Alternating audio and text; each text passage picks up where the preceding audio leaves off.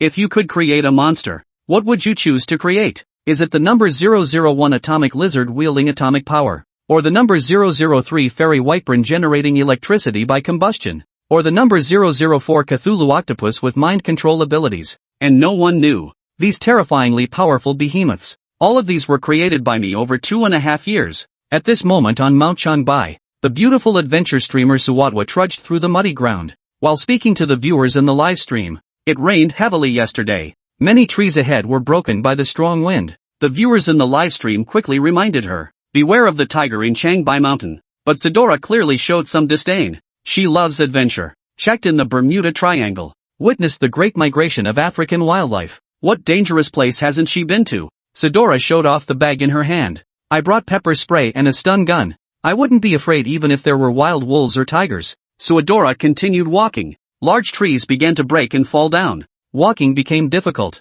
Sudora teases. The wind last night was really strong. So many broken trees blocking the way. It took my dog's life. A viewer's comment caught her attention. Have you noticed a problem? The cuts on these trees are a bit too neat. This doesn't quite look like it was broken by strong winds. Suadora froze for a moment, looking around. Really? These trees have all been broken off from the roots. Sudora said. Could there be tree thieves illegally logging here? She suddenly looked down at her feet. A towering fir stood firmly rooted in the muddy ground beneath, as if being pressed in by a tremendous force. The live stream fills with bullet comments. Holy shit. Do you think this looks like a monster stepped in it? What's up? You aren't suggesting that a monster trampled the trees, are you? Bigfoot is in Shenangjia, not in Changbai Mountain. What the hell is a Bigfoot? Whose Bigfoot has such huge feet? This is the enigmatic Changbai Mountain. Hard to say. Sudora didn't believe in things like Bigfoot at all. She was once a mysterious creature enthusiast, in search of the Loch Ness Monster. Filming at Loch Ness for an entire month.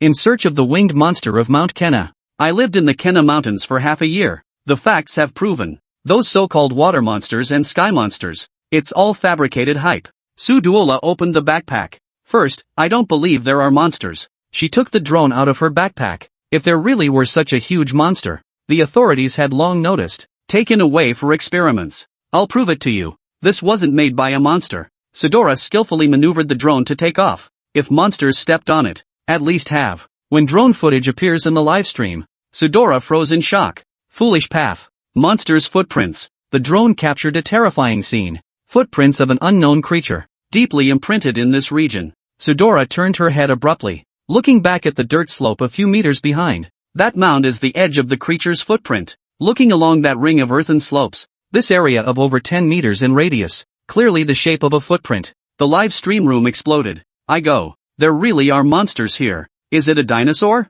The dinosaur has come back to life. Sudora swallowed hard, the saliva stuck in her throat. She and the livestream viewers were separated only by the screen. The online pals couldn't immerse themselves in Sudora's perspective. A single foot can trample a 20-meter-tall tree. What kind of behemoth would that be? Sudora felt a chill run down her spine. My hair stood on end. She forced a smile. Comfort oneself with the thought. It must just be a coincidence. Although there is a depression here that resembles a monster's footprint, but it doesn't necessarily mean the monster trampled it down. It might just be a coincidence. The mere marvels of nature's craftsmanship. If it's the footprints of a monster, that can't be the only one. I'll prove it to you. There's no monster at all. Sudora wiped the cold sweat from her temples. Control the drone to increase altitude. Enable wide-angle view for nearby areas. As the image becomes clearer and clearer, Sudora widened her eyes. From a broad perspective, more footprints lie ahead, as if some monster had stepped on the big tree. Leave a footprint. A path was cleared through the dense forest, while on my side, it was at the end of the footprints. If there really were monsters, that means the monster is nearby. Suddenly, Sudora noticed something out of the corner of her eye. She abruptly turned to face the hill not far ahead. The hill trembles. The earth even shook slightly in response. That hill actually moved. The colossal beast's massive body reared up, eyes slowly open. Golden vertical pupils stared straight at Sudora. Terrifying sense of oppression. Sudora forgot to breathe. Monster! Sudora let out a terrified scream, plopped down on the ground. I have no idea where my phone fell. The giant beast resembles a lizard. It also looks like a dinosaur. 2 rows of enormous bony blades run from its spine to its tail. The drone has lost control, still professionally continuing to capture the full view of the giant beast. The live stream exploded with excitement. What is this? At least 50 or 60 meters tall. I go. Is this not special effects? Suadora stood before the colossal beast, like a tiny little ant. She didn't even realize tears were streaming from the corners of her eyes. I'm already scared to tears. Fortunately, the giant beast had no interest in Suadora. The lizard behemoth stretched lazily, raised the giant foot, walking towards the mountaintop. Laotian Safety Administration. This is the Territorial Security Defense Agency of the authorities, affiliated with the military. A researcher in a white lab coat, bursting into the director's office in a frantic rush. The bureau chief looked to be in his 50s. Zhao Dagwa glanced at the researcher, said with deep sincerity, "Young people shouldn't be too impulsive. What do you look like now?" The researcher's eyes widened in astonishment. It appeared. Beast number 001 has reappeared. Zhao Dagwa suddenly stood up, knocked over all the teapots on the table. Tea spilled all over the floor. The first sighting of the colossal beast. It was a year ago. The expedition team discovered this terrifying giant beast in the Pacific Ocean. When the research vessel discovered this creature standing 50 meters tall, a massive creature with a 40-meter-long tail, everyone was so scared they didn't dare move. Fortunately, the giant lizard did not attack the research vessel, merely carrying off a killer whale in its jaws. Subsequently, 2 more colossal beasts were discovered within the same year. Shenanjia discovered giant beast 002. A colossal ape standing 40 meters tall. Giant beast 003 was discovered in the East China Sea. A 100-meter-long giant electric eel. Chapter 2, The Creators of the Giant Beasts, Yang Yi. The large screen in the director's office at the Research Institute displayed the live stream content from broadcaster Dora Loves Exploration. Zhao Dagwa murmured. It seems even larger than before. Because Beast 001 did not destroy the research vessel that first spotted it. The footage could be safely retrieved. Over the past year, the leaders of the Safety Administration and the biological scientists had reviewed the footage countless times. The researcher adjusted his glasses. According to AI data analysis, Beast 001 has reached a height of 63 meters, with a tail spanning 50 meters. Zhao Dagwa's eyes widened in horror. Its body length had grown by 20 meters? This colossus is growing far too rapidly, and its limits remain unknown. It already poses a threat to public safety. Could it eventually challenge the military? Zhao Dagwa abruptly turned to the Research Institute and demanded, "Have you tracked down Beast 001? The researcher replied, "After detecting Godzilla, we immediately dispatched reconnaissance drones to track it." Using biological traces from giant beast 001, the reconnaissance drone tracked it all the way to Tianqi Lake. It vanished at Tianqi Lake. We suspect Godzilla entered the oceanic vent at Tianqi Lake. A year ago, scholars discovered an oceanic vent in Tianqi Lake on Mount Changbai. That abyss connects to the East China Sea. Zhao Dagwa frowned. The East China Sea? Then why haven't you gone to look for it? The researcher pursed his lips. The East Sea is too vast. Zhao Dagwa pursed his lips. Send the Blue Shark team to Changbai Mountain and investigate why Beast 001 appeared there. East Sea, a pristine island cut off from the world. A colossal creature sat cross-legged on the beach. It was a colossal mountain gorilla, standing 40 meters tall. This was precisely one of the behemoths under investigation by the Security Bureau. Beast 002. Giant Ape 002, King Kong. What was astonishing was that before this colossal beast sat a young man, roasting fish on a rock. Despite radiating a terrifying aura, the colossal beast remained utterly still behind the youth, as docile as a pet. In the distance, waves churned violently as 2 rows of bony spines resembling neatly aligned shark fins swam rapidly toward them. Beast number 001 swam into the shallow waters and stood up. It walked to the beach and lay down. Its indifferent golden pupils fixed intently on the young man. An ordinary person would likely be terrified out of their wits by this savage beast. The young man flung the half-eaten grilled fish toward the lizard-like colossus's head. This attack, almost harmless, elicited a mournful whimper from the lizard giant. The young man gave it a cold glance. Glutton. The 40-meter-tall mountain ape clutched his belly, pointing at the lizard beast and letting out a hearty, mocking laugh. It could tolerate the young man's scolding, but not the gorilla's mockery. It glared furiously at the ape, letting out a roar. The young man rose and walked deeper into the primordial island. The 2 colossal beasts followed quietly behind, loyal bodyguards and unconventional pets. At the heart of the primordial all stood a simple wooden hut. Inside the hut, 3 computer screens monitored the 3 colossal beasts. These were precisely the beasts the authorities had been searching for with such effort: Beast 001, Beast 002, and Beast 003. But to the young people here, these beasts had other names. Beast number 001 Atomic Lizard. Resembling the movie monster Godzilla, the young people also called it Godzilla. Beast number 002 King Kong Ape. This beast closely resembles King Kong from the movies, and the young people call it King Kong. Giant beast number 003 Mermaid Sea Eel. Even the world's largest land-dwelling creature, the anaconda, appears like an underdeveloped child beside the sea eel. Its body is entirely silver, with a row of transparent fins on each side. If one ignores its head, it truly is a breathtakingly beautiful creature, gliding through the sea like a fairy. This sea eel is female, and the young people call her Fairy. Yang Yi pulled out his damp notebook and wrote, "Today's log. Beast ID 001 atomic giant lizard escaped its birthplace. This marks the third time Big Brother has broken out." Yang Yi set down his pen and stared at the monitor, his mind drifting. His name was Yang Yi. Back in the day, Yang Yi was brimming with ambition, throwing himself headlong into Nanhai City, that metropolis at the forefront of international development. He wanted to ride the crest of the wave of his era. But you have to accept reality. You weren't born to be the protagonist. You're just an ordinary person. Ironically, even after graduating from university, Yang Yi couldn't land a decent job. The pay for jobs matching his major barely covered his rent and transportation costs. To survive, he delivered food during the day and drove for ride-hailing services at night, living in a shared apartment in the old city district. Through frugality, he managed to save some money, enough for the city's entry ticket, the down payment on a small second-hand apartment. He thought he'd spend his life like any ordinary person, a mere ant struggling in the city's relentless tide.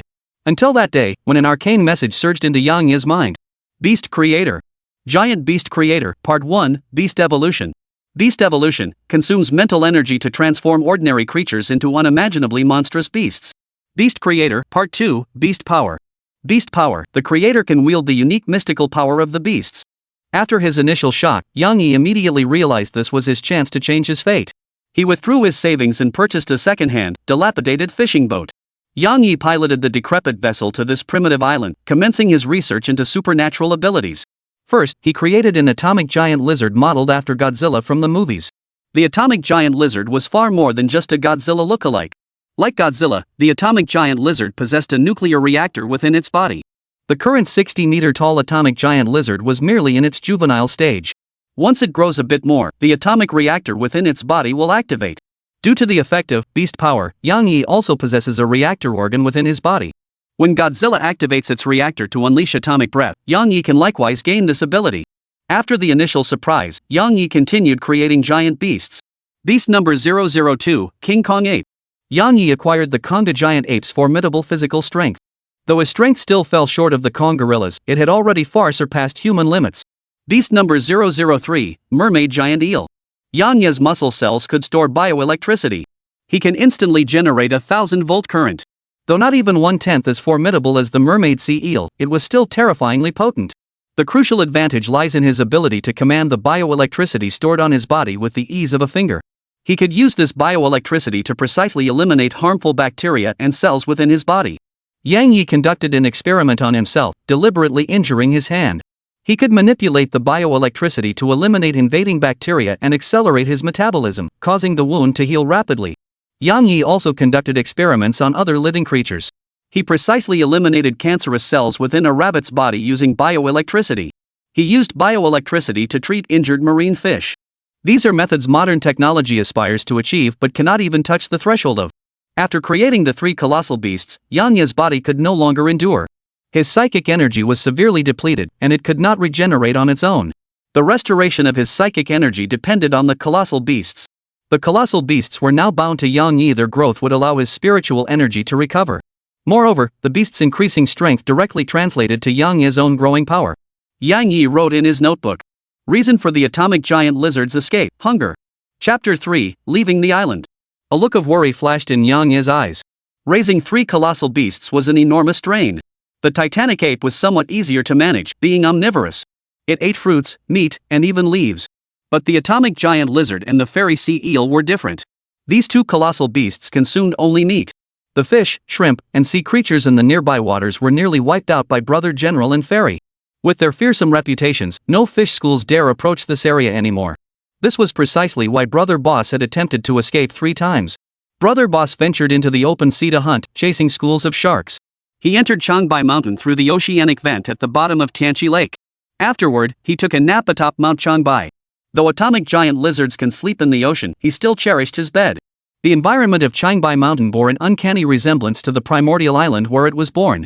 In truth, the island's fruits and vegetables had been nearly devoured by King Kong. And no fish or shrimp dared venture near. Yang Yi himself was nearly starving.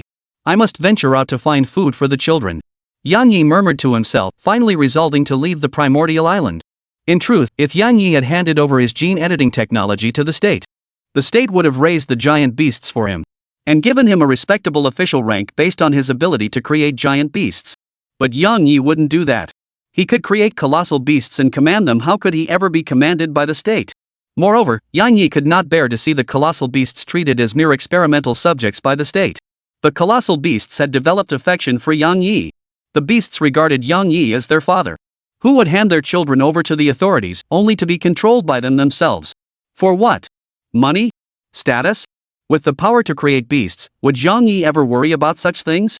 On the beach, Yang Yi slipped on his silver-rimmed glasses, muttering to himself. The sea weather is quite pleasant today. The colossal beasts not only granted Yang Yi abilities like nuclear reactor, Kong strength, and bioelectricity. These colossal beasts also possess certain shared abilities, which they imparted to Yang Yi as well. For instance, environmental detection. Like a wild beast, Yang Yi could sense the weather through his surroundings. For instance, infinite communication. The colossal beasts and Yang Yi could communicate across great distances. Though the farther apart they are, the harder it becomes to communicate. At the greatest distance, the beasts could only hear Yang Yi's calls, but not understand his words. Yang Yi murmured as if to himself. Siener. Soon, a massive wave surged forward, revealing a 100-meter-long giant eel before Yang Yi. Fairy Sea Eel illustration. The giant eel emitted a cry like an infant's, affectionately beckoning Yang Yi. It was a miracle that Yang Yi's old, battered little fishing boat had made it to this island at all. It had finally met its natural end. To cross the vast ocean, one could only ride a colossal beast. In truth, besides King Kong, both the atomic giant lizard and the fairy sea eel could traverse the ocean for extended periods. Yang Yi chose the mermaid sea eel to carry him back to land primarily because of her temperament. These beasts were not emotionless, mindless puppets. The atomic lizard was rebellious and greedy. It explodes at the slightest provocation, only calming down in Yang Yi's presence. Even so, it has 3 recorded escape attempts. The titanic gorilla is lively and hyperactive. Much like a Siberian husky, it often gives Yang Yi a headache. Fairy sea eel, calm and steady in nature. If you tell it to stay put, it won't budge no matter what.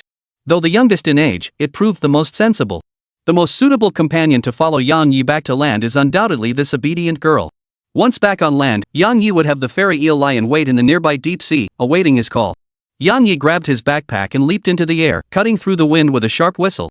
Possessing a portion of the golden giant ape's strength, Yang Yi pierced through the air resistance, leaping far and landing steadily on the fairy eel's back. Let's go! The mermaid eel let out a roar like an infant's cry, then raced toward South Sea City. Unseen by Yang Yi, Godzilla and Kong, deep within the island, watched this scene with lingering reluctance. Like left-behind children watching their father depart for work in the city. East Sea. A fishing boat plowed through the vast ocean. The captain was a man in his 50s.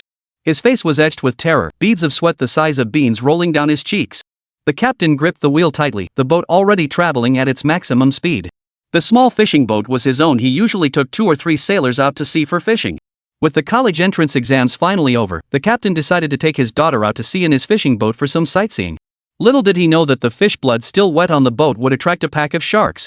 The fishing boat was old and couldn't withstand the sharks' attack.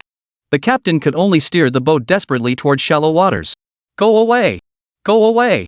His daughter's shrieks echoed from outside, along with the splashing sounds of her grabbing things and hurling them into the sea. The captain clutched the radio, repeatedly calling for coastal rescue until his voice was nearly hoarse. Her screams abruptly ceased. The captain's body trembled. A terrifying thought struck him. Had something happened to his daughter? Falling overboard, being devoured by fish, such thoughts flooded his mind. Just then, his daughter burst into the wheelhouse, her face aglow with relief. Dad, the shark's gone. The captain froze. The shark ran away? The captain explained. There are only 2 reasons a shark school would leave. Either they've abandoned their prey, or... The captain stopped mid-sentence, unable to continue. His daughter pressed him. Or what? The captain replied in a grave tone. Or, there's a predator far more terrifying than a shark pack lurking nearby. The sun shone warmly on the sea, but a chill ran down the daughter's spine. The captain saw something, his pupils suddenly contracting. Holy! It was the first time he'd ever cursed in front of his daughter. Following her father's gaze, her eyes widened in disbelief. The scene before her eyes was beyond belief, utterly shocking. There, a man was walking on the waves without any boat. He moved swiftly, even churning up waves behind him.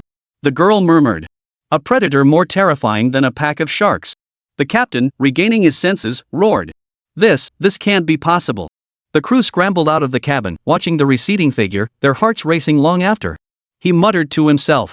The sea god. It must be the sea god. The captain knelt on the deck, repeatedly bowing his head toward the receding figure. Thank you, sea god, for your mercy. Thank you for saving my life and my daughter's. His daughter in the cabin was an atheist. But witnessing what unfolded before her, she could no longer deny the existence of mysterious forces beyond human comprehension. Gazing at the figure who seemed like a savior, she whispered. I don't want astronomy anymore. I'm going to major in marine studies. I need to know what that was. Yang Yi had no idea that his simple voyage had altered a young girl's life path. In the future, this girl might recount her wondrous sea adventure to her roommates countless times, yet no one would believe her. After its long, swift journey, the fairy eel had expended enormous energy. Fortunately, a shark school swam nearby, offering the sea serpent a hearty meal. After an afternoon of trekking, Yang Yi was famished. After a year living on the primitive island, he had undoubtedly developed wilderness survival skills. To Yang Yi, those living fish were nothing but scales to scrape off, revealing rich protein beneath. By evening, the fairy eel delivered Yang Yi to the shore of a wild sea. This place was desolate and rarely visited by humans. Yang Yi leapt to the seashore. He resided in South Sea City, a metropolis at the forefront of transformation. For most cities in Xia Nation, this place embodied the imagined future, a dazzling spectacle of brilliance. Yet for ordinary people, this city was a monstrous beast that devoured its victims whole. Countless people were ants struggling within its jaws. This city gathered too many true prodigies, industry tycoons, or second-generation scions of prominent families. This place is their paradise. Now, this is also my stage. P.S. Nanhai City can be compared to Shanghai. Chapter 4, Roommate posted as the plane takes off. This book is bound for takeoff. Nanhai City, Old Town, 8 p.m. The playful shouts of children downstairs. The exasperated voice of the neighbor helping their child with homework. The bickering of a couple upstairs. Alongside the aroma of home-cooked meals, composed the mundane symphony of life. Yang Yi climbed to the 7th floor. The 7th floor was the top floor, where rent was cheapest. Before heading to the pristine island, Yang Yi had lived here. His lease had long since expired, and he wondered if the new tenant would leave behind any of his old belongings. Yang Yi knocked on the door. Squeak! A woman in her mid-20s, dressed in business attire, opened the door. Her hair was styled in voluptuous, tousled waves. Every movement sent ripples across her chest. Her tiny waist was barely a handful, perfectly embodying the phrase "a slender waist bearing fruit." Her full thighs appeared even more creamy white beneath the black stockings. She was a woman who radiated heat just by looking at her. Roommate photo. The woman stared at Yang Yi in surprise. Yang Yi? You're back? This woman was named Su Shui, Yang Yi's roommate. Yang Yi nodded and smiled. Long time no see. Wonder if my old stuff is still here. Su Shui crossed her arms, sizing Yang Yi up from head to toe. Of course they are. You still owe me 6 months' rent. Yang Yi was stunned. He hadn't expected that after he left, Su Shui had continued paying his rent. Su Shui ushered Yang Yi inside. The landlord asked if you were giving up the lease. But I saw all your things were still here, so I figured you'd probably come back. So I figured I'd cover the rent for you. Yang Yi walked to his room door and said earnestly to Su Shui. Thank you. Su Shui replied softly. How many outsiders in this city don't go mad? Disappearing for half a year isn't a big deal. Just get back to work when you return. Sometimes I wish I could go crazy too, disappear for a year or two. Remember to pay me back for the money I fronted. I was planning to sell your computer and everything else to recoup my losses if you didn't come back. Su Shui continued. You should rest for a bit. I stewed some pork ribs today, but I can't finish them all by myself. With that, she swayed her hips and plumped behind toward the kitchen. Yang Yi had known Su Shui for a year. She was a thoroughly gold-digging, flirtatious woman. By her own account, she'd hooked up with plenty of rich second-generation kids during college and even served as a mistress. But she possessed high emotional intelligence, was fiercely loyal, and deeply empathetic, qualities that made her a worthy friend. Inside the room, Yang Yi sat at the desk, gazing out at the night view. Beyond the overpass lay the dazzling skyline of luxury office towers, high-end shopping malls, and five-star hotels. Once, he often gazed upon this scene with envy, lamenting his own narrow perspective. He'd only dreamt of scraping together enough to buy a second-hand apartment. And like most people, make paying off the mortgage his lifelong goal. But now things were different. Yang Yi felt a crackling electrical current surge through his palms. His beastly power allowed him to sense the approaching rain. Yang Yi's lips curled upward in a smile. He pulled a notebook from the desk and began organizing his thoughts. The growth of the beasts can restore my psychic energy.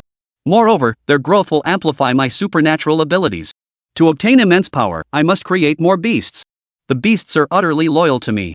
As long as there are enough of them and they grow strong enough, I will stand atop the world. First, the urgent priority is securing food for the beasts. Second, I must provide them with an ideal environment for growth. Yang Yi paused his writing. That was the crux of the matter. A single meal for the beasts would likely consume as much meat as an ordinary person would eat in several years. Moreover, to ensure their healthy growth, we can't possibly feed them frozen meat, can we? It must be fresh, even live prey. That's a colossal sum of money. Yang Yi glanced at his backpack. Inside were samples of the beast's fur, saliva, and various biological tissues. If sold, these items could fetch a hefty sum. But how could he explain the origin of these items if he kept taking them out? Yang Yi quickly dismissed the idea. In Yang Yi's vision, he would create a perfect breeding base for the giant beasts to grow. The breeding facility would resemble the special dinosaur breeding grounds in Jurassic Park. It would feature not only a comfortable ecological environment but also dedicated personnel to feed the beasts. It would also feature dedicated research facilities to monitor environmental temperature and humidity, with artificial rainfall systems activated when necessary. In short, everything was designed for the healthy growth of the colossal beasts. This required an astronomical amount of funding.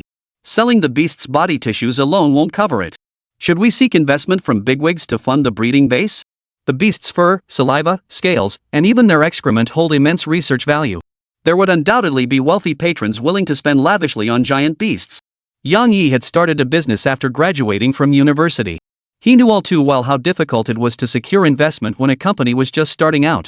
But with giant beasts as his one-of-a-kind intellectual property, securing funding wouldn't be a problem. But once those bigwigs discovered the giant beasts, wouldn't they greedily try to claim them as their own? Though he could use the giant beasts' loyalty to turn the tables. It would inevitably cause a huge uproar and leave a mess everywhere. I seem to have forgotten my advantage. Yang Yi's eyes flashed, a current of electricity seeming to pass through them. He possessed supernatural abilities, and the colossal beast was utterly loyal to him. To many ordinary people, Yang Yi was nothing short of a god. His bioelectric ability could save lives or kill from miles away. He could store bioelectricity within an investor's body. And if he wished, could instantly shatter an investor's heart with an electric current. Loyal to Yang Yi. And use the beast's hair, dung, shed teeth, and skin to secure massive profits.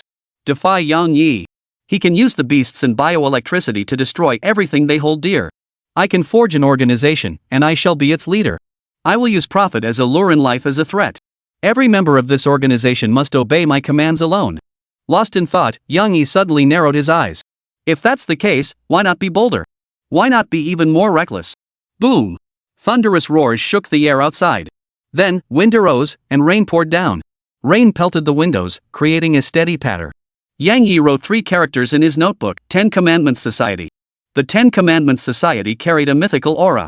Legend has it that when the gods created the mortal world, they left behind 10 commandments.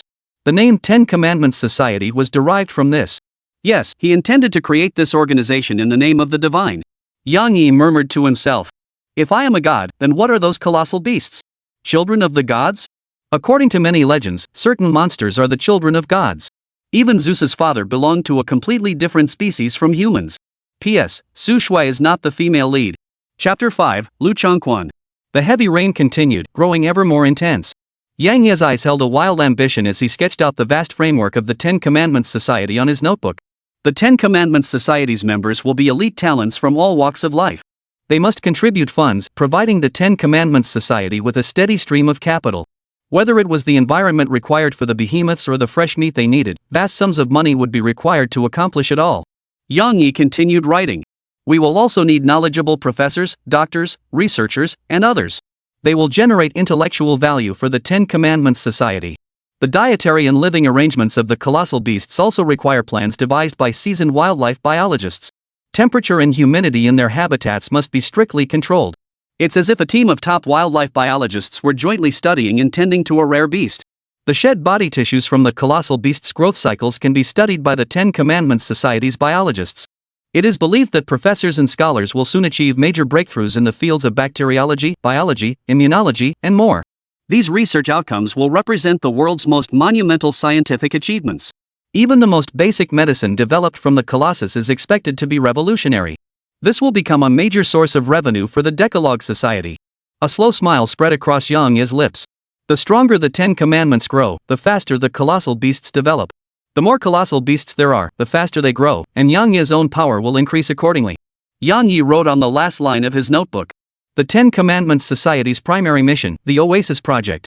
The oasis is a paradise for the colossal beasts. It must not only provide a suitable environment for survival but also include various nurturing facilities. Not all colossal beasts need to be raised in concentrated groups. For instance, the fairy sea eel primarily inhabits the ocean. The Kong Kong giant ape primarily inhabits forests. Members of the Ten Commandments Society must not only possess wealth but also command vast social resources. Yang Yi paused his writing, murmuring, "Brother Zong, Gangzi, Xianer, these three kids have a deep bond. They can be raised together. As for other giant beasts created in the future, we'll figure that out later." Knock knock knock. A knock sounded at the door. One long, two short, polite and refined. Su Shue's voice drifted in. "Yang Yi, dinner's ready." Yang Yi responded with a grunt, closed his laptop, and stepped out of the room. Having gone a year without proper food, he savored every bite of those spare ribs. Su Shue, the busty older woman, stared blankly at Yang Yi, pushing her untouched bowl of rice toward him. Leaning her chin on her hand, Su Shue sighed. Who would have thought someone could actually go hungry in this day and age? In her mind, Yang Yi must have endured a terrible half-year. The rent she'd covered for him would surely take a while to recoup. Su Shue knew Yang Yi was an orphan. Making it on his own couldn't have been easy. She felt awkward about demanding the money back now. When you're far from home, you just have to cut each other some slack. Truthfully, if Yang Yi hadn't returned today, Su Shue had seriously considered selling his computer and other belongings to cover the rent. She pressed her lips together and murmured softly, "Having money isn't always a blessing. Ever heard of Liu Changquan?" Yang Yi froze, setting down his chopsticks. Liu Changquan was a legendary figure in Nanhai City. His name was as thunderous as a clap of thunder, towering above the cloud throne. He came from a century-old family whose main business was medicine. Many common medicines in Xia Kingdom today bear the Liu family's mark. We fear not the wealth of second-generation tycoons, but their relentless drive. Liu Changquan graduated from an Ivy League elite university and returned to establish Nanhai City's largest biotech research institute. Thanks to Liu Changquan, the Liu family's business expanded overseas, cementing their status as one of Nanhai City's four great families. Yang Yi asked, "What's wrong with him?" Su Shue curled her lips. "His children are unfilial, that's what. He didn't have children until he was 40 twins, no less. Liu Changquan spoiled them rotten, and that's how he ruined them." Yang Yi had heard of this. Liu Changquan's two sons were notorious second-generation spoiled brats in Nanhai City. Su Shuezing always said that if one could get close to Liu Changquan's son or grandson, wouldn't just mean marrying into wealth, even just playing around for a month or two would set her up for life. Yang Yi asked, "And then?" Su Shue replied mysteriously, "Liu Changquan is 86 this year. His body parts have long since worn out and needed replacing. This time he's hit rock bottom. He's been confined to the nursing home for a month now. His two unlucky children, fighting over the family fortune, have confined him to the nursing home. No one is allowed to visit." Yang Yi raised an eyebrow.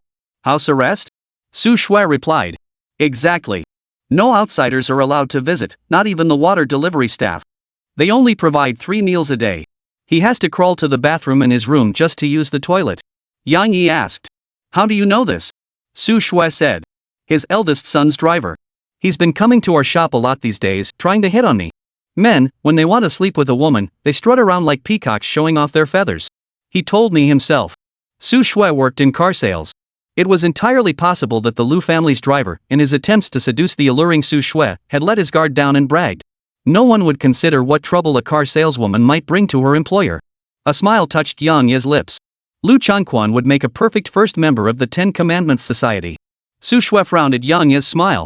"You don't think I'd hook up with that driver, do you? If I'm going to hook up with someone, it'll be a rich second-generation heir. I wouldn't be interested in some lowly driver." Yang Yi asked, "Do you know which nursing home it is?" Su Shue replied, "The Liu family's own nursing home, Shengde Nursing Home. The one where a single night costs more than a 5-star hotel. I heard the staff there are all former flight attendants." Yang Yi nodded. "Let's start with Shengde Sanatorium for the first round of funding and membership recruitment." Su Shue suddenly asked, "Why are you so concerned about Liu Changquan?" "You wouldn't." Su Shue rose and sat beside Yang Yi, her voluptuous body softly leaning against him. Her eyes narrowed seductively, her breath fragrant. "Could it be that your family has ties to the Liu family? Or maybe someone in your family is actually involved with someone from the Liu family? Be honest with me, are you some rich kid?" Even the slightest connection to the Liu family meant they were loaded. Yang Yi shook his head. "No." Su Shue pouted in disappointment. "I knew it. If you were a rich kid, why would you live in this dump with me and owe me half a year's rent?" Yang Yi replied, "I'll pay you back in the next couple of days." Su Shue stood up to clear the dishes. "No rush. Take some time to settle down and rest properly before looking for a job. But don't think you won't pay it back, it's tens of thousands of yuan. Yang Yi picked up his phone and searched for Shengde nursing home. It was a bit of a distance from here, but at his pace, it wouldn't take long to get there. Yang Yi walked back into the room and picked up a black coat. He stepped outside. Chapter 6, Shengde Sanatorium. Nanhai City, Shengde Sanatorium. The old man lay in bed, his quilt fallen to the floor. His face was gaunt, his body emaciated like a bamboo pole. Were it not for the occasional rise and fall of his chest, one might mistake him for a corpse. Water, water. The old man begged for water, but no one answered. He opened his eyes and struggled to sit up. He retrieved a crumpled disposable paper cup from beneath his pillow and moved laboriously toward the floor. Exhausted, he practically crawled to the bathroom inside the ward. The old man raised his hand and turned on the faucet. He took a deep breath, gulped down the tap water in the cup, and then gasped for air. An unnatural flush spread across his pale, aged face. He carefully gripped the cup and moved toward the bed. Finally, he lay down on the bed. The series of actions had drained him of all his strength. Bastards! 2 bastards! They want me dead! Too many emotions welled up in the old man's eyes. Anger, sorrow, and a refusal to accept his fate. He had once ruled the city with an iron fist, yet now he could only cling to life under house arrest. The Shengde nursing home, the project he had poured his heart and soul into, had become his own grave. He reached under the bed and pulled out a long hidden piece of paper and pen. His trembling hand began to write. Wang Xiaoyu, from this day forward, you shall bear the surname Liu. I entrust the Liu family to you. You absolutely must not let it be destroyed by those 2 beasts. This was his final testament. Long ago, he realized his 2 sons were unsuited for business. Entrusting the Liu family to them would surely bring utter ruin upon the brothers. Better to give the brothers a large sum of money and let them live out their lives in peace. Liu Changquan considered handing the business over to his secretary, Wang Xiaoyu. The young man was ambitious, decisive, and possessed a ruthless streak. He was the spitting image of himself in his youth. When his 2 sons learned he intended to groom Wang Xiaoyu as his successor, they harbored ill intentions. Liu Changquan's illness presented an opportunity. The 2 sons bribed the hospital director and had Liu Changquan confined to Shengde nursing home. They waited for their father's death so they could smoothly inherit the family fortune. During this period, even nurses and attendants were barred from entering the building where Liu Changquan resided. Clutching the suicide note, despair gradually welled up in Liu Changquan's eyes. He had no way to get this letter out. In a few days, when he died, his 2 sons would hold a grand funeral for him. Then they would inherit the Liu family estate and destroy it. Lost in these thoughts, Liu Changquan drifted back to sleep. When he awoke again, he could see nothing before him. Terrifying darkness enveloped the room. Liu Changquan stared at the ceiling in confusion. The lights here couldn't possibly have gone out. Suddenly sensing something, he jerked his head toward the foot of the bed. Someone was sitting in the chair. Liu Changquan's eyes widened. Who's there? Suddenly, the lights came on. The switch was right beside him. Why did the light turn on? In the light, he saw the person on the chair. It was an ordinary-looking young man. He wore a plain black coat. Liu Changquan asked again. Who are you? How did you get here? This young man was, of course, Yang Yi. Possessing the bioelectric abilities of the fairy sea eel, he could effortlessly control the power supply here. Not a single surveillance camera in the entire building had captured his image.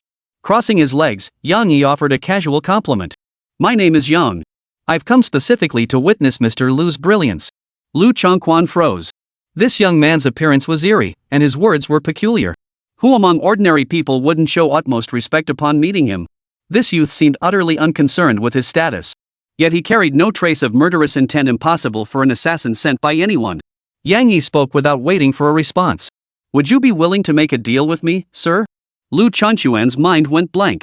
The recent illness had sapped his ability to think clearly. At that moment, he could think of only one thing, to hand his suicide note to his assistant, Wang Xiaoyu.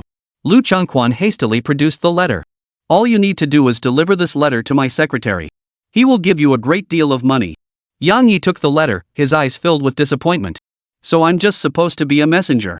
He casually tossed the letter onto the floor. What had once been the most cherished possession of the man who once commanded the winds and rains was now nothing more than a worthless scrap of paper in his eyes. Liu Changquan stared at Yang Yi in shock. You? Yang Yi stood up. The lights in the hospital room began to flicker. This sudden turn of events threw Liu Changquan into a panic. When he met Yang Yi's gaze, his eyes widened in sheer terror. Yang Yi's eyes flashed with electric sparks, and a faint curve appeared at the corners of his mouth. Countless people once begged for my favor with all their might. Yang Yi turned his gaze toward Liu Changquan. A terrifying aura erupted from him. Yang Yi's power stemmed from the colossal beast, and his very being radiated its overwhelming pressure. Such an aura would make even the top predators of the great grasslands tremble in fear, let alone humans. The lightning arcs in Yang Yi's eyes blazed fiercely, carrying a hint of arrogance and a touch of malice. And you merely wish for me to deliver a letter? Foolish. Pathetic. In Liu Changquan's eyes, Yang Yi was no longer human. He was now some unspeakable entity. Terrifying, unnatural, and utterly perverse. After a brief mental freeze, Liu Changquan's mind began racing. He knew he had encountered something supernatural. But he had no idea what to say. At 80 years old, this was his first encounter with such a situation. Yet he recognized this as an opportunity, though he had no idea how to seize it. Yang Yi spoke up. It seems your illness has robbed you of your ability to think. He approached Liu Changquan's bedside and whispered like a demon. Why not let me rid you of your illness first, and give you time to think? Don't misunderstand, you hold no special place in my eyes. The reason I'm granting you this chance is solely because my children have only recently awakened and require a servant who understands this era to care for them. Liu Changquan swallowed hard, saliva catching in his throat. He understood that in the eyes of this mysterious entity, he, the ruler who sat enthroned in the clouds above Nanhai City, was nothing. What did he mean? His children had only recently awakened. This sounded like something out of a fantasy novel.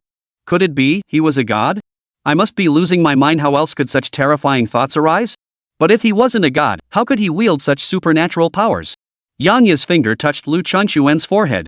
Bioelectricity surged from his fingertip, entering Liu Changquan's body. Under Yang Yi's precise control, the bioelectricity was systematically eliminating the cancer cells that had already spread throughout Liu Changquan's body. Saving your life will cost you something. Otherwise, I can't set an example for my good-for-nothing children. 100 million yuan. I'll give you a discount. I happen to need some cash to buy them snacks. Liu Changquan instantly felt refreshed and invigorated. He was hungry, a good sign, proving his illness was truly improving. 100 million? What a bargain! But what intrigued Liu Changquan even more was, who was this child the depositor mentioned? Snacking on a billion? Could this person truly be a god? If he truly was a god, then his child certainly couldn't be understood by ordinary logic. After Yang Yi had eradicated all of Liu Changquan's cancer cells, his fingers slowly moved toward Liu Changquan's heart. Bioelectricity gathered within the heart. Yang Yi needed to keep a backup plan. Should Liu Changquan refuse to cooperate, he could instantly kill him using the bioelectricity stored here. After the bioelectricity coalesced, it formed a pattern on Liu Changquan's chest. It resembled a black rose. Truthfully, Yang Yi had no intention of drawing on some old geezer's chest. This was entirely the bioelectricity itself forming a lightning-like shape that happened to resemble a rose. Yang Yi said, "In 7 days, I will come for you. I hope I get the answers I seek." With that, Yang Yi withdrew his hand. Liu Changquan hurriedly asked, "How should I deliver the money to you? Cash? Where should I find you?" In his eyes, Yang Yi had become a godlike figure. Such a being defied ordinary reasoning. He wasn't an ordinary person, so Liu Changquan couldn't very well have the finance department wire him money, could he? Yang Yi looked at Liu Changquan as if he were a fool. "Of course, transfer it to my bank card.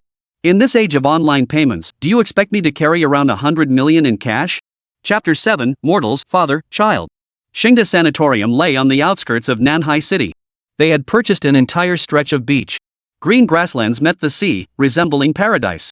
It was hard to imagine such a tranquil haven existed in Nanhai City. A man walked along the street outside Shengde Sanatorium. This street hugged the mountainside, deserted in the dead of night. With each step he took, he would snap his fingers playfully, causing the streetlights to flicker. He seemed like a god playing games with the world, utterly bored. Suddenly, he stopped in his tracks. "Ah-ha-ha-ha-ha-ha-ha-ha-ha!" A maniacal laugh erupted from his mouth. Finally, he doubled over, unable to straighten up. Yang Yi clutched his stomach, bent over like a shrimp. God? Ha-ha-ha-ha-ha. He believed it. In his eyes, I must be a god, right? If he knew my children were giant beasts dozens of meters tall, what expression would he have? Would he think I'm some Zeus-like figure whose children are all bizarre and monstrous? Yang Yi wasn't mocking Liu Changquan for being deceived. Their differing perceptions and access to information. So Liu Changquan mistaking him for a god wasn't exactly something to be proud of. Yang Yi was laughing at. Liu Changquan had been deceived by Yang Yi. Yang Yi had once been an ant struggling in the sea of suffering, while Liu Changquan was a celestial being whose form could only be glimpsed by raising one's head. Now, the tables had turned. In 7 days, I'll go find him again. Ha, I trust he'll take good care of my beasts in the future. After all, my children are all children of the gods. Yang Yi's lips curled upward in a smirk. A group of capitalists might harm the beasts out of petty motives. But a group of servants would never dare to do anything improper to the children of the gods. A single word like God could summon the servile nature deep within human hearts. Of course, even if they dared, Yang Yi would eliminate any troublemakers beforehand. The behemoths of his own household weren't exactly herbivores either. South Sea City, Shengde Sanatorium. Liu Changquan awoke once more. He felt a surge of power coursing through his entire body. He rolled off the bed, flexed his wrists, and a piercing gleam erupted from his cloudy old eyes. Liu Changquan abruptly pulled open his collar, revealing the black rose mark on his right chest. It wasn't a dream. Liu Changquan would never forget everything that had happened last night. I can't make sense of what's going on, but I need to handle the matter at hand first. A cold, ruthless glint flashed in Liu Changquan's eyes. His two ignorant sons had betrayed him. Liu Changquan walked out of the room, down the stairs, and to the entrance of the building. Bathed in sunlight, he spread his arms wide and breathed in the fresh air. Suddenly, Liu Changquan turned his gaze toward the nearby security booth. The security guard inside the booth stared at him in shock, frozen in place, unable to utter a word. The guard's duty was to monitor the building and prevent anyone from visiting him. Liu Changquan approached the booth and stared intently at the guard. "Young man, lend me your phone."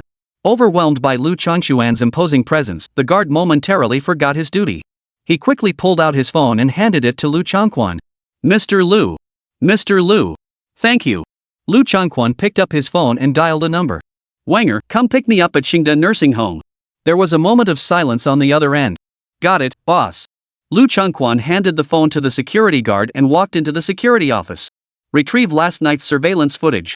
The guard didn't dare hesitate and quickly retrieved last night's surveillance footage. At midnight, the footage suddenly went haywire. The cameras in the first floor hallway suddenly went dark. After a brief blackout, they returned to normal. Immediately afterward, the second floor corridor cameras went dark. After a brief blackout, they returned to normal. Then the third floor, then the fourth floor. The security guard blinked in disbelief. This shouldn't be happening.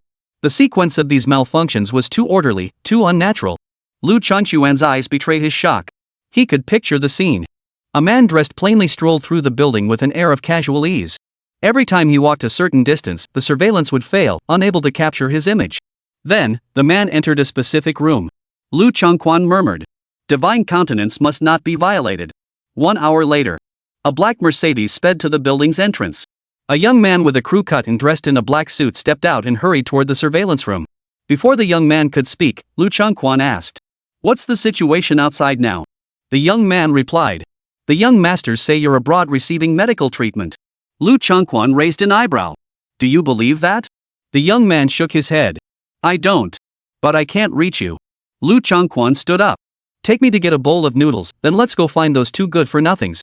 The young man fixed a cold stare on the security guard behind Liu Changquan. Liu Changquan glanced at the guard and said, "Don't make things difficult for him. He's just an employee." Liu Changquan addressed the security guard. "Tell me where my sons are. I'll leave Manhwa City before I finish my noodles." This is a father's final act of mercy. Liu Changquan found a roadside noodle stall and wolfed down 3 huge bowls of noodles. Secretary Wang watched him anxiously, unsure if his stomach could handle it. But Liu Changquan felt perfectly fine. Ever since that Mr. Yang treated him with miraculous methods last night. Not only had he recovered, but he was gradually regaining the vitality of his youth. Liu Changquan was now even more certain that Mr. Yang was a divine being. Who else but a god could achieve such a feat? After finishing his noodles, Liu Changquan inquired, "What is the outside world's attitude toward the Liu family?" Secretary Wang replied, "The two young masters are vying for power. Outsiders are either watching the spectacle unfold or getting involved. The Liu family's current situation is not good. Even our own employees are worried about the future." Liu Changquan wiped his mouth with a napkin. "Head to Tianxian Tower." Tianxuan Tower served as the Liu family's corporate headquarters. Liu Changquan changed into a well-tailored suit and entered the building. Accompanied by Secretary Wang, he made his way from the first floor to the 33rd floor. He chose not to take the elevator. He seemed like an old lion king surveying his territory. This walk not only reassured his own employees but also served as a deterrent to the outside world. "I'm in perfect health, and the Liu family isn't going down." Top floor of the Heaven's Choice Tower, CEO's office. Liu Dejian and Liu Dikang, two 50-something second-generation heirs, paced the office like ants on a hot pan. Liu Dikang. How did the old man recover so suddenly? "Bro, are we really not leaving? That old man is ruthless, he'd do anything." Liu Dejian took a deep drag on his cigarette. "You know how much the old man dotes on us brothers. Worst case scenario, we apologize to him, he gives us some money, and we get kicked out of Manhwa City." Liu Dikang clenched his fists, his face twisted with resentment. "What a shame my son just got engaged to the Bai family. And now we're just leaving Nanhai City like this? Damn it, how did that old man recover? Just then, the office door swung open. Liu Changquan walked in. Though gaunt, he looked remarkably alert. The brothers finally confirmed that the old man had indeed recovered. Father, we were wrong. Without another thought, the brothers rushed to Liu Changquan's side to apologize. Liu Changquan looked at them and sighed. Didn't I tell you to leave? Chapter 8, Divine Being, Father, Child. Liu Changquan sat in his chair, gazing at his two sons with tender affection. Do you know where you went wrong? Liu Dejian and Liu Dikang both wore sorrowful expressions. We were unfilial. We shouldn't have neglected to care for you when you were gravely ill. We were just so busy, there's simply too much going on with the Liu family. Dad, please don't blame us, okay? We truly know we were wrong. Next time you get sick, I'll definitely. Liu Changquan waved his hand and said. You've made 3 mistakes. Liu Dejian and Liu Dikang immediately perked up like quails. Liu Changquan held up one finger. First, you shouldn't have assigned just one security guard to watch over me. You should have found several armed guards. Just in case I recovered, the moment I stepped out of the ward, they'd take me out. You guys are just too timid, you wouldn't even dare to do that. Liu Dejian and Liu Dikang stared wide-eyed. They exchanged glances, each seeing panic on the other's face. The two brothers tried to explain something, but Liu Changquan cut them off. Liu Changquan held up a second finger. Second, you shouldn't have torn the Liu family apart in your power struggle. Truth be told, if you could truly manage the Liu family properly, I'd gladly die at your hands. The brothers shrank back, unable to utter a word. Liu Changquan slowly extended his third finger. Third, you think the Liu family will lose its backbone after I'm gone. So you seek an alliance with the Bai family to secure the Liu family's position. Among the 4 great families, the Liu family is the weakest, while the Bai family is the strongest. You think having the Bai family as in-laws will let you rest easy after I'm gone? I couldn't handle the Bai family while I was alive. Do you think you'll figure it out after I'm gone? The Liu family will be gradually devoured by the Bai family sooner or later. That will be the Liu family's complete downfall. Liu Changquan sighed. You've betrayed me, I understand. Who wouldn't lose their mind when faced with power? The brothers suddenly knelt and kowtowed. Father, please forgive us. He stroked both children's foreheads. What father would hold a grudge against his own children? I've never even blamed you for what you did to me. The brothers exclaimed in emotion. Dad! Sure enough, their father remained the same man who had always indulged their wild antics. Liu Changquan shifted his tone.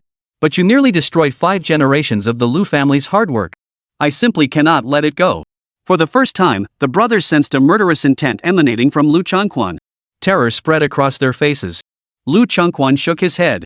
I showed mercy and let you go back then, but you didn't leave. So now, you're not leaving. I cannot allow you two to become a threat to the Liu family. Turning his head away, Liu Changquan called softly. Wang. Secretary Wang understood the signal and pulled white gloves from his pocket to put on.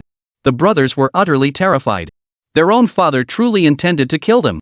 That Wang Xiaoyu fellow appeared to be a legitimate businessman, but behind the scenes, he operated in both the legitimate and criminal worlds. He was their father's most loyal subordinate. Even if ordered to slash his own parents, he wouldn't hesitate. Clutching Liu Changquan's trouser legs, they wailed in terror. We're your own sons. If I die, you'll have no son left, father. Liu Changquan frowned. Don't I still have a grandson? One heir to carry on the Liu family name is enough. Liu Changquan kicked both brothers aside. 10 minutes later. The brothers vanished from the office, leaving behind a few barely noticeable drops of blood on the floor. Secretary Wan walked back into the office and said, Boss, it's taken care of. Liu Changquan nodded, showing no sign of sorrow. He was a man who had devoted his entire life to the Liu family. For the Liu family's stability and growth, he would sacrifice his own child or even himself. Secretary Wang inquired. Should the betrothal between the young master and the Bai family's daughter be dissolved? Liu Changquan scoffed. Not only will the wedding proceed as scheduled, but it must be a grand affair. I'm as sturdy as an ox. I've got plenty of time to play games with the Bai family. I'll make sure that old fool Bai Jiangwo loses both his daughter and his army. By the way, when is Xiao Qian and the Bai family's daughter getting married? Secretary Wang replied. 6 days from now. Liu Changquan frowned. 6 days? Wasn't that the very day that Mr. Yang, the man rumored to be a god, was supposed to meet with him? Liu Changquan suddenly had an idea. Here's an account number. Deposit 500 million yuan into it as quickly as possible. Yan Yi had demanded 100 million from Liu Changquan. But Liu Changquan intended to pay 500 million to show his respect. Though 500 million yuan was hardly a significant sum for Liu Changquan, mobilizing such a large sum to transfer to someone unrelated to his business was still somewhat challenging. To avoid inconveniencing Mr. Yang, he would ensure the funds appeared in Mr. Yang's bank account through more legitimate channels. Of course, if the Liu family lacked even this level of resourcefulness, they wouldn't deserve their place among the city's 4 major families. Nighttime, a wild beach on the outskirts of Nanhai City. Yang Yi sat on a large rock, a barbecue grill clamped between his legs, fresh lamb sizzling on the coals. Beside him were a dozen or so goats. Since acquiring a portion of the golden giant ape's power, Yang Yi possessed boundless energy and scarcely needed sleep. Since leaving the Shengde Sanatorium, he hadn't rested, heading straight to a suburban farm to purchase 15 goats. Faced with this potential big customer, the farm owner even threw in some lamb meat he had prepared for skewers. Yang Yi wasn't fond of skewered meat, he preferred large chunks roasted directly on the grill. That was the way to savor it properly. Then he'd sprinkle a generous handful of chili powder on top. Absolutely perfect. The farm's truck delivered the goats to the outskirts, over 10 kilometers from Wild Beach. Only after triple checking the destination did they depart. Yang Yi leisurely herded the goats, finally reaching the Wild Beach as night fell. He sprinkled store-bought barbecue seasoning over the thick cuts of lamb. The aroma filled the air instantly. Yang Yi couldn't help but recall life on the primitive island. Back then, lacking experience, he should have brought more seasonings to the island. He hadn't eaten much salty food in the past year. Yang Yi whistled and summoned the fairy sea eel using infinite communication. Before long, waves began to churn on the surface. A breathtaking yet dangerously beautiful silver eel, over 100 meters long, appeared in the distant sea. It lifted its head, shook the water from its scales, and blinked its sapphire blue eyes at Yang Yi. A doting smile played at the corners of Yang Yi's mouth. This girl was truly adorable no matter how you looked at her. Far better than her 2 brothers. One was going through a rebellious phase, the other was a troublemaker. Yang Yi beckoned to the fairy sea eel. Come closer, Sienner. No one will come here. There's no need to be afraid. Yang Yi had instructed the fairy eel not to let humans discover her. The fairy eel let out an infant-like cry and swam toward Yang Yi. Though eels are marine creatures, the fairy sea eel, having evolved from a colossal beast, could briefly thrive on land. Its massive head nuzzled affectionately against Yang Yi's hair. Yang Yi fed the roasted meat into the fairy sea eel's mouth. The sea eel swallowed it curiously, then stiffened and shot back into the sea with a splash. Human chili peppers proved unbearable for the sea eel. Yang Yi grabbed a goat and hurled it toward the fairy sea eel. With his titanic strength, he hurled the goat high into the air. The fairy sea eel burst out of the water. Its silvery white body, translucent fins shimmering with iridescent hues, and the sea spray. Bathed in moonlight, it was breathtakingly beautiful. One wonders if Liu, witnessing this scene, might compose a poem for the ages. Tasting a land-dwelling goat for the first time, the sea eel's delight at its delicious flavor made her cry out in excitement. Yang Yi grabbed another goat. Sienner, here you go. He tossed the goat even higher. The sea eel gathered her strength, leaping from the ocean. Her slender, sinuous form stretched out beneath the moonlight, against the night sky. She swallowed the goat whole, plunging back into the sea and sending a huge splash of water skyward. Yang Yi and the fairy sea eel seemed like a father and daughter, playing a simple game of catch familiar to any child. Yang Yi murmured softly, I'll make sure you both grow up well. No one will ever hurt you. The fairy sea eel's intelligence was insufficient to comprehend Yang Yi's words, but through infinite communication, she understood the affection within his voice. The fairy sea eel emitted a cooing sound, almost like a playful whine. Chapter 9, The Vehicle. The next day, the sky was already bright. Yang Yi awoke on the beach.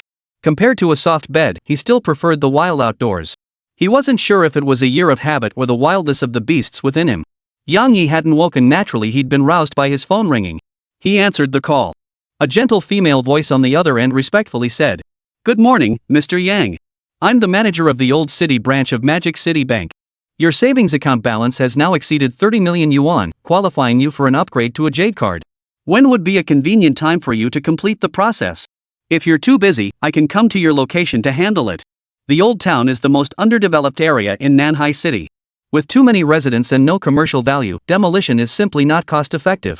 The Old Town has simply been left as it is. Ordinary people make up the majority of the old city's population, so banks in this area won't have many high-value clients. Someone like Yang Yi, with hundreds of millions in his bank account, absolutely counts as a top-tier client. Yang Yi froze for a moment. Had Liu Changquan already transferred the money to him? He replied, I've been busy. The female manager's voice carried a hint of panic. I'm sorry, I won't disturb you any longer. Please hang up first. Yang Yi hung up and checked his balance. Starting with a 5. Yang Yi counted the zeros trailing the number, a smile curling his lips. Liu Changquan sure knew how to get things done. So now I'm considered a rich man, right? Yang Yi tucked his phone into his pocket and headed toward his rented apartment in the Old City district. Midway there, he muttered under his breath. This is way too far. This wild beach was indeed too far from the city center. Taxi drivers wouldn't even bother using the meter for such a distance, they'd definitely quote a flat rate. Walking back from here wouldn't be too tiring. It was mainly a waste of time. Having to spend half a day just getting here every time just isn't worth it. I really need a car for transportation. Yang Yi thought to himself. Su Shui happened to be a car salesperson. Why not buy a car from her and help boost her sales? She'd covered half a year's rent for him, that was a favor. New Era Auto Service was located in the western district of Nanhai City, far from the old town. Commuting from the old city to the western district required 2 subway transfers and 3 bus rides. With fierce competition across all industries, New Era Auto Service now handles used cars in addition to new vehicles.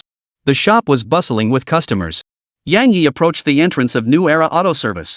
The female salesperson at the door glanced at him. Judging by his attire, he was likely there to buy a used car. Though commissions on used cars weren't high, she maintained a professional smile. Good afternoon, sir. What type of vehicle are you looking for? Yang Yi replied. I'm here to see Su Shui.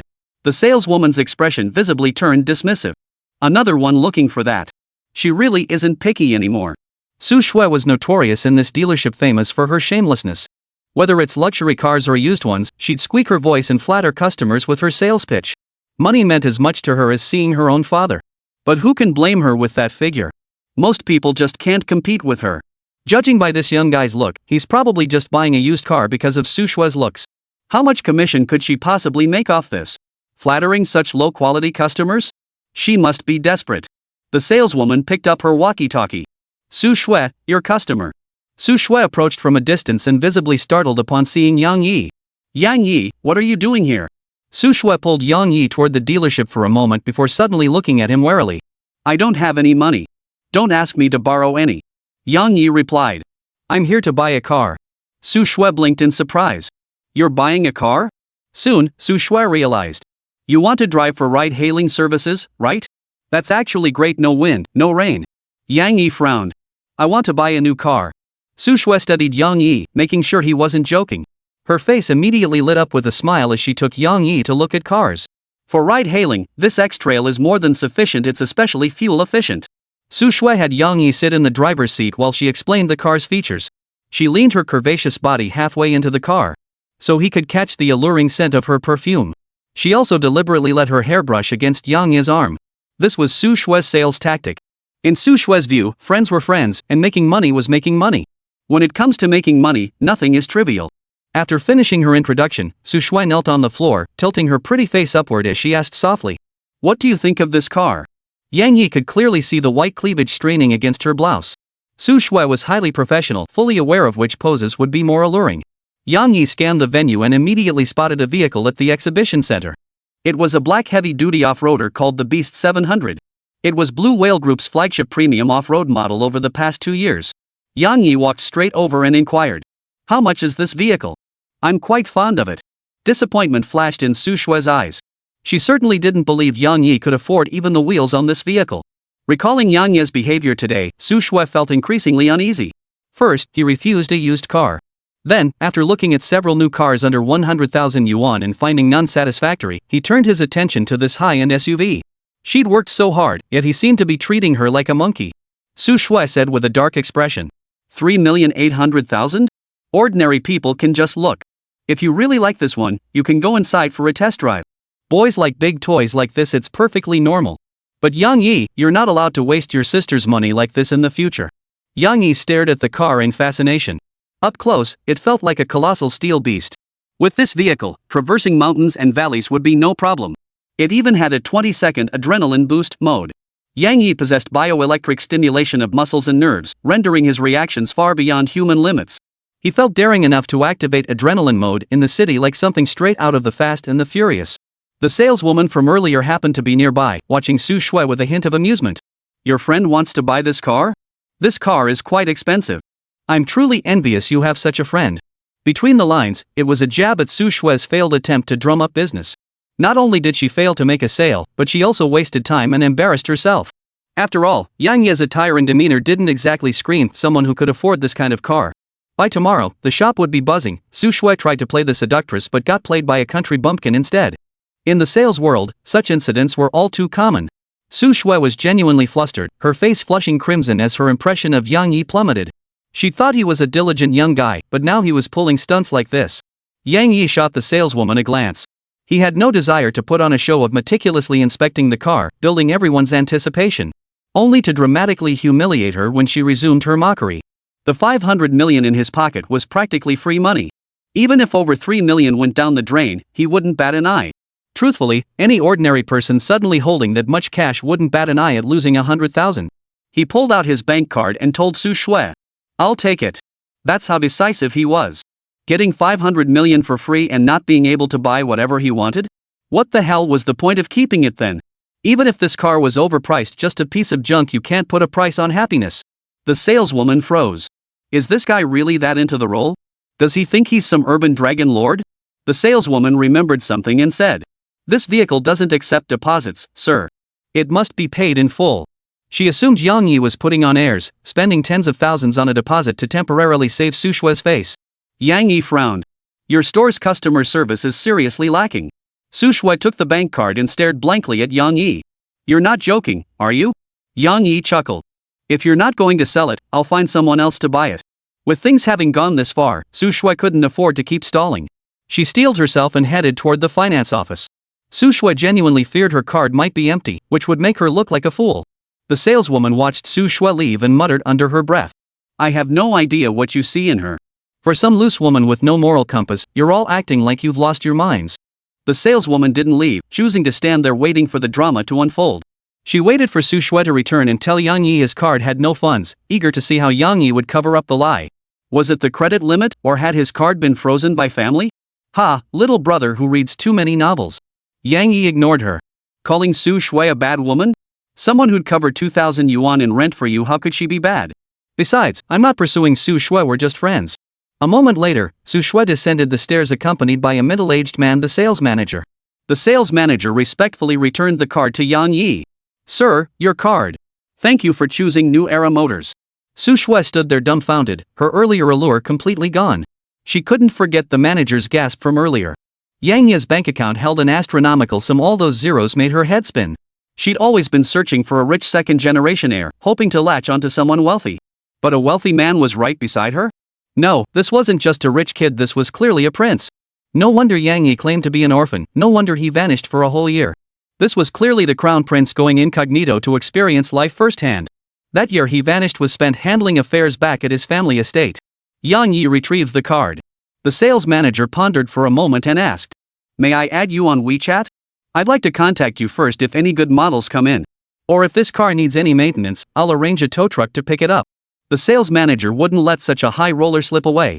A tycoon with that much cash must hold an extraordinary position in society.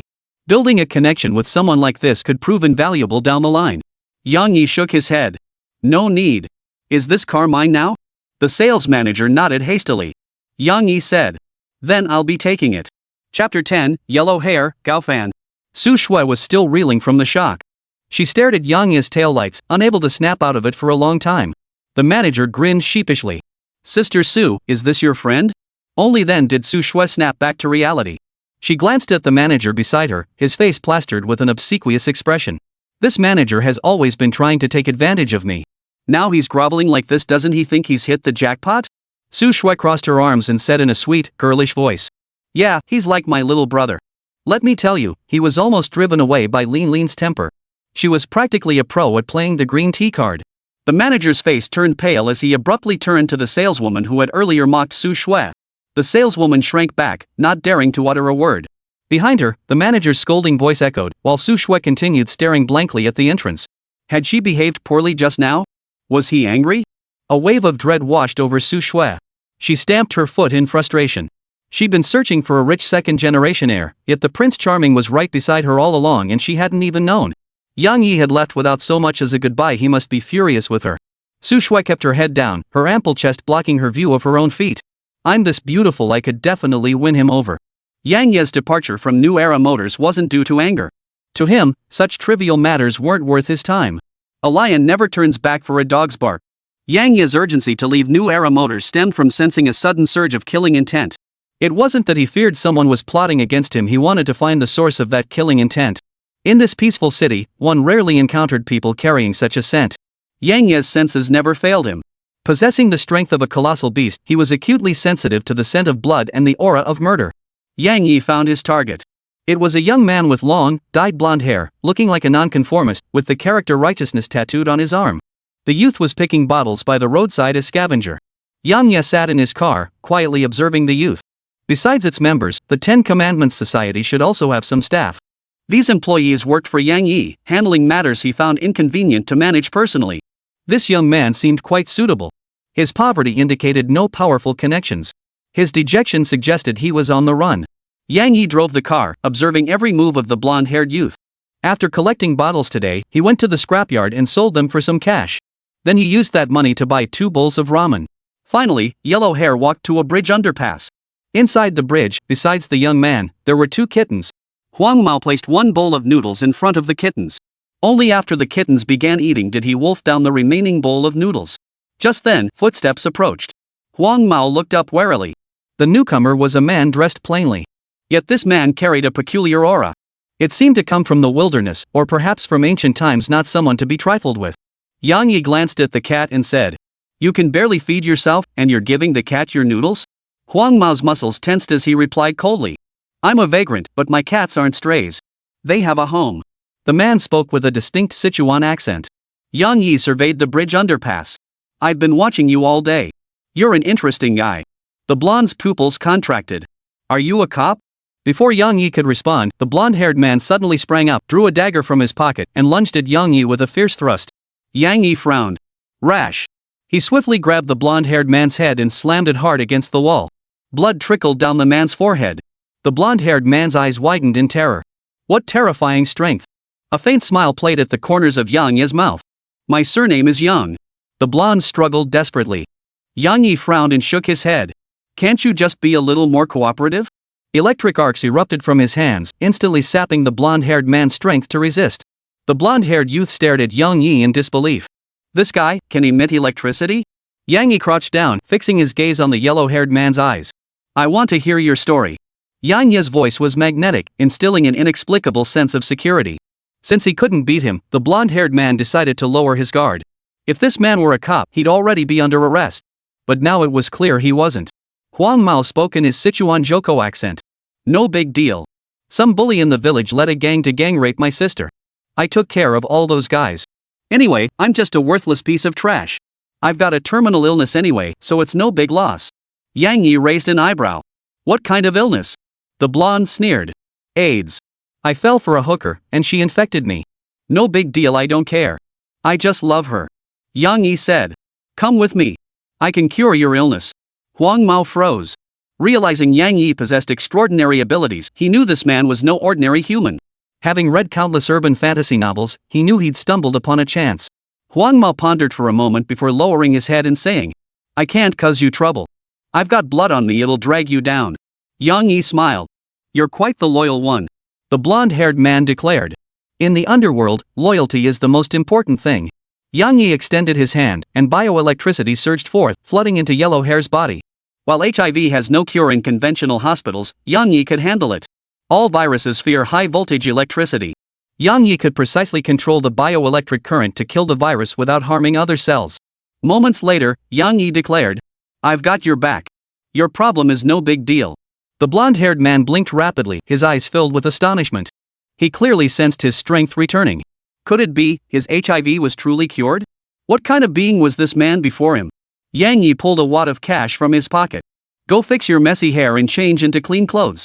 Come find me tomorrow." Huang Mao's expression was complex. He'd never met a decent soul in his entire life. The man before him was clearly a figure of high standing, possessing mysterious powers. He asked slowly, "Why are you giving me this chance?" Yang Yi lifted the blonde-haired man's chin, his hand slowly pointing at the man's right chest. A black rose appeared. Yang Yi gazed at the 2 cats, a benevolent smile spreading across his face. "I've always been somewhat interested in you. I never truly intended for you to follow me, I don't know you well. Perhaps it's because your cats remind me of my own children, so I've grown a bit fond of you. Don't get too excited. Tomorrow I'll give you a test. Pass the test, and you're mine. If you fail, I'll take care of your cat for you." Huang Mao stared blankly at the 2 cats. His children? What did they have to do with cats? By the time he snapped back to reality, Yang Yi had already risen and left. The blonde man suddenly knelt down and banged his head hard on the ground 3 times. "From now on, you are my master. If I Geek Out fan ever wrong you in any way, may I be struck by 5 bolts of lightning. He didn't need grand favors, just a chance to turn his life around. That was enough. Yang Yi smiled at his words, walked to the bridge arch, and drove away. Chapter 11, All Kinds of Charm. That night, Yang Yi drove back to his rented apartment. The aroma of cooked food wafted through the room, making his mouth water. His need for sleep was minimal now, but his appetite was insatiable. With the strength of a colossal beast within him, his appetite was truly staggering, far more absurd than any competitive eater's. 7 arrayed dishes were already laid out on the table. Meat and vegetables were arranged in orderly harmony, and the presentation was quite appealing. A smile played at the corners of Yang Yi's mouth. He knew full well that Su Shui had prepared this for him. At that moment, Su Shui emerged from the kitchen carrying the final dish, pork ribs.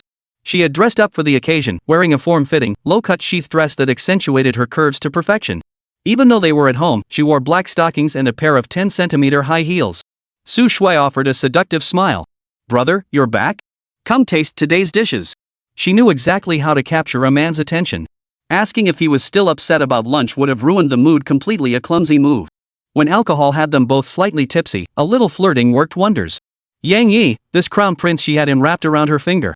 Yang Yi hadn't eaten a proper meal all day and was famished. He picked up his chopsticks without hesitation and dug in heartily. Su Shui had just bowed her head to pour 2 glasses of red wine. Her red lips hadn't even curved into a coy smile. When she saw Yang Yi devour half a platter of spare ribs like a whirlwind, her eye twitched. Was this crown prince reincarnated as a starving ghost? Su Shui asked. "Would you like another bowl of rice?" With his mouth full of meat, Yang Yi handed his rice bowl to Su Shui. In ordinary times, someone would surely say, "This guy clearly hasn't tasted anything decent, what a country bumpkin." But now, people would say, "He's truly the scion of a great family, not a trace of aristocratic airs about him. Look at that now, that's the down-to-earth charm of a top-tier young master." Su Shui took the rice bowl, swaying her hips as she walked into the kitchen. She brought out another bowl of rice and handed it to Yang Yi. Leaning on her arms, Su Shui watched Yang Yi eat, her mind idly turning. How could she possibly win over this crown prince? This was proving rather tricky. Yang Yi finished eating and pulled out a stack of coins from his bag, placing them on the table. "Here's your rent." Su Shui froze for a moment. The thickness of the stack alone suggested it must be at least 100,000 yuan. In the past, Su Shui would have been stunned, asking where Yang Yi had struck it rich, and would have taken only her share, just over 20,000 yuan. But now, Su Shui knew the sum meant nothing to Yang Yi. What Su Shui wanted wasn't just this 100,000 yuan. Her voice was faint as she murmured, "What's this? Trying to part ways with your sister?" Yang Yi chuckled softly. "This is your money." Su Shui stared at the red wine in her glass. "I don't want any of this anymore." Yang Yi raised an eyebrow. Su Shui rose, gliding over to Yang Yi with cat-like steps before gracefully settling beside him. Her voluptuous form pressed against his side. The scent of perfume enveloped Yang Yi, while strands of hair carrying the fragrance of her hair tickled his ear. She picked up Yang Yi's wineglass and brought it to his lips. A playful smile played at Yang Yi's lips as he drank half the wine. Delicious. Back then, he would never have touched this bitter, sour stuff. But after a year living on the primitive island, his palate had grown so bland it was ridiculous. Even the bitterness now tasted sweet to him. Especially now, with the power of the colossal beast, he could distinctly savor the fragrance of the grapes. Su Shui's eyes narrowed seductively as she breathed softly. "Sister wants to be with you." Her boldness and directness caught Yang Yi slightly off guard. Su Shui's left high-heeled shoe brushed against Yang Yi's sneakers as she lifted her other shapely, black-stockinged leg to drape it over his. "Sister can barely walk after seeing your bank balance. Would you consider keeping me?" "Sister will be very obedient and well-behaved. If you ever get married, I won't ruin your family. When you miss me, just come find me. If you don't miss me, I'll wait at home until you do." Su Shui believed that when dealing with this top-tier prince, there was no need to hide her thoughts, she should just say whatever came to mind. Yang Yi said, "Why not tell me your story?" Yang Yi needed people around him. Even if it was just a woman to take care of his daily needs. But those close to him must be thoroughly vetted. He liked the kind of social outcasts who could go wild with him. Su Shui pursed her lips. She rose from Yang Yi's lap, picked up the red wine he'd been drinking, and took a sip, leaving a lipstick mark on the glass. Su Shui said, "There's really nothing to say. My sister's family lives in the countryside. My dad ran off with another woman. My grandmother is elderly, my mother has poor health, and my brother has Down syndrome. I have to support them all. It's exhausting." Yang Yi understood. No wonder Su Shui was working so hard to make money. Supporting an entire family at just 25 or 26 must be incredibly hard for an ordinary person. No wonder her income surpassed many others, yet she still lived with him in this cramped rental in the old city district. Yang Yi said, We can be friends. I'll help you. For all the care Su Shui had shown him these past 2 years, for covering his rent despite her own hardships, Yang Yi would never be the kind of predator who takes advantage of someone's vulnerability. Su Shui was undeniably alluring. Honestly, what young man wouldn't be drawn to that figure? The problem was, Yang Yi wasn't the kind of man who let his baser instincts control his better judgment. Sadness welled up in Su Shui's eyes. Do you think I'm impure? Sister is clever. I'm still a virgin. I know my body could fetch a high price. That's why I want to save it for someone truly trustworthy. Was Yang Yi trustworthy? In Su Shui's eyes, he was far too dependable. What prince could live in a rented apartment for a year or two? That alone proved Yang Yi was an absolute rising star with boundless potential.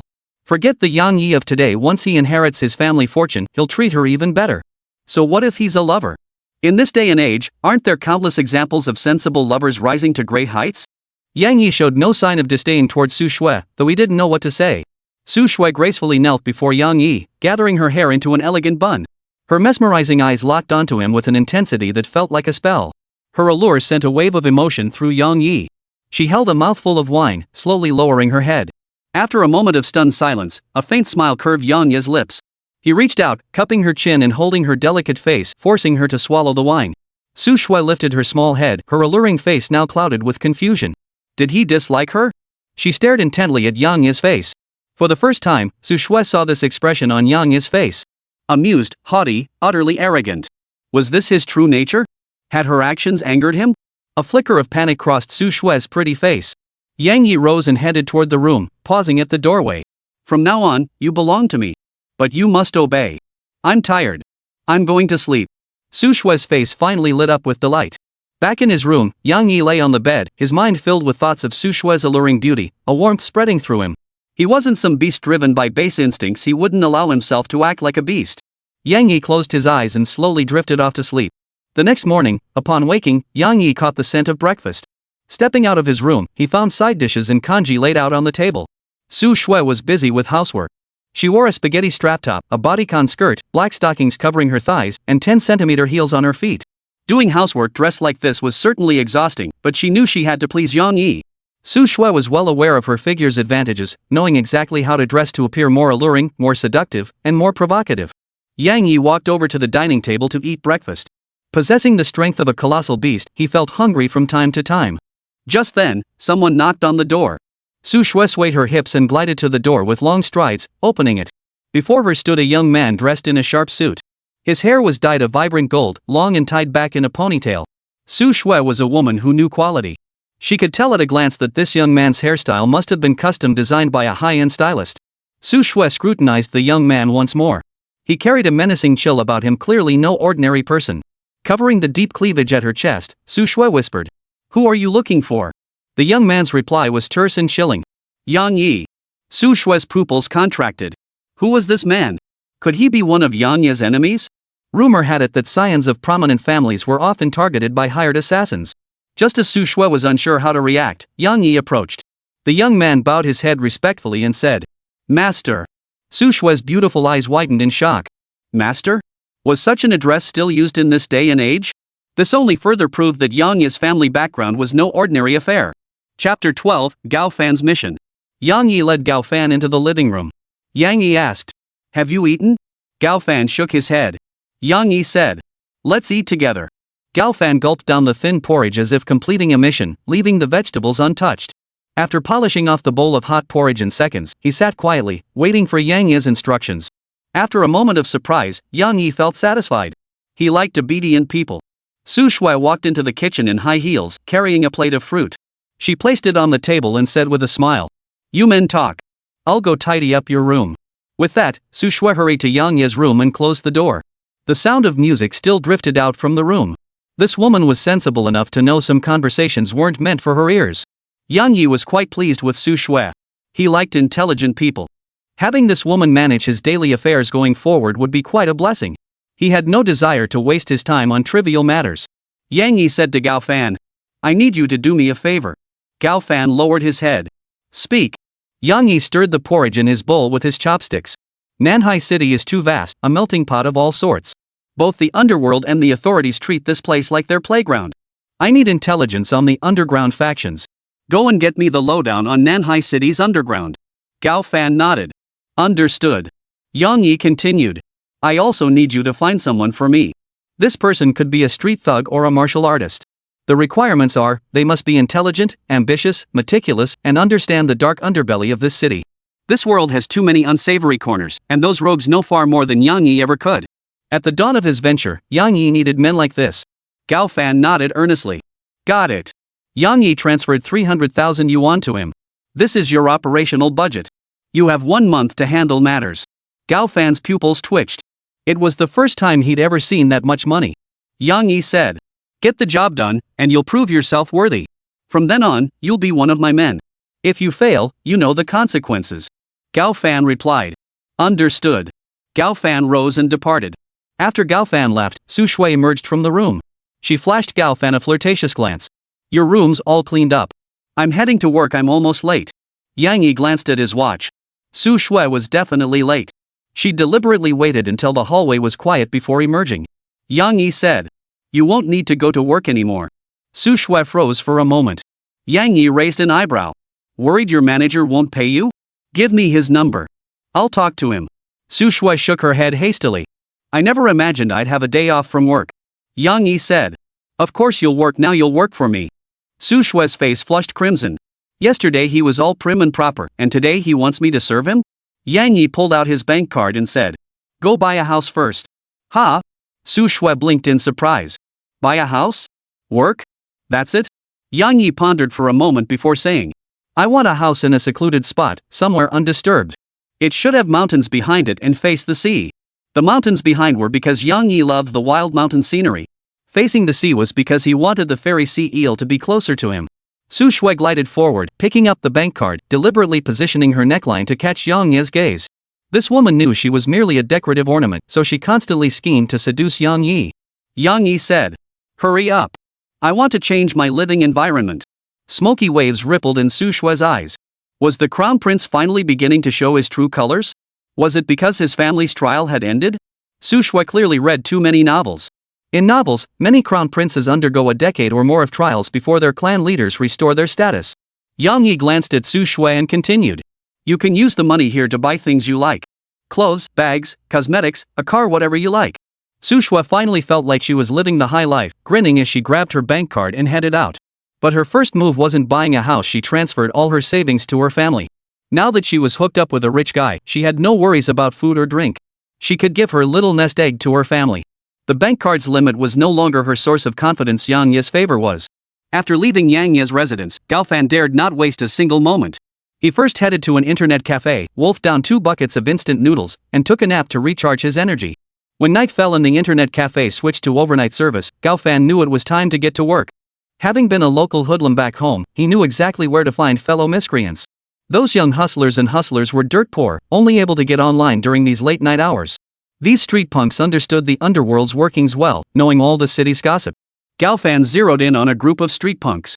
They were a mix of men and women, each dressed in flashy clothes and sporting elaborate tattoos on their arms. The main reason he chose them was their pitiful poverty. With 8 people, they only had 4 computers running, taking turns to play. Gao Fan approached them. Several young men and women glared at Gao Fan with hostility.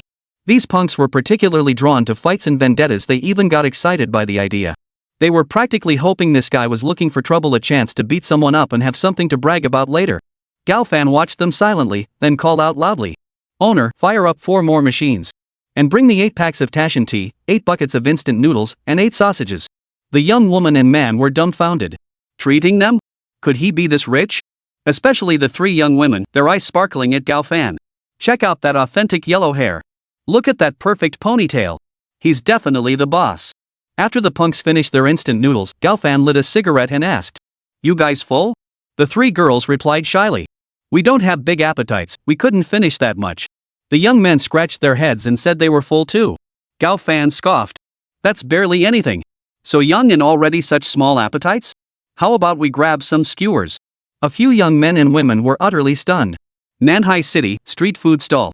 The young men and women were thoroughly enjoying their meal. Bottle after bottle of beer went down.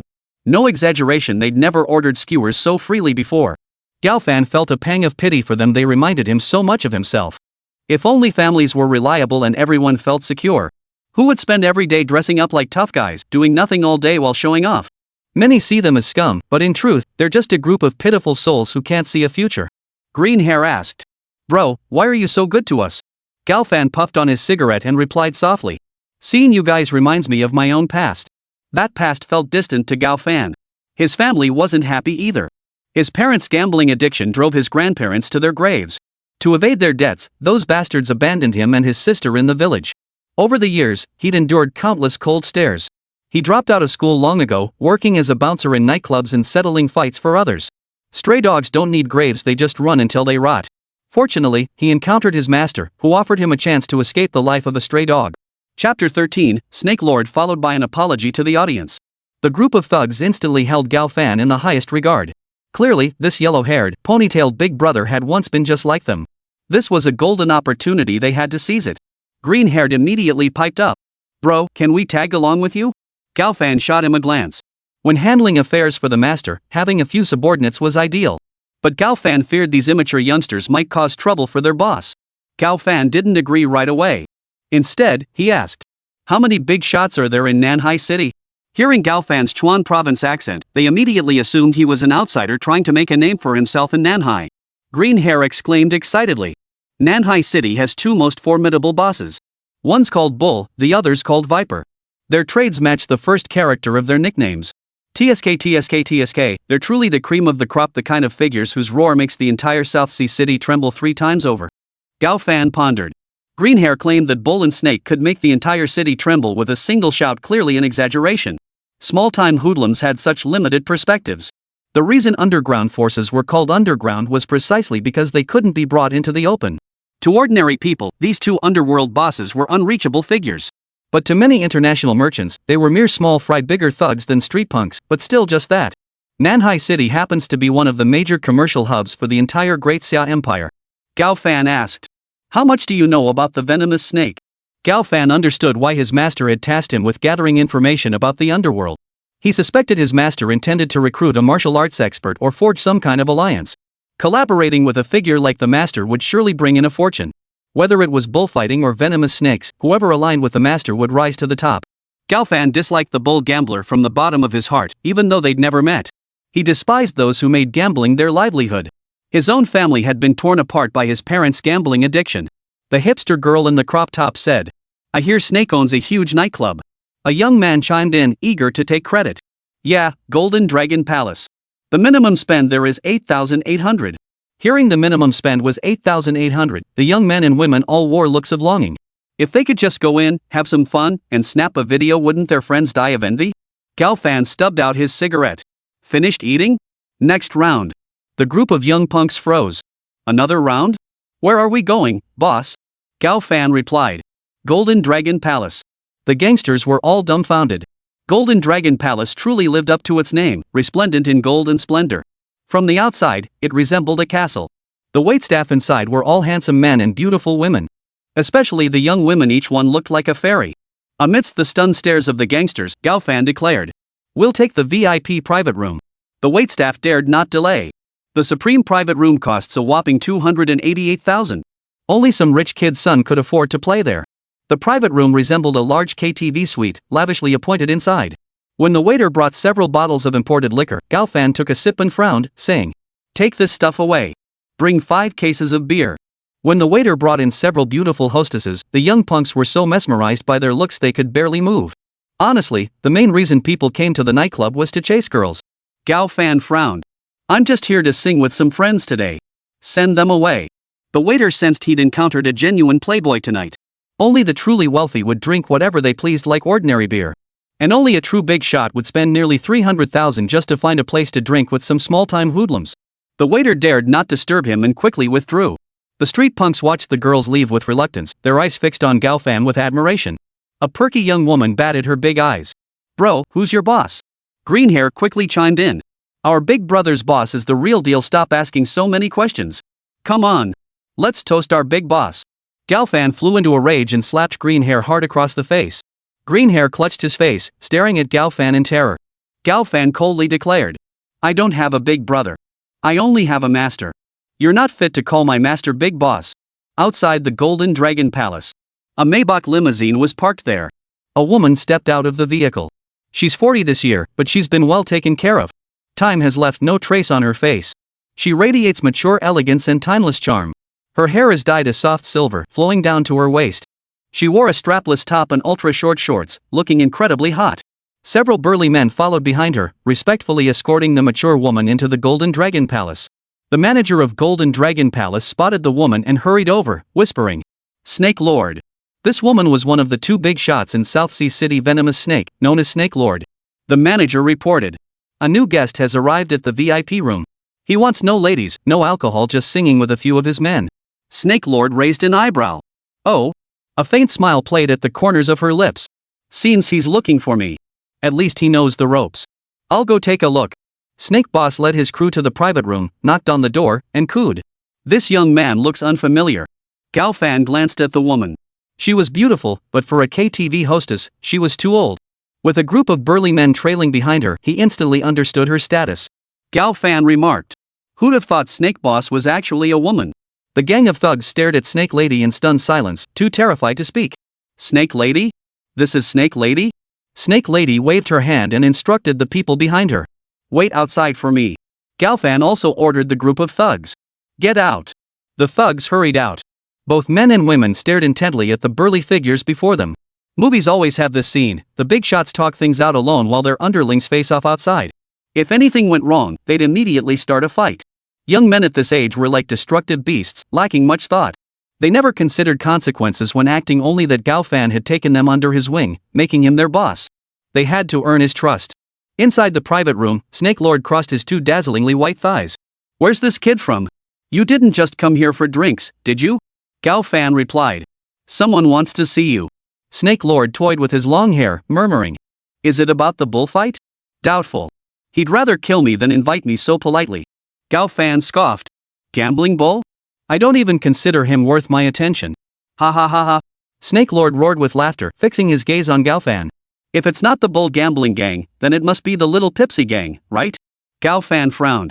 Snake Boss declared, "I, Snake, worked my way up from a lowly prostitute to Snake Boss. I've relied on looks and cunning.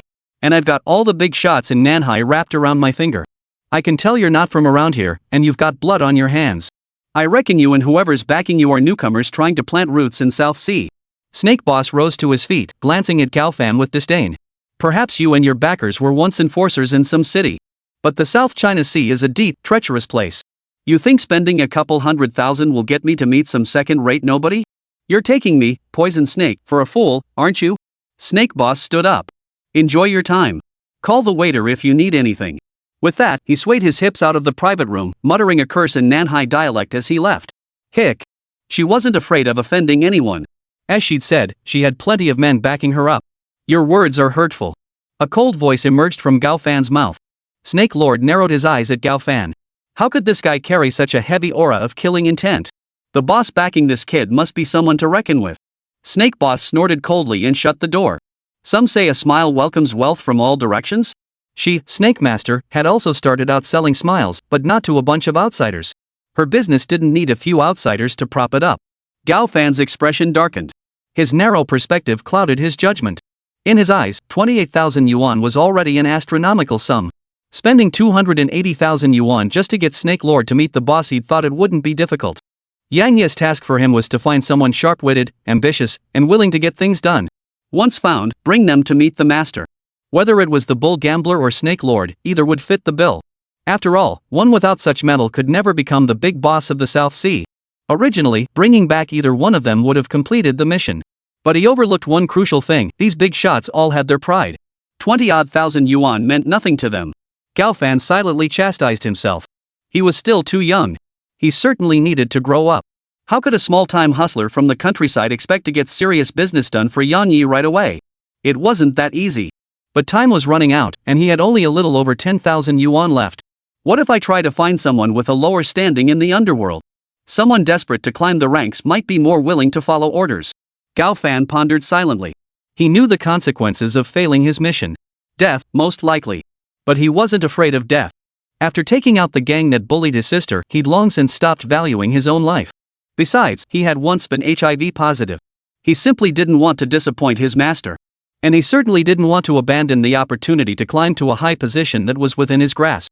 P.S. That wraps up Gao Fan's side story. The reason an entire chapter was dedicated to him is because he will become the protagonist's frontman in the future. Much like Secretary Wang under Liu Changquan. I just wanted to give him more attention. A country bumpkin who suddenly becomes incredibly shrewd. It feels a bit like a dragon-slaying protagonist to me. Spending the first chapter describing a minor character like Ing might feel a bit tedious. Things pick up from here. I'll pick up the pace. That's how behind-the-scenes narratives work, building momentum while letting the supporting cast shine. The author is someone who half hopes for miracles to happen. Su Shui in the novel is the author's template. I deeply want to give the downtrodden a chance to rise up, to let the oppressed find a measure of freedom. Thank you all for reading. I truly appreciate it. I won't beg for monthly votes or anything. I just hope you enjoy the read, and that I can earn enough to support my family. This book is truly crafted with heart. Much of it isn't about pandering to the masses, but rather the dance of my own soul. If you dislike it, feel free to criticize, it's fine. But it'd be best to message the author privately, so they know where things fall short. Group details will be shared after publication. Chapter 14, New Home. South Sea, Eastern District, Outskirts. At the foot of that vibrant mountain lies an estate. The estate's facilities were simple. Besides the villa resembling an ancient castle, there was a vast lawn. Beyond the lawn lay a road, and across the road was a wild sandy beach. This was the home Su Shui had found for Yang Yi. Nanhai City was too commercialized. Any place connected to mountains or seas had a commercial nature. It took her several days of searching to find this place. The original owner was an American. 3 generations of that family had lived here. Rumor had it their business had run into trouble, forcing them to sell the estate urgently. If this estate were in another second-tier city, perhaps 10 million could secure it. But this was Nanhai City, one of the few super-tier cities. Even so, under urgent sale conditions, the estate still fetched a staggering 38 million yuan. Unlike Su Shui's hesitation, Yang Yi was instantly captivated by the place. He loved the setting nestled between mountains and water. Moreover, it was quiet and undisturbed. Most crucially, it was spacious and secluded.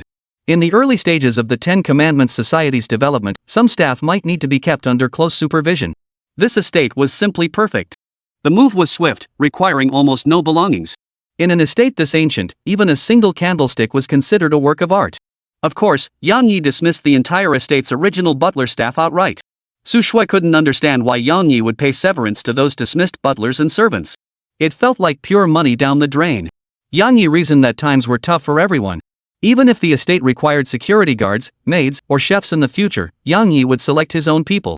In the study, Yang Yi gazed at the books lining the shelves and murmured. The original owner left in quite a hurry. Indeed, very hastily. He took nothing with him, focused solely on disposing of the estate as quickly as possible. Su Shui had once asked the agent what the previous owner did for a living, but the agent refused to answer, citing client confidentiality. Oh, right. The original price of this estate was 4 small goals. Adhering to her haggle whenever possible shopping philosophy, Su Shui effortlessly knocked off 20 million. If not for Yang Yi's agreement, Su Shui felt she could have squeezed out even more. In any case, the original owner never showed up when the contract was finally signed. The estate agent handled everything. Yang Yi took a look around his study. Many books on the shelves were English editions, though some Chinese texts were also present. These books are about genetics. Was the original owner a scientist? Yang Yi no longer paid attention to the books. He wasn't particularly interested in them anyway. He walked over to the desk, where a raven was confined in a cage. He had found it at the pet market. Yang Yi intended to conduct experiments on the crow. Blue arcs of electricity surged from his hand as he touched the crow. The raven grew agitated, squawking loudly and frantically pounding against the metal cage. Yang Yi frowned and murmured softly, "Behave yourself."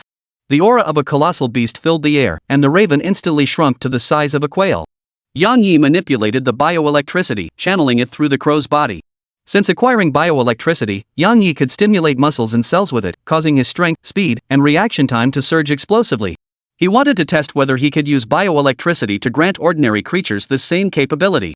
Moments later, Yang Yi withdrew his hand. The raven, seemingly agitated by the stimulation, began violently thrashing against the iron cage, knocking it off the table and crashing it to the floor. Then, astonishingly, the crow's talons tore through the cage bars, and it flew wildly around the room. Yang Yi observed the crow's claws. Though injured while ripping through the cage, its claws rapidly healed as the bioelectricity stimulated cellular metabolism. Yang Yi continued to observe. After colliding wildly around the room for a long time, the crow finally settled down, crashing to the floor as if exhausted. Yang Yi picked up the crow and examined it. The crow's bioelectricity was completely depleted. Unlike Yang Yi, whose muscle cells could continuously generate bioelectricity, The crow was like a battery. Once its charge was depleted, it was gone. To regain that power again, it would need to recharge. Yang Yi casually tossed the crow aside and jotted down in his notebook. The founding of the 10 Commandments Society will inevitably be bloody. Clearly, I won't risk my own life. Certain tasks require my people to handle them. Even if they aren't the superhumans described in novels, they must at least possess the skills of professional operatives. My bioelectric energy can temporarily grant that ability. The downside is it doesn't last long. Yang Yi paused his writing, murmuring. Actually, bioelectricity doesn't need to persist within the human body. By increasing the electrical charge and learning to activate and deactivate it, one could achieve the desired effect. Next time I'll need to experiment on a living subject, but one wrong move could kill someone. The image of Gaofan flashed through Yang Yi's mind. It wasn't that he'd single out someone helpless to torment. Everything comes at a price. His aide's cure and Yang Yi's protection would inevitably demand some form of repayment. Where could such a good deal exist, where one gains everything without risking anything? As he pondered, a knock sounded at the door. Su Shui, dressed in a revealing maid outfit, sweetly said to Yang Yi, "Master, dinner is ready." A seductive older woman dressed like that was undeniably alluring. Ever since she joined Yang Yi, Su Shui had completely let go. As long as Yang Yi didn't object, she would do things men found appealing. Yang Yi pursed his lips, wanting to say it wasn't necessary. But he felt this would make him seem insensitive to romance. He got up and walked downstairs. To be fair, Su Shui was a decent cook. The soup she made each day were always different. After cooking, she always sprayed perfume to mask the lingering cooking odors. Dining with a gorgeous woman who smelled so good certainly lifted his spirits. During the meal, Su Shui was scrolling through short videos when she suddenly exclaimed, "Oh my gosh, I'm so jealous." Seeing Yang Yi looking at her puzzled, Su Shui explained, "Do you know Liu Mingqian?" Yang Yi shook his head. Su Shui let out an "Oh. I thought all you rich folks were part of the same circle." Su Shui began explaining to Yang Yi in great detail. Liu Mingqian is Liu Changquan's grandson. You know Liu Changquan, right? Yang Yi nodded. I know him. Su Shui continued. Liu Mingqian married by Suzu, the eldest daughter of the Baishir group. My goodness, it was a wedding of the century. I heard it cost over 200 million yuan. So many people attended that wedding. From the chairman of Manhwa group to the matriarch of Empress Dumplings, all the big shots were there. Yang Yi chuckled lightly. You sure know a lot of people. Su Shui shook her head. I don't pay attention to those tycoons. I'm interested in the celebrities. That wedding will have tons of celebrities performing. Wang Xinlin, Zhang Jianying, national sweetheart Li Sisi, and rising star Zhao Qua. Holy crap, basically tons of top-tier stars.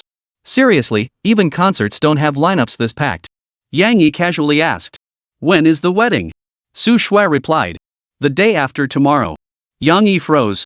Wasn't the day after tomorrow the day he was supposed to meet Liu Changquan? Yang Yi asked. You want to crash that wedding? Su Shui perked up. Of course I do. But Su Shui quickly deflated. But only the big shots of Xia Kingdom get invited to that wedding.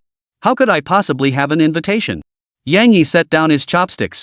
Get up early the day after tomorrow and go to the wedding to join in the fun. Chapter 15, The Wedding. Su Shui stared at Yang Yi in disbelief. Are you serious? Yang Yi chuckled softly. Don't you want to go? Su Shui squealed. I'd love to. You're being so kind to me. In Su Shui's eyes, Yang Yi had gone out of his way to take her to that wedding just for her sake.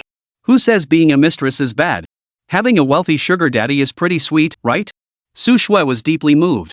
Who would go to such lengths for a mistress? Besides, she wasn't even his mistress, barely even a toy. It turned out that her kindness toward Yang Yi in the past few years had left a favorable impression. At the same time, she marveled once more at Yang Yi's influence.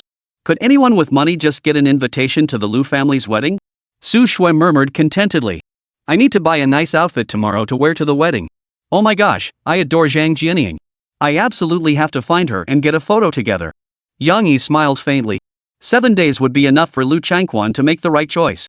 The Liu family had reached a bottleneck in its development and needed someone to break through that shackle. The presence of a godlike being represented an immense opportunity for the Liu family. After the day after tomorrow, his beasts would no longer need to toil over hunting.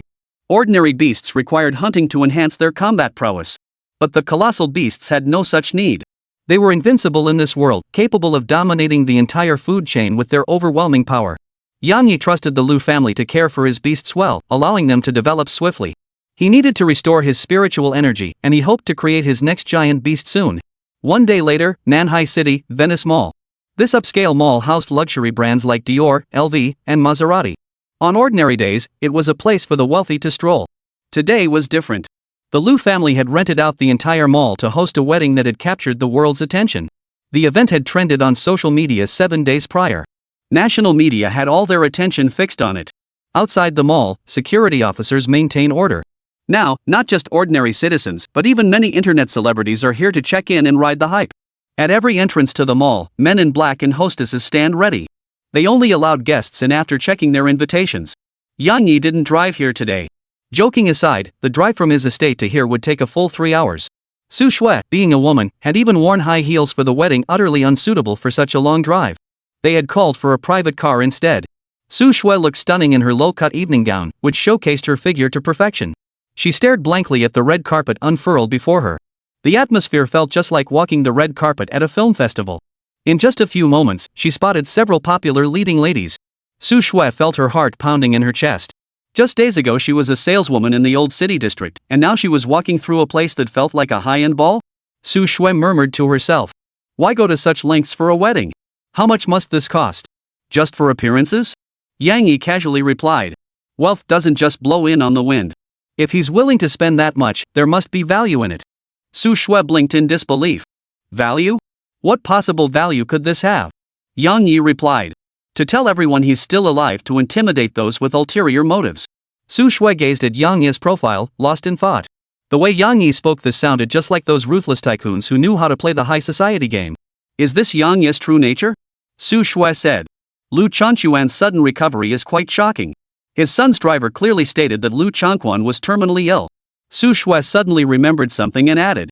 Oh, right, that driver hasn't added me back for ages after I blocked him. He used to harass me constantly. Yang Yi pondered for a moment. He probably won't contact you again. If you ask who knows the most about the boss, it would definitely be the driver. Even the mistress couldn't compare. Once Liu Changquan recovers, he'll surely reorganize his family affairs. To the Liu family, a driver was but a speck of dust in the vast ocean, pitifully insignificant, easily swept away.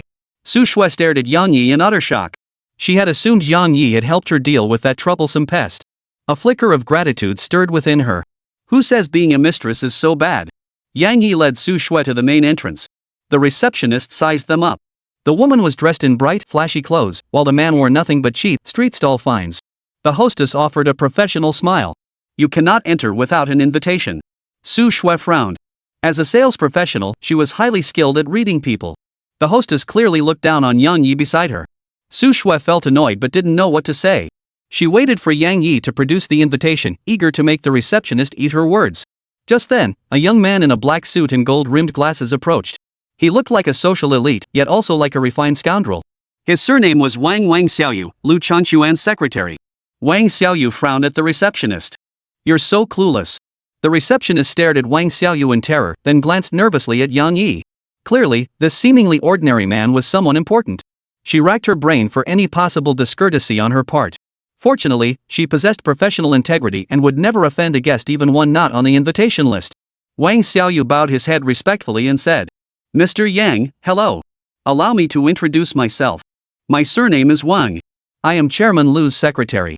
Su Shui slowly widened her beautiful eyes. The only person in the Liu family who could be called chairman was Liu Changquan, right? The secretary of Chairman Liu personally greeting him? But hadn't Yang Yi said he didn't know Liu Mingqian? He clearly gave her the impression he wasn't close to the Liu family. Wait, could Yang Yi not knowing Liu Mingqian mean that Liu Mingqian wasn't worth Yang Yi's association? The terrifying possibility sent a chill down Su Shui's spine. The sugar daddy she was following seemed far more formidable than she'd ever imagined. Yang Yi raised an eyebrow. You know me? Wang Xiaoyu adopted an extremely humble tone. Chairman Liu described Mr. Yang's appearance to me. He never expected you to attend a younger generation's wedding. But he figured this wedding would be quite the spectacle, and you might enjoy the commotion, so you came to take a look. I've been monitoring the security feeds since dawn, anticipating your arrival. Wang Xiaoyu was a talent. If he couldn't spot important figures instantly in a sea of people, he wouldn't have become Liu Changquan's secretary at such a young age. Su Shui was even more astonished by Wang Xiaoyu's words. Liu Changquan seemed to hold Yang Yi in high regard. Could it be that Liu Changquan's standing was subordinate to Yang Yi's? What exactly was Yang Yi's status? Why? This was the Liu family, one of the 4 great families of Nanhai City. Liu Changquan, who could make the entire Nanhai City catch a cold with just a cough, he's that influential. Wang Xiaoyu said. Sir, Chairman Liu has been waiting for you for quite some time. He mentioned that if Mr. Yang prefers a lively atmosphere, he'd wait until after the wedding to meet. Chairman Liu will wait for you indefinitely. Oh, and Chairman Liu mentioned that due to his position, he didn't want to cause you any trouble. Therefore, he cannot greet you personally and has asked me to convey his apologies. Yang Yi replied. I'm not one for crowds, but my companion wished to attend. Where is Liu Changquan? Please show me the way. Su Shui swallowed hard. Liu Changquan doesn't just respect Yang Yi, he practically acts like Yang Yi's underling. This? My worldview is completely shattered. Chapter 16, God and Servant. The room carpeted in red was the original reception hall of the Venice Mall. This reception hall had once hosted internationally renowned tycoons and Hollywood superstars. Now, only Liu Changquan sat here in silence. By all accounts, he should be entertaining the invited guests at this very moment. But today was special not only because of his grandson's wedding. The mysterious figure the young man rumored to be divine would meet him today as promised. Secretary Wang had already informed Liu Changquan that the young man had arrived. His weathered hand gripping the teacup was breaking out in sweat. Liu Changquan had met many important figures before, but he had never felt this nervous. His mind raced. He pondered how to handle this young man, wondering if he could secure greater benefits for the Liu family. This was not just his own opportunity, but an opportunity for the entire Liu family. As he pondered, the door swung open. What preceded Yang Yi into the room was that overwhelming aura, one that made souls tremble in fear. Liu Changquan felt his hair stand on end. The young man, standing tall and imposing, sent a chill down his spine. This was the most primal instinctive reaction of countless creatures to a high-end predator, stemming from the most fundamental animalistic nature within humanity. Liu Changquan had seen Yang Yi before during his severe illness, when Yang Yi was ravaged by suffering and looked like a broken man. Now, seeing Yang Yi again, he finally understood what kind of being he had encountered that night. His divine might was like a prison. Liu Changquan stared intently at Yang Yi, slowly rising to his feet and walking toward him. Their gazes locked for a moment. Then, this true heavyweight of Nanhai City dropped to one knee, bowing his proud head. Liu Changquan spoke in a deep voice. Thank you, Mr. Yang, for saving my life. A smile played at the corner of Yang Yi's lips as he walked straight past the kneeling Liu Changquan and seated himself on the chair behind him. He sat with his legs crossed, propping his chin on his hand as he tilted his head to look at Liu Changquan, as if admiring a work of art. Liu Changquan waited a long while without hearing Yang Yi's reply. A sudden unease gripped his heart. It had been a long time since Liu Changquan had felt such a flutter of unease. He turned cautiously, meeting Yang Yi's gaze, eyes now glinting with a hint of coldness. Beads of sweat formed on Liu Changquan's forehead as he stammered. I assure you, the Liu family will serve your offspring with utmost dedication. In this mortal world, should you ever require anything from the Liu family, we shall brave fire and water for you. Liu Changquan would never forget why Mr. Yang had first sought him out. Mr. Yang had said his offspring had just awakened and needed someone to care for them. After that night, Liu Changquan had imagined many possibilities. Perhaps this world had endured a great catastrophe, where countless deities had fallen or been cast into slumber. Master Yang was a powerful deity. Though he had avoided that catastrophe, his divine children had suffered some calamity. For years, Mr. Yang had lived among mortals, only revealing his true identity after his divine offspring awoke. Having done business for so many years, Liu Changquan understood well that a powerful being would not seek out a weaker one without reason. What Yang Yi valued was undoubtedly the Liu family's influence in the mortal realm. The Liu family itself was his bargaining chip. Yang Yi finally spoke. What do you want? Liu Changquan bowed his head heavily and shouted at the top of his lungs. Please, Mr. Yang, protect my Liu family and grant us prosperity for generations to come. Yang Yi parted his thin lips, uttering a single, detached word, very well. In the future, admirers of Yang Yi's 10 Commandments Society would immortalize this scene in murals.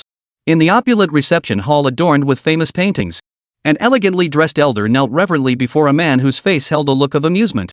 God and believer, this legendary tale would be widely sung. Yang Yi and Liu Changquan conversed at length.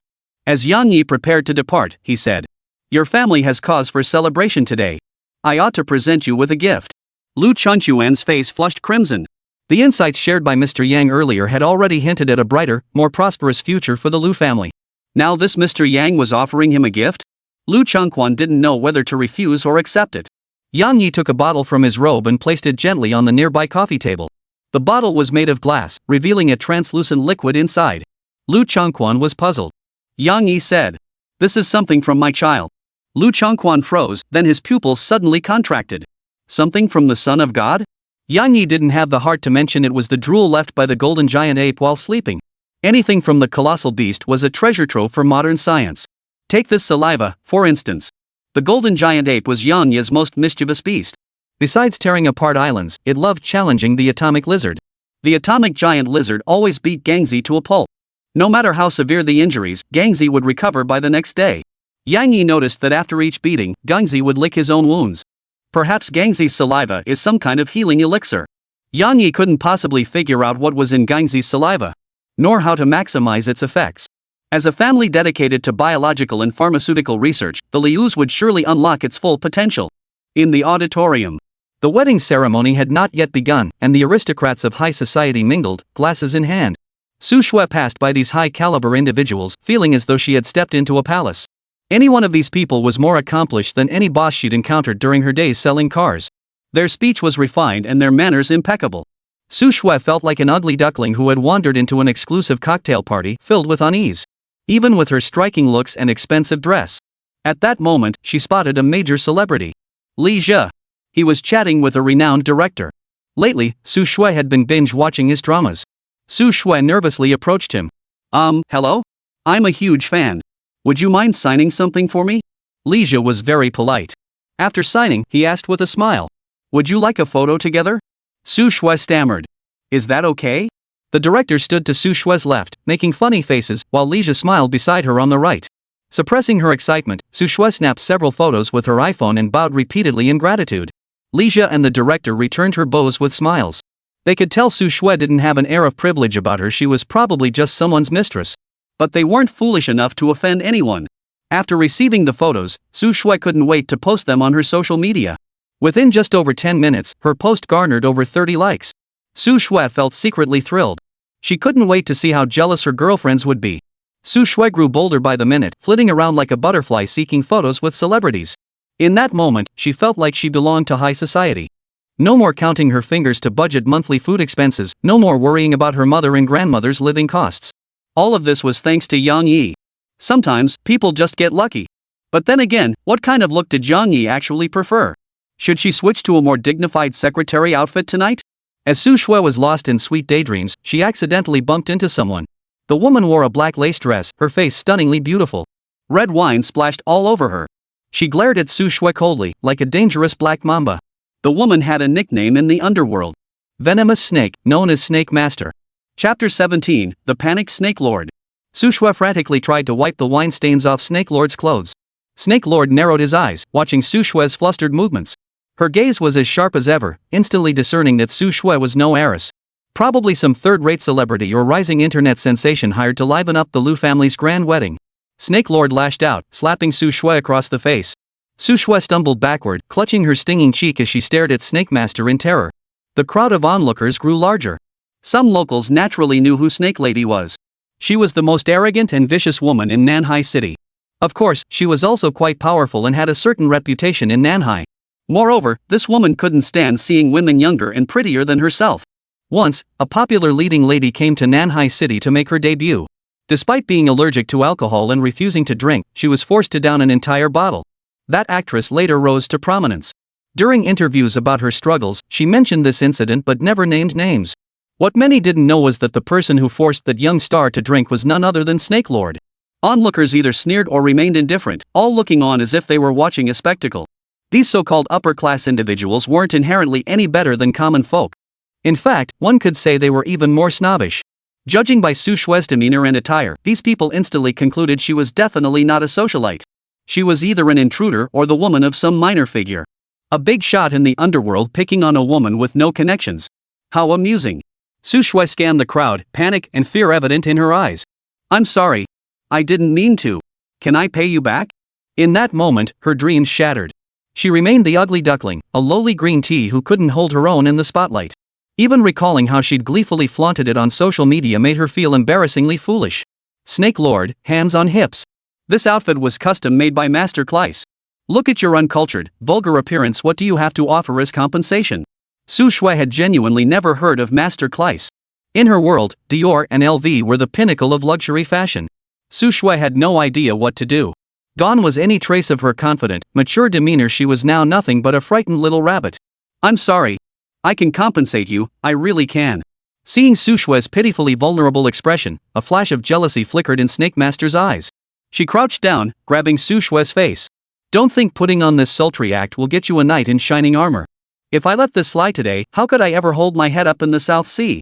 Get the man behind you to come out, offer me tea as an apology, and only then might this matter be resolved.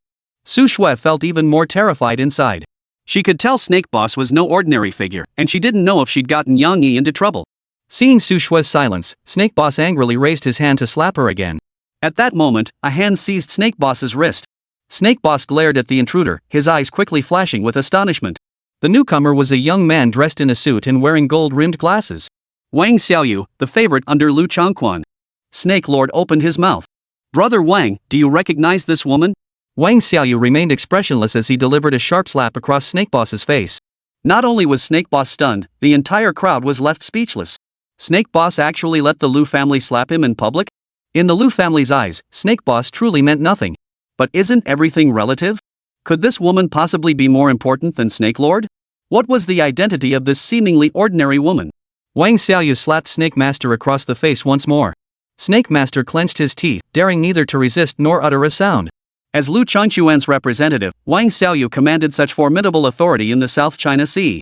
At that moment, steady footsteps approached. Everyone turned to see a man dressed plainly approaching. Wang Xiaoyu paused and addressed the man respectfully. Sir, I failed to protect Miss Su. The entire room was stunned once more. Wang Xiaoyu's attitude often reflected that of the Liu family. The seemingly ordinary man, could he possibly be the reason Wang Xiaoyu was being so deferential? Just who was this mysterious figure? Yang Yi bypassed Wang Xiaoyu, bending down to ask Su Shui. Have you had enough of the commotion? Seeing Yang Yi, Su Shui found her anchor, and tears immediately welled up. She nodded firmly. Yang Yi helped Su Shui to her feet and turned to Snake Lord with an indifferent gaze. A single glance was enough to fill Snake Lord with terror. It felt like a monstrous beast had locked onto him with its gaze. Cold sweat instantly broke out on his brow. Was he supposed to let this man serve him tea? Who exactly was this man? There's no such person in the South Sea. Could it be some big shot from the capital? At that moment, a hoarse voice spoke up. Mr. Yang, it is my fault for causing you this inconvenience. The crowd turned to see Liu Changquan, dressed in traditional Chinese attire, striding over with an unmistakable look of tension on his aged face. Behind Liu Changquan stood several elders renowned throughout the South China Sea. The elders stared in utter disbelief. They never imagined Liu Changquan would adopt such a posture. Yang Yi remained expressionless. Liu Changquan immediately turned to Snake Master and demanded angrily. Zhou Man, apologize to Mr. Yang. Snake Lady knew full well she'd hit a brick wall. She raised her hand and delivered a hard slap across her own face. Mr. Yang, I was ignorant and offended you. I'm sorry. This woman knew how to be a boss, and she knew how to be a dog. Seeing Yang Yi remain silent, Snake Lady reached out again and slapped herself hard across the face. Forgive me, Mississippi. I was blind. Su Shui tugged at Yang Yi's sleeve and whispered softly. Let's go home, okay? I'll cook for you. Yang Yi took Su Shui's hand and walked straight toward the exit, paying no attention to Liu Changquan. The guest stood dumbfounded as Snake Lord continued to slap his own face.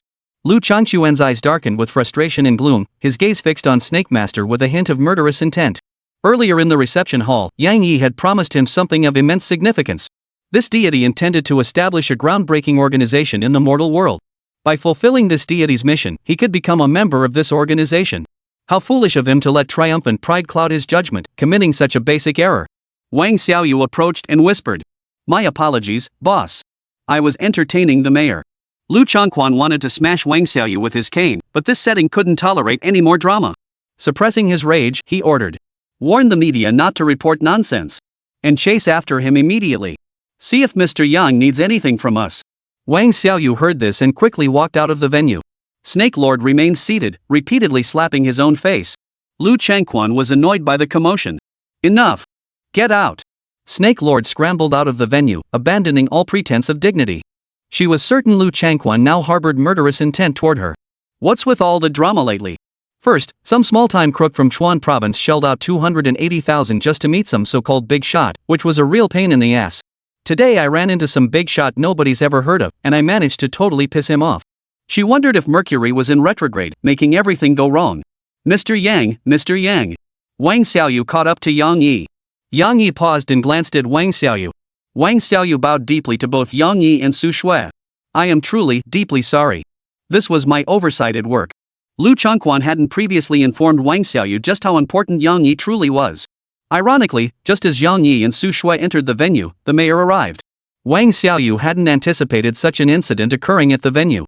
Consequently, he hadn't had time to assign someone to attend to Su Shui. When faced with the choice between attending to Su Shui and attending to the mayor, Wang Xiaoyu prioritized the mayor. But unexpectedly, Liu Changquan's attitude clearly indicated that Mr. Yang was several levels above the mayor. Su Shui murmured softly. "It's my clumsiness that's causing you trouble."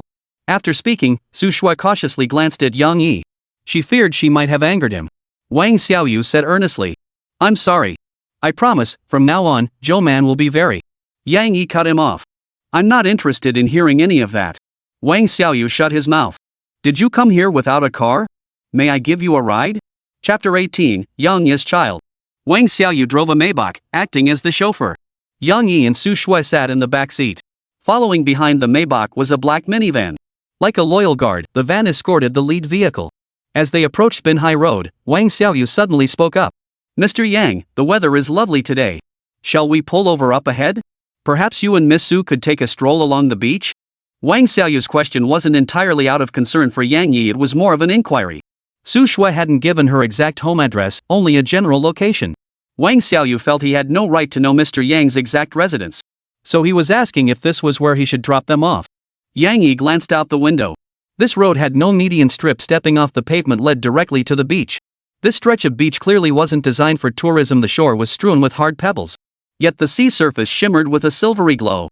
The road, the wild beach, the warm breeze, and the shimmering sea surface evoked a visual sensation reminiscent of a Miyazaki anime. Yang Yi nodded. "Sounds good." Wang Xiaoyu pulled over to the side of the road, got out, opened the door, and helped Yang Yi and Su Shui out of the car. He bowed his head and said, "Mr. Yang, I won't disturb your afternoon with Miss Su. I personally cleaned this car. The GPS has been removed, and it's in decent shape. Please use this vehicle to return home with Miss Su shortly." The implication was clear, this Maybach was being gifted to Yang Yi for his use. Su Shui had grown numb to it all. This felt like some fantastical tale from a novel. These truly wealthy individuals genuinely don't regard money as money. A Maybach given away as easily as saying "here you go." These truly wealthy individuals were genuinely afraid of Yang Yi. Secretary Wang's demeanor was extremely humble. Yang Yi nodded. "MHM." Wang Xiaoyu bowed again and hurried toward the minivan behind them. The van soon drove away from the scene. The weather had begun to turn cool. Autumn had arrived. The sea breeze felt refreshingly cool. After a long pause, Su Shui finally spoke. "You're amazing. The Liu family just gave you such an expensive car without hesitation." Yang Yi replied. "A car is nothing. They're just trying their best to make amends." Su Shui lowered her head, her expression complex. She recalled how she'd once imagined Yang Yi was a rich kid. Imagined he was the kind of young heir who could climb his way into the Liu family. Now she realized it wasn't Yang Yi climbing onto the Liu family, it was the Liu family climbing onto Yang Yi. Su Shui glanced at Yang Yi's profile, noticing he seemed to gaze at the sea with a look of nostalgia. Only then did she realize how much Yang Yi seemed to love the sea. Su Shui asked, "Do you have some story connected to the sea?" Her curiosity about Yang Yi grew stronger, and she found herself wanting to understand him more and more. Yang Yi paused, slowly extending his hand toward the shore. The shadow cast over his eyes softened the glare of the sun. He said, "My child is on the other side of that sea." Su Shui's beautiful eyes widened in shock. You have a child? How old is Yang Yi? Barely in his 20s? And he already has a child? But then she thought about it, those prominent families placed great importance on carrying on the family line. Maybe Yang Yi was forced to have a child with someone before he was even an adult. Maybe they moved to the old district to share a place after the child was born. Yang Yi's child is pretty pitiful too. When Yang Yi mentioned across the sea, does that mean he went abroad? These prominent families are far too harsh in their upbringing of children. Is this the pain of being a crown prince? Yang Yi glanced at Su Shui, a faint smile playing on his lips. Yes, I have children, 3 of them. A wave of inexplicable sadness washed over Su Shui. She could sense Yang Yi's deep affection for his children. They say a father's love for his children is a reflection of his love for their mother. It seemed Yang Yi not only had a legitimate wife, but also loved her deeply. What kind of extraordinary woman could possibly win Yang Yi's affection? No wonder Yang Yi refused to touch her. She felt a twinge of guilt. After Yang Yi left his family, he encountered someone like her, a mistress. It was terribly unfair to that woman. Su Shui murmured softly. Do you love her deeply? The mother of your child. If Yang Yi had said he truly loved that woman, Su Shui wouldn't have stayed here like a beggar. Since Yang Yi hadn't touched her, there was no need for him to keep her around. She was materialistic and shameless, but she still had some principles. Yang Yi shook his head with a light chuckle. They have no mother. Su Shui's eyes lit up, then flashed with panic. I'm sorry.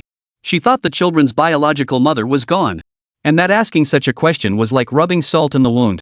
Yang Yi smiled but didn't respond. A look of heartache gradually spread across Su Shue's face. This Crown Prince Yang Yi had actually had a pretty tough life. Su Shue clasped Yang Yi's hand and said softly, "Tell me about your child, will you?" As they strolled along the shore, Yang Yi shared. "The eldest and second are particularly mischievous, they're always fighting. The second one's a stubborn little thing, even when he can't win, he still wants to fight the eldest. The eldest doesn't act like an older brother at all, he hits pretty hard. The third one is a girl, she's the least trouble." Yang Yi chattered on, and Su Shue saw the glow of paternal love in him, making him even more charming. Su Shue smiled sweetly. "When can I meet your children? Would that be convenient?" Yang Yi replied. "It's possible. We'll talk about it when the time is right. Just don't be afraid." Su Shue froze for a moment. If Yang Yi had a child at 17 or 18, that child would only be in kindergarten now.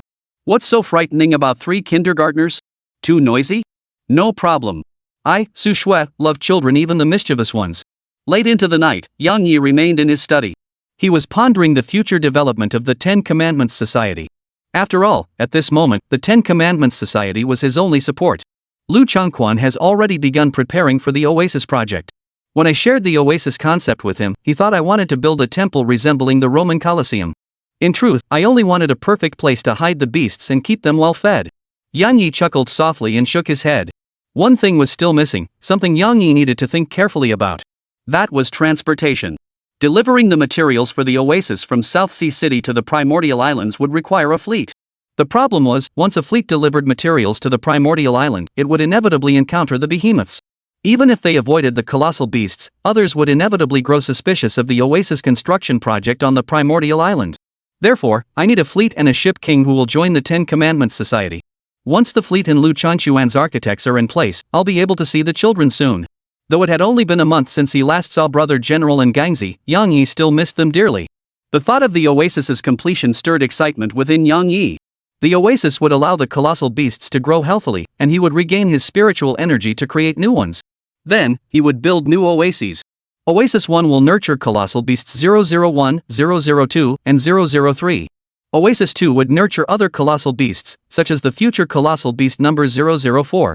The world's largest breeding ground, akin to Jurassic World, is about to come into being. A faint smile played at the corners of Yang Yi's lips. He pondered what abilities he would gain after creating his next colossal beast. Oh, and Yang Yi also hoped the atomic giant lizard would grow faster. Once the giant lizard in the courtyard matured enough to activate its internal atomic reactor, Yang Yi would gain access to that reactor as well. Atomic breath, that would be a truly godlike ability. Chapter 19, a sample rivaling divine medicine. Nanhai City, Tanchi Laboratory. This was the largest biological laboratory in Nanhai City, indeed in all of Xiao Nation. It was late at night, yet researchers remained busy. Doctors clad in white lab coats, their eyes bloodshot from exhaustion, shuttled ceaselessly between sections. Accompanied by Wang Xiaoyu, Liu Changquan stood quietly before the main experimental zone. Wang Xiaoyu shot Liu Changquan a suspicious glance. Since creating the antidote for the Dui virus last time, he hadn't shown this much concern for the lab. The Dui virus had ravaged the South China Sea several years prior. Thanks to Liu Changquan's presence, the virus was nipped in the bud, sparing the Great Xia from its ravages. The Liu family had reached its zenith and now faced technological bottlenecks. The Tanchi laboratory held no further research topics worth pursuing. Wang Xiaoyu pondered whether Liu Changquan had found new inspiration. Ever since Mr. Yang appeared, Liu Changquan had changed. Could it be that Mr. Yang was the source of that inspiration? Finally, a white-haired elder emerged from the experimental zone and addressed Liu Changquan. "Senior brother, I've fulfilled my mission. I've finally grasped a glimpse of the edge." A flash of brilliance erupted in Liu Changquan's pupils. "Speak. What exactly is it?" The white-haired elder replied. "Based on the sample you provided, we can now confirm it contains something we've never encountered before. It exhibits highly active properties. We believe." At this point, the white-haired elder hesitated. The conclusion he and his students had reached together was somewhat unbelievable. Liu Changquan frowned and asked, "What do you think it is?" The white-haired elder took a deep breath, his face flushing red. "That thing can grow new flesh and revive dead bones. Good heavens, it's like something out of myth and legend. I believe that even if someone's heart were pierced by a blade, applying just a bit of that substance could heal the wound instantly. I truly cannot believe such a thing exists in this world. Only the legendary elixirs of immortals could possess such power. Senior brother, where on earth did you get this treasure?" Liu Changquan's excitement was impossible to contain. His heart pounded fiercely.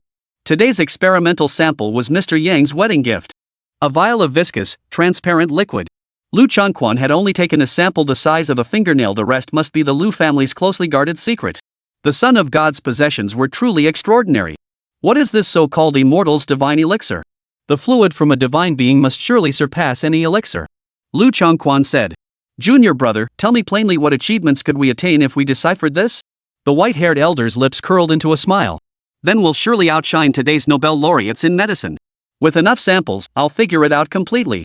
By then, we'll be able to create a universal healing remedy. This new drug could be applied to the military.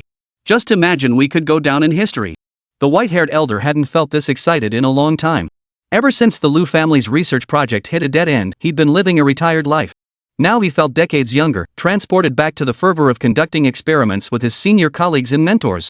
Researchers of their age no longer cared about money, only honor mattered. The white-haired elder fixed his gaze on Liu Changquan and pressed. Brother, where on earth did you get this thing? Never mind, I won't pry into your trade secrets. I just want to know, how much more of this do you have? Liu Changquan paused thoughtfully. I truly can't tell you who gave it to me. As for how much more I have, I still have 20 milliliters. The bottle of golden giant ape saliva Yan Yi had given him contained at least 100 milliliters. Liu Changquan was reluctant to hand over all of the divine child substance to the lab for research. The white-haired elder grew agitated. Enough. 20 milliliters is more than enough. Once I decipher this substance, I can create a substitute. Though the substitute won't be as powerful as this, it'll be enough to make us historic figures. Liu Changquan patted his junior colleague on the shoulder. This is good enough. You go back and rest. We've got tough battles ahead. After dismissing his junior colleague, Liu Changquan's expression darkened. All because of that damn woman, Joe Man. Things had been going smoothly with Mr. Young today, and his companion was having a great time. Lately, Liu Changquan had been reading mythological tales. According to legend, the gods cherished their offspring, and thus indirectly valued their female companions. Today he had offended Mr. Yang. Even though Mr. Yang appeared to let it go, it still left Liu Changquan trembling with fear. Liu Changquan suddenly turned to Wang Xiaoyu. Where is Zhou Man now? Wang Xiaoyu looked shocked. The people backing Zhou Man were no less formidable than the Liu family. Could Liu Changquan really be willing to antagonize Zhou Man's backers just to deal with her? Wang Xiaoyu whispered. I'm looking for her. Liu Changquan's eyes widened. We must find a way to show Mr. Yang our sincerity. Do you know who provided the experimental materials tonight? This was Mr. Yang's birthday gift. Wang Xiaoyu's eyes widened in shock. That man who looked younger than himself actually possessed such influence? A casual gift had kept Liu Changquan working late into the night, and everyone showed intense interest in it. Liu Changquan said, I'm giving you 1 week to wipe out Zhou Man's operation. I'll force Zhou Man to meet me. I'm going to deliver her to Mr. Yang. Wang Xiaoyu replied solemnly. Understood. South Sea, a villa. Flushing sounds echoed from the room. After a long while, the lights flickered on. Snake Lord lay limp on White Crane's body. Baiha gasped for breath. I can't take it anymore. I'm getting old. I can't keep up with you, you little vixen. Snake Master croaked. White Daddy's still as fierce as ever, not old at all. The reason Snake Master could run rampant in the South Sea was largely due to the Bai family's backing. These high-ranking figures indulged in wild excesses. Snake Lord's lovers included not only White Crane but also his own son. They relished this thrill of female boss moaning beneath them. To outsiders, the beautiful snake appeared ruthless and vicious, but in truth, she had long been a plaything of the Bai family. Then again, for Snake Lady, once just a streetwalker in South Sea City, this was the best possible outcome. Snake Lady traced circles on Baihe's chest as she asked, who do you think that man was today? Why does the Liu family value him so highly? Baihe pondered for a moment. I've never heard of such a person before. He probably wouldn't have come if it weren't for Liu Changquan's grandson's wedding. He must be the Liu family's ultimate trump card. It's your own recklessness that dragged him out of the shadows. But thankfully, your recklessness has revealed the Liu family's true colors. Baihe had long coveted devouring the Liu family. Had Liu Changquan not recovered, White Crane could have used this grand wedding as an opportunity to devour the Liu family entirely. Snake Master chuckled coyly. Look at you, Dad, all so solemn. Do you have new plans now? After all, your precious daughter is about to be bullied by the Liu family. You have to help me. Baihe stroked Snake Master's cheek, chuckling. What are the Liu family? We just need to lie low for now. Stay put at the Bai residence for now. Once I uncover the origins of that person, we'll make our next move. Snake Master replied. I can help too. I have many brothers. I can discreetly investigate a bit. Baihe pinned Snake Master beneath him. Good boy. Let's do it again. Chapter 20, Blue Whale Group. In recent days, the underworld of Nanhai City had been rocked by major events. Snake Boss had somehow offended the Liu family and was now facing their reckoning. If you thought the Liu family who ran hospitals and manufactured medicine possessed the benevolent spirit of ancient physicians, you couldn't be more wrong. Who among those climbing to power hasn't treaded a path drenched in blood? The Liu family, this colossal beast lurking in Nanhai, had finally bared its fangs to the world. Even Golden Dragon Palace, the central hub where countless connections converge, now faces immense upheaval. Wang Xiaoyu personally handled the situation with astonishing speed. Liu Changquan, however, was occupied with matters of far greater importance. These developments left those monitoring the Liu family in the South China Sea utterly perplexed.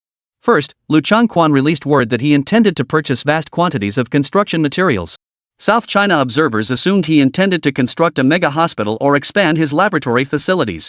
When some prepared to bid, they discovered Liu Changquan had directly acquired controlling stakes in several factories. Everyone in Nanhai was stunned.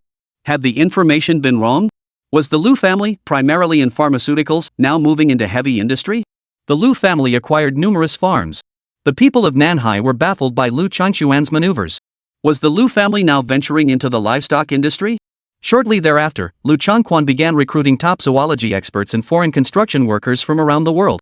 Those following the Liu family were baffled by Liu Changquan's actions. They couldn't help but suspect Liu Changquan had lost his mind. Was he resorting to desperate measures for the Liu family's development, grasping at straws? Those following the Liu family couldn't help but marvel. Liu Changquan must have sensed his time was running out, hoping to break through the Liu family's developmental bottleneck while he still lived. But breaking through a bottleneck is never that easy. It seemed the Liu family's downfall was only a matter of time. The Bai family. 52-year-old Bai Xian addressed his father, Bai He. Father, that old fool Liu Changquan must have lost his mind. Bai He narrowed his eyes. Do you think he's a madman? Bai Xian replied. He's pursuing heavy industry and animal husbandry simultaneously. Judging by the employees he's recruiting, he's eyeing other sectors too. Instead of focusing on his core business, Liu Changquan is recklessly expanding his ventures. Isn't that just madness? Bai He shook his head. A mysterious man appeared at Suzu's wedding. Perhaps Liu Changquan's unusual actions are connected to that man. Bai Xian pondered for a moment before shaking his head. If that young man were the scion of some industry leader trying to pull the Liu family into his orbit, I'd believe it. But if that were the case, Liu Changquan would be even less inclined to spread his capital and energy across multiple industries. Bai He murmured. It just doesn't feel that straightforward. We need to look into that young man. I recall Liu Changquan referred to him as Mr. Yan? Bai Xian nodded. Then investigate him, but don't use anyone from the Bai family. If that kid really is someone important, we'll be setting ourselves up for disaster. Bai He glanced at Bai Xian. Both men had someone in mind. Snake Lord's people. Snake Lord was secretly elevated to power by the father and son. Their purpose was to be deployed in critical moments. If absolutely necessary, Snake Lord's band of desperados could even eliminate that Mr. Yang. South Sea, Ancient Castle Manor. This was Liu Changquan's first visit here. The castle, steeped in medieval architectural style, possessed an ancient charm that seemed fit for a deity to reside within. Guided by Su Shui, Liu Changquan climbed all the way to the castle's uppermost level. Had his muscle cells not been enhanced by Yang Ye's bioelectricity, he would never have possessed the stamina to reach this height. Liu Changquan treated Su Shui, this woman who served the deity, with great respect, daring not to show the slightest disrespect. Su Shui, though inwardly trembling with awe, gave no outward sign of it. Liu Changquan ascended the narrow staircase, its wooden planks creaking with each step. Finally, he reached the small tower at the very top. From the tower's window, he could see the distant beach and the rolling green mountains stretching into the horizon. Liu Changquan fixed his gaze on the man clad in a nightgown. Perched on the man's shoulder, a raven tilted its head, observing him. The man murmured softly, "Go back." The raven obeyed the command and immediately flew back into its cage. This was Yang Ye's ability, combining bioelectricity with infinite communication. Using the bioelectricity within a living organism as a conductor, he then employed infinite communication for simple exchange. This communication was not a forced command. The crow obeyed solely out of fear of Yang Yi. Currently, this ability was still in the experimental stage. Liu Changquan gazed at Yang Yi with awe as he controlled the crow, then bowed respectfully. Mr. Yang. Liu Changquan dared not rashly inquire about Yang Ye's divine name. All his speculations about deities came from legendary texts. It seemed that gods rarely revealed their divine names. Thus, Liu Changquan continued to address him respectfully as Mr. Yang. Yang Yi glanced at Liu Changquan. Speak. Liu Changquan hurriedly replied. The Oasis project has commenced implementation. All participants in the Oasis project are trusted associates of the Liu family. Even the workers, cleaners, and construction technicians are mostly foreign nationals. Too many nations in this world are mired in poverty. It's hard to imagine that in this day and age, for many people in various countries, a roadside umbrella is their home. Thus, many from these nations choose to work abroad. They rarely return home, sending money back to their families instead, sacrificing one person's happiness for the well-being of the entire family. The foreign nationals Liu Changquan referred to are precisely these people. Only in this way could the oasis maintain its required level of secrecy. Liu Changquan continued. The only current challenge is logistics. The Oasis project requires an overwhelming amount of materials to be transported. I'm already gathering funds to purchase several ocean-going cargo ships. After speaking, Liu Changquan cautiously glanced at Yang Yi. It just might take a little longer. Liu Changquan could not reveal the Oasis's location. If he chartered ships, the entire crew would become witnesses. Acquiring ships outright, registering them, and recruiting his own crew of seafarers would indeed take considerable time. Yang Yi raised his hand to interrupt Liu Changquan. Don't worry about the ship. The Decalogue isn't just you. Liu Changquan had anticipated Yang Ye's response. In his mind, even if the Ten Commandments Society was young, it was an organization forged by the gods. He was certain it gathered wealthy merchants and countless powerful individuals. Liu Changquan felt a flicker of anticipation, eager to meet the other members of the Ten Commandments Society. In that case, the other members of the Ten Commandments Society would be his allies. This era demanded banding together for survival. Connections equaled power. Yang Yi declared. You have 1 week to prepare. Liu Changquan replied earnestly. The entire Liu family is mobilized now. Rest assured, the task will be completed within a week. After Liu Changquan left, Yang Yi picked up the newspaper from the table. A bold headline dominated the center of the newspaper. Blue Whale Group invests in cruise industry flagship vessel Ocean Whale launched. Group president conducts test voyage. Yang Yi was no stranger to Blue Whale Group. The Beast 700 off-road vehicle he had purchased was manufactured by Blue Whale Group. Blue Whale Group primarily focused on inland river freight transport and ocean-going cargo shipping. While not the industry leader domestically, Blue Whale Group maintained a substantial fleet. Moreover, they operate their own maritime service company and crew agency, providing relatively comprehensive crew support services. The 200,000-ton international cruise liner that the Blue Whale Group president was trialing was destined for the Bermuda route. Yang Yi closed his eyes in deep thought. Whether for establishing an oasis or other transportation ventures, Blue Whale Group was well suited for inclusion in the Decalogue. Especially now, with the Blue Whale Group presidents sailing the high seas, it presented a golden opportunity. But how to proceed still required careful consideration. Chapter 21, Pirates. The Ocean Whale's overall length was 345 meters. Beam, 37.2 meters. It features 2,890 cabins. Total area approximately 36,000 square meters, accommodating up to 5,300 passengers. Draft, 9 meters. Maximum height, 74 meters. The interior design style is Italian. Regarding why the Grand Classical style was not used, the president stated, a cruise ship is not merely a mode of transportation, but a destination in itself. The majority of passengers aboard the Ocean Whale are native to Xia. If boarding the ship didn't evoke the feeling of traveling abroad, many passengers would feel they'd wasted their money. This perspective is down to earth. In contrast, the Blue Whale Group president's bold decision to personally test the new route is truly admirable. The new route they charted was picturesque, but pirate activity was known in those waters. Typically, pirates aren't interested in cruise ships, they prefer cargo vessels. In this age of card swiping and online payments, pirates stealing phones and bank cards would be pointless. Thus, pirates covet the tangible cargo aboard freighters. Cargo ships aren't easy targets either, as pirates typically operate small vessels. Unless they're a powerful pirate faction, high-pressure water cannons can handle them. The Blue Whale Group's president personally test-sailed the cruise ship to prove its absolute safety. In truth, the Blue Whale Group president's test voyage was far more dangerous than that of ordinary passengers. The Blue Whale Group president himself is a cargo far more valuable than any goods. Night, on the deck. A woman in a suit stood on the deck, letting the wind blow through her hair. She possessed a classic oval face. Beneath her wild yet alluring cat-like eyes sat a tear mole. Her figure was slender yet commanding. Her ears, neck, and fingers adorned with high-end silver jewelry. A lady's cigarette dangled between her fingers. Her red lips drew in and exhaled smoke. The sea breeze swept through, making her long hair dance lightly. Her name is Sun Cheyenne, president of Blue Whale Group. Her assistant hurried over. President Sun, we're approaching the Grand Canyon, Captain Gright mentioned. Should we turn off the lights? That Grand Canyon is often frequented by pirates. Typically, cargo ships passing through choose to turn off their lights as a precaution. The Ocean Whale currently had no security team. Counting sailors, engineers, a handful of stewards, and Blue Whale executives, there were fewer than 100 people aboard. Sun Cheyenne replied lazily. No need. This is fine. I truly don't believe any fool would be interested in a cruise ship. Do they fancy those fake antiques on board? If they do, they can have them. Her voice was commanding, pleasant to the ear, yet carried an unquestionable tone of authority. The quintessential Ice Queen CEO. Her assistant nodded, grabbed the intercom, and relayed a string of English to the bridge before hurrying away. As the cruise ship entered the Grand Canyon, several powerful beams of light illuminated the vessel, striking Sunshine's face.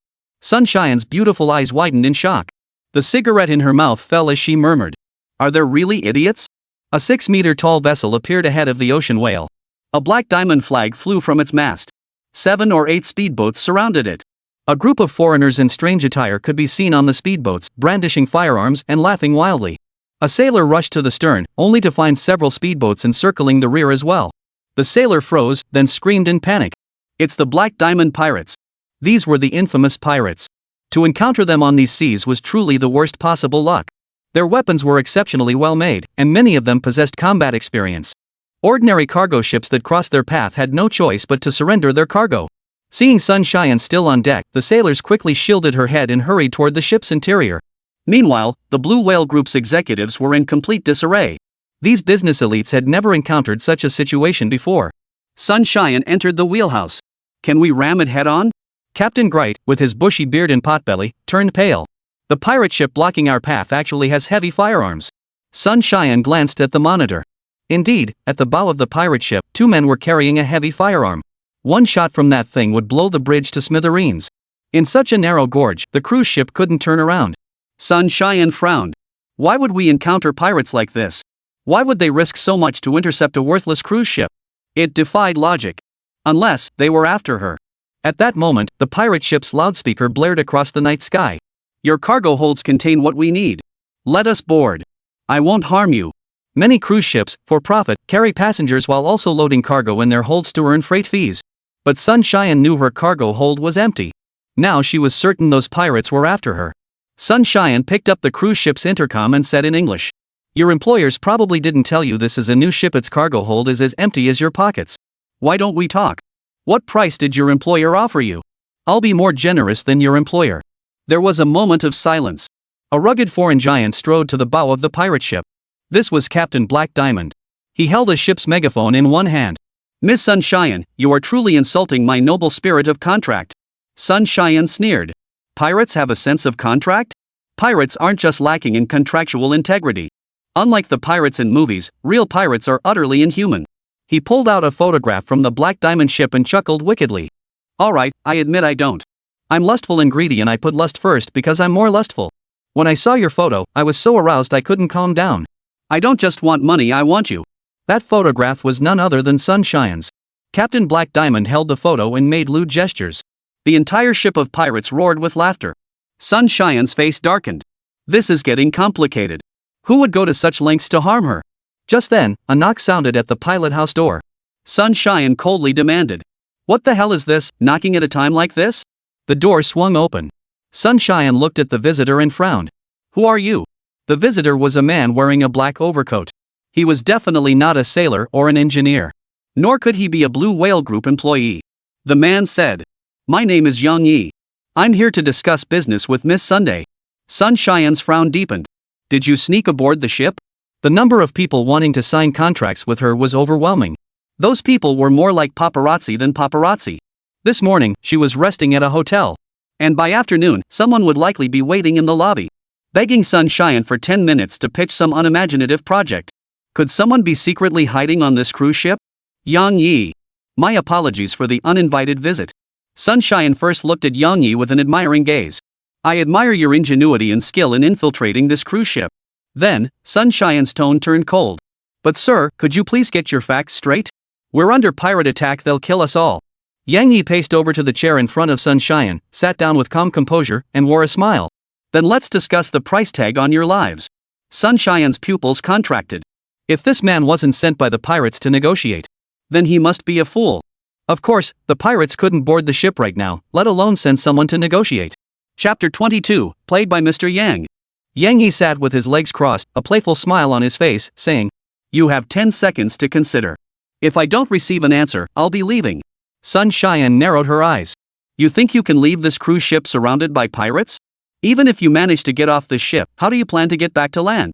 Do you really think you can swim across the Atlantic? Sun Xian suddenly remembered something. Do you have a helicopter? Yang Yi didn't answer, so Sun Xian continued on her own. If your helicopter can get us out of here, I'll invest in any project you have. I'll do everything in my power to help you. Sun Xian suspected Yang Yi might be a lobbyist for some major corporation. Many large corporations employed such advisors. Though they held no official positions within the company, they received full corporate backing when executing lobbying assignments. A faint smile slowly curved Yang Yi's lips. Deal done. Give me 10 minutes. Any project is worth investing in, and I'll give it my all. That's sufficient. Yang Yi rose, stepping out of the cockpit and walking on hurriedly toward the upper deck. Sun Xian assumed Yang Yi was going to call for the helicopter and immediately used the ship's internal intercom to announce. Everyone assemble on the highest deck. A helicopter is here to pick us up. The crew and Blue Whale Group executives grew excited, rushing frantically toward the deck. Sun Xian stepped out of the bridge but didn't rush to leave. She grabbed the captain and demanded, "How do you operate this thing?" The captain was dumbfounded. "Boss, maybe we shouldn't worry about this ship right now? Those pirates won't be able to sail it away. Once the ocean patrol arrives, this ship will still be ours." Sun Xian grabbed the captain by the collar, eyes wide, and snapped. "I asked how to operate this ship. Just tell me how to accelerate forward." The captain pointed to several buttons and explained. The Ocean Whale has a dual propulsion system. Besides the propeller propulsion system, there's also a water jet propulsion system. After shutting down the propeller system, you can use the water jet propulsion system to accelerate forward. Sun Xian released the captain and said, "Got it. Let's hurry." A few minutes later, Sun Xian timed it perfectly and switched off all the ship's lights. Sun Xian didn't want the ship's lights to reveal the helicopter's presence. She activated the ship's public address system, and her cool, authoritative voice echoed across the strait. "You there, standing at the bow of the pirate ship, that incompetent captain who breathes nothing but foul air and can only fantasize about women through photographs, are you still there?" The pirate ship fell silent for a moment before Black Diamond Captain spoke. "Bitch, you've pissed me off." Sun Xian replied. "I'm revoking our previous deal. The new deal is this. Tell me who your employer is and leave immediately. And of course, you won't get a single penny." The pirate ship fell silent once more. After a moment, Captain Black Diamond said, "Are you out of your mind, little girl?" Sun Xian chuckled softly and sat down. Out of the corner of her eye, she spotted something. A bottle of wine. Sun Xian picked up the bottle and muttered, "Damn great. Crew members are explicitly forbidden from drinking outside the crew bar. I fired him as soon as I got back. But it worked out perfectly, I was just missing a bottle of wine." Sun Xian grabbed the bottle, not caring that Captain Bright had taken a swig from it. She took a huge swig, a maniacal grin spreading across her face. "You know what? I'm a woman who loves to splurge. That's why this ship is equipped with an expensive water jet propulsion system, making it the fastest cruise ship around. If you don't give me a satisfactory answer, I'll activate this system. This ocean behemoth will smash your pathetic little pirate ship as short-sighted as your own mind to pieces. Trust me, this canyon's entrance is too narrow, you won't be able to dodge it. Even if you survive the plunge, don't count on those yachts trailing behind the cruise ship to rescue you. You'll be instantly sucked into the ship's massive propeller and torn to pieces." The pirate ship fell into deeper silence. Captain Black Diamond declared, "Bitch, I don't believe you have the guts to do it. If you try, you won't survive either. Ha ha ha ha." Sun Xian cackled maniacally for a moment, then fixed him with a dark, intense gaze. "Then dare you wager on it?" In South Sea City, the most arrogant woman was Snake Lord, but the most deranged woman was undoubtedly Sun Xian. Those who achieve great things never fear a few cuts. Sun Xian's remarkable achievements at such a young age owed to luck, but her madness was equally indispensable. Once Sun Xian learned her helicopter had escaped danger, she had nothing left to fear. Those subordinates died, Sun Xian lived. That was a massive blow to Blue Whale Group. Thus, Sun Xian has now completely let loose. She fears neither life nor death.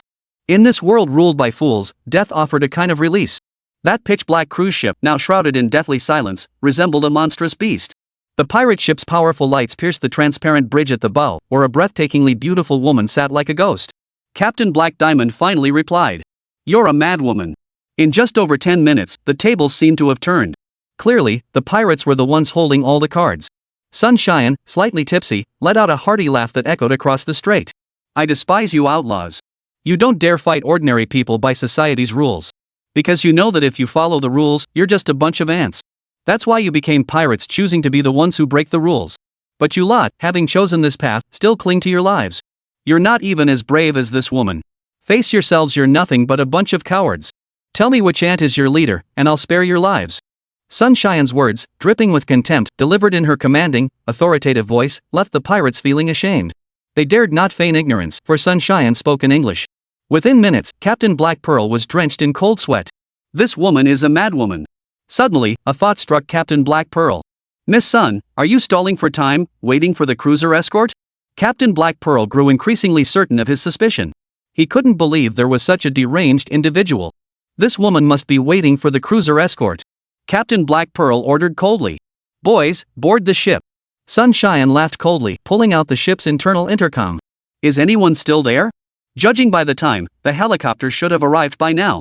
Her fear was that her subordinates hadn't evacuated. Those subordinates were her crucial bargaining chips in the South China Sea. It was rather odd, really such a large helicopter, and the pirates hadn't spotted it? Her assistant's voice came over the walkie-talkie. Son, no helicopter has arrived. Sunshine's eyes widened in shock before she screamed. Where's that man? That young guy. The assistant replied, her voice trembling with emotion. There's no Mr. Yang here. Sunshine's fair face turned deathly pale. She had thought Mr. Yang was a godsend, but never imagined this. She'd been played. Chapter 23, The Son of God Appears. Sunshine stared at the pirate ship approaching the cruise liner, her eyes blazing with murderous intent. Then let's stop playing games. Sunshine was about to activate the water jet propulsion system. Suddenly, a large amount of foam erupted from the sea surface in front of the cruise ship.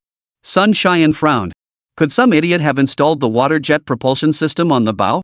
Most cruise ships, like the Ocean Whale, featured a forward projecting bridge made of reinforced glass.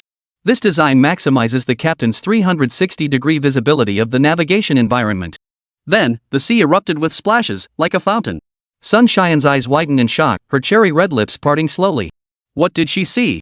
A monster. The creature surged out of the water like a colossal serpent. Its entire body was silver white, glistening brightly under the moonlight. Transparent fins lined its sides, resembling countless pairs of wings.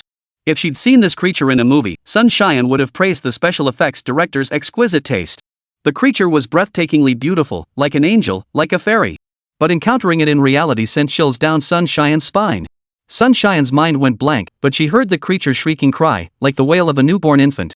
This was Yang Ye's colossal beast. Beast number 003, Fairy Sea Eel. Receiving Yang Ye's command, the Fairy Sea Eel lunged fiercely toward the pirate ship. The pirate ship seemed minuscule before the Fairy Sea Eel. Captain Black Diamond shrieked in terror. What the hell is that? Fire! Open fire! Pirates aboard the ship and yacht unleashed streams of fire from their weapons at the mermaid eel. A metallic storm erupted across the sea surface. The mermaid eel let out a piercing shriek. Bioelectricity formed a grid of electricity across its body. Every bullet was deflected by the grid, plummeting into the sea like a downpour. The rocket launchers on the pirate ship roared. Shells streaked toward the mermaid eel like shooting stars. The mermaid eel opened its mouth, spewing a waterfall of electricity. The rocket shells quickly vanished within the river of electricity. Captain Black Diamond was utterly dumbfounded. He frantically shouted for the pirates to retreat. But it was too late. Humanity's grasp on the sea was woefully inadequate, even aboard a vessel that embodied the pinnacle of human technology. The sea, however, was the domain of the mermaid eels.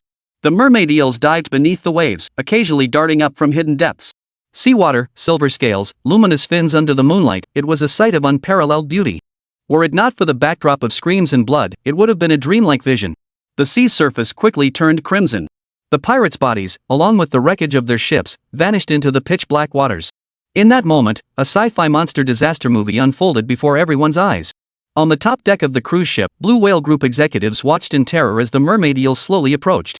Some knelt trembling on the floor, others shook uncontrollably, and a few timid women even wet their skirts. The Fairy Sea Eel did not harm these people. Yang Yi had issued 2 commands to it. First, kill the pirates. Second, it was forbidden to eat humans, for human flesh was foul. Every pirate met their end beneath the waves, not a single one escaped. The fairy eel swam from the stern to the bow, its immense form dwarfing the humans before it. Finally, the sea eel reached the bow, its massive body gradually rising upright. Sunshine, in the panoramic cockpit, could clearly see the sea eel's head. For the sea eel's sapphire blue eyes were fixed squarely on her. Sunshine's breathing quickened. Anyone witnessing Sunshine at that moment would have been stunned. This proud female CEO had never lost her composure like this before. Of course, anyone encountering such a colossal beast would likely react the same way. Sunshine's mind quickly regained its composure. Where had this monster come from? Judging by its behavior, the creature had only ruthlessly slaughtered the pirates and showed no hostility toward them. Sun Xian suddenly recalled a person. Mr. Yang. That Mr. Yang had said he would save these people's lives. The helicopter was just wishful thinking on my part. Could it be? Could this monster be Mr. Yang's doing? Suddenly, the lights in the cockpit flickered on, then abruptly went dark again. Sun Xian had clearly shut off the entire ship's lighting system. She whipped her head around. A tall, straight figure appeared in the corridor lined with Constellation brand carpet. The corridor lights flickered on and off as well. Was it voltage instability, or was some mysterious force descending? Sun Xian's heart pounded violently, her beautiful eyes filled with terror. The figure approached steadily, step by step. Finally, Mr. Yang entered the cockpit. He walked over to Sun Xian, gently took the bottle of liquor from her hand, and sat down in the chair opposite her. Crossing his legs, Yang Yi toyed with the bottle. You just made an absurd wager with those pirates, your life was the stake. Sun Xian stared intently at Yang Yi. Her usually sharp mind was utterly at a loss for words. The disparity in their understanding was vast. The disparity in their strength was vast. Sun Xian knew only that she was at an absolute disadvantage. Yang Yi spoke in a hollow tone. According to our agreement, you shouldn't have risked your life. You're quite lacking in contractual spirit. He lifted the liquor bottle, not bringing it to his lips, and poured a large mouthful of the fiery spirit into his mouth. The flavors of grape and camphor would surge through his mouth, propelled by the alcohol. The taste was intensely stimulating. These past years on the primitive island, he'd eaten too many tasteless things. The liquor suddenly reawakened his dulled taste buds, making them burst with the flavors they should have possessed. He was beginning to fall in love with drinking. Sun Xian swallowed, her red lips parting. Yang Yi's piercing gaze suddenly locked onto Sun Xian's slender frame, and a terrifying aura instantly descended. Kneel. Sun Xian's mind seemed to freeze, unable to think. She sprang from her chair, kneeling before Yang Yi and bowing her once proud head. Cold sweat trickled down her temples. Her beautiful eyes widened as she stared fixedly at the leather shoes gleaming in the moonlight at Yang Yi's feet. This feeling of her mind going completely blank. This sense of facing extreme peril. This feeling of being utterly powerless. It was exhilarating. Yang Yi rose, gulping down liquor as he paced to the reinforced glass in front of the cockpit. He gazed at the fairy sea eel with an intense, doting, tender look, his voice tinged with sorrow as he said, I'm just a father who wants his child to live a decent life. How could you deceive a father's loving heart and hurt such pitiful paternal affection? Sun Xian looked up in shock, incredulous. That monster is your child? Everything you've done was for your child? Yang Yi bent down, and Sun Xian's words abruptly stopped. His finger traced her cheek. I should punish you. His tone was flippant yet laced with danger. Sun Xian's breathing quickened once more. Fear? Panic? And a hint of anticipation? This formidable businesswoman who ruled the corporate world, this unassailable female CEO, this woman who always kept her mind sharp. Had she ever been in such a situation before? Such a state of absolute control? Yang Yi's fingers traced the contours of Yang Xian's cheek, slowly gliding down to her right breast. A flash of electricity erupted, and a black rose materialized on Yang Xian's right breast. Yang Yi straightened up, his voice cold and detached. From this day forward, your soul belongs to me. Conclude your affairs promptly and return to the South Sea to pay homage to me. With that, Yang Yi passed through the cockpit glass. Sun Xian hurriedly stood to look. She saw the creature emit a cry like an infant's, then catch Mr. Yang securely with its head.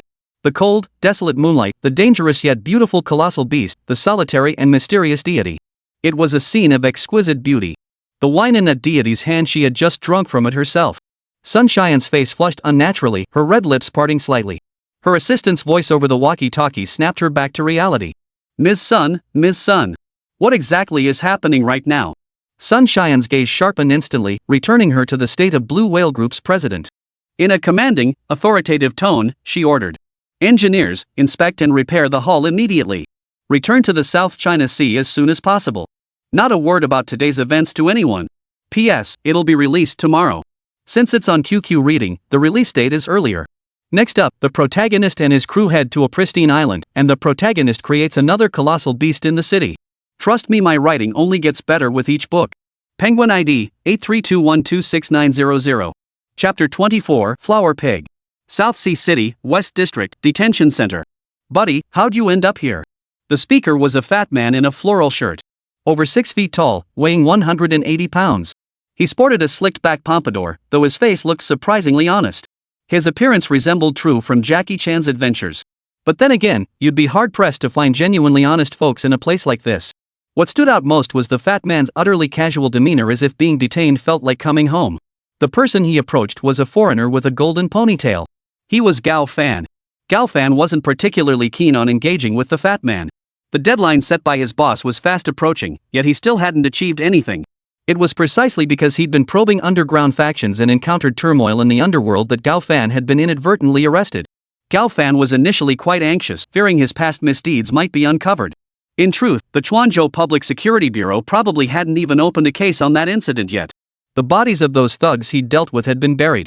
If they went missing for a month or so, no one would bother looking. Gao Fan ignored the fat man, but the chatty fellow kept striking up conversations. Bro, I'm Zhu Yucheng. The guys on the street call me Flower Pig. First time in here, huh? Look at you, all worked up. Gao Fan snapped impatiently. I'll be out tomorrow. Flower Pig paused, then looked at Gao Fan with admiration. Never would have guessed. He leaned closer, squinting his pea-sized eyes. Got someone pulling strings for you? Hua Zhu was facing 15 days in detention for fighting. His thought process was peculiar. He didn't consider that Gao Fan hadn't done anything major and was only accidentally detained for a day. You couldn't really blame Hua Zhu. Gao Fan's hair, his tattoos, his suit, he just didn't look like a law-abiding citizen. Gao Fan mumbled a vague reply. Yeah, someone. Hua Zhu's face lit up with envy. Damn, I'm up tomorrow too. Wanna be buddies? Gao Fan asked. How did you get in here? Hua Zhu replied. A fight. Over a girl. Gao Fan stared at Hua Zhu in shock. Gao Fan's girlfriend was also a lady. He murmured. She's a woman of passion too. Hua Zhu shrugged indifferently. I've helped fight for 7 or 8 of the girls under me. Gao Fan's mouth twitched. So this guy was a pimp. Hua Zhu was quite the character, and they ended up chatting quite a bit that night. Gradually, Gao Fan found Hua Zhu quite intriguing, not your typical street thug. Late into the night, Hua Zhu sighed enviously. All my life, I never found a boss I could trust. So my life's been as bumpy as my tattoos. Gao Fan asked. What do you mean? Hua Zhu unbuttoned his floral shirt, revealing his chest. He had an incomplete dragon tattoo. The dragon's head on his right chest remained unfinished, leaving only an empty, hollow neck. Hua Zhu explained. When I got the tattoo, the dragon head was left unfinished. I got locked up for a fight, so I never got the head done. When I got out, I planned to finish it, but then I got into another fight and ended up back inside. Gao Fan perked up. So every time you try to finish the dragon head, you end up back in jail? Hua Zhu shook his head. Not exactly. But every time I get out, I figure I'll finally get that dragon head finished. But then, damn it, the tattoo artist went in. You tell me, bro, is there some kind of curse here? Should I get a master to check it out? Gao Fan felt a twinge of pain in his teeth. What did the master say? Hua Zhu replied. The master said I'm destined to have an awesome boss in this lifetime. But since that destined boss isn't around, I can't get this dragon tattoo. After speaking, Hua Zhu looked at Gao Fan and grinned. Bro, the guy backing you must be someone important. Could you talk to that big shot and see if he'd take me under his wing too? Gao Fan studied Hua Zhu intently for a long moment. Then I need to see what you're capable of. Hua Zhu chuckled. Well, I do have a few tricks up my sleeve. Let's put it this way, not a single whisper in Nanhai City escapes my ears. Gao Fan pondered for a long moment, recalling Yan Ye's request. Brains. Ambition. This piglet has both? Gao Fan nodded. I'll go back and ask. If he agrees, I'll bring you to meet him. The piggy's eyes widened instantly. Clutching Gao Fan, he called him his benefactor, promising to arrange a dual temperature feast for him once they got out. South Sea, Old Town, Harbor Inn. This inn was quite small, with only about a dozen rooms. The lobby glowed with a suggestive pink light. The light cast an unnatural glow on the God of Wealth statue in the main hall. Those in the know could tell at a glance that this was a brothel. What's unusual is that the entrance is now crowded with customers not seeking pleasure, but dining. A large barbecue grill sat by the curb. A large, heavy-set man wearing white gloves bustled around the grill. A white towel hung around his neck, sweat streaming down his chubby face as the lamb skewers in his hands emitted an aroma tantalizing the taste buds. 7 or 8 young women, dressed lightly and clearly engaged in that line of work, bustled about in front of the inn. They were actually the girls from Harbor Inn, now serving as waitresses. As they handed skewers to guests, they would also wipe sweat from the man's brow. It was clear they respected the fat man, not out of fear. At that moment, the pork skewers vendor's hand froze mid-motion. He narrowed his eyes and scanned the street. Across the street, a man was observing them with an indifferent gaze. He wore a black business suit with a vest buttoned over it, a pocket watch dangling from his chest. He seemed to blend seamlessly with the black leather trench coat draped over his shoulders. This man was dangerous, Hua Zhu thought. As the man crossed the street toward them, Hua Zhu put on a smile. What did you like to eat? The man replied. 10 skewers of lamb, extra salt. After speaking, he sat down at a simple wooden table nearby. Hua Zhu called out, got it, and began grilling the skewers while keeping an eye on the man. Time passed slowly. Leaning against the flask he'd brought himself, the man sat for 2 whole hours without touching a single skewer. Hua Zhu's mind never relaxed. What was this man's purpose in coming here? Surely he hadn't set his sights on his place. Based on Hua Zhu's assessment of the man, he shouldn't have his eye on the small harbor inn. Was he just a restless dragon killing time? With fewer guests around now, Hua Zhu sat before the man and grinned. Want some skewers? Gotta have beer with that, your liquor won't cut it. Hua Zhu called out toward the inn. Sis Hua, bring 2 bottles of beer. A young woman in a floral dress, her cleavage nearly exposed, carried 2 bottles of beer and placed them on the table. The man remarked. I remember this wasn't a barbecue stall before. Hua Zhu paused, then grinned. Things are pretty chaotic in Nanhai these days. Some businesses have to shut down for a while. But I can't let the girls under me go hungry, so I figured I'd sell some barbecue. I'm pretty skilled at this, I used to be a chef. The man raised an eyebrow. Chaos? Hua Zhu explained. A few days ago, Poison Snake crossed someone he shouldn't have at Master Lu's wedding. Master Lu retaliated against Poison Snake, starting to clean out his territory. Heh, when the city gate catches fire, the fish in the moat suffer. To be safe, I've shut down my business too. After finishing, Hua Zhu tentatively asked. Brother, you know the venomous snake, right? The man thought to himself. Liu Changquan sealed off the news. Yet this fat guy still managed to find out? He's got some talent. The man replied. You're a capable man.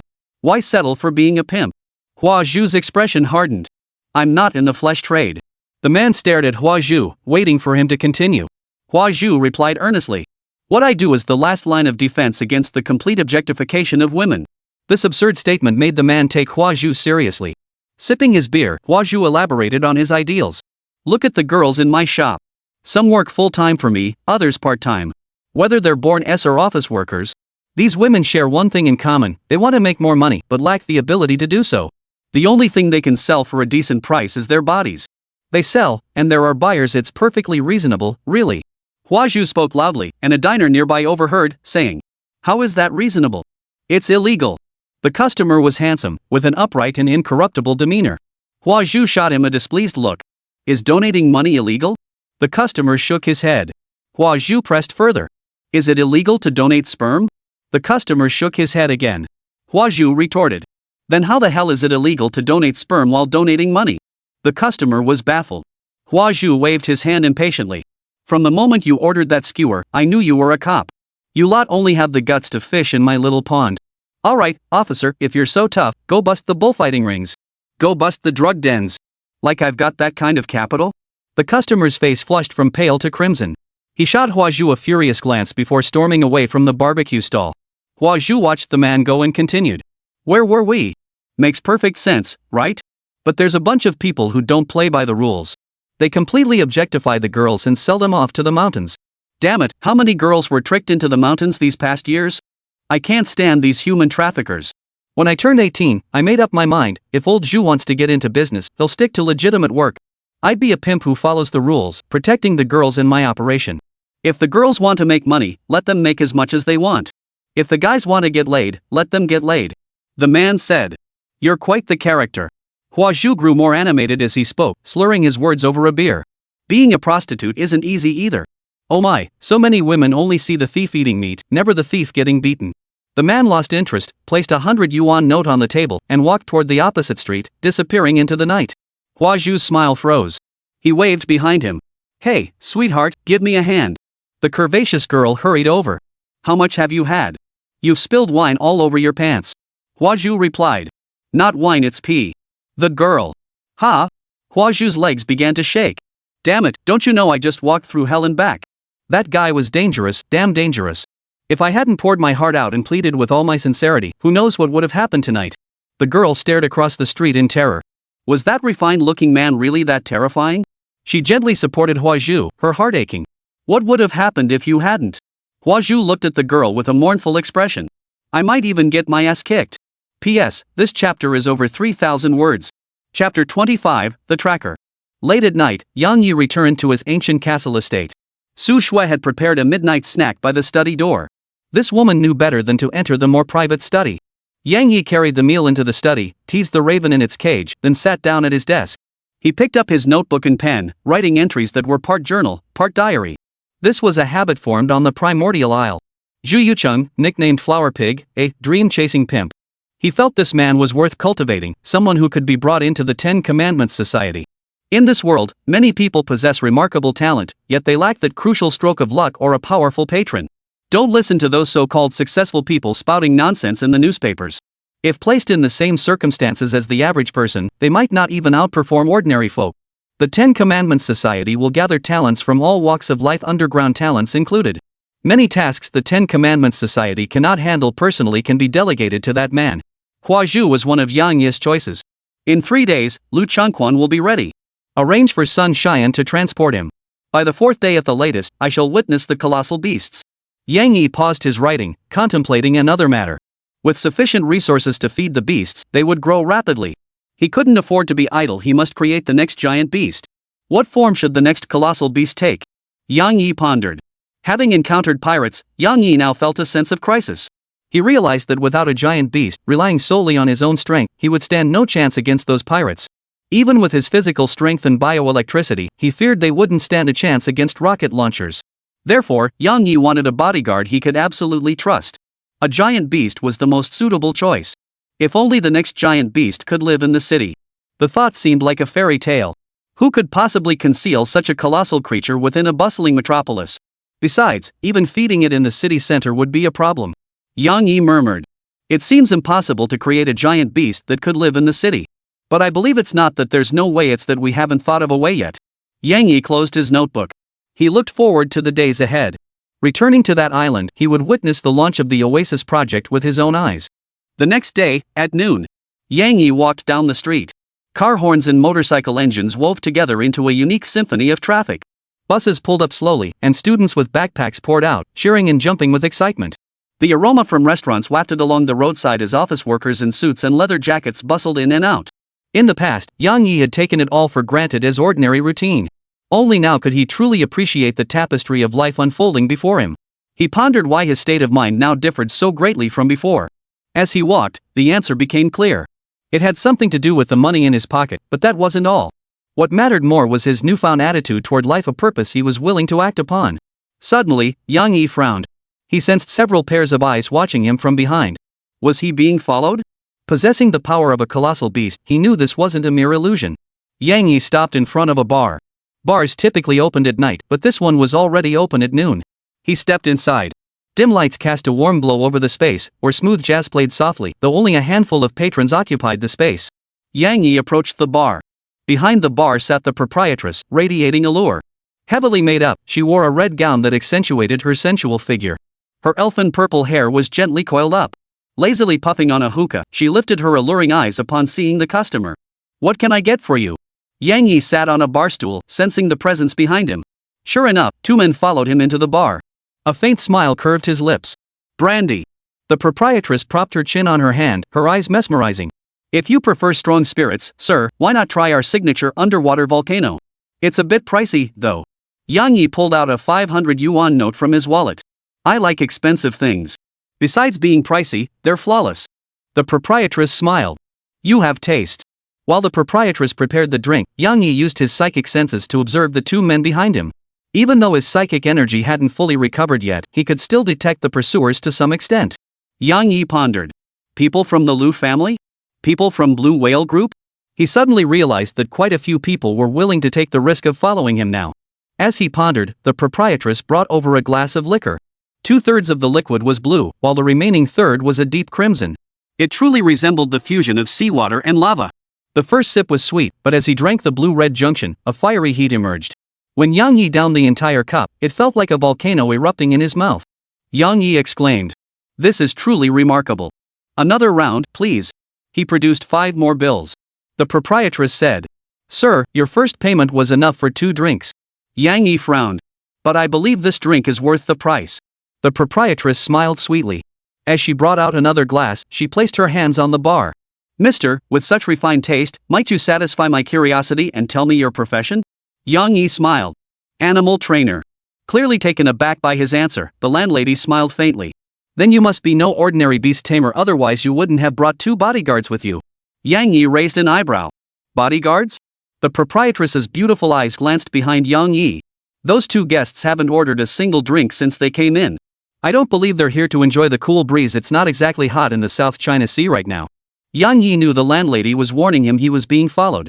He shrugged indifferently, downed his drink in one gulp, and said, "Two pesky bugs won't spoil my mood. Another round, please." The landlady praised him. "What a drinker you are." That night, Yang Yi stepped out of the bar. With a swift movement, he vanished from the sight of his two pursuers. The two pursuers frantically searched, but finding nothing, they pulled out their phones. "Boss, he's vanished." "My bad. It's my fault. He didn't do much today, just flirted with the bar owner." "Understood. I'll return immediately to provide a detailed report." The two tailors hopped into a taxi. Unseen by them, a figure leapt between skyscrapers under the cover of night. The roles of pursuer and pursued had now reversed. Yang Yi followed the two men to the entrance of a KTV. He stood atop the rooftop of a residential building facing the KTV, the evening breeze whipping his trench coat to a fluttering sound. Yang Yi's eyes were cold as he pulled out his phone and dialed a number. Gao Fan's voice came through the line. "Master, your orders?" Yang Yi said. "Have Zhu Yucheng prove his worth. I'll give you an address. I need to know immediately whose turf this is." Moments later, Gao Fan called back. "Zhu Yucheng says this is the KTV where Viper started his business." Gao Fan then sent photos of Viper. Yang Yi looked at the photo of the flamboyant female boss and told Gao Fan, "Come find me at my place."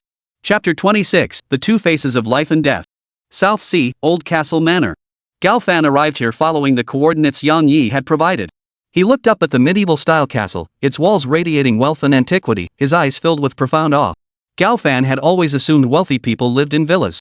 He had never imagined such a residence existed. Weren't castles meant for kings? No, his master was a god far nobler than any king. Guided by Su Shui, Gao Fan entered the castle's dining hall. The dining room wasn't lit by electric lights, but by candlesticks placed around the room and on the table. The table was laden with steaming dishes, their aromas enticing in the candlelight.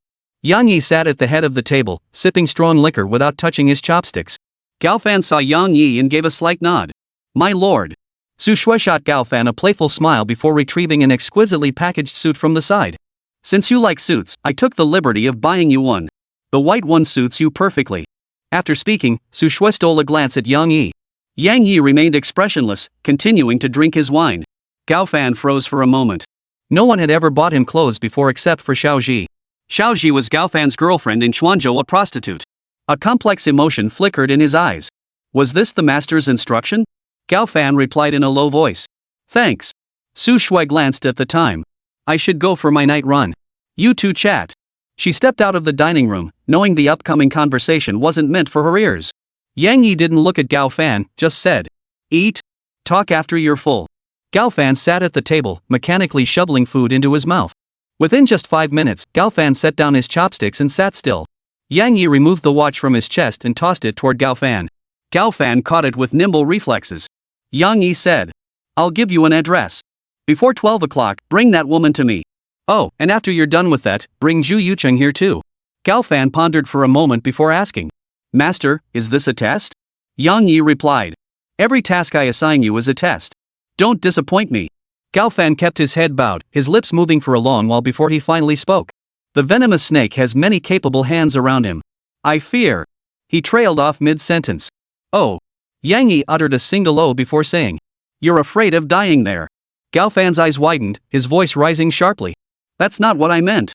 I want to go with you. Without you, I might already be dead. I just fear messing up and delaying your affairs." Yang Yi smiled, rising from the dining table and pacing behind Gao Fan. A bead of sweat trickled down Gao Fan's cheek. A sense of danger spread through his heart, like being watched by a predator from behind. He pinched his thigh, afraid he might move instinctively. The candlelight cast the silhouettes of Yang Yi and Gao Fan onto the wall. Yang Yi's shadow filled half the wall, like a terrifying demon. His hand rested lightly on Gao Fan's shoulders, bringing with it a crushing pressure that made his heart skip a beat. The shadows on the wall painted a picture that invited deep contemplation. A languid lion, its bloodied claws resting upon a lamb. Yang Yi murmured softly, "Then would you live for me?" Resolve flashed in Gao Fan's eyes. "I will." A demonic whisper echoed in his ear. "And would you live for me?" Gao Fan nodded firmly. Yang Yi lifted one corner of his lips, blue arcs of electricity surging from both hands. Bioelectricity gathered at Gao Fan's right chest, and he could distinctly feel his blood accelerating its flow. Gradually, pain contorted Gao Fan's face. It felt as though every cell in his body was exploding, and exploding again. Yang Yi was conducting an experiment on Gao Fan. Storing bioelectricity within the human body can be freely activated and deactivated. When activated, the body consumes bioelectricity, granting temporary speed and reaction times far exceeding normal capabilities. When deactivated, the body ceases to consume bioelectricity. Of course, bioelectricity cannot be generated by the human body on its own. After a dozen seconds, Yang Yi's hand withdrew from Gao Fan's shoulder. Having experimented on crows so many times, Yang Yi was now quite adept at it. But this was his first human test. Failure would mean Gao Fan's death from cardiac abnormalities. Fortunately, it succeeded. Yang Yi straightened up. Strike your heart with a hammer. You'll unleash your true potential, though it might hurt a bit. 2 consecutive strikes will deactivate that state. Gao Fan's eyes held terror. Was this akin to receiving divine power? At 11 o'clock, the Mayu KTV was bustling with guests. Judging by the cars parked outside, this KTV catered to the common folk nowhere near the level of Golden Dragon Palace. Everyone harbors memories they can't let go of, even a ruthless woman like Jo-Man, nicknamed Venomous Snake. She had once been a hostess at this very KTV, back when she still had a few friends by her side. The office of this KTV was actually just a more luxurious private room. Jo-Man and her girlfriends had once served her first boss in this very room when she was just starting out. Life is indeed ironic. What once seemed unattainable now serves as a mere small refuge. The room was completely soundproofed, and the jukebox played that obscure old song, "I'm Like Snowflakes Falling from the Sky." To many older folks, this song sounded ancient, but Jo-Man found it utterly enjoyable. Slightly tipsy, she swayed her head gently to the music. Then, someone knocked on the door. Jo-Man frowned, disliking interruptions when she was alone. The door opened, and Jo-Man's curse caught in her throat. The visitor wore a golden ponytail and a white suit, but strangely, their face was covered by a mask. How did this person get in? There was clearly someone guarding the door. Jo-Man scrutinized the man again and noticed something terrifying.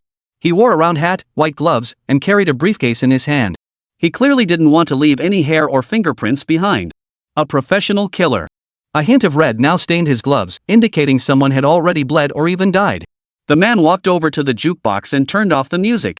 "My master wishes to see you," Jo-Man asked. "Who are you?" The man removed his mask. Jo-Man felt a sense of familiarity and quickly remembered. This bumpkin who paid 28,000 just to see me. After speaking, Gao Fan ignored Jo-Man's reaction and opened the box. Inside was a gasoline drum. As Gao Fan splashed the liquid around, Jo-Man distinctly caught the scent of petrol. Terror gripped Jo-Man. What do you want? Who the hell is your boss?" Gao Fan casually tossed the gasoline can aside.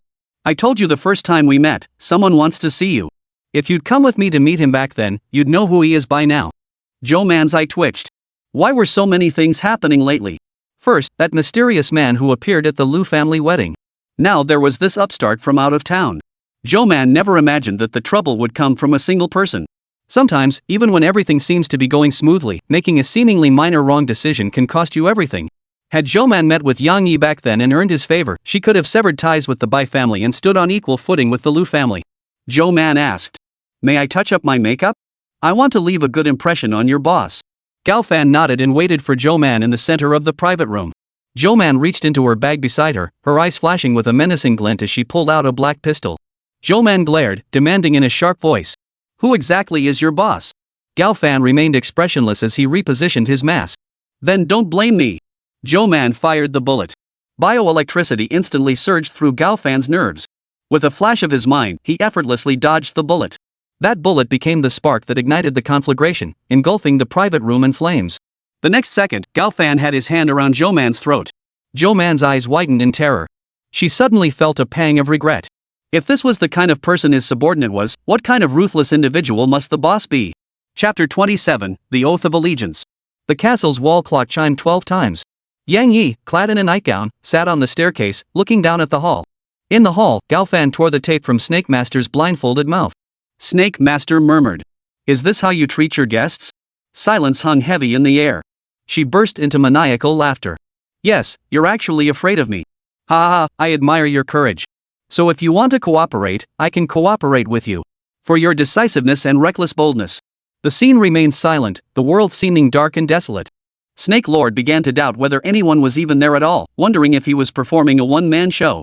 She pressed her lips together, her voice tinged with menace. "Do you know who stands behind me? Believe me, if a single hair on my head is harmed here, you'll all die." A magnetic voice broke the silence. "But your voice is trembling." The man spoke with a playful tone. Gao Fan tore off the black cloth covering Snake Lord's eyes. Snake Lord saw the smiling man before him. Her alluringly charming face betrayed utter disbelief. It's you. How could Snake Master possibly forget Yang Yi? Her mind raced, searching for a plan. Why had this man brought her here? Was it because he had offended her female companion at the wedding? No, if that were the case, why send someone to find her before the wedding? There was no time for regrets. All she could think about was escaping this perilous situation. Yang Yi toyed with a wine flask in his hand. I'm more interested in the people behind you, so tell me about them. Snake's pupils suddenly contracted. You're after them? Yang Yi nodded honestly. Yes, but it's not that I'm after them, they're after me. They're the ones who had you send people to follow me, right? Upon learning that Snake Boss had sent people to follow him, Yang Yi had already guessed that Snake Boss was merely a pawn. After all, as a big shot in the underworld, no matter how arrogant or foolish he might be, he wouldn't dare keep provoking me. Snake Boss shook his head violently. No, I can't say. I'll die if I do. Yang Yi snorted derisively, saying nothing more. Instead, he turned his gaze to Gao Fan. It's almost 1 o'clock. Gao Fan bowed his head and replied. Master, I've already sent men to find Zhu Yuchun. They should be arriving soon. I'll have my men take him to the beach a kilometer away. He'll find his way over. The men Gao Fan dispatched were the street thugs he'd once treated to skewers and instant noodles. He wanted a group of loyal confidants to help him complete the task assigned by Yang Yi. Yang Yi nodded, not bothering to ask who exactly Gao Fan's men were. As long as they completed the task he assigned, Yang Yi didn't care about the methods they used. Yang Yi also trusted Gao Fan to handle the balance between his subordinates and the Ten Commandments Society. Time ticked by. Gao Fan stood coldly behind Snake Lord, while Yang Yi sipped his wine, one mouthful after another. Snake Lord's heart grew increasingly chaotic and anxious. She couldn't help but say, why don't we sit down and talk properly? I'll have a few drinks with you? Snake Lady's greatest confidence lay in her figure and beauty. If she could use her body to transform from Miss Snake into the South Sea Snake Lord, then she could also climb higher by hooking up with Yang Yi. Yang Yi seemed not to hear the Snake Lord's words. Snake Lord grew impatient. Didn't you seek me out in the first place? You must need me, right? Please give me a chance, I'll do anything you ask. Yang Yi remained silent. Snake Lord gritted his teeth, steeled his resolve. I'll tell you who's behind me. It's the Bai family. They hired me to investigate you. Yang Yi etched the Bai family into his memory. Seeing Yang Yi still unmoved, Snake Master slithered forward, her beautiful eyes widening. Brother, I've told you everything. Please spare me. I'll still be useful to you, I swear. Yang Yi set down the wine bottle and studied Snake Master for a moment. Yes, you still have value to me. That's why I'm still keeping you bound. Snake Master's expression brightened with delight, growing increasingly alluring. Keeping me tied up, yet still needing me. Was he into that kind of thing? A mature woman like her could still easily charm young, handsome men. Just then, a knock sounded at the door. Gao Fan walked over to open the door. Hua Zhu, clad in a floral shirt, approached with a fawning expression, his stiff, cautious gait resembling a pig with its legs bound. After nodding repeatedly to Gao Fan, Hua Zhu's expression changed instantly upon spotting the venomous snake in the center of the hall. Snake Lord?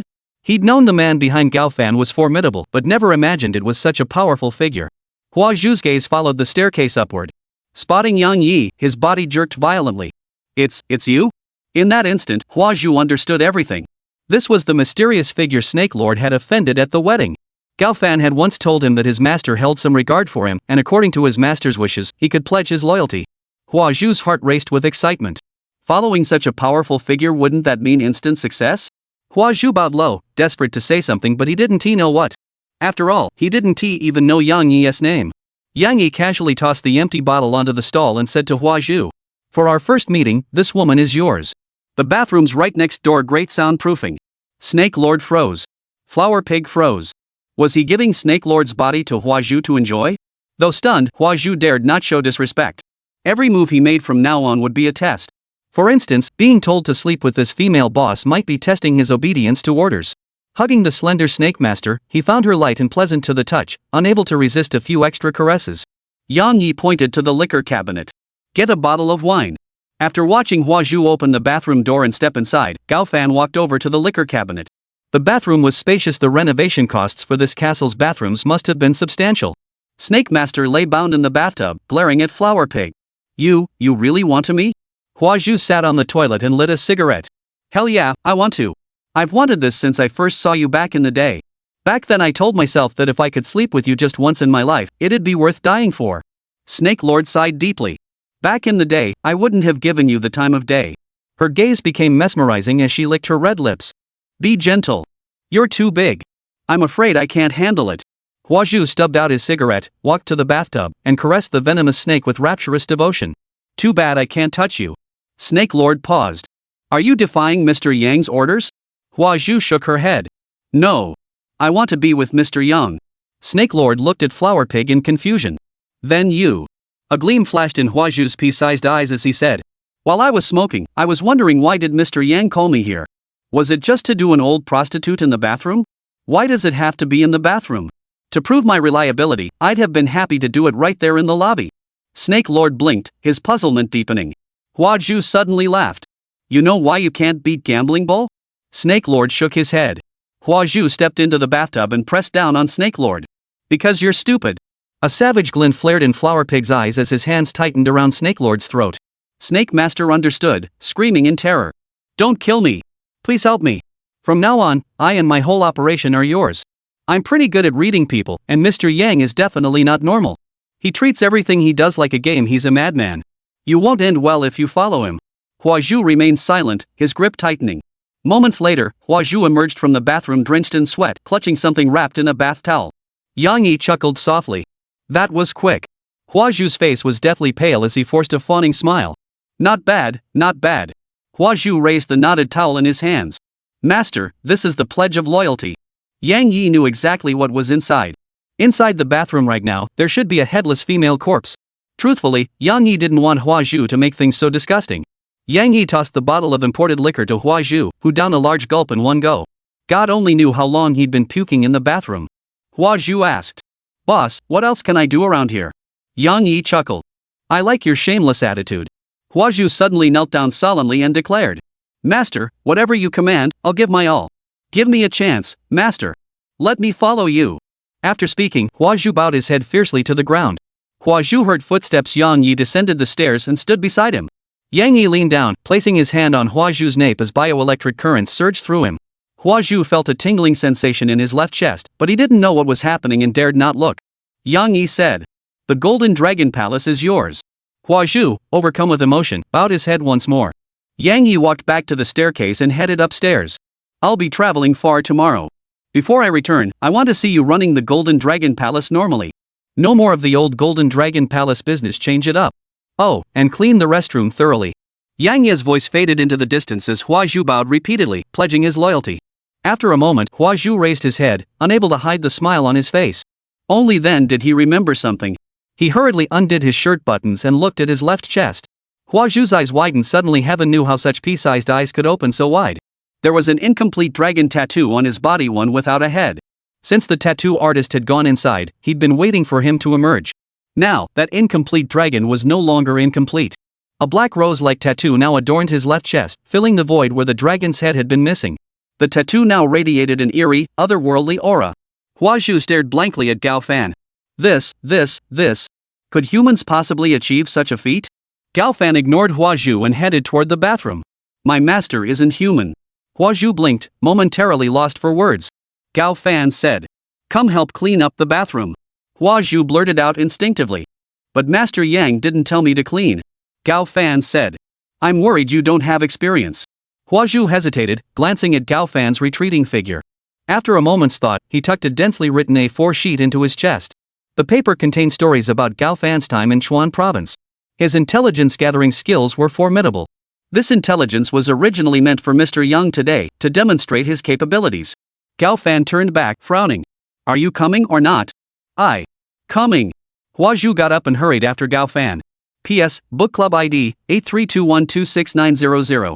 Chapter 28, When did Mr. Yang regain consciousness? The next day, at the castle estate. Sun Xian stood quietly in the reception hall, dressed in a well-tailored blue-striped women's suit, the red carpet stretching out before her. The door creaked open. Sun Xian turned to see the man. His impeccably tailored suit was a deep, profound black, like endless night, exuding an aura of mystery and authority. Yang Yi preferred formal attire not because black suits looked pretentious. He didn't need his attire to project the majesty befitting a divine being. He simply liked it. Perhaps tomorrow he'd take a liking to sportswear and start wearing that instead. It was like how those without money might crave cheap cigarettes, while the wealthy might seek out premium brands. The reason was simple, pure preference. Yang Yi felt formal attire like suits could make a person look sharp and energetic. Sun Xian's gaze lingered on Yang Yi for a moment before she promptly turned away. Yang Yi said nothing, walking straight toward the main seat at the front. The carpet was soft, muffling every step. Yet Sun Xian couldn't shake the feeling that each step carried immense power. As if each step landed directly on her heart. Seeing Mr. Yang again, Sun Xian felt an even more suffocating sense of pressure. Especially since she had already met Liu Changquan. The first tenet of the Decalogue Society was the Oasis Project. The primordial isle was poised to become the first oasis transformed by the Decalogue Society. It was called Divine Grace Oasis. Liu Changquan was the primary person in charge of Divine Grace Oasis. As a crucial component of the Divine Grace Oasis project, Sun Xian had learned Yang Yi's identity from Liu Changquan. A deity. If this was a deity, then everything that happened that night made perfect sense. As Yang Yi strode past Sun Xian with measured steps, she could no longer bear the pressure within her heart and abruptly knelt to the ground. Yang Yi took his seat at the head of the table, drew a flask from his pocket, and took a light sip. "Are you ready?" Sun Xian immediately replied. "Sir, 10 cargo ships are already docked at the port. The laborers are loading the cargo." Yang Yi asked lightly. "You understand what you're doing, correct?" Sun Xian lifted her head, her beautiful eyes wide with a mix of reverence and longing. "Of course. Everything is for the sake of serving your offspring. 230 crew members will be responsible for the transportation. Under my direction, they can be trusted."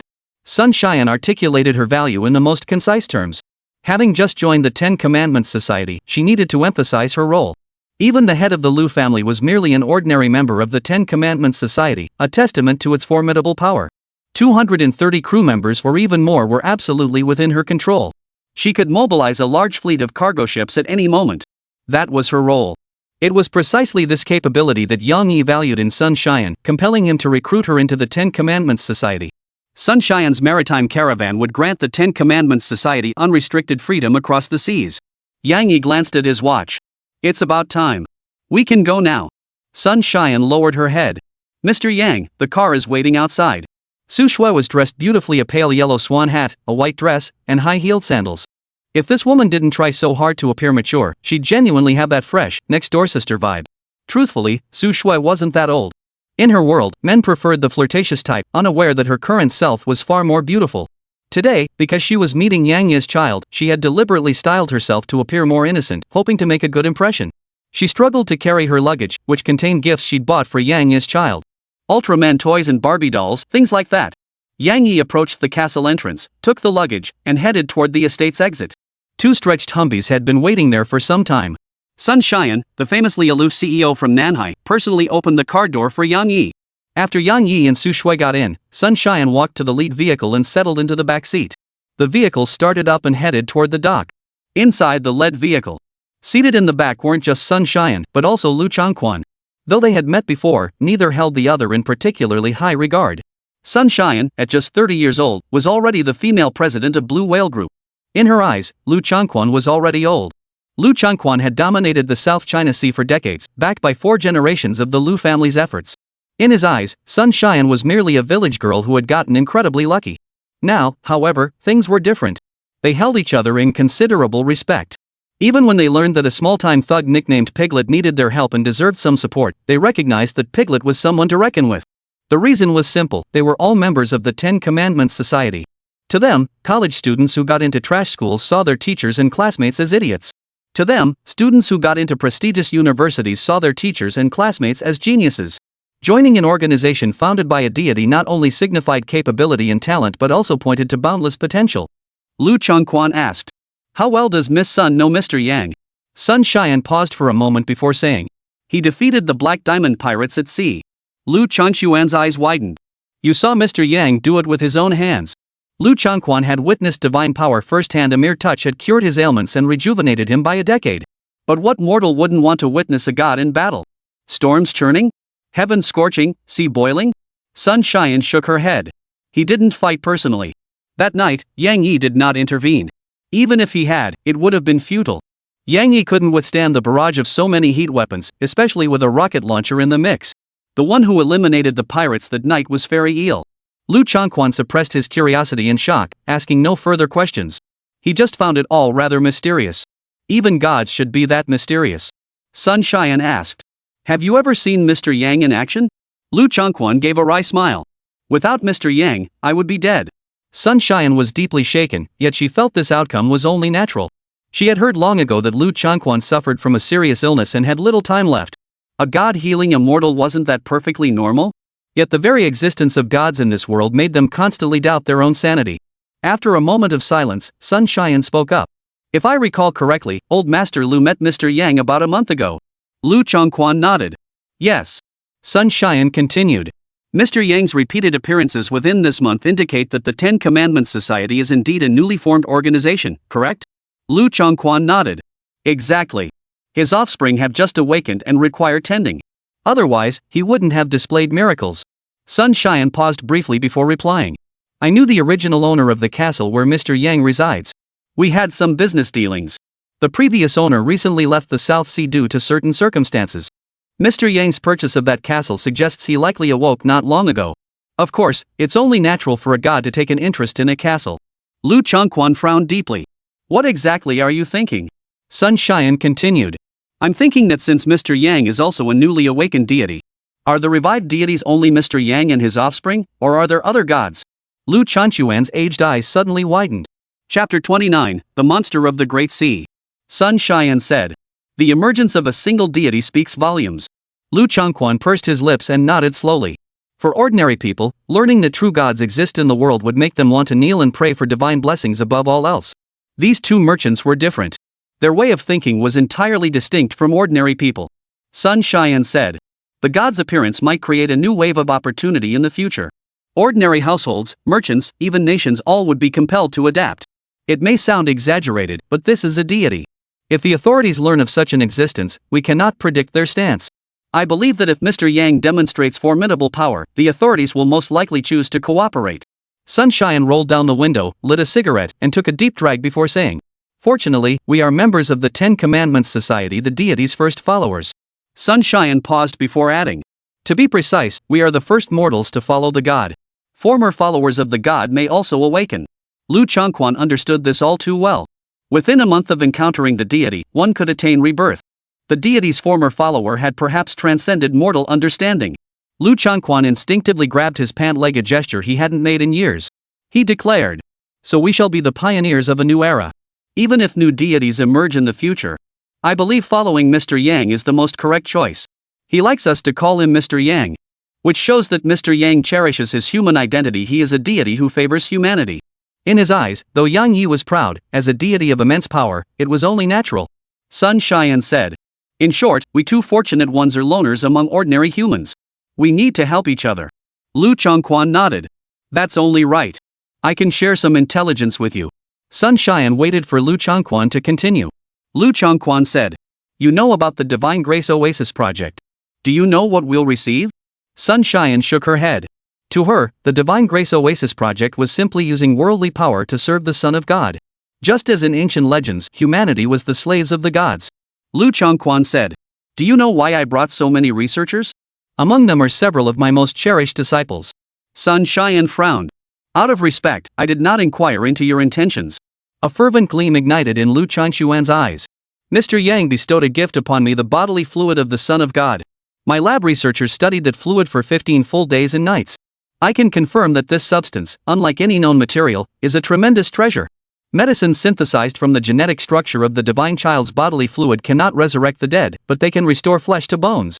Consider this: if we serve the Son of God, might we obtain more of his essence? Sun Xian suddenly turned to Liu Changquan, her face frozen in horror. You intend to harm the Son of God? She understood how invaluable the divine child's biological tissue would be for human research. But attacking the divine child, wasn't that tantamount to suicide? Liu Changquan hastily waved his hands. No, no, no. We only need anything from the Son of God. Hair, saliva, or even excrement.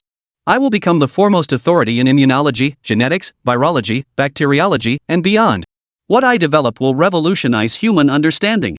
Sun Xian breathed a sigh of relief. I understand. Liu Changquan said. I want to establish a new company. You can invest. Sun Xian nodded. This company could serve as a funding source for the Ten Commandments Society.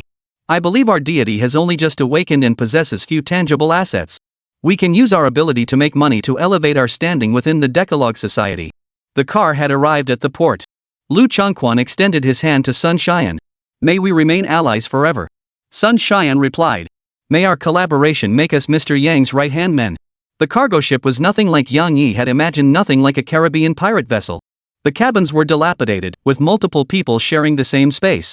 It turned out that modern cargo ships resembled standard double rooms in ordinary hotels. Though cramped and enclosed by metal walls, they featured private bathrooms, televisions, refrigerators, and more. Yang Yi and Su Shue's cabin was the former captain's suite. But Yang Yi had no desire to stay in the cabin. He stepped out onto the deck, breathing in the sea breeze, his thoughts drifting back to the days he lived among the giant beasts. While others found wilderness survival grueling, Yang Yi had 3 colossal beasts protecting him. It felt like a vacation, save for the poor food. Yang Yi took a swig of strong liquor, a smile spreading across his face. It turned out that rainy days paired best with chocolate, and memories paired best with strong liquor. Su Shui stood beside Yang Yi, observing his expression. You must have loved your children very much. Yang Yi nodded. In my world, there are only these 3 children. Su Shui murmured, oh, and gazed out at the distant sea. I never imagined your children lived here. Did your family purchase an entire island? Yang Yi leaned against the railing and said. The children were born right here on the island. Su Shui's eyes lit up. So this island is your home? Are you taking me home? Su Shui imagined this mysterious family had purchased an entire island, where everyone lived together. It felt quite artistic, and clearly demonstrated considerable financial resources. Just then, a crew member on the lookout tower shouted. Something down there. What is it? A school of sharks? 2 rows of shark fins surfaced in the sea. The line of fins stretched 100 meters, arranged in perfect formation. One could imagine the vast, orderly shark family marching in formation beneath the unseen depths. Nearby, Liu Changquan rushed over, exclaiming. Unbelievable! So many highly intelligent sharks. Sun Xian, hearing Liu Changquan's exclamation, also approached. She knew nothing about biology, but found it utterly fascinating. Sun Xian and Liu Changquan exchanged a silent glance at Yang Yi. They were now very close to the Divine Grace Oasis. Perhaps because this was once a place where deities resided, such wondrous phenomena could occur. Suddenly, the sea surface churned with a massive foam, sending a chill of foreboding through everyone. Sun Xian's walkie-talkie crackled with the captain's panicked shout. Boss, it's not a shark pack down there, it's... Sun Xian asked in a low voice. What? According to sonar readings, it's a colossal creature. Several times larger than a blue whale. The captain's panicked voice crackled through the radio as everyone present stared fixedly at the 2 rows of shark fins breaking the surface. Incredulity mingled with palpable dread. Liu Changquan thought to himself, could it be another deity? Could it be an enemy? Sun Xian thought to herself, this monster. Mr. Yang should be able to handle it, right? Ah! At that moment, Su Shui let out a startled cry. A massive monster's head broke through the water's surface. The head resembled a dinosaur, yet also a lizard. Gradually, the monster revealed half its body. Even that small portion made the cargo ship look like nothing more than a toy to the monster. The massive shadow loomed like a dark cloud. Those 2 rows of shark fins were actually the creature's bony armor. Liu Changquan and Sun Xian were utterly terrified. Could this be the mythical monster from legends? Or, could this monster be a god? The monster loomed over the freighter, its eyes blazing with ferocity, unleashing a thunderous roar that shook the heavens at the crew aboard. Some crew members froze in place, others collapsed onto the deck, yet not a single one fled. They had lost the courage to flee. Chapter 30, Return to the Primitive Island. Sun Xian cried out. Mr. Yang. Yang Yi remained leaning against the railing, drinking his wine in solitude. Compared to the terrified others, he resembled a bored lion amidst bleeding goats. Liu Changquan finally regained his composure and fixed his gaze intently on Yang Yi. This monster was very likely what Sun Shatnan had surmised, another deity. A sea god? A demon god? Or something else entirely? This creature didn't look like a pushover, only Mr. Yang could save them now. At that moment, the sea surface erupted with a mass of foam once more. A silvery white, serpentine form leapt from the waves, its translucent fins shimmering with rainbow light in the sunlight. Mermaid eel. The fairy sea eel emitted a long, wailing cry like a baby's wail toward the atomic giant lizard. The atomic giant lizard responded with a furious roar to the heavens. Another one, another one. Su Shui was on the verge of tears from fright. Yang Yi murmured softly. What's all the commotion? Gripping the railing, Yang Yi's entire body leapt upward as if weightless, soaring 100 meters. Everyone stared wide-eyed in unison. Is this even human? Liu Changquan and Sun Xian dared not blink, afraid to miss a god's display of power. Su Shui covered her mouth. She never imagined the man she'd lived with for so long was actually a superhuman. The poor rely on mutations, the rich rely on technology. Could it be that some family in this world had already reached such heights? What a mad world! What no one could have anticipated was... The scene of Yang Yi battling the monsters never unfolded. Yang Yi stood firmly atop the fairy sea eel's head. The atomic giant lizard glared ferociously at Yang Yi atop the mermaid eel's head, opening its massive jaws to roar. The roar echoed incessantly, each thunderous blast enough to shatter one's courage. As everyone wondered whether Yang Yi could defeat this monster, he hurled the wine flask in his hand toward the atomic giant lizard. What's with the drama? Even if thrown at a person, the flask posed little threat. Yet the flask caused the atom giant lizard to shrink its massive head and whimper in apparent hurt. Yang Yi declared, "Pick it up." The atomic giant lizard obediently fumbled in the sea with its claws, placing the tiny flask in its palm. Yang Yi leapt down from the fairy sea eel's head, landed in the giant lizard's palm, and retrieved the flask. Sniffing Yang Yi's scent, the atomic giant lizard eagerly dashed into the ocean to greet its father. As for why the atomic giant lizard had been angry with Yang Yi, it was simply because the atomic giant lizard had been away too long. Being in its rebellious phase, it was just throwing a tantrum. To others, the atomic giant lizard radiated a terrifying, world-shaking ferocity that sent shivers down spines. To Yang Yi, however, the atomic giant lizard was merely acting spoiled. Perched in the giant atom lizard's palm, Yang Yi looked down at Su Shui, Liu Changquan, and Sun Xian. Atomic giant lizard, my eldest son. Liu Changquan and Sun Xian stared in disbelief at the colossal creature.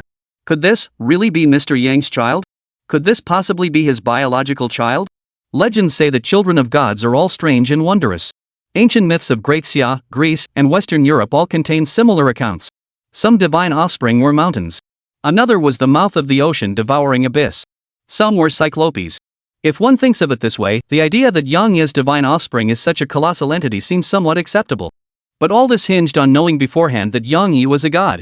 Take Su Shui, for instance. Her mind was still blank, doubting whether she was dreaming. Mr. Yang, this old man will serve the divine child with utmost devotion. Upon witnessing this awe-inspiring scene, Liu Changquan immediately knelt on one knee to pledge his devotion. Sun Xian hurried forward and knelt beside Liu Changquan. Her mind flashed back to that night. That thrilling night. Su Shui murmured, "Son of God. Yang Yi is a god?" Su Shui pressed her handbag. Inside were gifts for Yang Yi's child. Ultraman toys, Barbie dolls. Before coming, she had fantasized about how to get along well with Yang Yi's children. Now she felt those plans could be discarded entirely. Su Shui looked at Yang Yi with a complex expression. The person who lived with me all this time, wasn't he the crown prince? He was a god? This is insane, absolutely insane. No wonder Yang Yi never touched me, it was because he was a god. A bizarre image flashed through Su Shui's otaku-filled mind. Yang Yi grabbing a Komodo dragon and doing that thing. Then spawning an atomic giant lizard. Yang Yi can have children with a giant lizard, so why won't he touch her? The fleet arrived at the pristine island. On the beach of the primitive island, they spotted a giant gorilla over 40 meters tall. Through Yang Yi's introduction, they learned this colossal gorilla was also his offspring, the second born. This giant beast, with the temperament of a husky, was wildly excited by the sight of the ship. Had Yang Yi not restrained it, it would likely have hauled one ashore to play. Liu Changquan finally understood why Yang Yi had built such an expansive place to raise the children of the gods.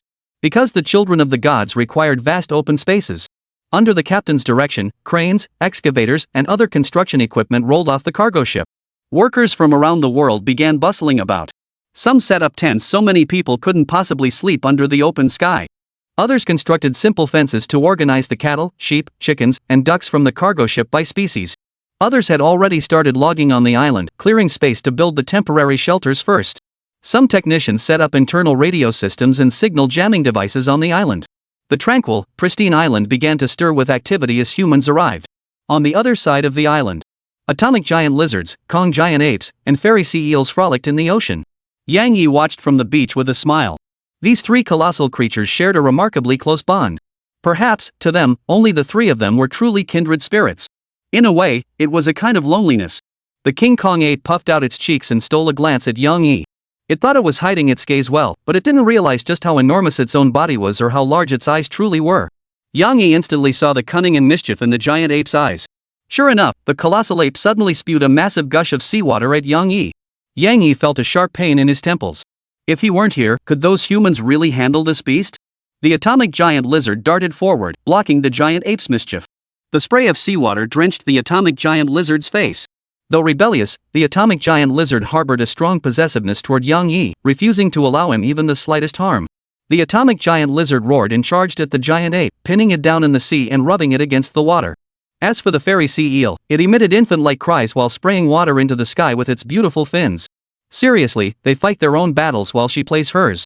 Boys are the most childish creatures. Yang Yi gently rubbed his forehead. With these few involved in the Divine Grace Oasis project, there would absolutely be countless difficulties. Yang Yi shook his head. Enough!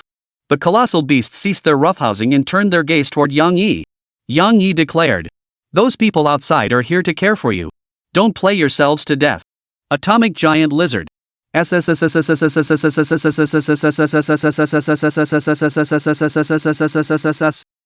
Yi frowned. "If they bully you, you can fight back, but don't harm too many innocent ones." Giant Ape. Roar! Roar! Roar! Yang Yi nodded. "All you can eat."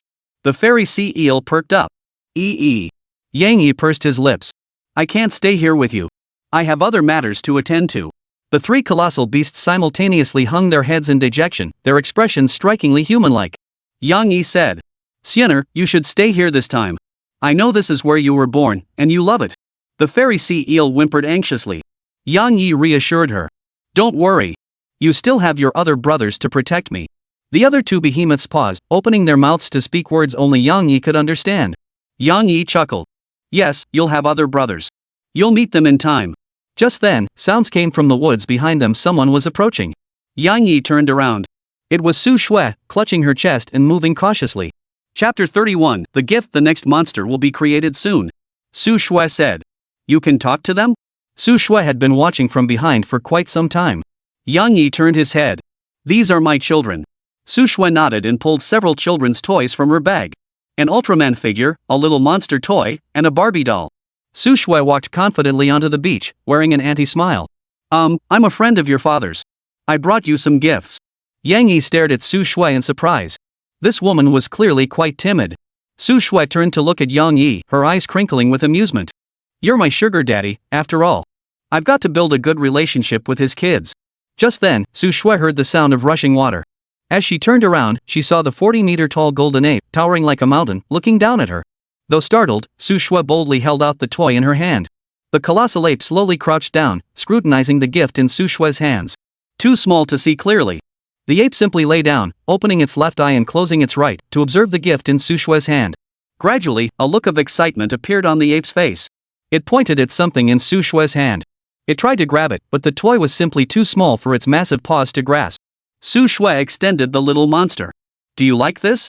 King Kong's face showed displeasure. "Who would like this thing that looks just like me?" Su Shui pulled out Ultraman. "This one?" King Kong shook his head. Finally, Su Shui hesitantly pulled out a Barbie doll. King Kong burst into delighted laughter, reaching out his giant hand to claim it from Su Shui. Yang Yi's mouth twitched. He never imagined the burly Kong would actually like a Barbie doll. Su Shui placed the Barbie doll on Kong's fingertip, then gave it a secret little pat. She smiled sweetly and said, "Auntie will have a bigger one custom made for you." In truth, King Kong couldn't understand Su Shui's words, but he could grasp her intention and the kindness behind it. Just then, Yang Yi's phone rang in his pocket. The phone didn't appear to belong to any brand on the market, resembling a bulky, no-name device.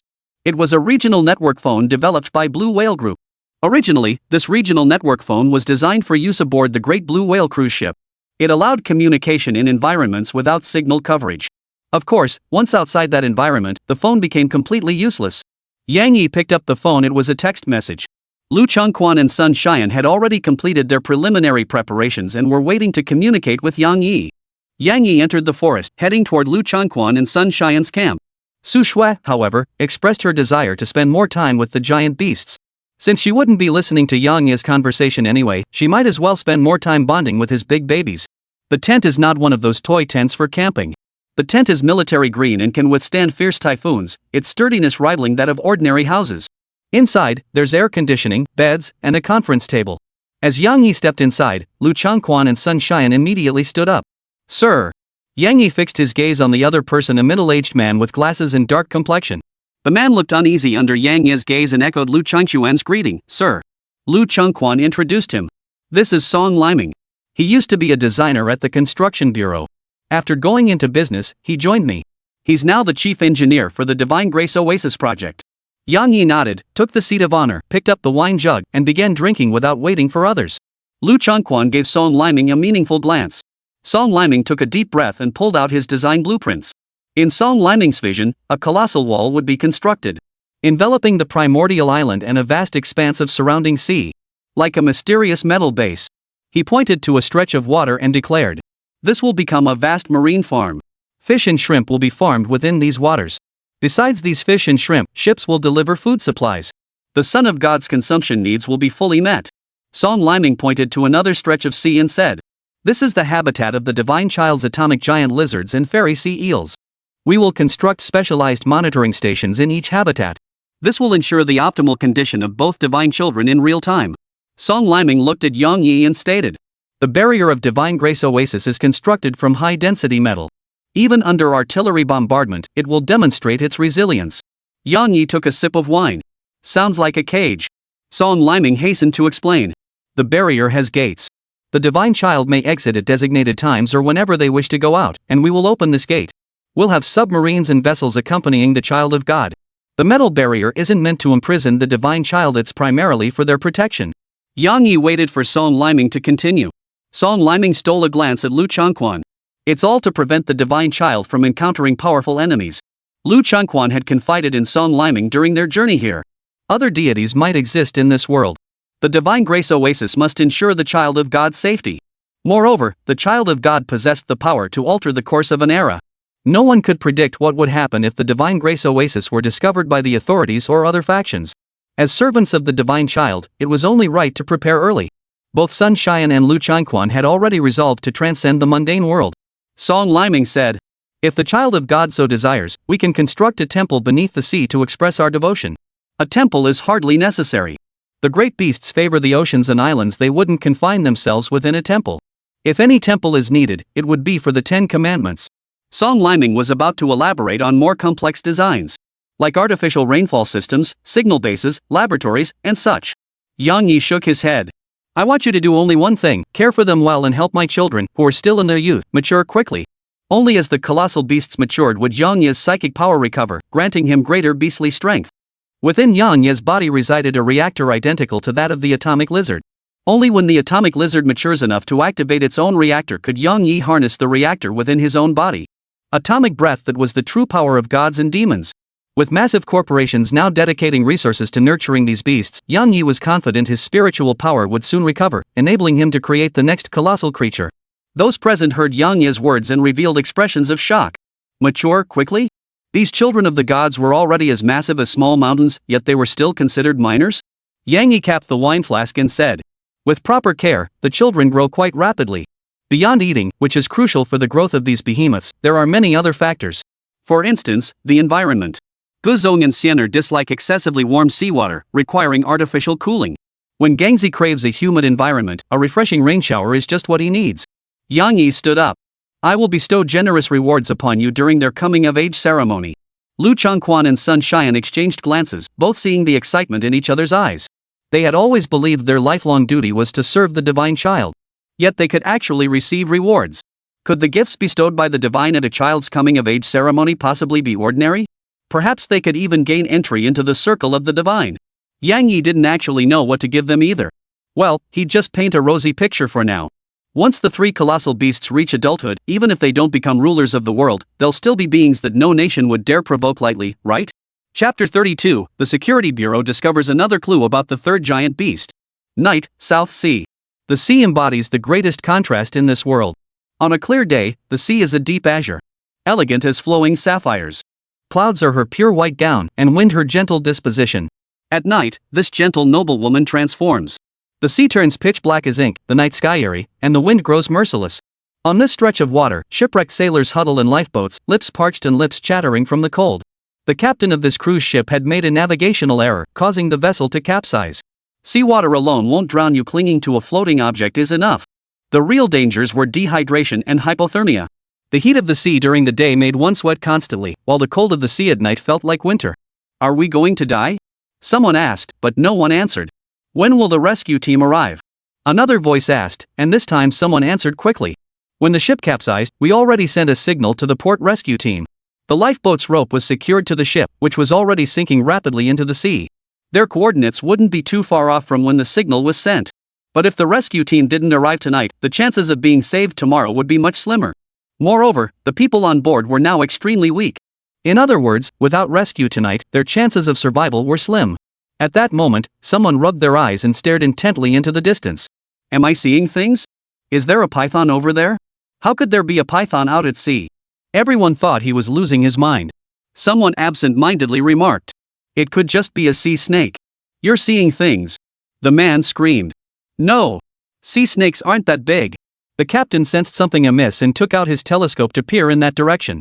It was far off, but there it was, something serpentine, winding its way across the sea surface.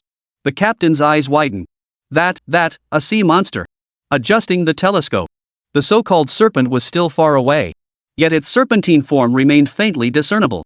This meant the creature was at least 100 meters long. Even the giant anacondas couldn't be this massive. Everyone was overcome with panic. In this environment, they'd encountered a legendary sea monster? They weren't in the safety of their beds now, they were out on the open sea. The ocean grew even more terrifying. Suddenly, two glowing objects appeared in the distance. Could these be the sea monster's eyes? No, not eyes, it's the rescue team. The captain excitedly pulled out the signal gun and signal sticks. Finally, they were rescued. Crew members wrapped in towels on the rescue vessel devoured ham sausages, instant noodles, bread, and other supplies in big bites. As the rescue worker delivering supplies was about to leave the cabin, a hand suddenly grabbed him. The rescuer looked at the captain, asking suspiciously, "You need something else?" The captain swallowed the bread in his mouth and glared.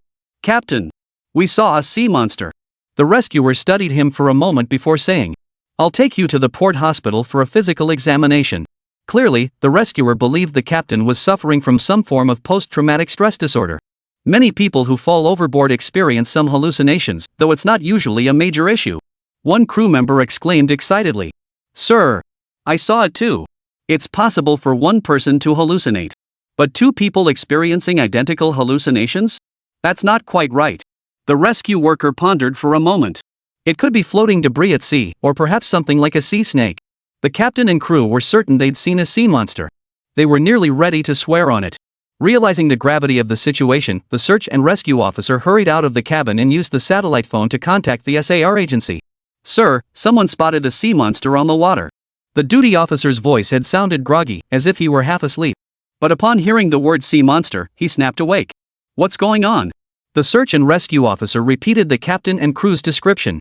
The duty chief grew even more agitated. "This is the 003 Colossus. The Safety Administration had been hunting this monster for ages." At dawn, the Safety Administration plunged into a flurry of activity. Even Director Zhao, well past 50, appeared in the office. He wore pajamas layered under a coat, sipping tea, and smoking to stay alert, his eyes bloodshot. A young man in black entered the office. "Report," Director Zhao asked. "What's the situation? Have you found anything?" The young man shook his head. "We've combed the entire area using sonar and radar. But we haven't found anything. Could it be?" Director Zhao rubbed his eyes. "Go on," the young man continued. "I suspect the colossal creature possesses some kind of power. For instance, a unique magnetic field.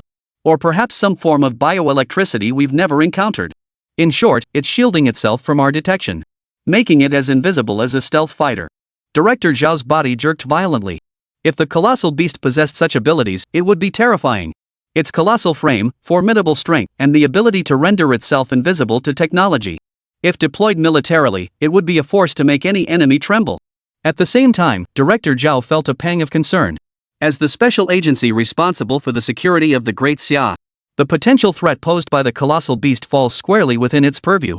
Should the colossal beast go berserk and unleash its fury upon Great Xia, it would spell utter catastrophe.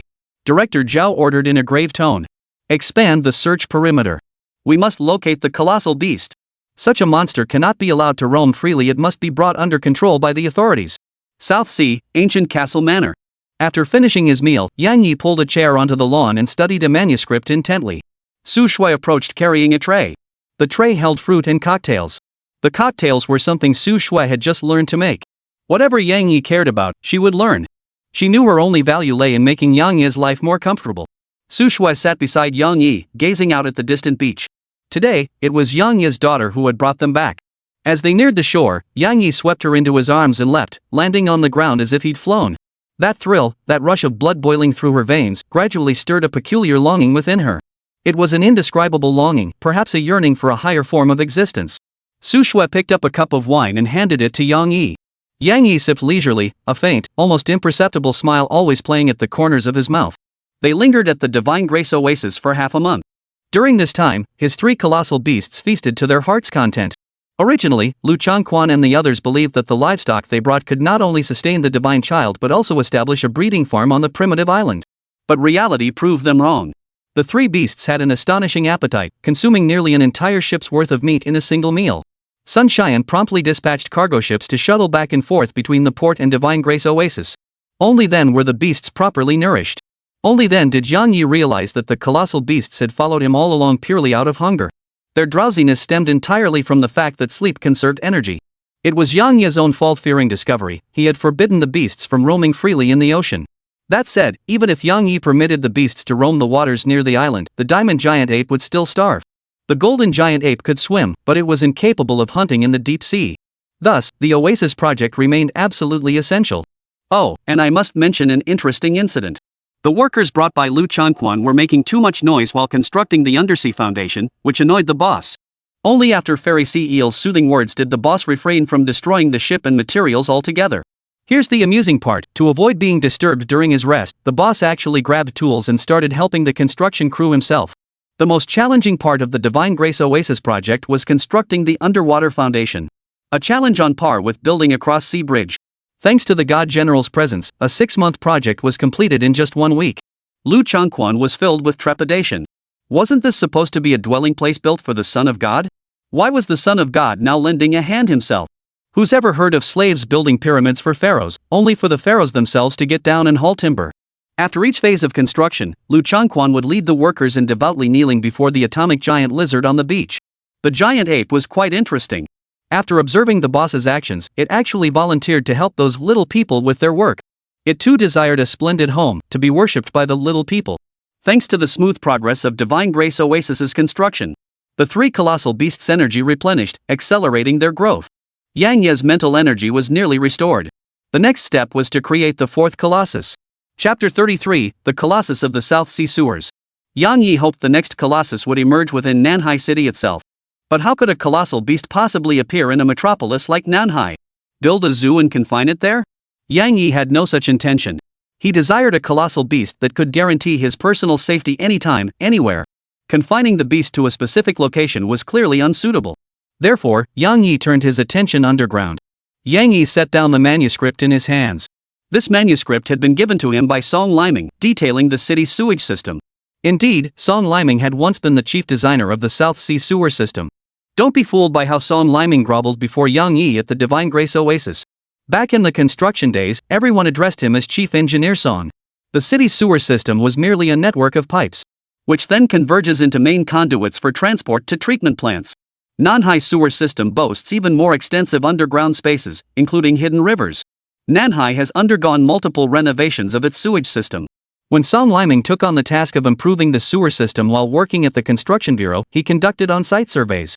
According to him, Nanhai's sewer system was so vast it didn't resemble an ordinary wastewater treatment facility. The sewer space itself is quite substantial. There have been frequent reports abroad of people living in sewers. But Nanhai's sewer system was even larger than the average one. That manuscript is now in Yang Yi's possession. Yang Yi found the South Sea sewer system intriguing. Perhaps he could create a peculiar giant beast capable of surviving within the sewers. When the time comes, that colossal beast could serve as his trump card. P.S. Map of the South Sea sewers. The next day, South Sea, Claude Research Institute. The institute's director, Shengde Sanatorium, was a moderately renowned microbiologist. Suddenly, an alarm sounded throughout the facility. Dozens of foreign-looking security personnel darted through the facility. Over a dozen researchers in white lab coats, with blonde hair and blue eyes, were frantically working in the laboratories. A bald foreigner with glasses shouted into his phone. "Quick, seal all watertight doors. We can't let the test subjects escape." The bald foreigner slammed the phone down and pounded the table. "If that test subject escapes, I'll skin that bastard Shengde Sanatorium alive." Clearly, Shengde Sanatorium wasn't the actual owner of this lab. This was a secret laboratory hidden in the South China Sea, originating from the United States. None of the researchers noticed. A paper cup inverted on the floor was suddenly lifted by several feet, slowly crawling toward a laboratory sink. Gradually, the paper cup tipped over. Inside the cup was a tiny octopus. The little octopus used its suction cups to cling to the wall, crawling toward the laboratory sink. A researcher suddenly burst through the laboratory door. The little octopus immediately froze, its body blending into the same color as the wall. Like a chameleon, it camouflaged itself perfectly. The researcher tugged at his hair while gathering papers, muttering under his breath. That specimen was the most successful. Compared to it, the specimens from other labs were practically retarded. It nearly possessed human-level intelligence. Damn it, my bonus slipped through my fingers because of that greedy bastard Shengde Sanatorium. Shengde Sanatorium was just a mid-level manager at the lab. Last night, he snuck into the lab to steal the test subject. He wanted to monopolize the specimen. But that idiot actually let the experimental sample escape. The researcher finished organizing the files and rushed out with a stack of documents. He never noticed the tiny octopus clinging to the wall. The little octopus's eyes gleamed with a human-like cunning. Seeing it was safe, the little octopus crawled into the sink.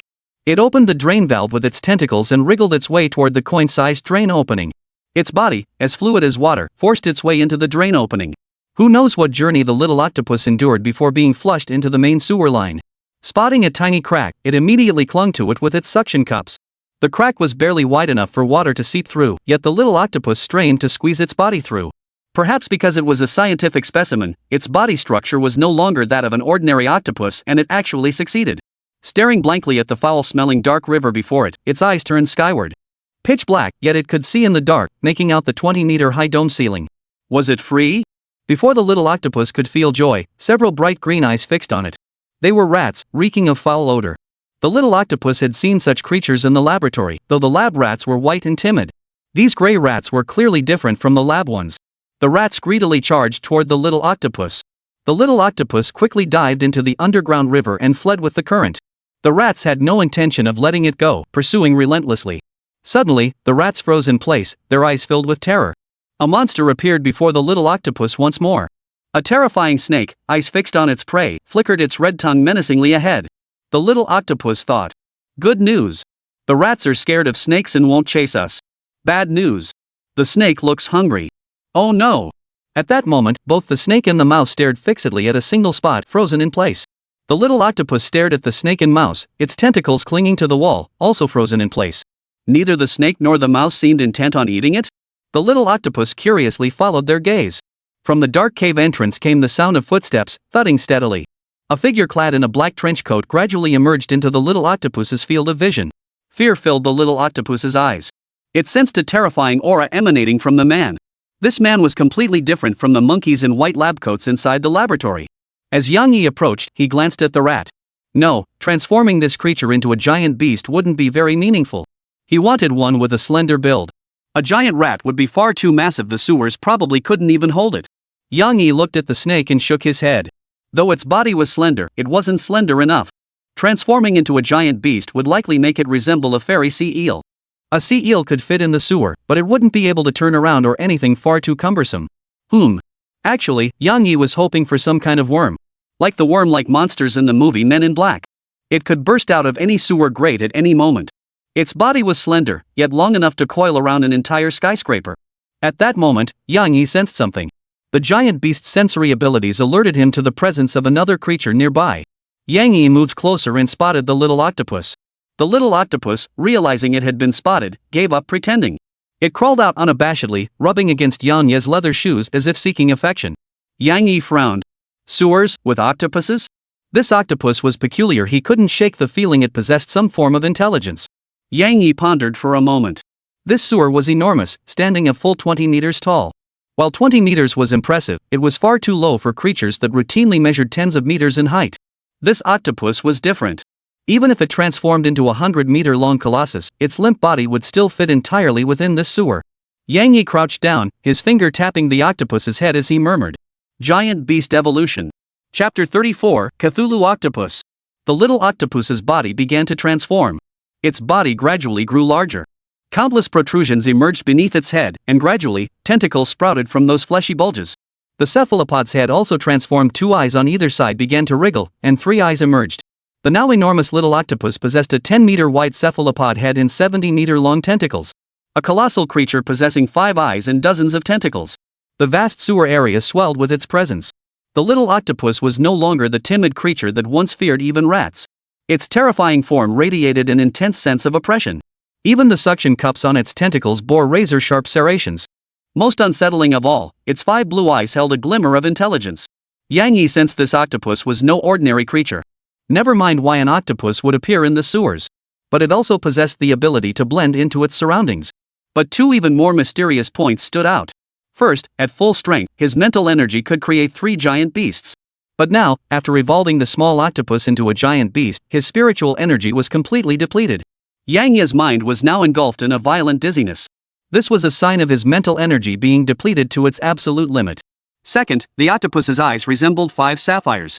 Though the octopus's appearance couldn't compare to the 3 siblings of Brother General, those eyes were truly beautiful. So beautiful, it felt unreal. Like abysses, one glance and you'd be lost. Yang Yi gazed at the colossal octopus, his mind instantly conjuring obscure mythological tales. The Cthulhu mythos. Unnameable, unspeakable, unobservable. Just one glance at this monstrosity would make ordinary people's scalps crawl, questioning their entire worldview. Yang Yi murmured.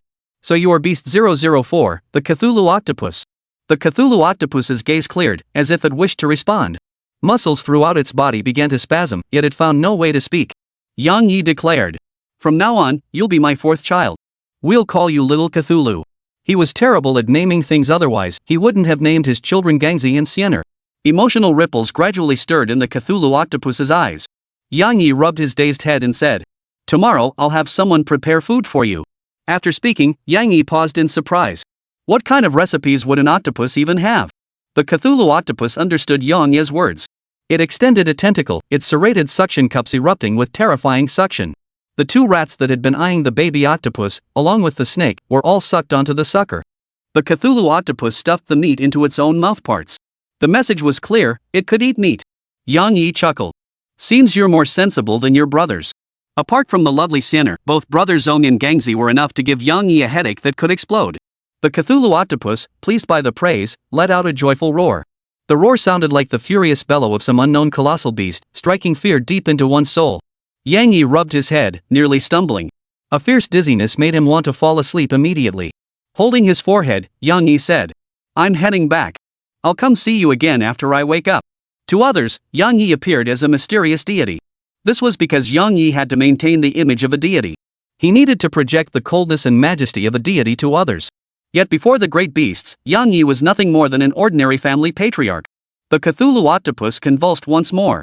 It wanted to respond to Yang Yi with words, but didn't know how to speak. Yang Yi chuckled. I know you're intelligent and extraordinary. Take your time if you wish to speak. Truthfully, even if you don't speak, I can still understand your meaning. To him, it was like a newborn baby babbling its first words. Yang Yi truly wished to stay by the Cthulhu octopus's side, but his psychic energy was severely depleted. Tomorrow morning, he still had much to do for the Cthulhu octopus, so he must rest well now. After speaking, Yang Yi turned and departed, vanishing into the darkness. He truly needed to return to the ancient castle and rest soon. Perhaps after resting, a surprise might appear. With each colossal beast he created, Yang Yi gained its unique power. Brother's was the atomic reactor, Gangzi's was muscle hyper-transformation, and Siener's was bioelectricity. What unique ability would this 4th, so different from the others, bring him? After Yang Yi departed, the Cthulhu octopus remained frozen in place. It still twitched spasmodically, searching for a way to speak human language. It tried speaking through its grotesque mouthparts, but only managed to emit a bone-chilling growl. Gradually, one of its tentacles began to twist. The serrated edges on its suckers ground against each other. Through the interplay of suction, serrations, and tentacle muscles, it managed to produce a sound. Foo, foo. The Cthulhu octopus had found its method. Straining to rub its suckers together, it finally uttered a distinct word. Father. The sound was almost indistinguishable from a human voice, though its gender remained ambiguous. Thank you, Father. The Cthulhu octopus grew excited, speaking with greater fluency. Thank you, Father. Its 5 millstone-sized blue eyes scanned the spot where Yang Yi had stood. Empty and desolate, only darkness remained.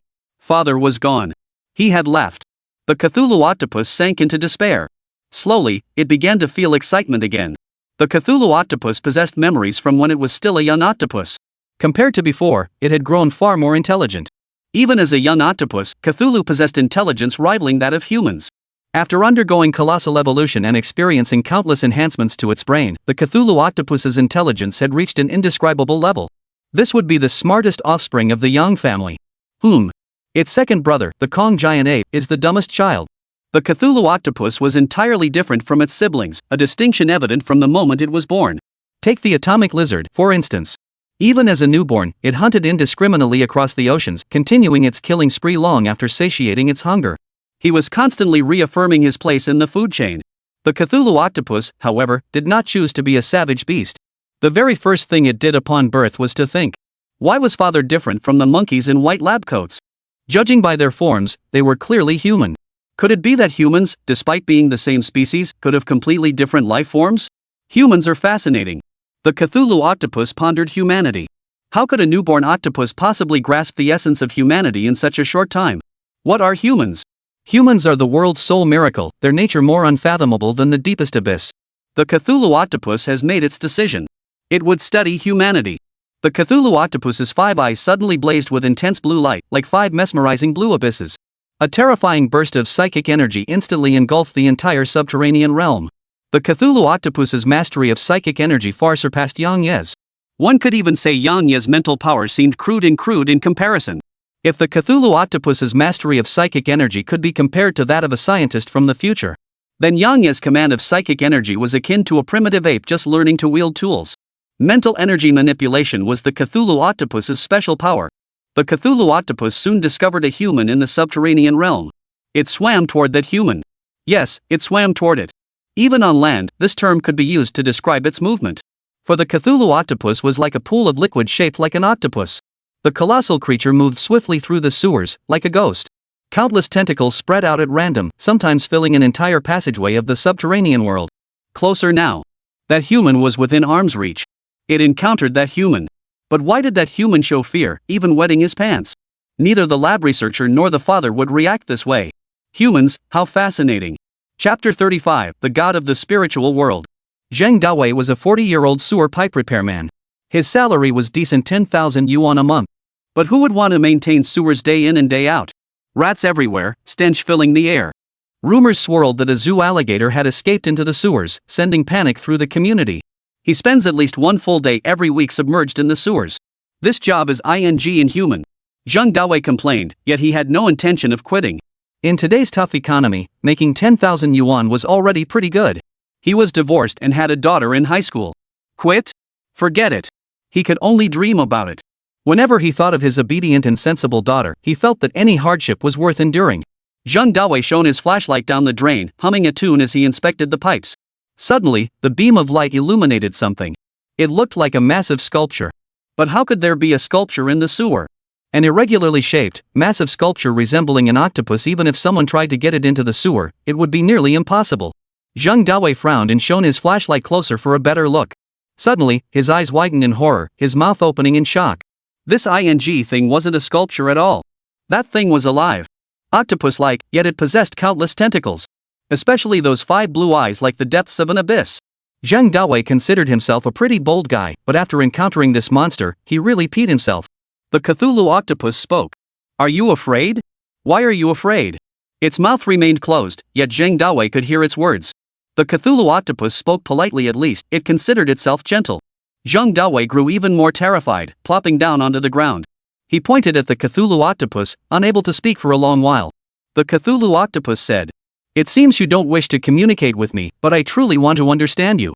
As the Cthulhu octopus finished speaking, its 5 eyes blazed with an intense blue light. The entire passageway was flooded with blue light, so intense Zheng Dawei couldn't even see his own hands, as if the world itself had always been blue. Vaguely, Zheng Dawei heard the Cthulhu octopus utter one sentence. "Very well. Let me understand you." An eerie power descended upon Zheng Dawei. The next second, Zheng Dawei fell into a deep slumber. Nanhai, suburb. Though this area was on the outskirts of Nanhai, it still belonged to the Nanhai development zone. Even if the economy here is poor, it's no different from an ordinary small town. Between the designated development zones, this area is known by the elders as Yunhe Town. It is, in fact, a town in its own right. In a detached house, a telephone rang. Ring, ring, ring, ring. Zheng Dawei jolted upright in bed. He instinctively swiped his phone to hang up. These days, the only ones who call him are the banks, always pushing their credit cards. Damn it, it was just a dream. That scared the hell out of me. Zheng Dawei sat up straight, his face pale and covered in cold sweat. I overslept. I was supposed to go check the sewer today. Even though Yunhe Town was far from downtown, he was willing to take extra buses to work in the city center. In this city, owning his own home and earning a salary over 10,000 yuan made the exhausting commute worthwhile. Zheng Dawei caught sight of the calendar out of the corner of his eye. Wait, it's only Friday? I'm supposed to inspect the sewers on Saturday this week. Zheng Dawei frowned, convinced he was losing his mind. That dream had been so vivid, so real, that he truly believed today was Saturday. No matter what, he had to get up. He needed to clock in downtown. Just then, the phone rang again. Zheng Dawei was irritable from the dream and wanted to answer and yell at the idiot on the other end. But when he saw the caller ID, Zheng Dawei froze in shock. Nanhai Development Zone, Yonghutown Police Station. Zheng Dawei answered. Hello? There was a moment of silence before the voice asked. Are you Zheng Fang's parent? A bad feeling washed over Zheng Dawei. Could it be that his daughter had gotten into trouble? That shouldn't be possible. His daughter was sensible and obedient. But lately, she had been acting unusually. Perhaps it was due to adolescence, and he hadn't paid it much mind. Zheng Dawei replied in a low voice. It's me. What's going on? There was another moment of silence on the other end. Zheng Fang was in a car accident. Please come to the Yonghutown police station to identify her. Zheng Dawei's eyes went blank. The phone slipped from his grasp, shattering on the floor. He didn't even notice. He muttered. Is this a dream? Zheng Dawei stumbled into the 7th hospital of Nanhai Medical University. Located in this town, the hospital boasted relatively advanced medical equipment, so residents rarely needed to travel into the city for treatment. Zheng Dawei had always been in good health and had never been hospitalized, so he had never been to this place. He was frugal, saving every penny for his daughter and opting for 4 drips at small clinics when he got sick. He never imagined that his first visit to this hospital would be to claim his daughter's body from the morgue.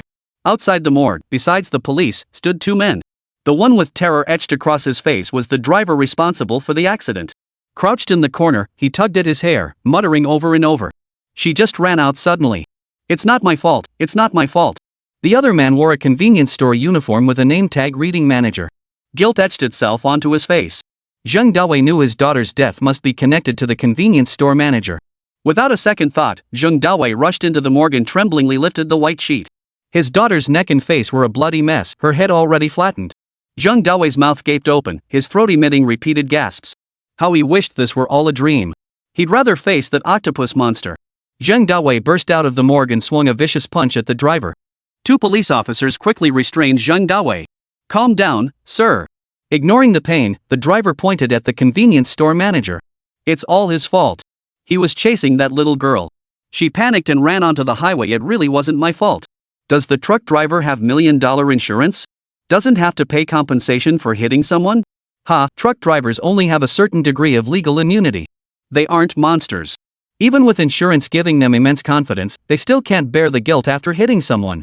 Zheng Dawei turned to the convenience store manager. At that moment, countless images flashed through his mind. His beautiful daughter buying breakfast at the convenience store, the perverted manager attempting to molest her. In her panic, she ran onto the highway, where a truck driver took her vibrant young life. Zheng Dawei's eyes instantly turned bloodshot. He furiously broke free from the restraints. He was going to kill this convenience store manager. He shoved aside 2 police officers and grabbed the manager by the collar. You killed my daughter. The manager remained silent, head bowed, awaiting Zheng Dawei's fists. Dawei. A woman's voice, trembling with tears, called out. Zheng Dawei looked over. It was his ex-wife. She slumped to the ground, wailing. Where's our daughter? Zheng Dawei walked over and embraced his nearly distraught ex-wife. Don't go see her. Her head's all caved in. Her wails were heart-wrenching. Zheng Dawei murmured. This must be a dream. Is this an octopus's nightmare? Please wake me up, I beg you, wake me up. Chapter 36, The Cthulhu Octopus's Favorite Drama of Humanity. This is not a dream. Because when dreamers believe they're dreaming, they easily wake up. Besides, the pain he was feeling now was excruciating. Zheng Dawei released his ex-wife and lunged at the convenience store manager like a rabid tiger. He clamped his hands around the manager's throat, his eyes bloodshot. You're the murderer. You're the murderer. The police rushed over to pull him away. The manager crouched on the floor, pulling at his hair in frustration. Lately, cosmetics keep disappearing from the store. So this morning I kept my eyes peeled, watching every woman who came in. I saw that girl steal lipstick, so I called out to her. She got scared and ran out the door, so I chased after her. The manager trailed off mid-sentence. What happened next, everyone knows. The girl was involved in a serious car accident. The manager's account only infuriated Zheng Dawei further. He roared. My daughter doesn't even know how to apply makeup. Zheng Dawei bellowed that he was going to hunt down the convenience store manager and settle this once and for all. At the mortuary entrance, this farce unfolded. The truck driver muttered to himself like a man gone mad. The convenience store manager repeated his apologies over and over. Police officers restrained Zheng Dawei. Zheng Dawei had already lost his mind. His sobbing ex-wife suddenly screamed. Enough! Everyone was stunned by the outburst from this seemingly fragile woman. She stepped before Zheng Dawei, her face contorted with hatred, and slapped him across the face. You're not fit to be a father. You don't care about your daughter at all. If you'd spent more time with her, this wouldn't have happened. Zheng Dawei opened his mouth, but no words came out. He had to earn money. He truly had no time to spend with his daughter. Every morning, her breakfast was a steamed bun from the convenience store. Funerals in this area were simple affairs, without the custom of keeping the coffin open for 7 days. They believed the longer the body remained unburied, the more suffering the deceased endured. After the memorial service for relatives and friends, the body is cremated and buried in the cemetery. By noon, Zheng Dawei returned home wearing a black suit with a white flower pinned to his lapel. A crowd had gathered outside his door. The town was small, and news of a young girl's tragic death spread quickly. Those gathered expressed their sorrow, hoping to comfort the family and bid farewell to the departed soul in their own way. Deeply moved, Zheng Dawei thanked each person individually. Everyone gazed at Zheng Dawei with sympathetic eyes, some even offering words of comfort. Some women even wiped away tears. They had daughters of their own. It was a heartwarming scene, full of human warmth. Amid the crowd, a man suddenly stepped forward, knelt on the ground, and wept bitterly before Zheng Dawei. "I'm sorry, I'm so sorry." Zheng Dawei's expression instantly turned cold. It was the convenience store manager. The convenience store manager wailed. I'm sorry. I shouldn't have pursued her. She liked lipstick. I should have just given it to her. I really didn't know it would turn out like this." He looked like a helpless child, reaching out to grab Zheng Dawei's pant leg. Zheng Dawei kicked the manager to the ground. "She's a high school student with excellent grades. How could she possibly copy those frivolous girls with their heavy makeup? My daughter doesn't know how to apply makeup, let alone steal lipstick. I ask you, do you have any proof my daughter stole lipstick from your store?" The convenience store manager shook his head. The surveillance system was broken those days and hadn't been repaired yet. Zheng Dawei felt even more certain of his suspicions. This pervert must have wanted to molest my daughter. That's why this tragedy happened. Zheng Dawei gritted his teeth. "I will uncover the truth. You will pay for this." His voice was thick with venom. The convenience store manager stared at him blankly, shaking his head repeatedly. The onlookers around them wore a variety of expressions. They'd gotten a juicy scoop, seemingly losing sight of why they'd come here in the first place. Zheng Dawei felt uneasy. He had come to send his daughter off, yet now he was just another bystander? He grew even more enraged at the convenience store manager kneeling in repentance. Son of a. This son of a was the root of all this trouble. For the past 2 days, Zheng Dawei had been drowning his sorrows in alcohol. He dared not go home, staying out all the time. Whenever he returned to that house filled with sorrow, he was reminded of his daughter's tragic fate.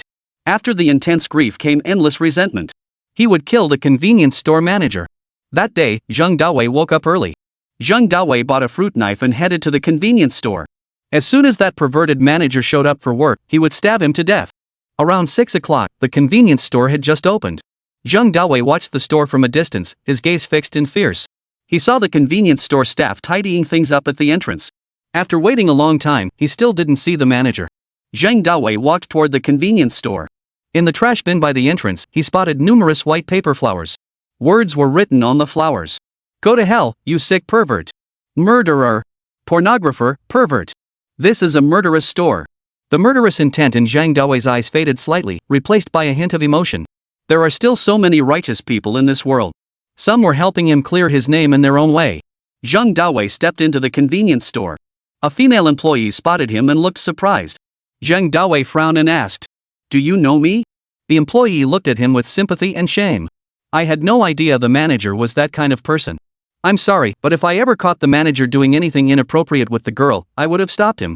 Zheng Dawei sighed. "It's not your fault. Where's your manager?" The female employee saw the fruit knife in Zheng Dawei's hand and understood. That bastard doesn't deserve to live. He's been fired and is now hauling bricks at the eastern construction site. Zheng Dawei nodded and prepared to leave. "Wait a moment." The female employee called out to Zheng Dawei and handed him some steamed buns. "You haven't eaten yet, have you? It's on me." Zheng Dawei couldn't refuse the woman's kindness. Accepting the buns, he headed toward the eastern construction site. Construction had already begun at the site, and the workers were bustling about. Zheng Dawei spotted the manager in the crowd at a glance. The manager looked pretty rough, dusty and disheveled, a far cry from his former polished appearance. Zheng Dawei felt a sense of satisfaction. What gave someone like him the right to be a manager at a convenience store and earn a high salary? But this was nowhere near enough to satisfy his hatred. He must avenge his daughter. Zheng Dawei approached the manager, his footsteps light as a predator stalking its prey. Suddenly, the manager spotted Zheng Dawei while wiping sweat from his brow and cried out, "Brother Zheng!" Many co-workers turned their gaze toward them. Zheng Dawei knew he couldn't act today. There were too many witnesses. Zhang Dawei turned and headed toward the exit of the construction site. The manager chased after him, tears and snot streaming down his face as he knelt on the ground. I'm sorry. Zhang Dawei spat at the manager. You! What good does sorry do? What the hell kind of person are you? Going after a young girl. The manager kept bowing his head and apologizing. But none of it calmed Zhang Dawei. Zhang Dawei snorted coldly and walked toward his own seat. He was going home. He was prepared to risk his life to avenge his daughter. He felt he finally had the courage to return home. The moment he arrived home, Zhang Dawei was utterly stunned. The ground was covered in white paper flowers, and there were numerous wreaths. But the messages scrawled on the white paper flowers weren't words of comfort for the departed soul. Serves the thief right for dying. Good riddance, who knows what he'd have stolen next. Start stealing needles when young, and you'll steal gold when grown. Like father, like daughter. Zhang Dawei's fingers trembled. This is a dream, right? It must be a dream, right? How interesting. The kind-hearted people who came to bury him were the same ones who delivered the paper flowers. Chapter 37, The Cthulhu Mythos. Zhang Dawei tore the paper flowers to shreds like a madman. His face darkened as he walked back inside. The room remained unchanged. The bed, the table, the air conditioner, and the little bear stuffed animal his daughter had placed on the wardrobe. The only difference was that his daughter was gone. His ex-wife had been right, he really hadn't paid enough attention to his daughter. Monday through Friday, he rose at 6 o'clock to catch the bus into the city for work. Even on weekends, he had to go out to maintain and inspect the sewers. Zhang Dawei suddenly felt deeply guilty toward his daughter. Fighting back the lump in his throat, he walked into his daughter's bedroom. He looked at the family portrait from before the divorce on her desk, then at the new passport-sized photo hanging on the wall. Only then did Zhang Dawei realize how much his daughter had grown. He sat on her bed and pulled open a drawer in the desk beside her. So many award certificates, he hadn't known his daughter had accumulated so many. Zhang Dawei truly wanted to know more about his daughter. Tears blurred his vision, and Zhang Dawei rushed to the living room, grabbing a bottle of baijiu. He needed to drown himself in alcohol. He drank while flipping through his daughter's belongings. Suddenly, Zhang Dawei discovered something. In the small desk drawer, besides numerous sanitary pads, there were several small boxes. Zhang Dawei opened each box one by one, his expression turning astonished. Perfume, foundation, powder puffs, setting spray, lipstick, various cosmetics. Zhang Dawei was dumbfounded. But his daughter didn't know how to apply makeup, did she? When had she learned? An absurd, hard-to-believe thought surfaced in his mind. Perhaps the convenience store manager hadn't been lying. Zhang Dawei quickly shook his head. My daughter is a good girl. She wouldn't steal anything. But, did he truly understand his own daughter? Though he lived with her, his impression of her was still stuck in her childhood. All these years since the divorce, he had never paid attention to her growth. Can he truly be certain what his daughter is like now? He only thought about giving her money. Zhang Dawei believed that by providing financial support and enduring hardships himself, he had fulfilled his role as a father. But could parents who offered neither companionship nor guidance truly be considered adequate? He downed his drink in one gulp. His guilt toward his daughter grew heavier and heavier. Even if she was a thief, it was this father who failed to raise her right. The fault lay solely with himself. If I could do it all over again, I would spend quality time with my daughter. I've raised you for 18 years, yet I've never once seen you put on makeup. Zhang Dawei wept uncontrollably. How he wished this were all a dream. If it was a nightmare, why hadn't he woken up yet? Zhang Dawei thought of the convenience store manager. Should he still hate him? He had only chased after the thief, who ended up getting hit by a car and killed while fleeing. The convenience store manager wasn't at fault. The fault lay solely with himself. If only he had paid more attention to his daughter, she wouldn't have ended up like this. There are only two kinds of people in this world. One punishes themselves for others' mistakes. The other punishes others for their own mistakes. Zhang Dawei believed he was the latter. So, go see that manager tomorrow. Zhang Dawei just wanted to say one thing to him. May we all live well. The next day, Zhang Dawei headed to the construction site with mixed feelings. He didn't know how he would feel when facing the convenience store manager. After all, the manager bore some responsibility for his daughter's death. I'll definitely keep my temper in check. Like a real man, I'll have a proper conversation with him. Though, I still want to kill him. Zhang Dawei muttered to himself as he patrolled the construction site. He didn't see the convenience store manager. Just then, a worker spotted Zhang Dawei. Are you looking for Xiao Zhang? Zhang Dawei didn't know who Xiao Zhang was. The convenience store manager's surname is Zhang? The worker said. You were looking for him yesterday. Zhang Dawei confirmed that Xiao Zhang was indeed the convenience store manager. Zhang Dawei asked. Where is he? The worker wiped his sweat. He's dead. Zhang Dawei froze. Dead? Did he fall to his death from the construction building? Was he crushed by a falling brick? Two words flashed through Zheng Daoi's mind. Karma. Was his daughter's spirit seeking revenge from beyond the grave? Zheng Dawei asked. How did she die? The worker replied. He hanged himself. Zheng Dawei's eyes widened instantly. The worker continued. After you left yesterday, he ran off the construction site and found a place to hang himself. That convenience store manager was a gentle, cautious man. He didn't even want to commit suicide at the nearest construction site, fearing his death would cause trouble for the site. If the site shut down, the boss and his crew would be out of work for a long time. The worker continued in a tone tinged with sarcasm. People say he had depression. But I say he's just bored. Only idle people have time to be depressed. If he'd come to work on the site earlier like me, he wouldn't have hung himself. The worker chuckled as he carried the ladder away. Zheng Daoi's mouth gaped wide, gasping for air like a fish dying of thirst. Ah! Zheng Dawei finally let out a hysterical shriek. He knelt on the ground, banging his head frantically against the same spot. I'm sorry. Fong Fong, I'm sorry. Daddy failed to take good care of you. Wife, I'm sorry. It's all because I was too selfish. Xiao Zhang, I'm sorry, I'm truly sorry. Tears and snot flowed into his mouth, tasting of nothing. Then, a voice that couldn't be distinguished as male or female suddenly rang out. Humans, truly fascinating. Zheng Dawei, unaware of the voice's origin, looked up blankly, searching around. South Sea, sewer. Zheng Dawei sat up from the damp ground. He touched the corner of his eye. Tears were there. He glanced at his phone. Saturday. It had all been a dream. At that moment, Zheng Dawei felt like the happiest man in the world. In the dream, he had lost everything. Upon waking, everything had returned. He had won the entire world. This unexpected windfall made him forget his fear. He no longer felt terror toward the terrifying octopus before him. And his expression even brimmed with gratitude and reverence. For the dream the octopus monster had granted him taught him many things.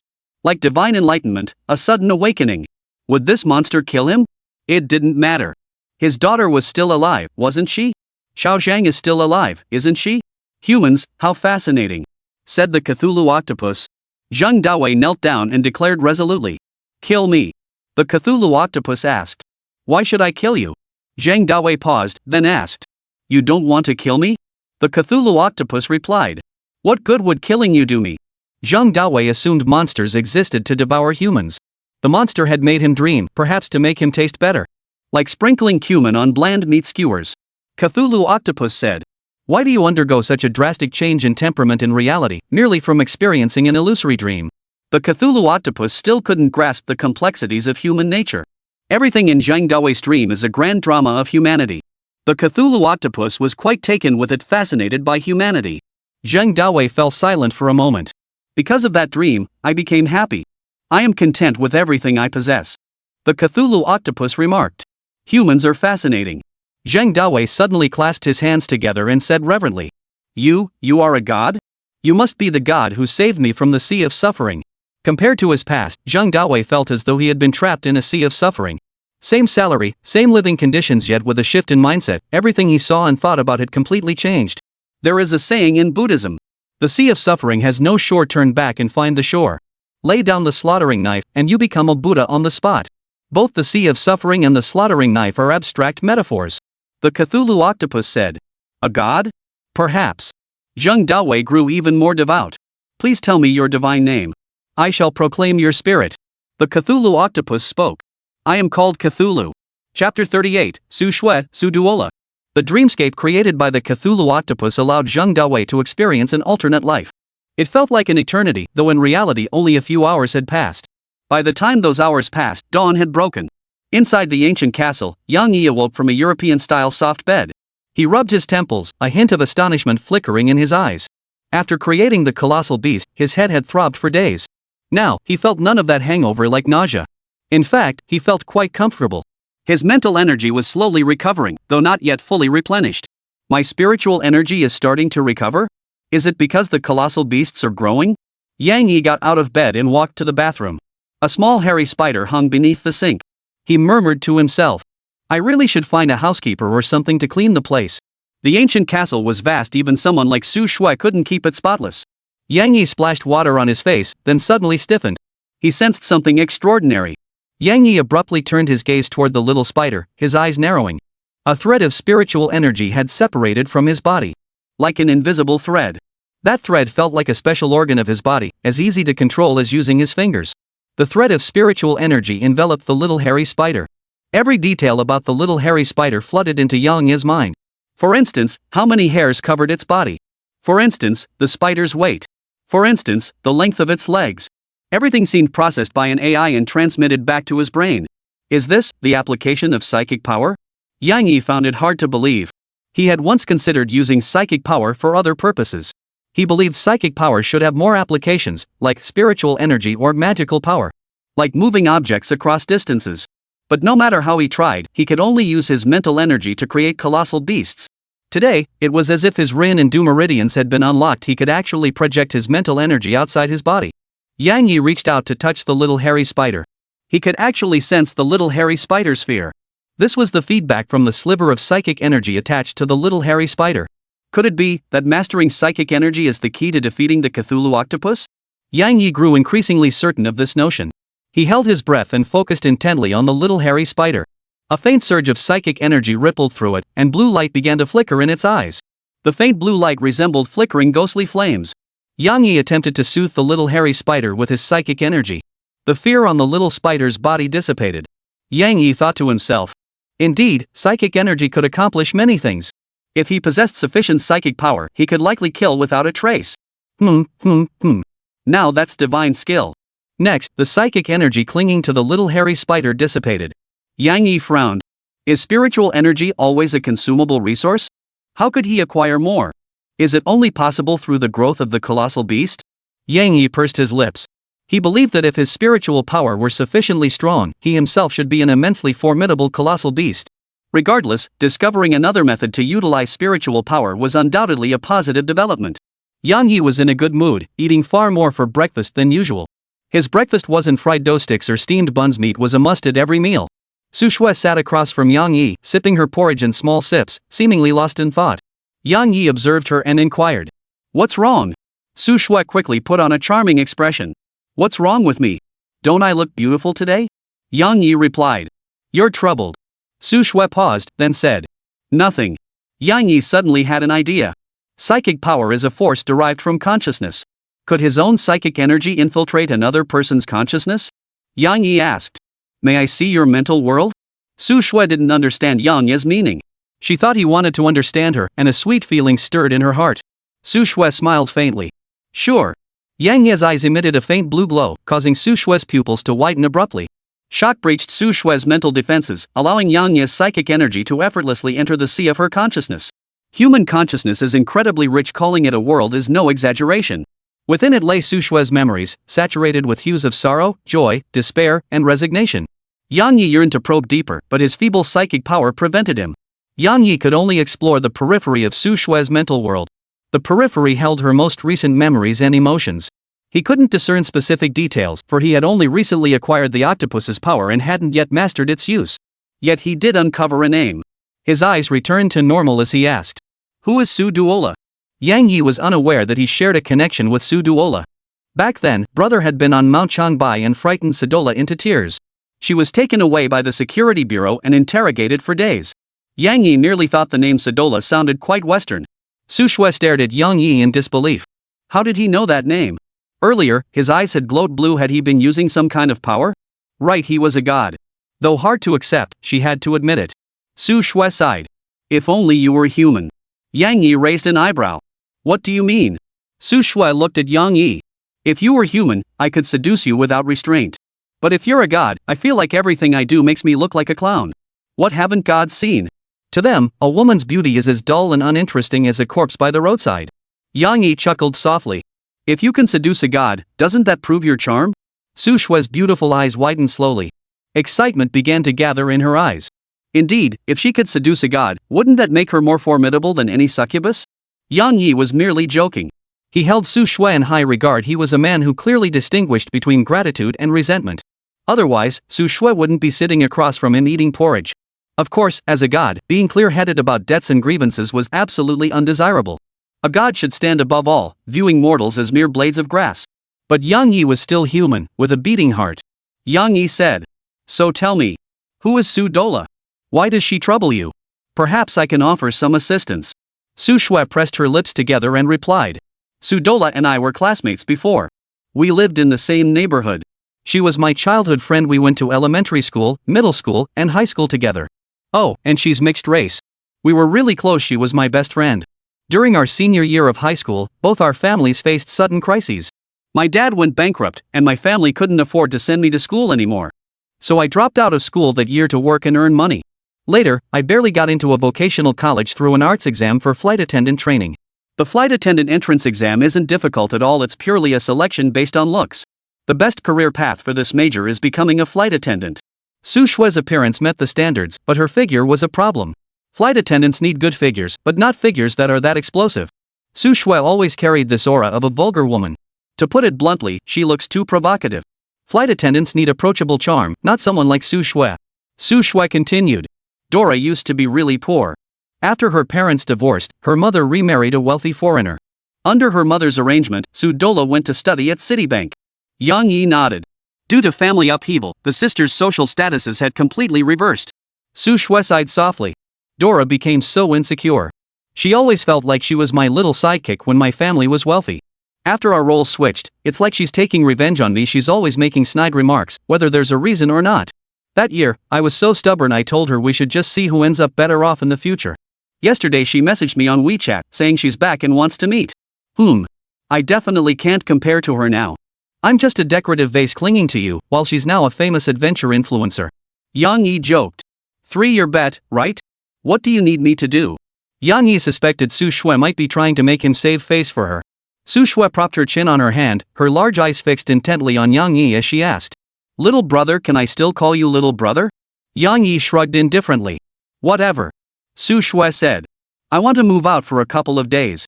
The lease on the Old Town apartment hasn't expired yet. I plan to go back there to host her. Yang Yi was slightly surprised.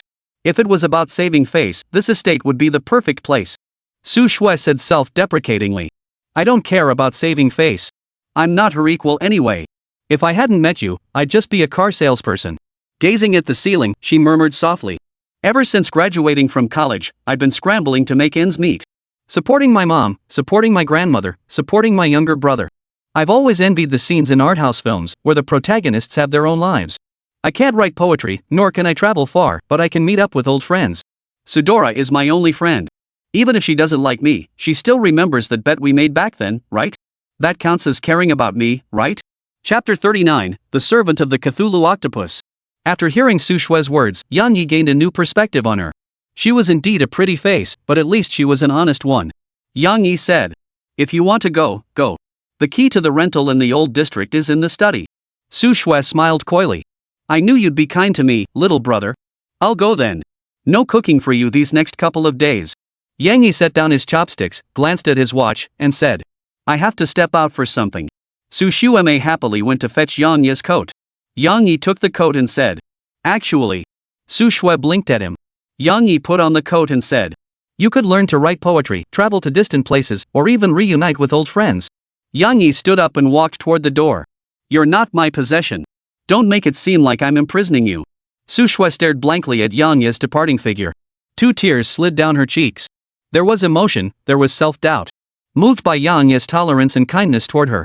Inferiority that Yang Yi didn't need her at all, just a worthless ornament. I should do something to prove my worth and repay his kindness. An idea gradually took shape in Su Shue's mind. Since Yang Yi is a god, he must need followers, right? Could she promote the faith belonging to Yang Yi, encouraging more people to worship him with devotion? Su Shue's breathing quickened. Yang Yi has no followers. I can gather them for him. He will recognize my worth, and I will become the leader of his followers. In foreign lands, isn't that called an archbishop? Deep within her eyes, she desperately suppressed something. That thing was ambition. She was, by nature, a woman of immense ambition. Her future would not be merely that of a decorative figure. Because she was the one closest to God.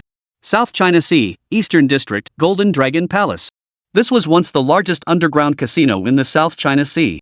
The boss vanished, and a fat man took over Golden Dragon Palace. That fat man had powerful connections and was nicknamed Flower Pig. Flower Pig completely transformed Golden Dragon Palace, turning it into the largest brothel in the South China Sea. The Old Town streetwalkers who once eked out a living under Flower Pig's wing now hold positions of some sort within the Golden Dragon Palace. Their main responsibility is training the new girls and princesses. Flower Pig knows his stuff. Once you step into the Golden Dragon Palace, any kind of woman you desire is at your disposal. Lolas, young girls, mature women, housewives. Office workers, bank clerks, housewives. As long as you can pay, this place is paradise. The newly appointed underground boss of the South China Sea Huazhu was currently networking with the region's elite at the dance hall. No one dared disrespect Huazhu. Everyone knew he had powerful backers, though none knew who they were. It could be Liu Changquan of the Liu family, or Sun Xian of Blue Whale Group, yet it resembled none of them. After all, it was impossible for both the Liu family and Blue Whale Group to simultaneously back this obscure figure known as Huazhu. Perhaps the figure behind Huazhu was someone even Liu Changquan and Sun Xian feared. The thought was chilling. Huazhu chatted with an elderly man, his hair entirely white, yet still embracing two beauties while glancing at his phone. Having just taken over this operation, there was too much to do, so much that he had to handle many tasks personally. On Huazhu's phone, the surveillance feed from the 8th floor corridor suddenly turned to static, one camera after another. It was as if someone was moving through the 8th floor corridor, and whenever a camera was about to capture that person, it would malfunction. Only one person could pull this off. Mr. Yang from the Castle Manor. Huazhu hurried to the elevator and rode up to the 8th floor. The 8th floor was the most crucial area of the Golden Dragon Palace. It could be called the very lifeblood of the Golden Dragon Palace. Huazhu arrived on the 8th floor. Black-clad enforcers stood every 10 meters along the 8th floor corridor. Huazhu grabbed a man and demanded, "Has anyone been here?" The enforcer replied, "We've been stationed here the whole time, Mr. Hua. Rest assured, not even a fly could slip through." Huazhu frowned. Was he overthinking this? Mr. Yang never came here at all. Huazhu straightened the enforcer's suit. "Tonight you must drink 2 shots, because no one's coming here." If Mr. Yang did show up and was spotted by the enforcers, to please Mr. Yang, Huazhu would eliminate every thug who had seen him. Huazhu turned to leave, but feeling uneasy, he headed toward his office instead. As he entered the office, his pupils suddenly contracted. A man in a black trench coat sat in his executive chair, drinking. The liquor came from the cabinet, all expensive bottles he hadn't yet dared to open. Huazhu, however, felt no such qualms about the liquor. He hurried over to Yang Yi, bowed his head, and said, "Sir, what brings you here?" Huazhu felt a chill run down his spine, goosebumps rising on his skin. How did Mr. Yang manage this? The surveillance system had malfunctioned, and not a single enforcer had spotted him. How had he traversed the dozens of meters of corridor to enter the office? Oh, right. That one wasn't human. Divine countenance beyond mortal sight. This was truly divine skill. Yang Yi managed to enter the office undetected by everyone. His method was simple. He disabled the surveillance equipment with bioelectricity.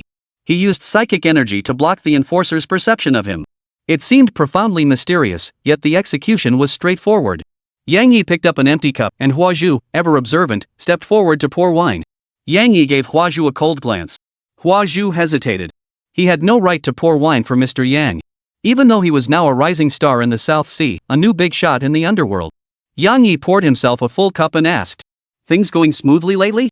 Huazhu wiped the cold sweat from his forehead. "Thanks to you, everything's been going well. Once Golden Dragon Palace stabilizes, I'll take over 80% of the bathhouses in the South China Sea. I'll also acquire KTVs and bars. In the future, I'll make you a fortune."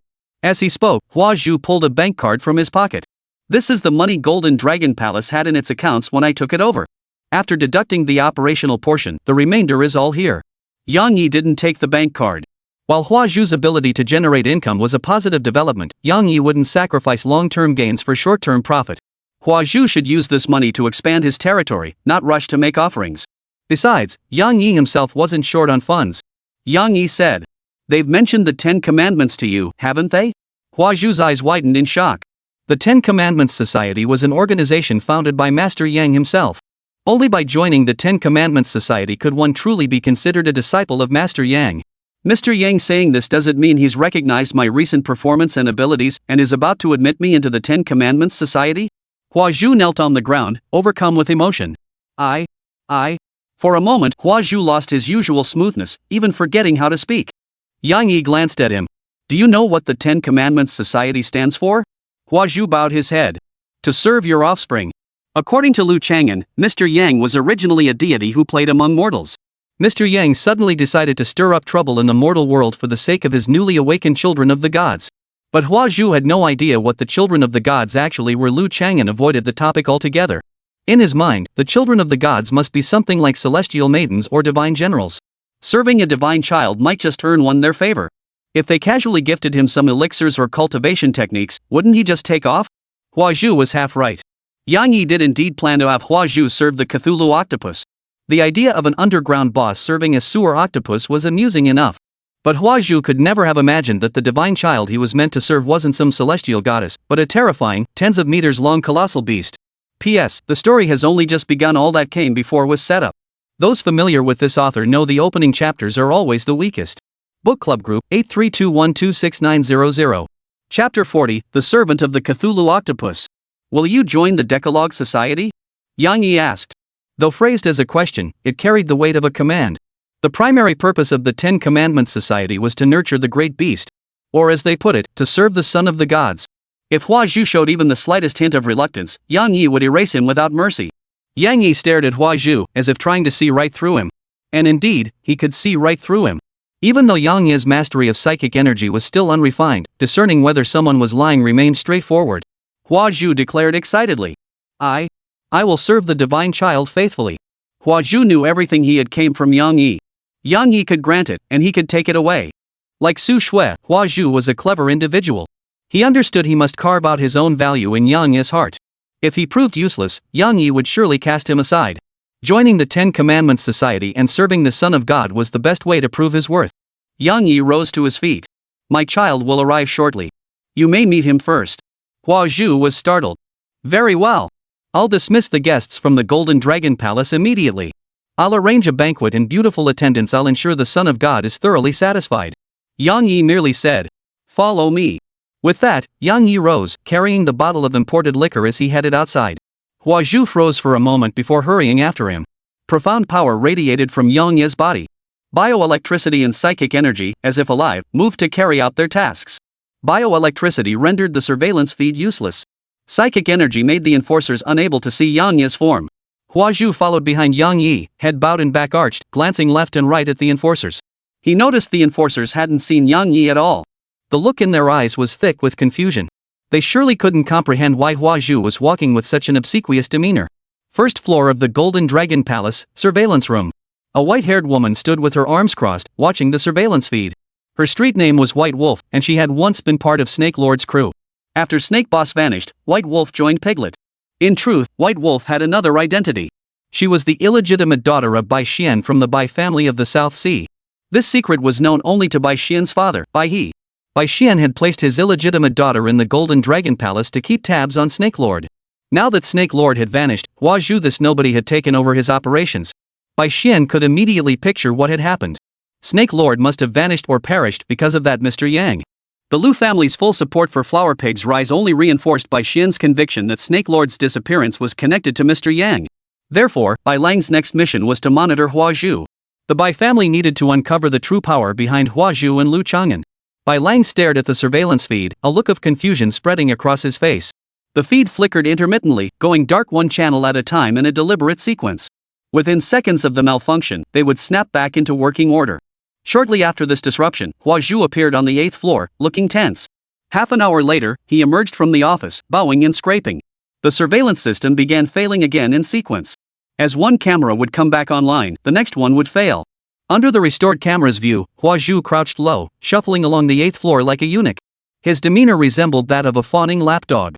Is Hua Zhu a drama queen or just mentally unstable? White Wolf frowned and muttered under his breath. Bai Lang was certain there was no one else on the 8th floor besides the enforcers and Hua Zhu. Besides, even if others were present, who in the current South Sea was worthy of Hua Zhu's obsequiousness? Suddenly, a name surfaced in White Wolf's mind. The Mr. Yang mentioned by Bai Xian. Bai Lang's brow instantly furrowed. A terrifying thought surfaced in his mind. Could it be that Mr. Yang is on the 8th floor right now?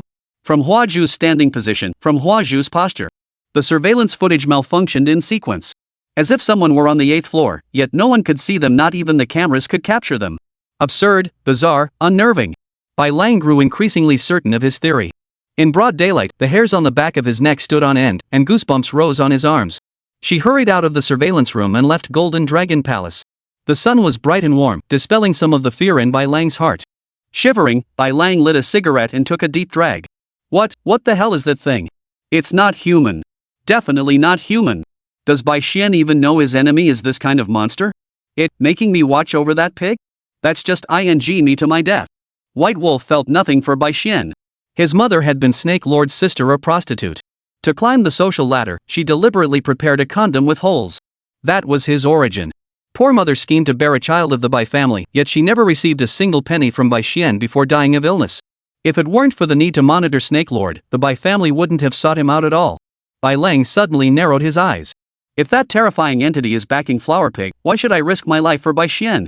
Her mind worked like a cold, emotionless machine, instantly calculating the most advantageous course of action. The first basement level is a parking garage, while the second basement level has its own story. The space is lavishly decorated. Countless exquisitely carved crystals cascade from the ceiling. These crystals form chandeliers that transcend mere illumination. They are luxury incarnate. Gold and red dominate the palette. Gold suggests guests' pursuit of wealth. Red stirs restlessness within the heart. The surrounding walls were adorned with murals depicting the god of desire in various forms. This was once the casino most prized by Snake Lord, where countless gamblers had once spent fortunes. Hua Zhu shut down the operation, removed the gaming tables, and planned to turn it into a feast of wine and meat. Hua Zhu cautiously observed Yang Yi. "Sir, is the son of the gods here?" Yang Yi remained silent, merely sipping his wine as he gazed at the crimson carpet not far ahead. Hua Zhu inquired again. "Sir, what does the son of God enjoy?" "I'll go prepare it right away." Yang Yi remained silent. He was summoning the Cthulhu octopus.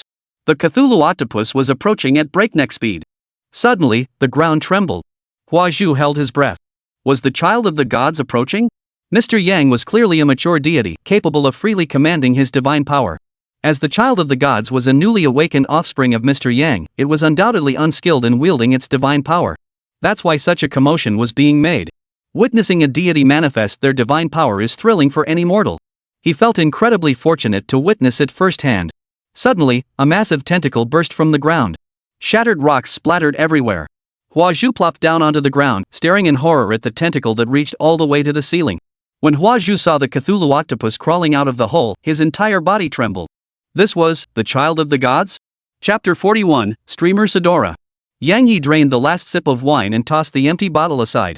He walked toward the Cthulhu octopus. The Cthulhu octopus's 5 eyes gleamed with dependence as its tentacles gently brushed against Yang Yi, begging for attention. Yang Yi stroked the terrifying colossus affectionately and said, "This is my 4th child. I'll be counting on you to look after it from now on." Hua Zhu swallowed hard, the saliva stuck in his throat. "Take care of it? Look after it? This is a bit too polite, isn't it?" He stammered. I'll do my very best." One of the Cthulhu octopus's tentacles began to spasm, scraping against the serrated edges of its suction cups. A voice, almost indistinguishable from a human's, though its gender remained unclear, emerged. "Please take care of me. This terrifying monster." "Oh no, the mighty son of the gods has spoken?" Hua Zhu scrambled to his feet and knelt on the ground. "Child of the gods, command me as you will." Yang Yi stared in astonishment at the Cthulhu octopus. "You've learned to speak?" Hua Zhu blinked his eyes. He thought it perfectly normal for a god to speak. Even if the son of God before him might be a legendary demigod. But judging by Mr. Yang's tone, the child of the gods couldn't speak before? Could it be? Was the current divine child merely in an infant state? Like an infant in the human world? Goodness, if the juvenile state already exudes such overwhelming pressure, what will adulthood bring? Just how powerful a patron have I managed to attach myself to? The Cthulhu octopus's 5 eyes gleamed with smug satisfaction. "Father, learning to speak is not difficult." The Cthulhu octopus paused, then continued. "Learning humanity is the real challenge." Yang Yi grew increasingly convinced that the Cthulhu octopus was no ordinary creature. This was entirely different from the other 3 children. Even before its true birth, the Cthulhu octopus had been shrouded in peculiarity. Yang Yi asked softly, "What exactly did you experience before awakening?" Intense fear flashed in the Cthulhu octopus's eyes. "Imprisonment. They imprisoned me." Yang Yi narrowed his eyes. "Who?" The Cthulhu octopus replied. "They wear white robes and have locked me in a white room. It's vast and immense, with walls as hard as stone. The container holding me makes me feel terrible, and the light always stings my eyes painfully. I think of escaping the dreadful place every single moment." Yang Yi's mind churned slowly. It sounded like some kind of laboratory. Could someone in the South Sea be conducting experiments on animals? This experiment was quite advanced at the very least. It had produced a nimble little octopus. Speaking of experiments, Yang Yi recalled his own castle. His study contained numerous foreign books on genetics and genetic experiments. Combined with the previous owner's hasty departure from Nanhai, Yang Yi couldn't help but suspect that there were many hidden matters in Nanhai he was unaware of. Even Liu Changquan and the others were unaware. Yang Yi stroked the Cthulhu octopus. With me here from now on, no one will ever bully you again. Don't be afraid. Soothed by Yang Ye's words, the Cthulhu octopus's fear faded. Its 5 millstone-sized eyes brimmed with contentment. Following his father brought such a profound sense of security. Huaju's expression was complex, beads of sweat the size of soybeans streaming down his chubby face. This was overwhelming. Imprisoning the child of the gods? A huge white room? A vessel to imprison the child of God? What kind of container could possibly hold the Son of God? Who would have the audacity and power to do such a thing? Could it be other deities? There must be other gods in this world. Huaju felt he had touched upon the greatest secret and most terrifying taboo of this world. At that moment, he heard Mr. Yang speak. Yang Yi addressed the Cthulhu octopus. Do you want revenge? Go ahead. With me here, you'll always be safe. Huaju pricked up his ears. It seemed that even if other deities were present, they couldn't compare to Mr. Yang. Before Mr. Yang, they amounted to nothing. Otherwise, Mr. Yang wouldn't have allowed the son of the gods to seek revenge. Mr. Yang was the son of God's protector. Since he couldn't get close to Mr. Yang himself, he had to make the son of God his protector. The Cthulhu octopus declared. Father, I have no intention of seeking revenge. Yang Yi raised an eyebrow. Cthulhu octopus said. I have learned something from humanity. Revenge changes nothing.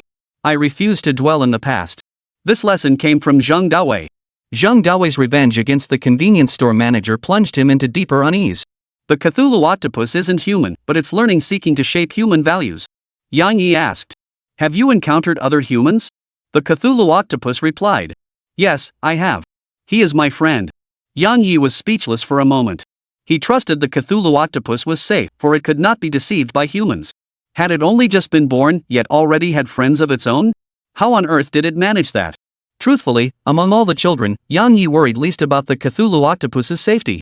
Its mastery of psychic power was simply too extraordinary. As a Cthulhu octopus who could wield this power with such mastery, it would never face any life-threatening danger. Yang Yi didn't know whether this was good or bad, but he had no intention of interfering. He knew he was just an ordinary person, even if revered as a god. Yang Yi didn't believe he possessed godlike wisdom, so he wanted the child to develop freely within safe boundaries.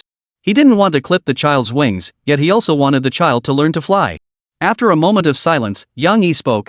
You may interact with humans, but avoid exposing yourself to too many people. Humans are terrifying, even sunlight cannot reach the depths of their hearts. Huaju kept his head bowed, not daring to utter a word.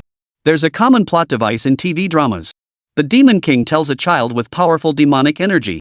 Never provoke humans, they are terrifying. Huaju thought the Demon King was completely insane. If demons are this powerful, why should they fear humans? Little did he know, this very scene would play out before his eyes. And the one speaking these words was a god. The Cthulhu octopus sullenly replied. Thank you for your guidance, father. In truth, Yang Yi had no reason to fear the Cthulhu octopus. The Cthulhu octopus was arguably the most intelligent and powerful creature on the planet. Its psychic power may not match the destructive force of Brother General's reactor. But its mental power's insidiousnue required no destructive force. Yang Yi even believed that once the Cthulhu octopus matured, it could take down several bosses. South China Sea, Airport. Su Shui stood outside the airport, waiting for her plastic bestie, Sidora. Ever since she'd been with Yang Yi, Su Shui had developed an air of elegance, a certain nobility. Her face was stunningly beautiful, her figure was unreal, and her aura was otherworldly. Such beauty attracted many handsome men in luxury cars to approach her. Su Shui declined every man's request for her WeChat. She couldn't help but sigh wistfully. Long ago, she had desperately craved the attention of wealthy suitors. But now? She couldn't care less. How could a woman blessed by the gods still find mortal men worthy of her attention? At Gate 8 of the airport, a tall, curvaceous mixed-race beauty emerged wearing sunglasses. Su Shui beckoned with a smile. Dora, over here. Chapter 42, the female anchor discovers the Son of God. Inside the taxi. Dora recounted her experiences over the years. Perhaps it was bragging, but to Su Shui, it felt like genuine sharing. Though the sisters hadn't seen each other in years, it felt as if they'd parted only yesterday. Su Shui listened quietly. It felt comfortable. It wasn't quite the same comfort as reuniting with an old friend. More than anything, it felt like not being held hostage by life. Suddenly, Su Duola spoke up. Enough about me, what about you? Su Shui replied with a smile. I'm doing great. Sudola looked Su Shui up and down. Her complexion was rosy, showing none of the weariness typical of office workers. Su Dola asked. Then why didn't you add that handsome guy in the big BMW who just added you on WeChat? Su Shui gazed out the window. I already have someone I like. Su Duola nodded. She wondered what kind of man would catch Su Shui's eye. The taxi pulled into the old town. Su Shui and Su Duola got out. Su Dola stared at the dilapidated tenement building. "No way, you live here?" Su Shui replied casually. "Yep, right here." Inside the rental unit, Su Dola surveyed the sparse surroundings, a complex expression crossing her face. Su Shui asked, "What's wrong?" Sudora suddenly grabbed Su Shui's shoulders. "Let me take you on a blind date." Su Shui froze for a moment. "Ha?" Su Dola said. "I know plenty of rich, handsome guys. With your looks and figure, you'd breeze through it." Su Shui wrinkled her nose. "I told you I already have someone I like," Sudora said earnestly. "Love alone won't put food on the table." Displeasure flashed across Su Shui's face. Sudola sighed. "I said a lot of harsh things to you back in high school. I was just immature then. I've always wanted to find a chance to apologize. Truthfully, I've missed you all this time. You're my best friend, and I hope you're doing well." Su Shui was deeply moved. Everyone has memories of their youth. Dora had been by her side throughout her entire youth. Countless childhood best friends drift apart as they grow older, losing the bonds of their youth. Since Dora had taken the initiative to apologize, Su Shui didn't hold it against her. Truthfully, she hadn't intended to hold a grudge anyway. Now the only thorn in her heart was gone. Su Shui feigned anger. "If you missed me so much, why didn't you reach out when you came back?" Su Shui steered the conversation away from the topic of boyfriends. Su Duola pursed her lips and said, "It's because I ran into some trouble." Su Shui asked, "What kind of trouble?" Su Duola paused to recall, her pretty face instantly turning pale. Right after returning to the country, she went to Changbai Mountain for an expedition livestream. She encountered that terrifying giant beast. She was even taken away by the safety administration. They grilled her with questions and kept her under observation for 7 days. In the end, she could only leave after signing a confidentiality agreement. Sudola quickly opened a bottle of beer to calm her nerves. "Don't ask. I really don't want to think about it. Anyway, it's all over now." Su Shui wisely refrained from prying further. But Su Duola was anything but tactful, persistently grilling Su Shui about her boyfriend. Su Shui really didn't want to continue this conversation with Su Dola. She absolutely would not go on blind dates. She said, "The person I like treats me very well." Su Dola gasped, pointing at the room's furnishings. "Being good to you means letting you live in this place? You're so beautiful, why put up with his misery?" Su Shui replied earnestly. "He supports my mother, my grandmother, and pays for my brother's education." Sudola's mouth fell open in astonishment. Supporting her family was the last thing Su Duola ever had to worry about. As a second-generation rich kid, she'd almost forgotten the hardships of the world. A boy with no money had supported an entire family for the sake of a girl. Sudora suddenly felt a wave of emotion wash over her. She whispered softly, "He must have had it pretty tough. But as your friend, I have to say something blunt. I want you to live better, not to suffer alongside a man." Su Shui looked Su Dola straight in the eye. "Truth is, most families in this world are ordinary. If an ordinary man is willing to work hard for an ordinary woman like you, that wouldn't be suffering alongside a man. That's the man sharing in the woman's hardships. Without a woman holding him back, his quality of life would be better." Sudola froze. She was accustomed to being a pampered young lady. This was the first time she'd heard such a simple yet profoundly unsettling statement. Sudora lowered her head. "So then, your boyfriend must be quite exceptional." In Sudola's imagination, a sincere, earnest young man toiling away to support Su Shui. It had a real art house film vibe. Su Shui murmured softly, "I told you, he's someone I like. Whether he likes me back is another story." Su Duola blinked her eyes. "Holy crap, sis, just because you like him, he's willing to support your family?" In Su Duola's mind, the honest, simple-hearted young man transformed into a chivalrous knight-errant. Little stars began to sparkle in Sudola's eyes. Truth is, many women, especially young ones, prefer the labels attached to men. Su Shui smiled without saying a word. "I'll go cut you some fruit. Wait here a moment." Su Shui got up and headed to the kitchen. Sudola wandered around the living room, bored. She spotted a notebook on the sofa. Su Duola picked it up and flipped through its pages. The Balance Sect? Su Duola covered her mouth and giggled. Xiao Shui loved writing novels back in middle school. Is she still at it? Back in middle school, Su Shui had written romance novels like Devilish Young Master Falls for Me and School Bully and The Innocent Flower. Her writing was terrible, so Sudola often teased her about it. Now she's writing fantasy novels? Seems to have a bit of a religious twist. Sudola flipped to the next page. The Equilibrium sect is neither guardian of light nor champion of darkness. It upholds the balance of the world. When grave breaches appear in this world, the great deities and divine children of the Order of Equilibrium shall awaken. The followers of the Order of Equilibrium shall follow the great deities to mend the world's rifts. Sudola murmured. Huh, interesting. She couldn't resist turning to the second page. The Great Deity. No one knows the name of the Great Deity. The Great Deity exists in the past, present, and future. Whenever the Great Deity awakens, traces of the Great Deity's history will inevitably appear in the past. Perhaps the Great Deity's past was that of a lowly clerk, or perhaps a powerful noble. The identities held in the human world of the past do not signify that the Great Deity ever possessed those identities. It is merely an expression transcending dimensions. Sudora continued flipping through the pages. When a Great Deity awakens, it signifies a severe flaw in the world. They will awaken the children of the gods to repair the breach together. The faithful of the Great God's Church of Equilibrium will assist the Great God and the children of God in mending the breach, and they will receive the Great God's blessings. Sudora grew increasingly engrossed, turning to the next page. Child of Destruction, Atomic Lizard. Child of Strength and Earth, the Diamond Giant Ape. Child of Thunder and Ocean, Mermaid Eel. Following are several sketches of the Son of God. When Sudora saw the atomic lizard, her eyes widened in terror, and her lovely face turned deathly pale. Terrifying memories loomed like dark clouds over the heights of reason.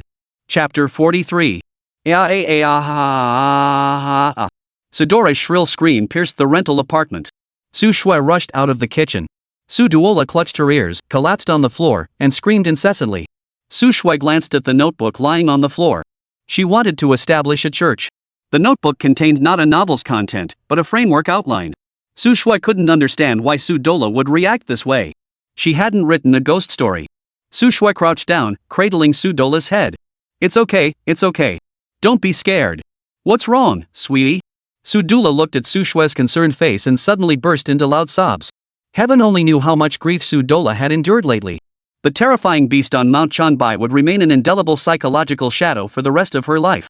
Today, she saw that monster again right there on Su Shui's notebook. Su Shui kept soothing Su Dola, who finally calmed down. She picked up the notebook. You know this monster? Su Shui stared at the notebook, which opened to the page about the atomic giant lizard. Her face was filled with shock. Did Sudola know about the atomic giant lizard? Su Shui nodded slowly. Su Duola wiped away her tears and began recounting her ordeal on Mount Changbai. After listening, Su Shui's eyes narrowed imperceptibly. A plan began to form in her mind. To establish the Equilibrium sect, she needed an ally. She knew Su Duola had been fascinated by monster legends since childhood, dreaming of encountering those creatures. Now, Sudola had encountered the atomic lizard, both coincidence and fate. Most crucially, Su Duola possessed both wealth and significant online influence. Her relationship with Sudora remained strong. If she couldn't even recruit Sudora into the Equilibrium Church with these advantages, she shouldn't even think about preaching the Equilibrium faith to others. Su Shui wasn't entirely self-serving. She believed the revival of the gods surely signaled major upheavals in the future world. Following Yang Yi was undoubtedly the best choice. Su Shui stroked Sudola's forehead. That is not a monstrous demon, it is the son of the gods. Su Duola's eyes widened in shock. The son of God? Have you lost your mind? Where in this world would a god come from? Do you even know what you're saying? Su Shui closed her notebook and said, If I didn't know about the son of God, when you told me this story, I would have asked you the same thing. Are you out of your mind? Where in this world are there giant beasts? Su Duola froze, staring blankly at Su Shui. Su Shui suddenly seemed so unfamiliar to her. Sudora pushed Su Shui away, grabbing at her hair. Let me sort this out. I encountered a monster. You said that monster was the son of God. And you saw that monster long ago. Your notebooks contain drawings of other monsters. What on earth is going on here? Where on earth did you learn all this information? Su Shui picked up a can of beer from the table and handed it to Su Duola to help calm her nerves. Su Shui opened a bottle for herself and said, I know far more than you could ever imagine. The great gods and divine children recorded in that notebook are all real. Su Duola felt overwhelmed by the sheer volume of information, as if her brain might explode. She gulped down more than half the beer in one go. Then can you tell me more? About the great gods and the children of the gods. Su Shui shook her head. I can't. It's for your own good. Su Duo nodded in understanding. From elementary school through high school, Su Shui had always been the big sister figure. Now, having returned from studying abroad and amassed wealth and prestige, she still couldn't hold a candle to Su Shui. What Su Shui knew could no longer be measured by money or status. It was the truth of this world, the secret of this world. Su Shui looked at Su Dola and said, I remember you loved Ultraman since you were little. No, you didn't like Ultraman, you liked the monsters in Ultraman. Now that you've met the Son of God, would you still like them? Without hesitation, Su Dola nodded. I still like them, but I'm scared. Su Shui said. The children of God are indeed terrifying. When I first encountered them, I had to steel myself to get close. Sudora's beautiful eyes widened. You've had close contact with the children of the gods? Su Shui nodded, smiling warmly. They're actually quite adorable. Sudola picked up the notebook, studying the sketches within as she stroked them with rapt attention. If they didn't eat me, I'd really love them. Su Shui said. So, would you like to join the Church of Equilibrium? The Church of Equilibrium worships the great deity and the divine child. Sudora blinked her eyes. Are you high-ranking in the Church of Equilibrium? Su Shui chuckled. I am the head of the Church of Equilibrium. You may address me as Your Holiness. Sudola was so stunned she couldn't move. I'm in. I'll join the Church of Equilibrium. Su Shui patted Su Duola on the shoulder. Welcome, my deputy leader. Sudola stared at Su Shui in disbelief. Ha? Don't tell me the Church of Equilibrium only has the two of us. Su Shui replied. Having received divine grace, I must do something for the gods. I just wanted to do what I could. If you're willing to join me, then we sisters will stand united. 2 heads are better than 1. Though this particular task might be a bit dangerous. Sudora is an adventure blogger. Her family is well off, so she doesn't rely on short videos for income. What Sudola loves is the challenge. That's so cool, I'm in. Sudola replied. Suddenly, something occurred to her. You said you met a great deity, and the great deity bestowed a blessing upon you. Holy crap, sis, you wouldn't happen to be in love with the great god, would you? Su Shui froze, lowering her head in tacit acknowledgement. Sudola grabbed a beer and chugged it down, staring excitedly at Su Shui. The high priestess who worships the deity has fallen for the very god she worships. Holy, sis, this is too good to be true. This woman's thought process was a bit peculiar. Or maybe, behind closed doors, there was nothing the sisters couldn't talk about. Alright, back in high school, Sudola had told Su Shui she wanted to try what a male dog tasted like. Truly, there was nothing they couldn't discuss utterly without a second thought. Su Duola stood up. Starting a church, dancing with monsters, helping you seduce a god. My goodness, what could be more thrilling than that? As long as the Son of God didn't eat her, she felt like she could handle anything. Sudora stared at Su Shui and demanded. Where's our base? Any rules or regulations? Oh, and costumes are crucial. I'm into that niche subculture vibe. Got any design sketches? Let me see them. Su Shui shook her head. For now, it's just you and me, and this notebook. Su Duo's mouth twitched. So it's just a shell company. Su Shui handed the notebook to Su Duola. If you have any thoughts, we can discuss them now. There's no rush, after all the road ahead is long, young lady. Sudora suddenly remembered something. There's one thing that's pretty urgent. Su Shui asked. What? Su Duola gathered her thoughts. You and the great god, do you know the Son of God has already been targeted by the authorities? Su Shui's brows instantly furrowed. How do you know that? Su Duola explained. After encountering the atomic lizard, I was taken in for questioning by an agency called the Security Administration. Chapter 44, Apocalypse Biotech. Su Shui pressed for details about the Security Administration Bureau. Only then did she learn that such a specialized agency existed within the government. Had the authorities already discovered the revival of the gods? Su Shui never dared to underestimate the state apparatus. Su Duola continued. After they took me away, they subjected me to a series of examinations and observed me for 7 days. Finally, I signed a confidentiality agreement before they released me. Su Shui asked. You said you captured the Son of God during your livestream? Sudola nodded. Su Shui frowned. Information spreads like wildfire online these days. Logically speaking, as a top-tier streamer like you, the source of the video, it should have caused a huge stir online by now. Su Duola rolled her eyes. You really don't understand the internet. All traces of my Son of God livestream were wiped from my backend. Many paid commentators claimed my livestream was a fake gimmick, AI generated. Since I signed a confidentiality agreement, I can't reveal the true existence of the colossal beast to anyone. Plus, haven't you noticed how many celebrities have fallen from grace lately? Su Shui was well aware of the recent celebrity scandals. A certain innocent-looking actress was exposed for her scandalous private life. A comedy star was exposed for tax evasion. Marketing accounts have flooded the internet with these stories. Many netizens jokingly called this year the year of the fallen idols. Su Shui understood. You mean someone used the celebrity scandal buzz to cover up the monster incident? Su Duola nodded. That's exactly right. The Security Administration wields immense authority, both in real life and the virtual world. What you see online is what they want you to see. That's how the Security Administration works. They don't want people to see the behemoth, so people can't see the behemoth. Su Shui murmured. The Security Administration is terrifying. Such a powerful department, yet they've done all this to the Son of God? Su Shui looked at Su Duola, a smile spreading across her face. It shows the authorities truly value the children of the gods. We chose the right path, Dola. As long as we follow the great deity, our future prospects are limitless. Su Shui raised her beer. Dora, to the future of the Church of Equilibrium, cheers. A smile curved Su Dola's lips as her heart raced. This was all just too thrilling. More thrilling than any expedition, any extreme sport. The next day, at the ancient castle estate. In the study, Yang Yi leafed through a book while Liu Changquan reported on the project's progress. Mr. Yang, the laboratory at Divine Grace Oasis has officially commenced operations. Our research indicates that the Divine Sons possess profound and formidable powers. His Highness Atomic Lizard is practically a walking energy source. His blood and even his waste contain potent energy. The energy crystals we've extracted from these sources are termed atomic energy crystals. Good heavens, I can scarcely believe it. A single atom energy crystal weighing just a few grams contains enough power to run the Divine Grace Oasis's electrical system for an entire week. This is nothing short of futuristic technology. Liu Changquan reported excitedly. Yang Yi paused mid-page turn. Blood? Liu Changquan's weathered face flushed with panic as he hurriedly explained. We wouldn't dare extract His Highness the Atomic Lizard's blood. His Highness the Atomic Giant Lizard has been extremely agitated lately, constantly battling His Highness the Kong Giant Ape. We collected the blood from the seawater to conduct experiments. I need more experimental samples, specifically the shed scales and excrement of His Majesty the Atomic Lizard. Yang Yi turned to a new page. He had thought Liu Changquan and his group might be bold enough to harm the giant beasts. The humans of Divine Grace Oasis were certainly no match for the colossal beasts. Yang Yi's concern was that they might exploit his banner to demand blood from the beasts.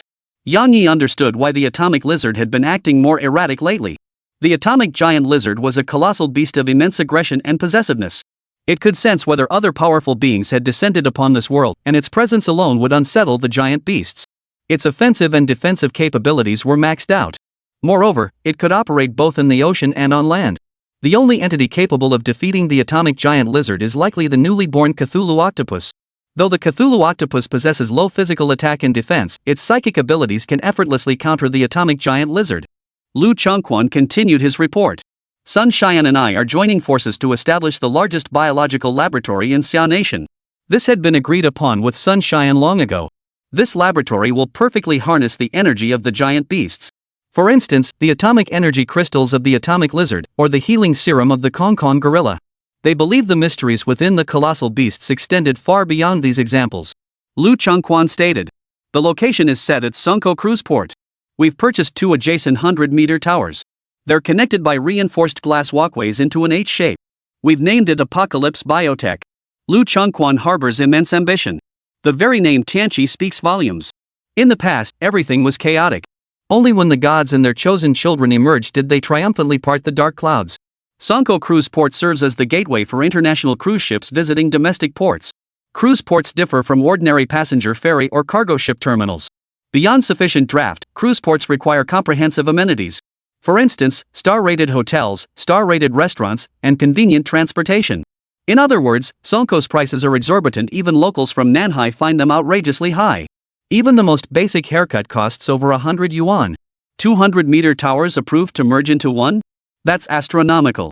Yang Yi seemed oblivious to Liu Changquan's remarks, responding with nonchalance. What once seemed like a fortune now felt utterly unremarkable. Liu Changquan said. Building the Tianqi Biotechnology Company is straightforward. I'm confident we can finish within a month. The real challenge is finding the right employees. But rest assured, I'll move as quickly as possible. Tianqi Biotech has many connections to the Son of God. We absolutely cannot hire anyone we don't trust. Not only must we guard against corporate spies, but even curious troublemakers require vigilance.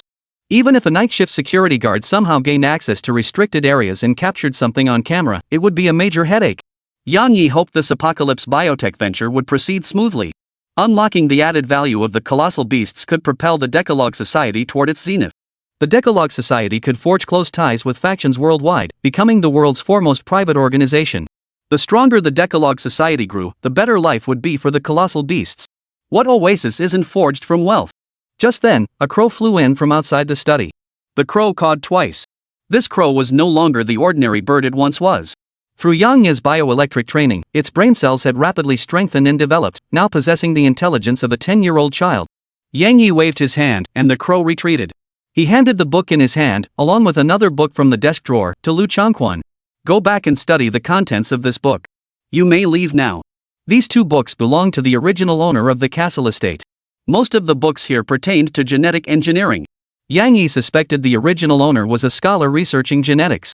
After suspecting a laboratory conducting genetic experiments existed in the South China Sea, Yang Yi began to question the original owner's identity. Chapter 45, Yang Yi discovers the security administration. Yang Yi descended the stairs. Earlier, Crow had informed him that Su Shui had returned. Upon reaching the bottom, he spotted Su Shui and another mixed-race beauty. This mixed-race beauty was naturally Su Duola. Su Shui understood that to establish the Equilibrium Church, she first needed Yang Yi's approval. In truth, she believed Yang Yi had no reason to refuse. After all, the followers of the Church of Equilibrium would be worshippers of Yang Yi, the great divine being. Actually, the title Great God was coined by Su Shui herself. She felt titles like Thunder God, Fire God, or Sun God were far too mundane. Those deities could only govern a single power not very high caliber. It was more fitting for the children of the gods to be called such and such deities. Atomic Lizard, the deity of destruction. Fairy Eel, the deity of oceans and thunder. The Diamond Giant Ape, god of strength and the earth. She felt that since Yang Yi possessed so many divine sons, he must be something like a god king. Titles like God King or Chief God carry too much mundane connotation. Therefore, she believed only the title of great deity held any real weight. Sudola glanced at Yang Yi and whispered in Su Shui's ear. Is this also a divine servant? Su Shui shot Sudola a glare. This is the great deity. With Su Shui by her side, Sudola dared to scrutinize Yang Yi with curiosity. He appeared to be an ordinary young man. Had he not resided in such a grand castle, Sudola wouldn't have given him a second glance on the street. Could such a man be a god? Sudola began to doubt, could Su Shui have been deceived? Shouldn't gods glow with light, or have multiple circles floating above their heads? Su Shui beamed as she placed the meat dish on the table. Have you been eating properly lately? Yang Yi sat down and opened the plastic bag. You were only gone for a day.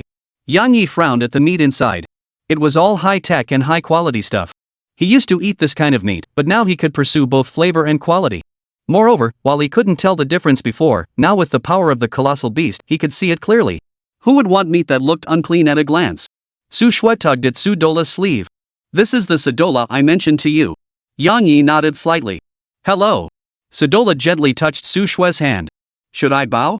After all, this is a god who knows how to greet one? Though Sudola had her doubts, this guy wasn't a god at all. He's way too down to earth.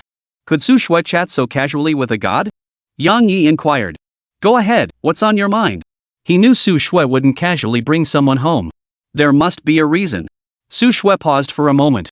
I want to establish a church dedicated to the great deities. Yang Yi raised an eyebrow. The great deity? What was that about? Su Shui placed her notebook on the table. The notebook contained rough outlines of the Church of Equilibrium. For instance, what constitutes a great god, and what defines a child of the gods. The high priest is the great deity's closest human. Believers would discover the truth of this world and the meaning of their own existence.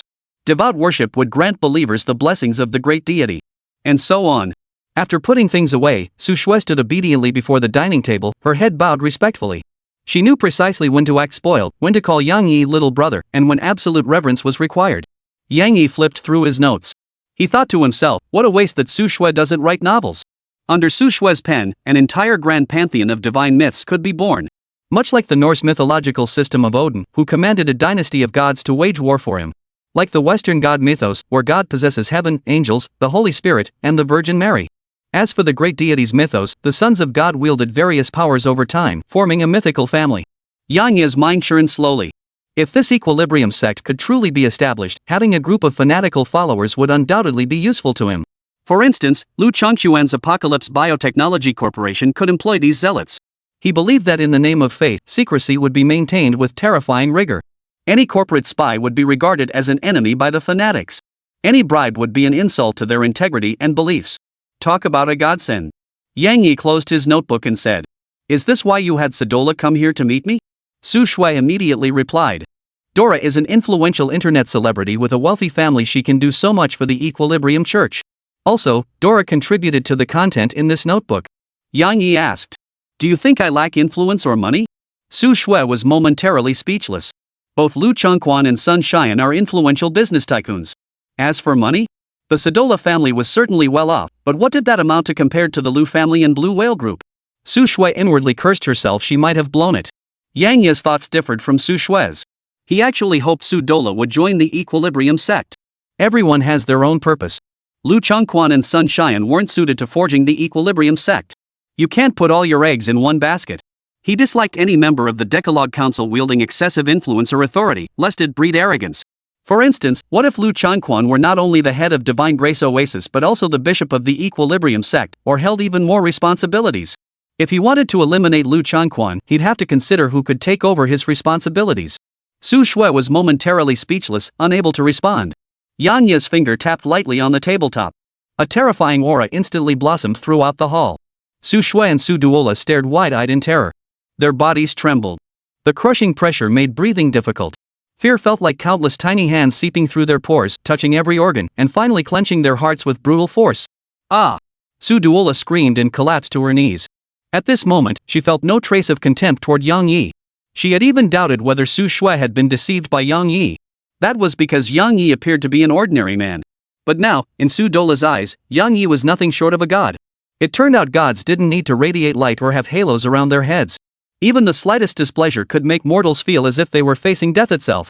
Su Shui hastily knelt down, her voice trembling as she pleaded. "Brother, no, your divine majesty, please don't do this. I'm afraid." Yang Yi spoke in a hollow tone. "You aided me greatly before my awakening. I shall protect you and your family for life. But you've grown greedy. I dislike your petty cleverness. How dare you casually bring a mere mortal to my dwelling?" Yang Yi referred to himself as I. In a TV drama, he would likely use titles like Your Majesty or Your Highness. He referred to his ancient castle estate as his residence, not the palace typical of dramas. Yang Yi found such terms overly pretentious. Truly powerful beings, the genuine gods, need not flaunt their might through words. Their very essence is power itself. But to Sudola, this didn't sound like it. Whether in novels or dramas, the titles gods bestowed upon themselves and their dwellings were merely human fantasies. True deity should be like this. Su Shui quickly improvised. Dora isn't like ordinary people. She saw the child of God on Mount Changbai. She's seen the department investigating the son of God, the security administration's personnel. Yang Ye's pupils contracted at these words. He knew the atomic giant lizard had been to Changbai Mountain. He hadn't expected Sudola to have seen the atomic giant lizard, nor did he anticipate that the authorities had long been aware of the colossal beast's existence. When the colossal beasts were first born, their intelligence was akin to that of human infants. The atomic giant lizard and the fairy sea eel roamed about like mischievous children brimming with curiosity about the world. They themselves were unaware that humans had discovered them. Yang Yi committed the words Safety Administration Bureau to memory. He felt it was time to stop the punishment and offer a reward. Yang Yi withdrew his imposing aura. "Since you've met my child, it means you share a bond with her. I cherish the word fate, a concept untranslatable in other languages." Su Duola knew she had narrowly escaped with her life. Yang Yi rose and walked over to Su Shui, who knelt before him, towering over her. "Since you refuse to live an ordinary life of wealth and privilege, so be it." Yang Yi crouched down, his fingers tracing Su Shui's delicate face before slowly gliding downward, pausing at her ample bosom. Bioelectricity etched a black rose onto his left chest. A tingling sensation made Su Shui's face flush, and she let out a soft moan. Chapter 46, The Bar's Daughter Slave. Yang Yi pulled several small bottles from his pocket and handed them to Su Shui. "Consider these a gift for your business venture." The glass bottles bore the characters Tianqi. These were healing potions developed by Liu Changquan's lab using giant ape saliva. The potion was brimming with potent psychic energy. A single drop could snatch someone on the brink of death from the jaws of death.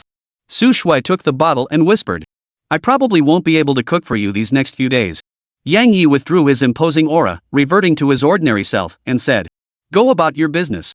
I'm genuinely happy you found something you love doing." Yang Yi appeared to be moody and unpredictable. In the name of the divine, Yang Yi needed to be ruthless and fierce. He could afford no complacency toward the Decalogue Society. This matter concerned not only the growth of his own colossal beast and whether he could achieve the brilliant future he envisioned, but also his very life. As a human, Yang Yi remained generous toward Su Shui. From his true heart, this older sister had cared for him greatly. Su Shui did not view his colossal beast with the same fear and greed as others. Yang Yi wished Su Shui well, otherwise he wouldn't have kept her by his side. Yet he didn't know whether allowing Su Shui to establish the Equilibrium sect was truly the right course. Yang Yi was no true god, how could he possibly foresee the future? Su Shui nodded softly. "Once I finish these few days of work, I'll come back and cook for you." Yang Yi offered no reply, turning instead to ascend the stairs. Little stars twinkled in Su Duola's lowered eyes. To her, Yang Yi's temperament was as changeable as the sea. Like the ocean, serene and tranquil one moment, then stormy and turbulent the next. In her eyes, Su Shui possessed a gentle temperament. No matter what, she always spoke in a sweet, delicate voice, submitting to Yang Yi without complaint. This is just too perfect. A tale of a mad deity and a delicate cult leader? Whoa! Hee, giggle giggle. Suduola suddenly burst into laughter. Her face flushed crimson, as if she'd thought of something utterly bizarre. Su Shui gently tugged at Suduola's hand. What's up? Yang Yi frowned, staring at Suduola. Is this woman out of her mind? After Su Shui and Suduola left, Yang Yi had already settled into the small attic on the top floor. The view from here was excellent, revealing scenery Yang Yi had never seen before, which is why he enjoyed contemplating here. Yang Yi murmured to himself. The Security Bureau. The Ten Commandments Society now had 5 members. Liu Changquan, Sun Xian, Gaofan, Huazhu, and Su Shui. Some have connections to the authorities, but they are not official agents. The Ten Commandments Society currently needs 2 more members to establish a foundational framework. 1 official is needed, and 1 computer expert is also required. Yang Yi wanted an official insider to access more government intelligence. The Security Administration unsettled Yang Yi. This special government agency, the Security Administration Bureau, remained an unknown quantity, friend or foe. Beyond unease, a hint of anticipation flickered in Yang Yi's eyes. In his past life, he'd never had the standing to deal with such an official institution. As for why he suddenly expressed a desire for a computer expert? Truthfully, Yang Yi had long desired a skilled hacker. This was an era of information explosion, an era of big data orchestration. For an organization like the Ten Commandments Society, an electronic information specialist was of paramount importance. Otherwise, he might not even realize his phone was being tapped by the Security Bureau. Moreover, with the Ten Commandments Society currently being just a handful of people, Yang Yi could still keep tabs on them. But if the Ten Commandments Society grew in the future, Yang Yi wanted to be able to monitor his members at all times. After pondering for an unknown length of time, the liquor in the cabinet was nearly drained. He realized he'd developed a drinking habit. It felt as though he couldn't think without drinking. Yang Yi tossed the empty bottle precisely into the trash can. Leave the task of finding people to my subordinates. Yang Yi sent Gaofan a text message, instructing him to have Huazhu look into finding the talent he needed. Why didn't he text Huazhu himself? What respectable deity would proactively text their subordinates to find people? Though then again, Yang Yi wasn't exactly a proper deity to begin with. After sending the message, he paid no mind to Gaofan's reply. Yang Yi rose and opened the skylight in the attic. Whoosh! In the next instant, explosive power propelled him like a monkey through the skylight. It seemed like he was flying through the air, but it was actually the terrifying leap of a colossal beast. Caw! Caw! The crow flapped its wings and followed close behind Yang Yi. Having the crow follow was Yang Yi's command. This crow was no ordinary bird, it could now serve as Yang Yi's eyes and ears. South Sea, Champs-Élysées Bar. Yang Yi had once tasted the finest spirits here. The proprietress was also kind-hearted, having once warned him he was being followed. It was nighttime now, and the bar was much busier than the last time he'd visited. A disheveled, gaunt middle-aged man sat at the bar counter facing the owner, holding a glass of potent cocktail. The drink tasted fantastic. It was called Volcano Under the Sea. The middle-aged man said. After leaving your place last time, I posted on my social media. My daughter really liked your glasses, could I buy them? The proprietress shot him a withering glance. These are rare pieces purchased from master craftsman Robertson. They're not for sale here. The middle-aged man nodded and remarked. This chair I'm sitting on seems different from the others at the other tables. The owner wiped the table, her tone detached yet proud. The bar stools are vintage chairs airshipped from France. Over 8,000 euros. The middle-aged man's eyes darted around as he took a sip of volcano seabed. His face instantly turned the color of liver. The liquor was too potent even with mental preparation, it was hard to stomach. The man pressed his lips tightly together, as if suppressing something, and said, Actually, my stomach isn't great. I can't handle strong liquor. I really need to use the restroom right now. The landlady frowned in disgust. Then go. The middle-aged man clenched his fists. Are you going to sell me the cup or not? I suggest you think it over. The shopkeeper heard the threatening tone but couldn't figure out what this man was up to. She shook her head, hands on her hips, and sneered with disdain. What, you think you can force me to sell? The shopkeeper knew the middle-aged man was from the Nanhai Public Security Bureau. But she also knew he held no real authority within the bureau. The middle-aged man took a deep breath. My odds of pulling a golden item after downing hard liquor are way better than pulling one from the gacha pool. So I suggest you consider selling me that cup. Otherwise, watch out, your vintage French chair might get splattered with my fresh, hot gold. The landlady's lips twitched. I seriously doubt you could do that in public. The middle-aged man steeled himself and downed another large gulp of hard liquor. The landlady thought she heard his stomach growl. His bloodshot eyes narrowed. I'll do anything for my daughter. You. Are you selling it or not? The landlady's eyes widened in horror. She covered her nose, her face twisted with disgust. Get out. You can keep the cup. The man, as if granted a pardon, clutched the cup and bolted for the door. His face contorted, but he dared not use the bar's restroom, fearing the landlady might change her mind after he emerged. On his way out, he bumped into Yang Yi. He quickly muttered an apology and vanished. Chapter 47, The Spiritual Realm. Yang Yi paid no mind to the middle-aged man's unintentional offense and walked straight to the bar. The landlady still stared at the fleeing figure of the middle-aged man, her high-rising chest trembling with fury. Yang Yi placed 500 yuan on the bar. One volcano underwater. The owner, now recognizing Yang Yi, immediately broke into a smile. The lighting was too dim, didn't recognize you, Mr. Beast Tamer. She had a favorable impression of Yang Yi. A man who was generous with his money and knew his drinks. She was certain Yang Yi was no ordinary man. The Beast Tamer bit was just playful banter for the bar, quite witty and charming. The landlady pushed the 500 yuan back toward Yang Yi. Today's on me. With that, she turned back to the bar and began mixing drinks with practiced ease. Yang Yi didn't hesitate. Turning to watch the man who had just dashed out the door, curiosity flickered in his eyes. Who is he? Yang Yi's understanding of psychic energy had deepened. Upon entering the bar, he had already scanned the surroundings with his mind. Every minute detail within the bar was stored in his mind. He clearly sensed the subtle tension between the owner and the middle-aged man. The landlady grumbled to Yang Yi about the earlier incident. A smile played at the corners of Yang Yi's lips as he shook his head. She's quite the character. The landlady placed the volcano seabed in front of Yang Yi.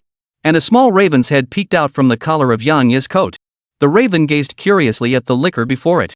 Yang Yi lifted the cup and brought it close to the bird, who gently pecked at it.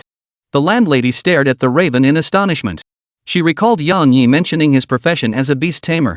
To train a crow to be so well behaved, could he truly be a beast tamer? This man was truly mysterious. The landlady gazed toward the entrance and murmured softly. Actually, he's quite pitiful. Yang Yi sipped his wine and asked. How so? The landlady and Yang Yi chatted casually. His name is Lin Xiong. He used to be a regular here at the bar, full of ambition and drive back then. He was quite famous in the IT scene in Nanhai. Countless big companies wanted to poach him. Even the Public Security Bureau repeatedly invited him to join their team. Yang Yi raised an eyebrow. And then? He was in need of a skilled hacker and now this? The boss's wife replied. Love struck, that's what. His girlfriend's family arranged a marriage for him. The groom was a sheriff. Her family looked down on office workers, even though Lin Xiong earned a decent salary. For love, Lin Xiong joined the Public Security Bureau and is now the chief of the interrogation division. Yang Yi's eyes flashed.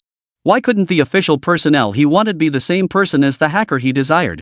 In this world, many talented individuals are snapped up by the authorities first. Take Lin Xiong, for instance. Yang Yi wanted to know more and asked. What happened next? The landlady sighed. Once, a plague struck the South Sea. Had it not been for the antidote developed by the venerable Liu Changquan, who knows how many lives would have been lost. Sadly, his wife passed away before the antidote was ready. Now his daughter is sick too, needing dialysis every day. The proprietress picked up the shaker again, preparing to pour Yang Yi another drink. She continued. He looks completely different now, haggard and impoverished. I suspect if it weren't for his daughter liking my cups, he wouldn't even come here to spend money. A faint smile touched Yang Yi's lips. That's the real reason you gave him the cup, isn't it? The proprietress chuckled. I couldn't very well let him actually buy it. This cup was crafted by a master artist and money would only tarnish the master's touch. Besides, he can't afford it now, all his money's gone to the hospital.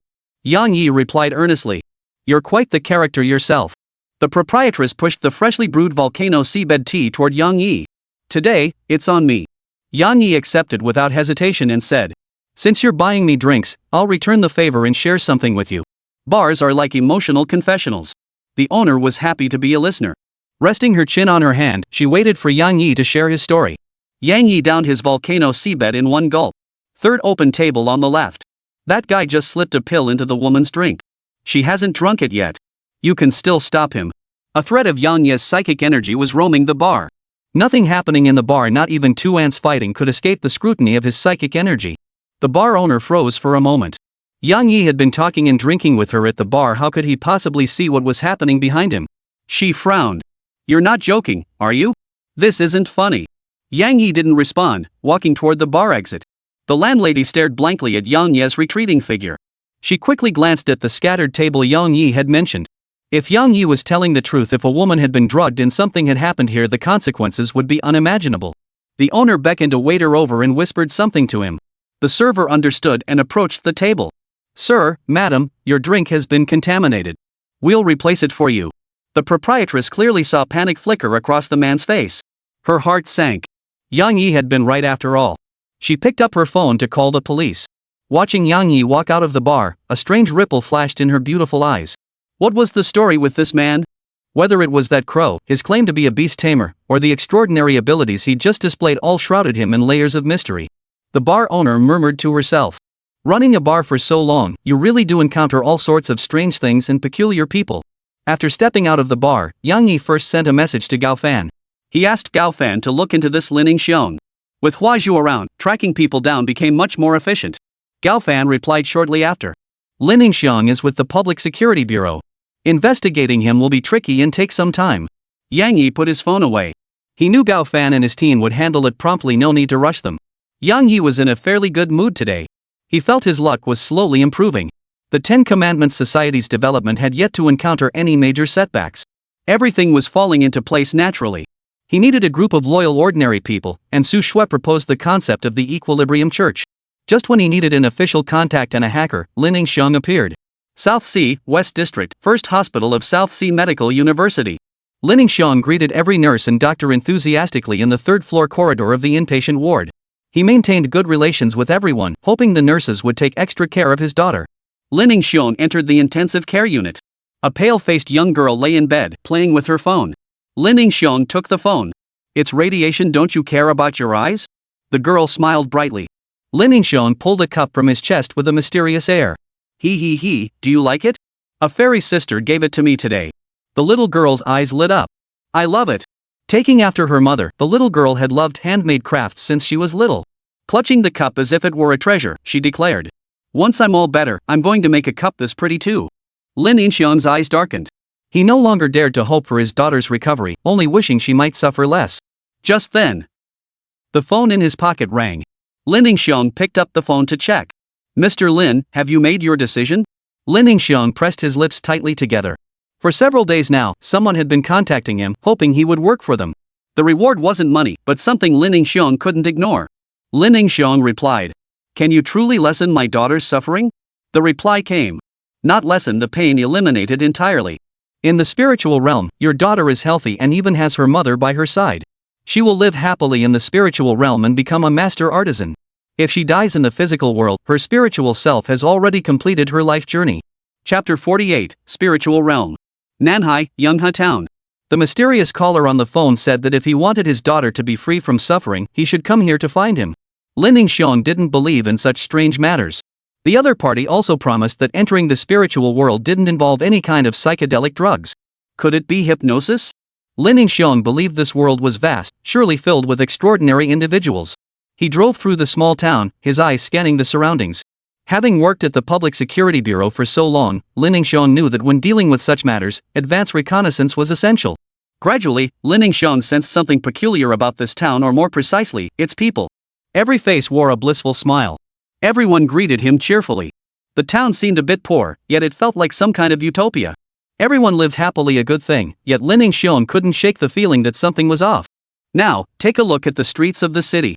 Some look weary, some appear excited, some seem full of vigor, and others look utterly defeated. Everyone should have different expressions and mental states. After all, everyone's life is different. What was peculiar about this town was that happiness seemed to be a uniform tone. Lin Xiong got off at a convenience store entrance. He scanned the store, and the bizarre octopus pattern hanging behind the cash register caught his attention. The octopus had 5 eyes and countless tentacles. It was creepy. Lin Xiong addressed the clerk. 2 steamed buns, please.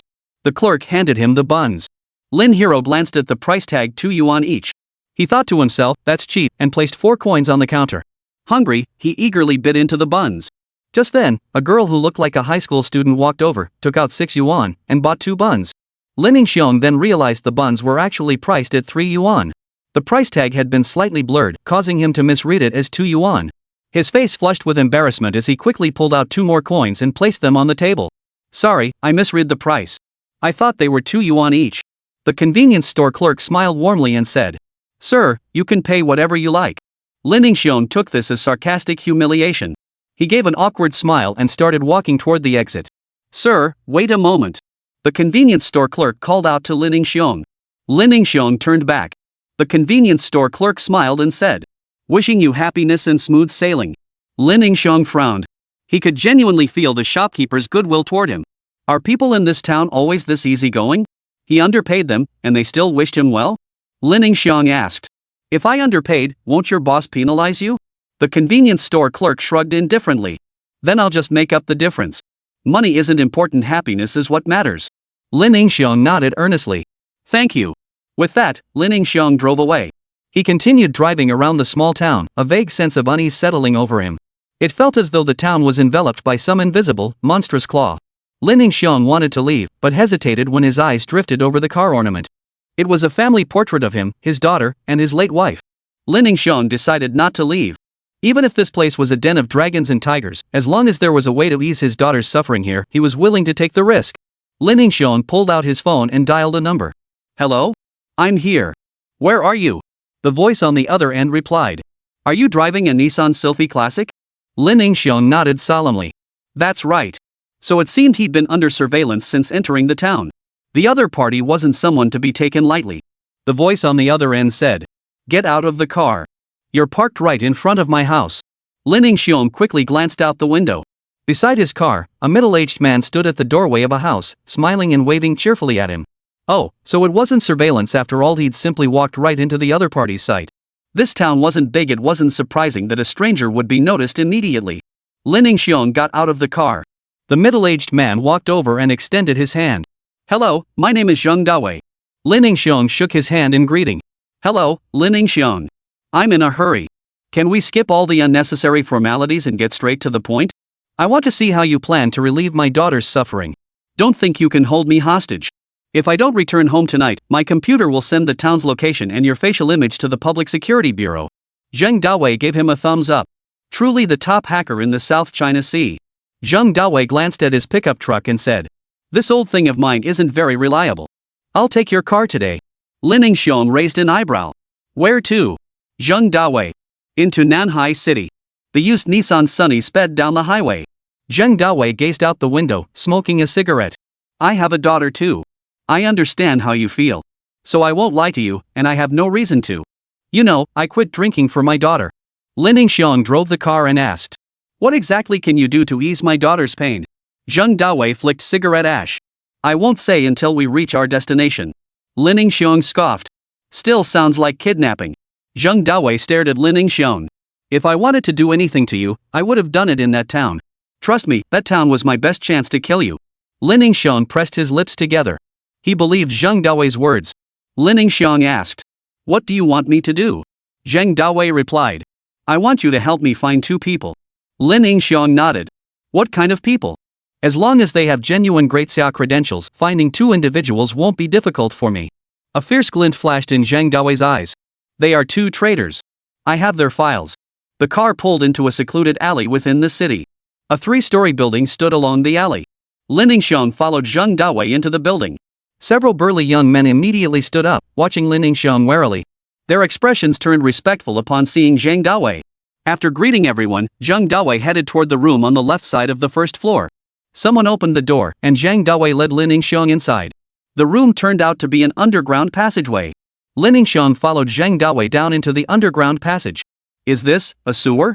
Zheng Dawei replied. My job is sewer repair. With enough money and manpower, creating a direct entrance to the sewer system isn't difficult. Lin Xiong didn't know why Zheng Dawei had brought him down into the sewers. But for his daughter's sake, he followed Zheng Dawei. The sewer was strange, a row of simple electric lights stretched far into the distance. Due to the seasonal change, mist hung in the air above the underground river, creating a hazy atmosphere. As Lin Xiong ventured deeper, he began to see guards with hexagrams painted on their foreheads. This was a mysterious organization existing within the sewers. Finally reaching his destination, Lin Xiong's pupils twitched. Chapter 49, Zhuangzhou's Butterfly Dream. Along both banks of the underground river, over 20 figures clad in black robes and helmets stood solemnly. The helmets on their heads featured 5 decorations resembling eyes. Lin Xiong couldn't help but recall the 5-eyed octopus pattern he'd seen at the convenience store. Beside the hooded figures, a dozen or so people lay asleep. Each of the slumbering figures wore a blissful smile upon their face. It was eerie. Lin Xiong snapped. What did you do to them? Zheng Dawei grinned, baring his teeth. Don't get worked up. They're just new recruits to the spiritual society. Lin Xiong frowned. The spiritual society? Zheng Dawei spread his arms wide, his face beaming with pride. That's right, a church with a deity. Everyone here can experience the life they desire. Of course, in the spiritual realm. A deity? What a joke. Lin Xiong wouldn't believe in the existence of gods in this world. He was a staunch materialist. These people must have been drugged, controlled by psychotropic substances. Madmen. This Shengde and whatever this spiritual society is, they're all lunatics. He was a lunatic himself, how else could he believe the words of madmen? Lin Xiong lunged at Zheng Dawei, eyes bulging. You lunatic! I'm getting out of here. Zheng Dawei's eyes flickered with confusion. You want to leave? Now that you're here, you must join the spiritual society first. Don't you want to spare your daughter from suffering? The robed figures sensed the disturbance and approached. Lin Xiong shouted angrily. Didn't you say you were a father too? How could you be so cruel as to make my daughter use psychotropic drugs? Zheng Dawei tried to explain, but suddenly, the sound of rushing water echoed from the dark river in the distance. All the robed figures froze in their tracks, raised their hands high, and knelt in reverence toward the depths of the underground river. Zheng Dawei's lips curled into a smile. You're in luck, our god has descended. You'll witness the miracle with your own eyes.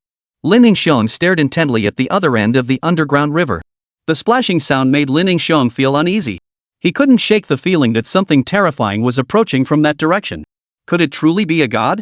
Then, several thick, massive tentacles emerged from the darkness. Immediately after, Lin Xiong saw the colossal creature. Illustration. It was a terrifying giant octopus with 5 eyes and countless tentacles. Humans appeared utterly insignificant before the octopus, like tiny ants. Lin Hero instantly recognized it as the bizarre octopus pattern on the convenience store wall. His mouth gaped in horror as he backed away frantically. Monster! Monster! Why is there a monster? This so-called spiritual society is actually breeding monsters. No, look at how the cult worships the monsters. Clearly, the cult is the one keeping humans captive. Hello, my name is Cthulhu. Lin Xiong plopped down onto the ground. This giant octopus monster actually spoke. Could it be a true god? The Cthulhu octopus addressed Lin Xiong. I wish to speak with you privately. Lin Xiong swallowed hard. Talk alone? How exactly would this happen? Was the octopus going to take him away? Immediately after, Lin Xiong saw the Cthulhu octopus's 5 eyes burst into blue light. The next second, Lin Xiong's world was engulfed in nothing but blue. When the blue faded, Lin Xiong was stunned to find himself back at home. He was sitting on the sofa. Wait, wasn't he in the sewer, facing the Society of the Mind and the terrifying octopus? Daddy, look at my drawing. A little girl with a ponytail bounced over, holding a childish drawing of the sun and birds, eager for Lin Xiong's opinion. Lin Xiong looked down at the little girl with her sparkling eyes and felt a pang of emotion. Nyo, are you feeling better? Nyo blinked in confusion. Ha? Did you have a nightmare? Nyo has always been just fine. Lin Xiong suddenly embraced Nyo, hot tears streaming down his face. Nyo wriggled free from his embrace. Daddy, why are you crying? If mommy sees this, she'll think Nyo bullied daddy again. With that, Nyo bounded off toward the kitchen. Lin Xiong froze in place. Mom? Was it Xiaowan? The kitchen door opened. The rich aroma of cooking wafted out. A gentle woman appeared at the kitchen doorway, holding a rice paddle. Lin Xiong's lips twitched as he slowly opened his mouth. In that moment, he lost the power of speech. The woman who haunted his dreams had appeared before him once more. The woman stepped forward, gently wiping away her own tears. Honey, did you have a nightmare? Lin Xiong bit his lip tightly and nodded vigorously. The woman embraced him. Oh, is that it? Don't be afraid. I'm here. Lin Xiong could hold back no longer, clutching the woman and weeping uncontrollably. After comforting him for a while, the woman suddenly gasped. The food's burning. She dashed toward the kitchen, calling out to Nyo to bring the dishes. When the sumptuous dishes appeared on the table, Lin Xiong took a deep breath. These were all Xiaowan's signature dishes. He hadn't tasted them in years. Lin Xiong devoured the food in big bites, not caring if it was hot or not. Xiaowan watched him with a smile. After filling his stomach, Lin Xiong gazed at his wife with eyes brimming with affection. Honey, I really missed you. His wife reached out and clasped his large hand. I've always been here.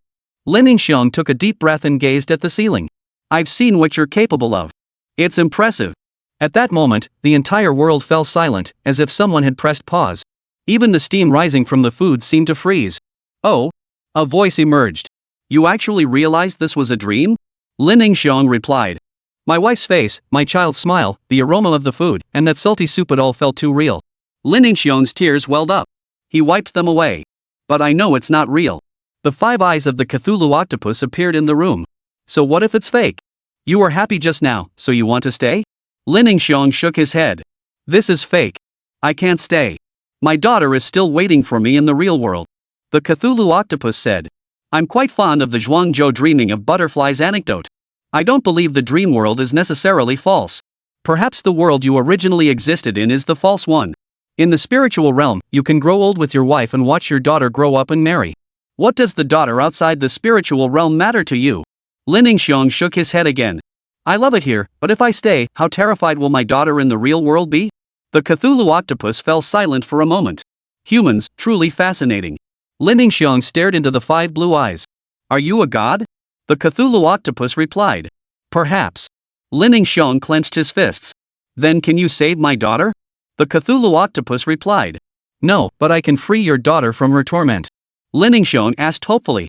Then is there any way you can save my daughter? The Cthulhu octopus replied. Yes. Lin Yingxiong's eyes widened. The Cthulhu octopus declared. My father certainly can. Chapter 50, The Traitor Ma Jun. Father? The father of a god? Could he help him? This answer left Lin Yingxiong feeling utterly hopeless. But Lin Yingxiong tentatively asked. Can your father help me? The Cthulhu octopus replied. Yes. Lin Yingxiong was overcome with surprise. Then could you help me find him? The Cthulhu octopus's next words sent a chill down Lin Yingxiong's spine. No. He says he prefers fate. Lin Yingxiong took a deep breath. Alright, I understand. The Cthulhu octopus said. Now you have 2 choices. First, remain in your spiritual realm. Second, allow your daughter to enter the spiritual realm, where she will know no more pain. Lin Yingxiong asked. Can I choose to leave this place? I must find your father and save my daughter. The Cthulhu octopus fell silent for a moment.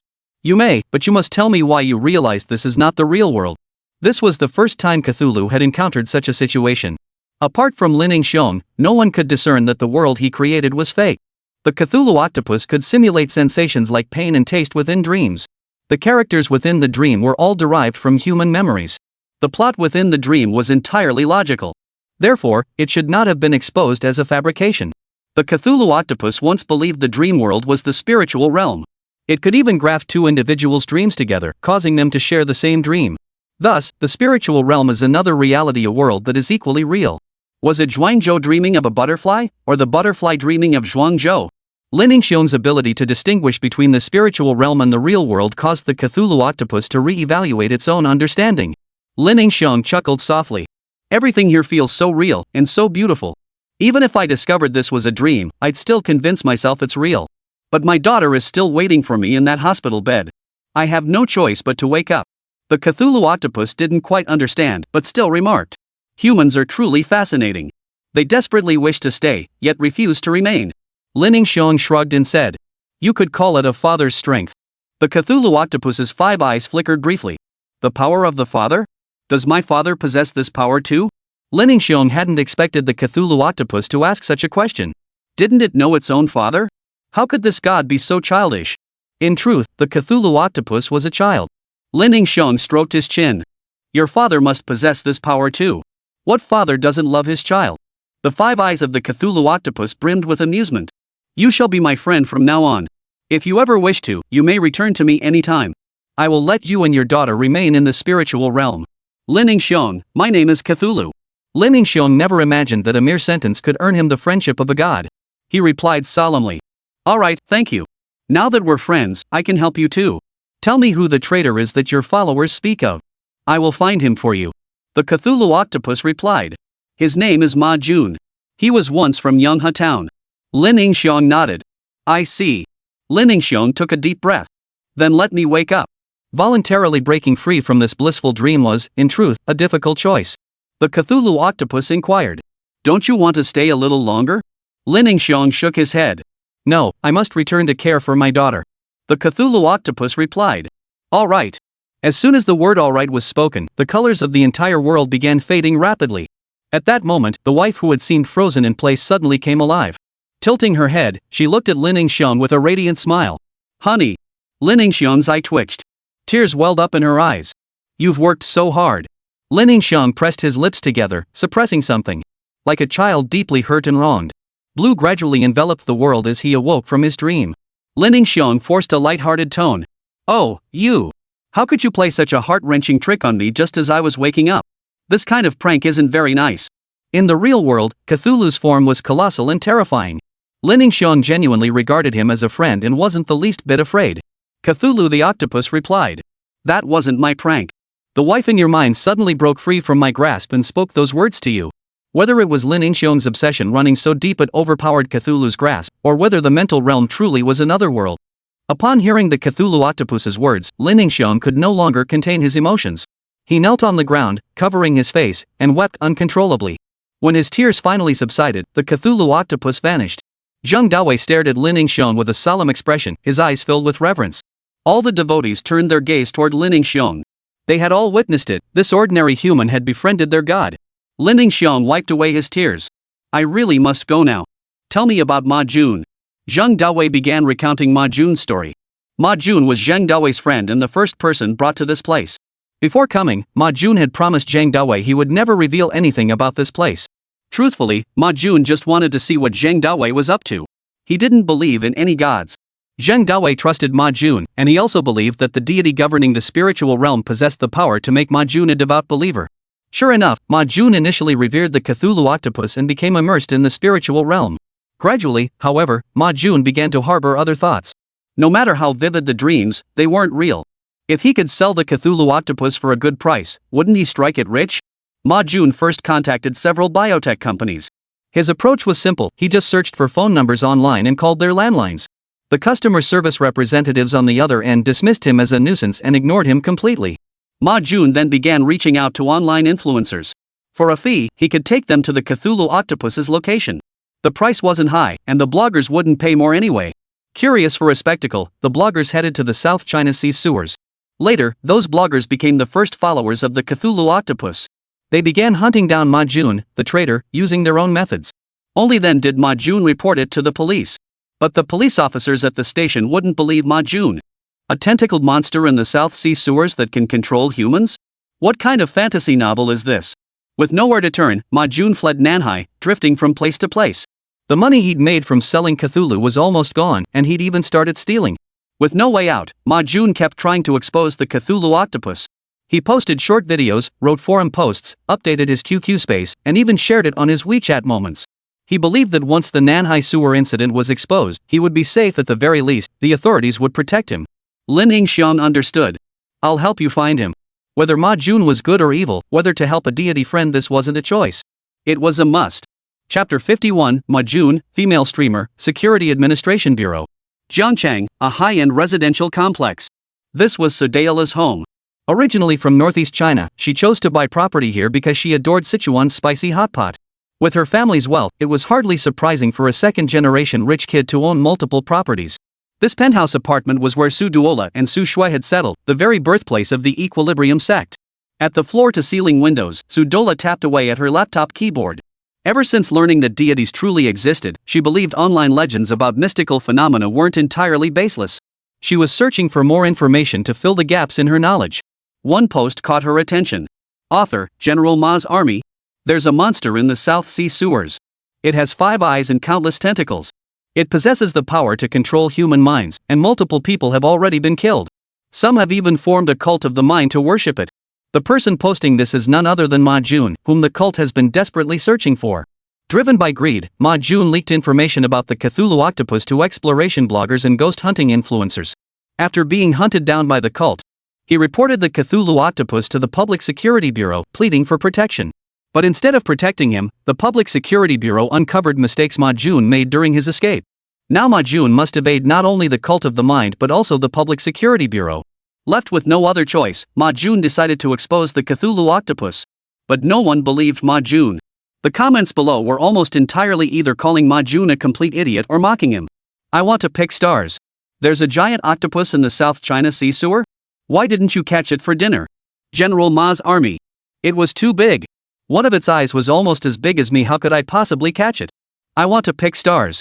666. Addicted to toxic milk powder. An octopus that can control humans? Have you been playing Dungeon too much? Isn't this ing the 8th apostle, long-legged Rost? General Ma's Army Commander. We're already very close. Sudora shook her head.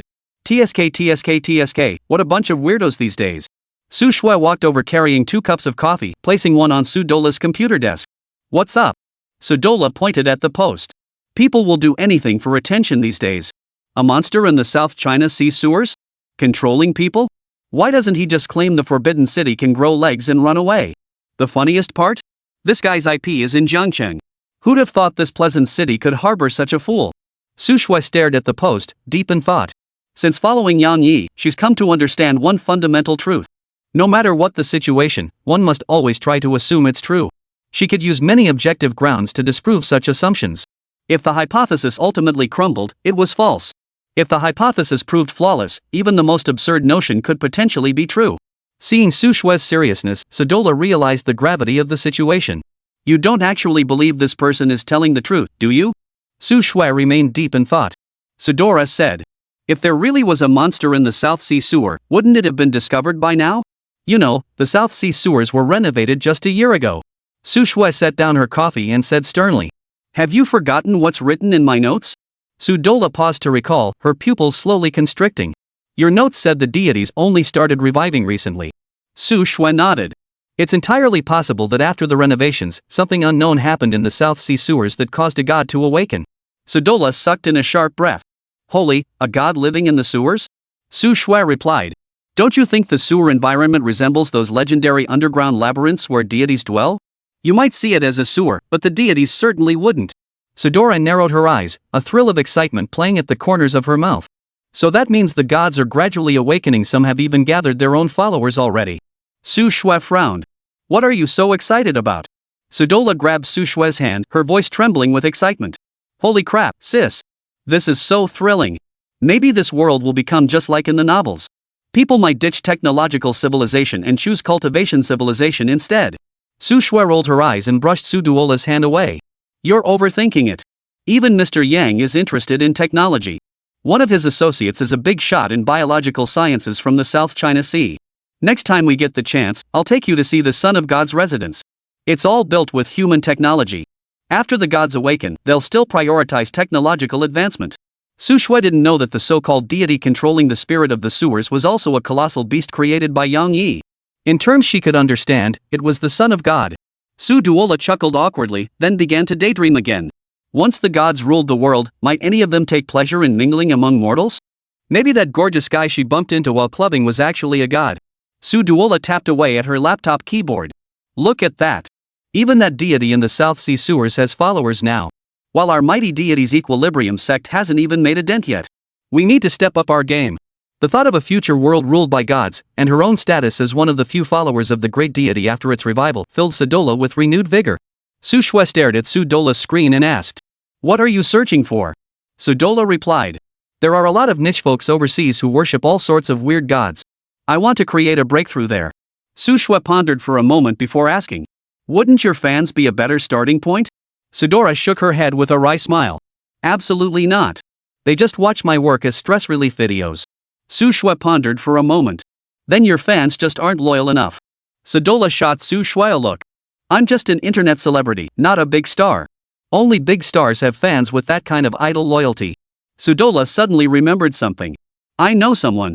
Her fans are absolutely fiercely loyal. I'm on decent terms with her. I helped her out once.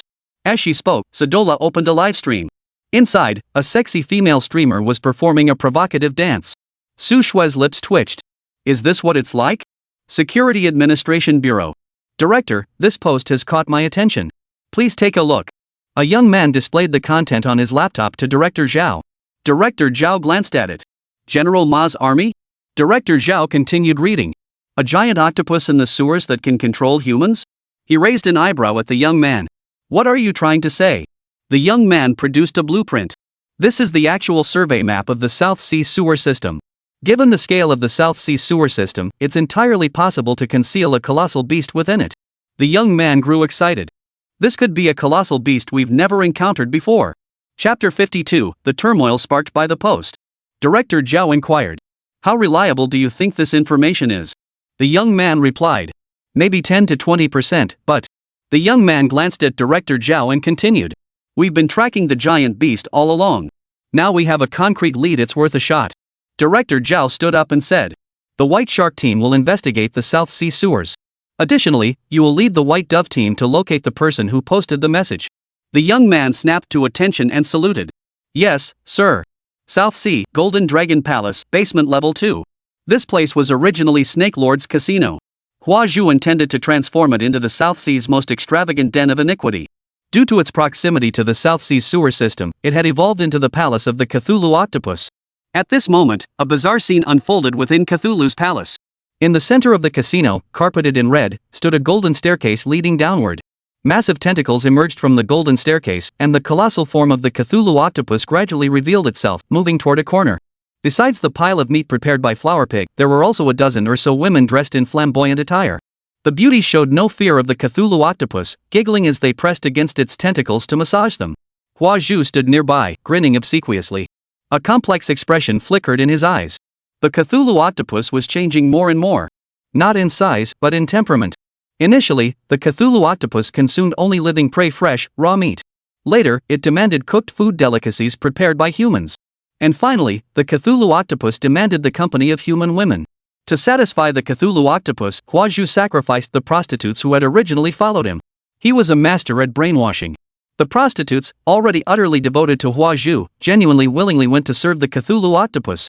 Moreover, Piggy was anything but stingy with them. The girls were terrified at first, but soon discovered the Cthulhu octopus was surprisingly easygoing. For some reason, Hua Zhu felt the Cthulhu octopus was becoming more and more like a human. It was as if it were a conglomeration of humanity's darkest emotions. Fortunately, it still possessed a divine quality, otherwise, Hua Zhu would have found the Cthulhu octopus extremely dangerous. What Hua Zhu didn't know was that what he perceived as divinity wasn't divinity at all, it was merely the pure, innocent aspect of the Cthulhu octopus's youth. Just then, Hua Zhu's phone rang. He glanced at it and narrowed his eyes. Old Ox was here. South Sea once had two underground bosses. One was Old Ox, the other was Viper. Now that Poison Snake was dead, Old Ox and Hua Zhu divided the territory equally. Flower Pig cursed under his breath. Why did he have to show up at such a crucial moment? The Cthulhu octopus's 5 eyes fixed on Flower Pig. You may withdraw. The Cthulhu octopus was highly sensitive to human emotions. It didn't need Hua Zhu waiting on it, the company of the beauties was sufficient. Hua Zhu bowed low. Your Highness, please rest. I'll be right back. Golden Dragon Palace Main Hall. Old Ox and his men sat on the sofa. Opposite Old Ox sat Bai Lang, the Bai family's illegitimate daughter and their spy within the Golden Dragon Palace, backed by several of the palace's enforcers. Tensions were high, the atmosphere thick with tension. Guests stood nearby, wine glasses in hand, watching the spectacle with amused smiles. The Golden Dragon Palace had been transformed by Hua Zhu into a members-only establishment, where only prominent figures were permitted to enter and play. Hua Zhu walked in, cheerfully bowing to those around him. My apologies for the disturbance, everyone. Upon seeing Hua Zhu arrive, Bai Lang rose and nodded respectfully. Brother Pig. Hua Zhu nodded and sat down on the sofa. What brings you here, Brother Niu? I can give you a discount on your membership card. Old Niu glared coldly at White Wolf and gave Hua Zhu a dismissive snort. Old Pig, you've got yourself a pretty good little sister. Clearly, Old Ox had just been humiliated in front of White Wolf. Old Niu glared at Hua Zhu. Don't get too cocky. You'll be kicked out of Manhwa in no time. He spat out the threat and left with his crew. Hua Zhu shot a surprised glance at Bai Lang. This little girl really had some skills, no wonder she was once Snake Lord's right-hand woman. Hua Zhu asked. What just happened? White Wolf replied. Nothing much. Just some dirty tricks being pulled in the arena that I put a stop to. Compared to that, White Wolf trailed off. Hua Zhu asked. You wanted to talk to me about something? Bai Lang made up his mind and nodded firmly. Hua Zhu stood up. Let's go to my office. In the 8th floor office, Hua Zhu sat in an armchair and lit a cigarette. Get to the point. Bai Lang hesitated for a moment, then pulled out his phone, unlocked the screen, and placed it in front of Hua Zhu. Hua Zhu glanced at it briefly, his eyes immediately widening in terror. It was a post by the general of the Ma family army. A post about the giant octopus in the South China Sea sewers. Lord Cthulhu octopus had been discovered? If Mr. Yang found out about this, he'd be finished. Thud. White Wolf suddenly dropped to his knees. Brother Pig, you're doing big things. I want to be part of it. Hua Zhu recovered from his fear and narrowed his eyes at White Wolf. What do you know? White Wolf kept his head bowed. I didn't know before, but I know now. Ever since you started building that passageway underground, I've suspected something, that there might be something down there. A murderous glint flashed in Hua Zhu's eyes as he pulled a black pistol from the drawer. White Wolf bowed his head even lower.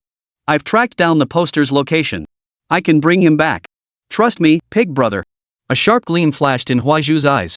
He had to hold down the newly conquered Golden Dragon Palace, consolidate other territories, and serve His Majesty the Cthulhu Octopus.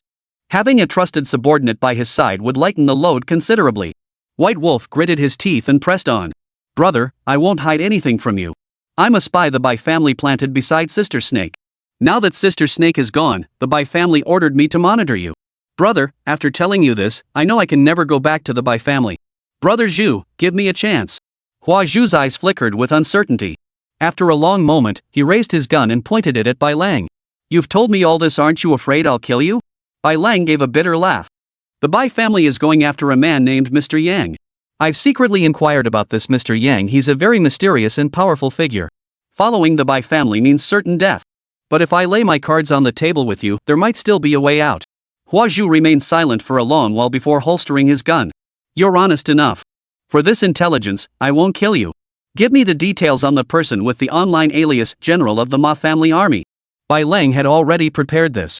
He pulled a document from his pocket. This was the IP address Bai Lang had a hacker investigate. Chuan Prefecture, Jiang City, Xinliang Village. For days, Ma Jun hadn't moved from his spot, thinking he'd be safe hiding in this small village. He never imagined that without taking precautions, any competent hacker could trace him through the network cables. Hua Zhu said, You may leave. Do not depart from Golden Dragon Palace without my permission. You know the consequences if you disobey. White Wolf rose and exited the room. Hua Zhu pondered for a long while before pulling out his phone and dialing a number. Brother Fan, something's gone wrong. You have to save me. Chapter 53, Arrival at the Bai family. South Sea, Ancient Castle Manor. Yang Yi, clad in a robe, stood on the balcony, sipping wine as he gazed out at the sea. Footsteps approached from behind as Gao Fan walked over. Yang Yi murmured softly, You're here. Gao Fan kept his head bowed, unable to meet Yang Yi's gaze. Sir, Hua Zhu has made a mistake. I've been sent to plead for mercy. Yang Yi glanced sideways at Gao Fan. Speak. Gao Fan reported. Someone has discovered His Highness the Cthulhu Octopus. There's been some exposure online. Yang Yi paused mid-sip, then continued drinking before uttering a detached Gao Fan continued. Hua Zhu also mentioned he was being watched by the Bai family, but luckily he managed to win them over. Yang Yi recalled the Bai family. Snake Lord must be from the Bai family, right? After speaking, Gao Fan took a document from his hand, stepped forward, and handed it to Yang Yi with both hands. This is Lin Hero's file. Yang Yi glanced at the file and confirmed it was indeed the man he'd seen in the bar. He smiled. Looks like Flower Pig isn't entirely useless after all. Keep him around. Gao Fan's heart tightened. Yang Yi had remained utterly composed, even smiling. Yet in his mind, he had already executed Flower Pig once. His mind was as deep as an abyss. Gao Fan said. The one who exposed his lordship the Cthulhu Octopus is Ma Jun, in Chuanzhou. Hua Zhu seeks your command, should we eliminate him? Yang Yi replied. Is Chuanzhou your hometown? Gao Fan nodded. Ma Jun was originally from Nanhai. He must have offended someone and is hiding in Xinliang Mountain near Jiangcheng. Xinliang Village is my hometown, I know that area well. Yang Yi said casually. Then you go. A murderous intent flashed in Gao Fan's eyes. I'll see it through. After Gao Fan left, Yang Yi murmured. The Bai family is a curse. Yang Yi finished the last sip of his drink and headed toward the living room. He slipped on a black trench coat, donned leather gloves, and pulled a round cap over his head. This attire would effectively prevent leaving biological traces like hair or skin flakes. Reaching the doorway, he sighed. Too bad I don't have enough people on hand. Guess I'll have to do the work myself. Nighttime, North District of Nanhai, Queen's Park Manor. Outside the grand, sprawling villa lay fountains, landscaped woodlands, and a golf course. This was a true estate, spanning 10 acres. A manor is not merely a villa. Merely large in size or lavishly decorated does not qualify as an estate. A true estate requires not only these facilities but also a comprehensive butler system. Chefs, cleaners, security personnel, attendants, and more. A single estate can easily employ a dozen or even dozens of staff members. The personnel within the butler system are often graduates of domestic service or butler programs. Alternatively, they are hand-picked from the elite ranks of star-rated hotels. Yang Yi glanced at the towering walls. He didn't attempt to scale the wall, he wasn't a burglar, after all. Yang Yi walked to the main gate, where several security guards were stationed in the booth. A faint blue glow appeared in his eyes, and he strolled through the main gate as if taking a leisurely walk. The guards didn't see Yang Yi at all, even though he was right in front of them. It was late at night. Streetlights illuminated the estate grounds as uniformed security personnel patrolled, accompanied by Caucasian shepherd dogs. It was clear these guards were professionally trained bodyguards. As Yang Yi passed one guard, the Caucasian shepherd dog sensed something and began barking furiously at him. The guard instantly grew alert, hand on his hip, eyes scanning the surroundings. Nothing. He stared at the Caucasian shepherd in confusion. What are you barking at? There's nothing here. The Caucasian shepherd continued barking fiercely at Yang Yi. Yang Yi made a shushing gesture. The Caucasian shepherd, as if seeing a terrifying beast, tucked its tail between its legs, trembled on all fours, collapsed to the ground, and even urinated in fright. The security guard's eye twitched. You bloody. Yang Yi paid no further attention to the dog and walked toward the villa. Security room. The security chief stared at the large screen, his eyes filled with confusion. Is the surveillance system down? That shouldn't be happening. The other team members gathered around. Dozens of surveillance feeds filled the large screen. Each feed displayed static for a moment before quickly returning to normal. It's been quite a while since the last maintenance. We'll have a technician come take a look tomorrow. The estate employed professional maintenance staff. These technicians were responsible for maintaining all facilities within the estate, whether it's electrical circuits, roofs, or bathroom sinks. In one of the villa's suites, Bai He, the head of the Bai family, lay in bed, still holding a beautiful woman in his arms. She was a rising young star. Bai He had a nightmare and jolted awake. He nudged the young star beside him. Get me some water. The young starlet slept soundly, showing no signs of waking. Bai He muttered under his breath. Sleeping like a dead pig. He was about to get up to fetch water when his foot touched the slipper. Out of the corner of his eye, he caught sight of something and whipped his head around. By the wall, a dark figure sat in a chair. Someone. Bai He reacted swiftly. He drew a gun from under his pillow, flipped on the light, and aimed it at the figure all in one fluid motion. Bai He narrowed his eyes, studying the intruder. Dressed in a black trench coat, wearing a round hat with the brim pulled low, half the face concealed, Bai He demanded in a tense voice. Who are you? Yang Yi chuckled softly. Weren't you the one searching for me all along? Yang Yi removed his hat, revealing a face with a gentle smile. I'm here. Bai He's pupils suddenly contracted. You. It's you. How did you get in? This was the very Mr. Yang he had seen at the Liu family wedding that day. Yang Yi crossed his legs, his eyes brimming with amusement as he looked at Bai He. Bai He knew full well Yang Yi meant trouble. Don't move. Bai He slowly got out of bed, gun pointed at Yang Yi, and carefully picked up the landline phone. He intended to call for backup, but the phone was already out of service. Bai He sensed something was terribly wrong. Could the phone lines have been cut? Bai He kicked the young star on the bed, trying to get him to go downstairs and call for help. But the little star remained unresponsive. Bai He cursed under his breath, you dead pig, then composed himself. With the truth in his hands, he felt less afraid. Bai He sneered coldly. Mr. Yang, you've got some nerve. You shouldn't be flaunting your courage here. Well then, I'd like to talk with you. First, introduce yourself. Yang Yi frowned. I've never been held at gunpoint, but I hear it's no fun. As Yang Yi spoke, he snapped his fingers. Bai He watched in horror as his hand moved against his will, slowly raising the pistol to his own temple. What is happening? Bai He screamed. He stared at Yang Yi in terror. Is this a human or a ghost? What kind of trick is this? Bai He swallowed hard. You, let's talk this out calmly. You came to see me personally, you must want to discuss a partnership, right? Just like you did with Liu Changquan. Bai He assumed Liu Changquan must have faced the same treatment, which explained his deference toward Yang Yi. Yang Yi drew a flask from his robe, his fingers tracing the lid as he spoke. Sometimes the order of appearance matters. And your performance was so poor it made me uncomfortable. Bai He regretted his words. Compared to Mr. Yang, he already knew about his investigation into Mr. Yang by photographing Snake Lord and White Wolf. He had come to confront him. Bai He forced a smile. If I refuse to cooperate with you, I can offer to buy my own life. For the first time in his long career dominating the South China Sea, Bai He was begging for mercy. Yang Yi shook his head. I'm merely here to swat a fly that's been bothering me. After the Bai family's demise, Liu Changquan naturally had the means to seize their assets. Wouldn't those assets ultimately belong to the Ten Commandments Society anyway? Chapter 54, The End of the Bai Family Father and Son. Bai He's face grew increasingly terrified. He could sense the murderous intent radiating from Yang Yi. No, let's talk this out. Before Bai He could finish, Yang Yi snapped his fingers. Bai He's mouth snapped shut tight, as if sewn shut. No matter how hard he strained, he couldn't open it. His body stiffened, unable to move. He had issued a command to Bai He, fire in half an hour. At that moment, Bai He's gun was pointed directly at his own head. Yang Yi had never personally killed anyone before. He knew the sight of blood would surely turn his stomach. He walked toward another room. This was the room of Bai He's son, Bai Xian. Incidentally, Bai Lang was Bai Xian's daughter. Bai Xian was awake, sitting in a chair on the balcony. His face bore the numbness unique to the upper echelons of power. It was the numbness that comes after having enjoyed every conceivable luxury. Bai Xian puffed on his cigar as his phone dialed a number.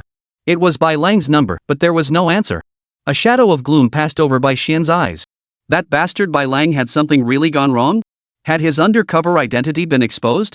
A cold smile twisted the corners of Bai Xian's mouth. Interesting. It's been a long time since I've encountered such an entertaining opponent. In his mind, there was only one true adversary, the man behind Hua Zhu. Mr. Yang. Bai Xian had investigated Hua Zhu nothing more than a pimp in the old district. Thus, Hua Zhu was merely Mr. Yang's puppet. The discovery of White Wolf's identity must also be Mr. Yang's doing. Bai Ha and Bai Xian represented two entirely different types of power brokers. What they share is that both have enjoyed things beyond the reach of ordinary people. Thus, they harbored obsessive, even perverse desires. Take Bai He, for instance. He's sunk into lust, even harboring thoughts about his own granddaughter, Bai Lang. Bai Xian, on the other hand, craved challenges and thrived on adventure. He took a deep drag on his cigar, his eyes glinting with amusement. Mr. Yang, sooner or later, I will dig you out and make you kneel before me, begging for mercy. At that moment, a voice echoed from behind. You two are quite the pair. Bai Xian's pupils suddenly contracted as he whipped his head around. A black trench coat, a bowler hat in hand. Mr. Yang? How did he get in? Bai Xian snapped. How did you get in? Yang Yi stepped forward from the doorway. Stepping out of the shadows, the bright moonlight bathed Yang Yi, casting a long shadow behind him. Under the moonlight, Yang Yi's smile was dazzling. Even the lines are the same. Bai Xian's expression shifted, knowing the visitor meant no good. His eyes flashed with murderous intent as he forced a smile and spread his hands. Mr. Yang, I never imagined we'd meet under these circumstances. Have you seen my father? Yang Yi nodded. Bai Xian knew his father was likely in grave danger. He poured himself a glass of wine and approached Yang Yi. Very good. He's dead. The Bai family is now mine. Come to think of it, I owe you my thanks. That stubborn old man never understood how to collaborate with a master like you. Let's talk. Yang Yi didn't take the cup. Instead, he walked to the balcony, picked up the bottle of wine, and said, You're welcome. Bai Xian fixed his gaze on Yang Yi as his feet moved toward the window. Instantly, he drew a pistol from beneath the bed and pointed it at Yang Yi, sneering. Mr. Yang, you're bold, but foolish. Now the gun was in his hand, and the roles of predator and prey had reversed. Yang Yi took a sip of the red wine and frowned. It's awful. To those unaccustomed to wine, every sip tastes bitter. Bai Xian said. No need to feign composure. Tell me your origins. Yang Yi set down his wineglass and said softly. I'm just a father trying to feed his child. I've never provoked anyone, yet you idle folk always find me. Bai Xian was utterly baffled. Yang Yi turned around and said. Now it's my turn to ask. Besides the venomous snake and the white wolf, who else did you assign to investigate me? Like, someone from the authorities? The last thing Yang Yi wanted to provoke right now was the authorities. A mysterious security bureau was already investigating the colossal beasts. If an official investigator exposed the colossal beasts and drew the security bureau's attention to him, that would be a real headache. Bai Xian scoffed. I'm not foolish enough to let the authorities investigate you. I trust your connections within the government are no less extensive than the Bai family's. Yang Yi's eyes held a trace of confusion. Why do you say that? Bai Xian felt certain of victory. Bai He was dead, and the Bai family was his. Once Mr. Yang vanished, the Liu family would be his sooner or later. So Bai Xian was happy to elaborate. Because your background story is too perfect. You distributed flyers, worked part-time as a waiter, and sold cold drinks on the snack street. To alter background records so flawlessly, you must wield considerable influence within the system. How could I be foolish enough to let the authorities investigate you? Everything Bai Xian mentioned were jobs Yang Yi had actually held. Is this Mr. Yang's life story? How could that be possible? Someone with extraordinary connections must have altered Yang Yi's background.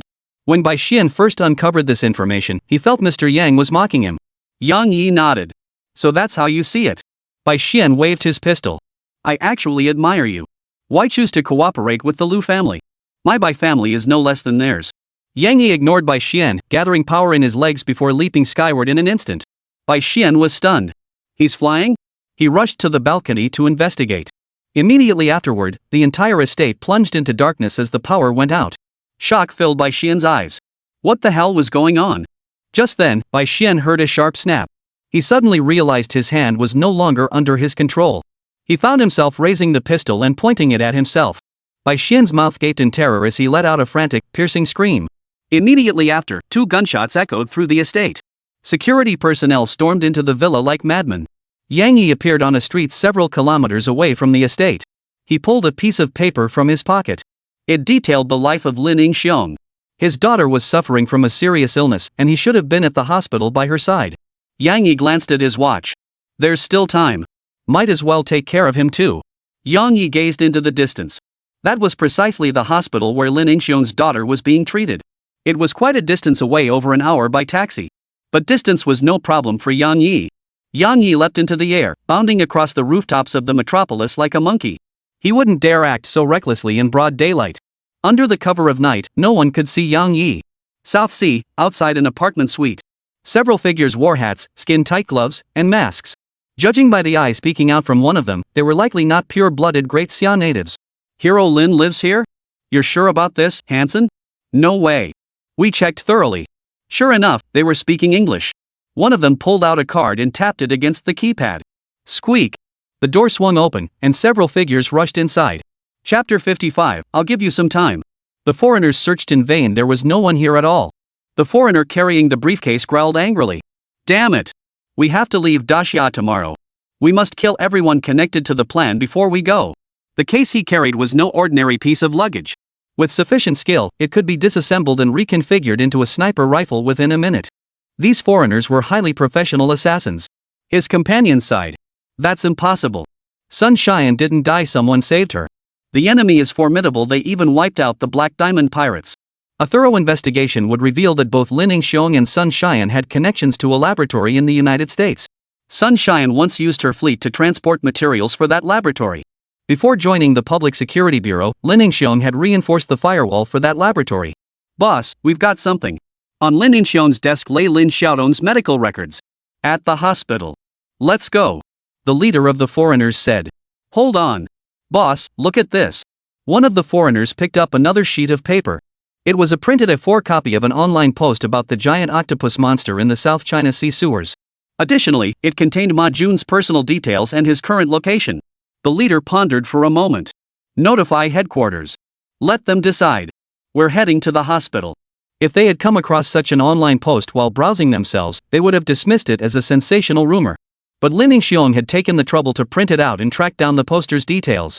This indicated the post must carry some weight. The people behind these foreign assassins were primarily involved in genetic experiments, they'd definitely be interested in this. South China Sea, hospital, private ward. The room's facilities were quite decent, this kind of room didn't come cheap. Even though Lin Yingxiong lived in dire straits himself, he wouldn't let his daughter suffer the slightest hardship. Lin Xiaoton lay in bed, clutching a plush teddy bear, her pale little face gazing out the window. Longing, anticipation, and numbness. It was hard to imagine such adult despair and weariness on the face of a 7 or 8-year-old child. The light flickered suddenly. Lin Xiaoton seemed either unaware or utterly indifferent. Footsteps approached the doorway. Lin Xiaoton forced a smile and called out cheerfully. Is my stinky daddy back yet? Lin Xiaoton, tormented by illness, couldn't truly smile, she only wanted to spare her father worry.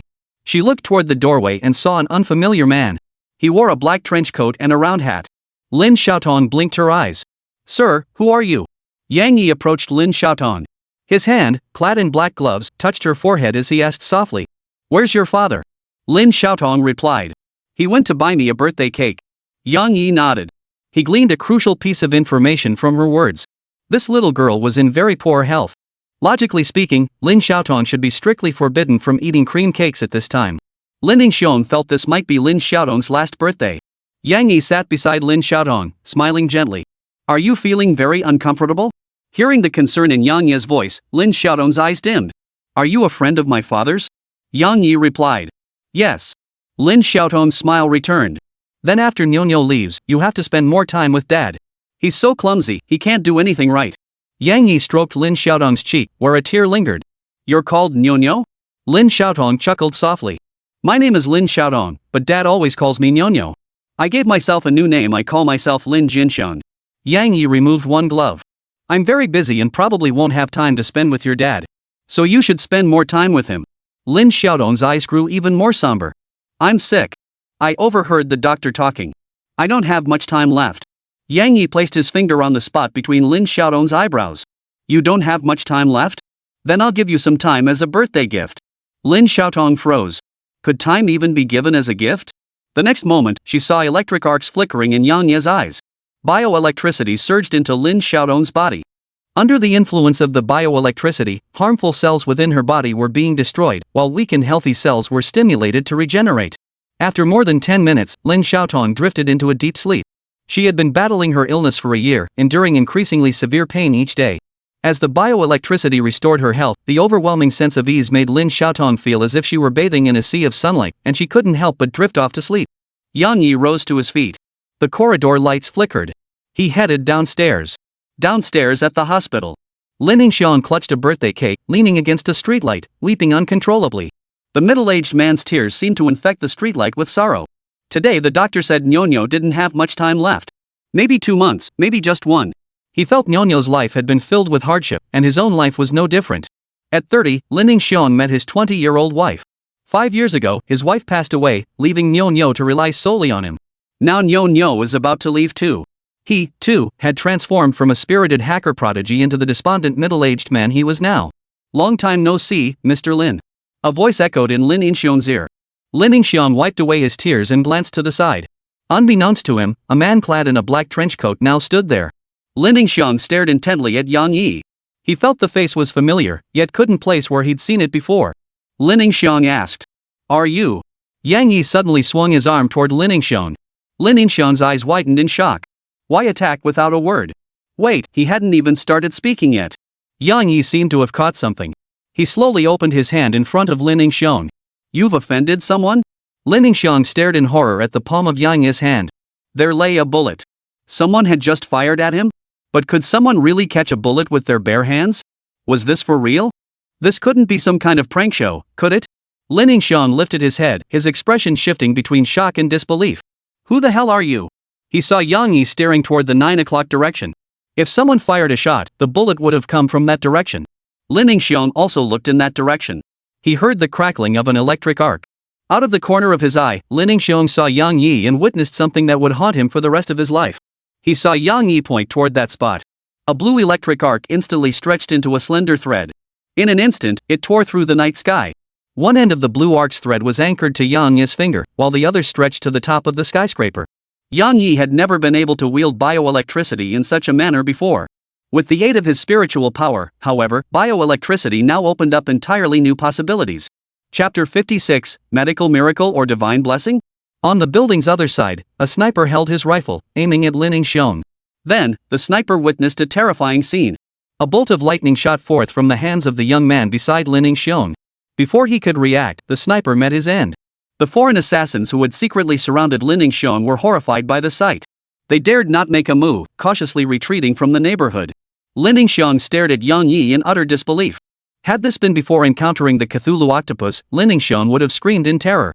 But he had seen the Cthulhu octopus and even befriended that god. The man before him must be a transcendent being connected to the gods. Or perhaps he was a god himself. Yang Yi smiled at Lin Xiaodong as if he'd done something utterly insignificant. Seems your situation isn't good. Many want to kill you. Lin Xiaodong swallowed hard. I have no idea who they are. Yang Yi walked toward Lin Xiaodong. It wasn't so much walking as advancing a more accurate description. At least, that's how Lin Xiaodong perceived it. Lin Xiaodong was ready to invoke the name of the Cthulhu octopus at any moment to intimidate Yang Yi. He believed the circle of deities was small, and they always had to give each other some face. Yang Yi said, "Today is your daughter's birthday. We can have a proper talk tomorrow." Lin Xiaodong's eyes widened instantly. How do you know?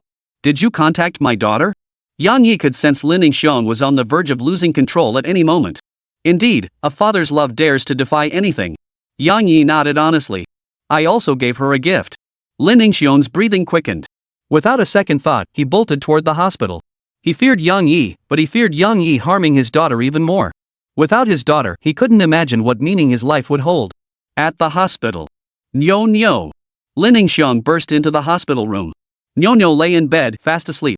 This wasn't right. Not right at all. Ever since she fell ill, Nyonyo had endured constant pain. Without Lin Xiaodong's soothing, she could never fall asleep. Lin Xiaodong's eyes were bloodshot as he trembled toward Nyonyo. His mouth moved for a long moment before he finally managed to utter. Nyonyo, I bought the cake. Wake up and take a look. To Lin Xiaodong's surprise, Nyonyo rubbed her eyes and sat up. Where's the cake? Overjoyed, Lin Xiaodong quickly handed the cake to Nyonyo. Happy birthday, sweetheart. Nyonyo wiped the tears from Lin Xiaodong's eyes with her little hand. Why are you crying, Daddy? Lin Yingxiong couldn't hold back any longer. He hugged Nyonyo and sobbed. I thought I'd lost you. Nyonyo, acting like a little adult, stroked Lin Yingxiong's head to comfort him. Nyonyo won't leave. I'll always be here. Just now, an uncle said Nyonyo could live to be 100 years old. Lin Yingxiong shuddered violently. He grabbed Nyonyo's hand. What uncle? Nyonyo gestured with both hands. The one wearing black clothes. Lin Yingxiong asked. What did he say to you? Lin Yingxiong was certain that the man in black was Yang Yi. Nyonyo said. He said Nyonyo doesn't have much time left. Lin Yingxiong's heart sank. Then what? Nyonyo said. Uncle said he'd give some of his time to Nyonyo.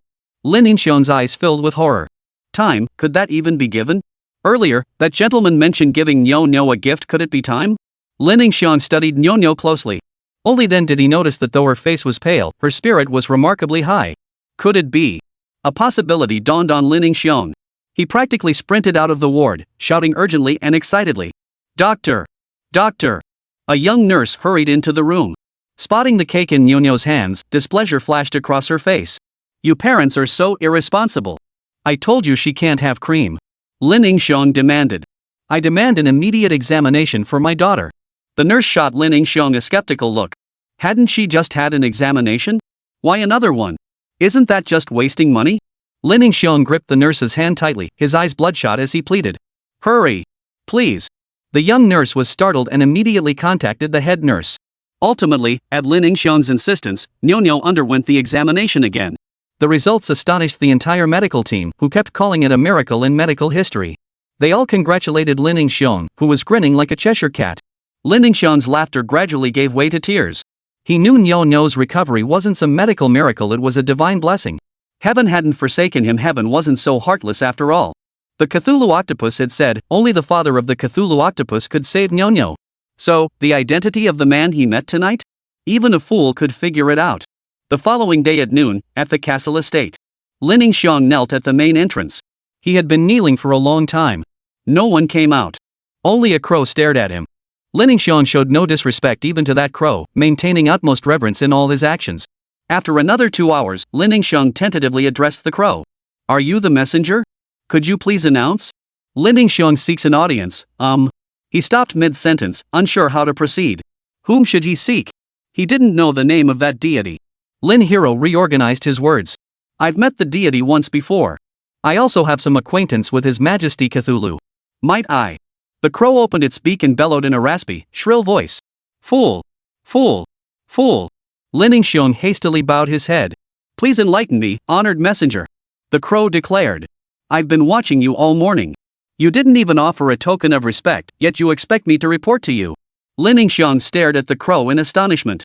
Indeed, this was no ordinary bird, it possessed remarkable intelligence. He rummaged in his pocket for a long time before finally pulling out a piece of chocolate. Before he could offer it, the crow snatched the chocolate impatiently. Fool! Fool! Follow me! Lin Yingxiong didn't dare delay and hurried after it. If I'd known a single piece of chocolate would do the trick, what was the point of me kneeling here all morning? On the balcony, Yang Yi watched the scene with a smile. He wanted to see just how much the crow's intelligence had evolved after continuous bioelectric modifications. Secondly, he was also observing Lin Yingxiong's attitude. Excellent. Every aspect of his performance satisfied Yang Yi. The crow led Lin Yingxiong up the stairs to the highest attic room. Lin Yingxiong knocked on the door. Only after receiving permission from inside did he dare to push it open. Inside the attic, an antique table came into view, adorned with several bottles of strong liquor. The deity he had met briefly the night before now stood in a nightgown, gazing out the window at the scenery. Lin Yingxiong gathered his thoughts. Divine being, I truly thank you for saving my daughter and saving me. I truly don't know how to repay you. If you wish, my life is yours to claim. Chapter 57, The Imperial Organization. Yang Yi looked at Lin Yingxiong, took out a wine cup, poured 2 cups of wine, and handed one to Lin Yingxiong. Lin Yingxiong promptly accepted it with both hands in a respectful gesture. Yang Yi smiled faintly. I value talent people like you. A hint of confusion flashed across Lin Yingxiong's face. I wonder what I could do for you. The term talent had been used to describe him countless times, and it fit perfectly. When it came to electronic information technology, Lin Yingxiong could confidently say there were few in the world who could match him. Even if someone was better, given enough time, he could surpass them. But what significance could electronic information technology possibly hold for a deity?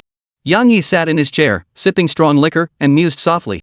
I've only been awake for a short while, yet I find this world increasingly wondrous. This statement was not untrue, though Yang Yi deliberately phrased it ambiguously. It had only been a short while since Yang Yi acquired the power of the colossal beast's evolution, barely 2 years at most. During this time, he had witnessed far too many wonders of this world. Such ambiguous words were more than enough to set Lin Yingxiong's imagination racing. Yang Yi fixed his gaze on Lin Yingxiong.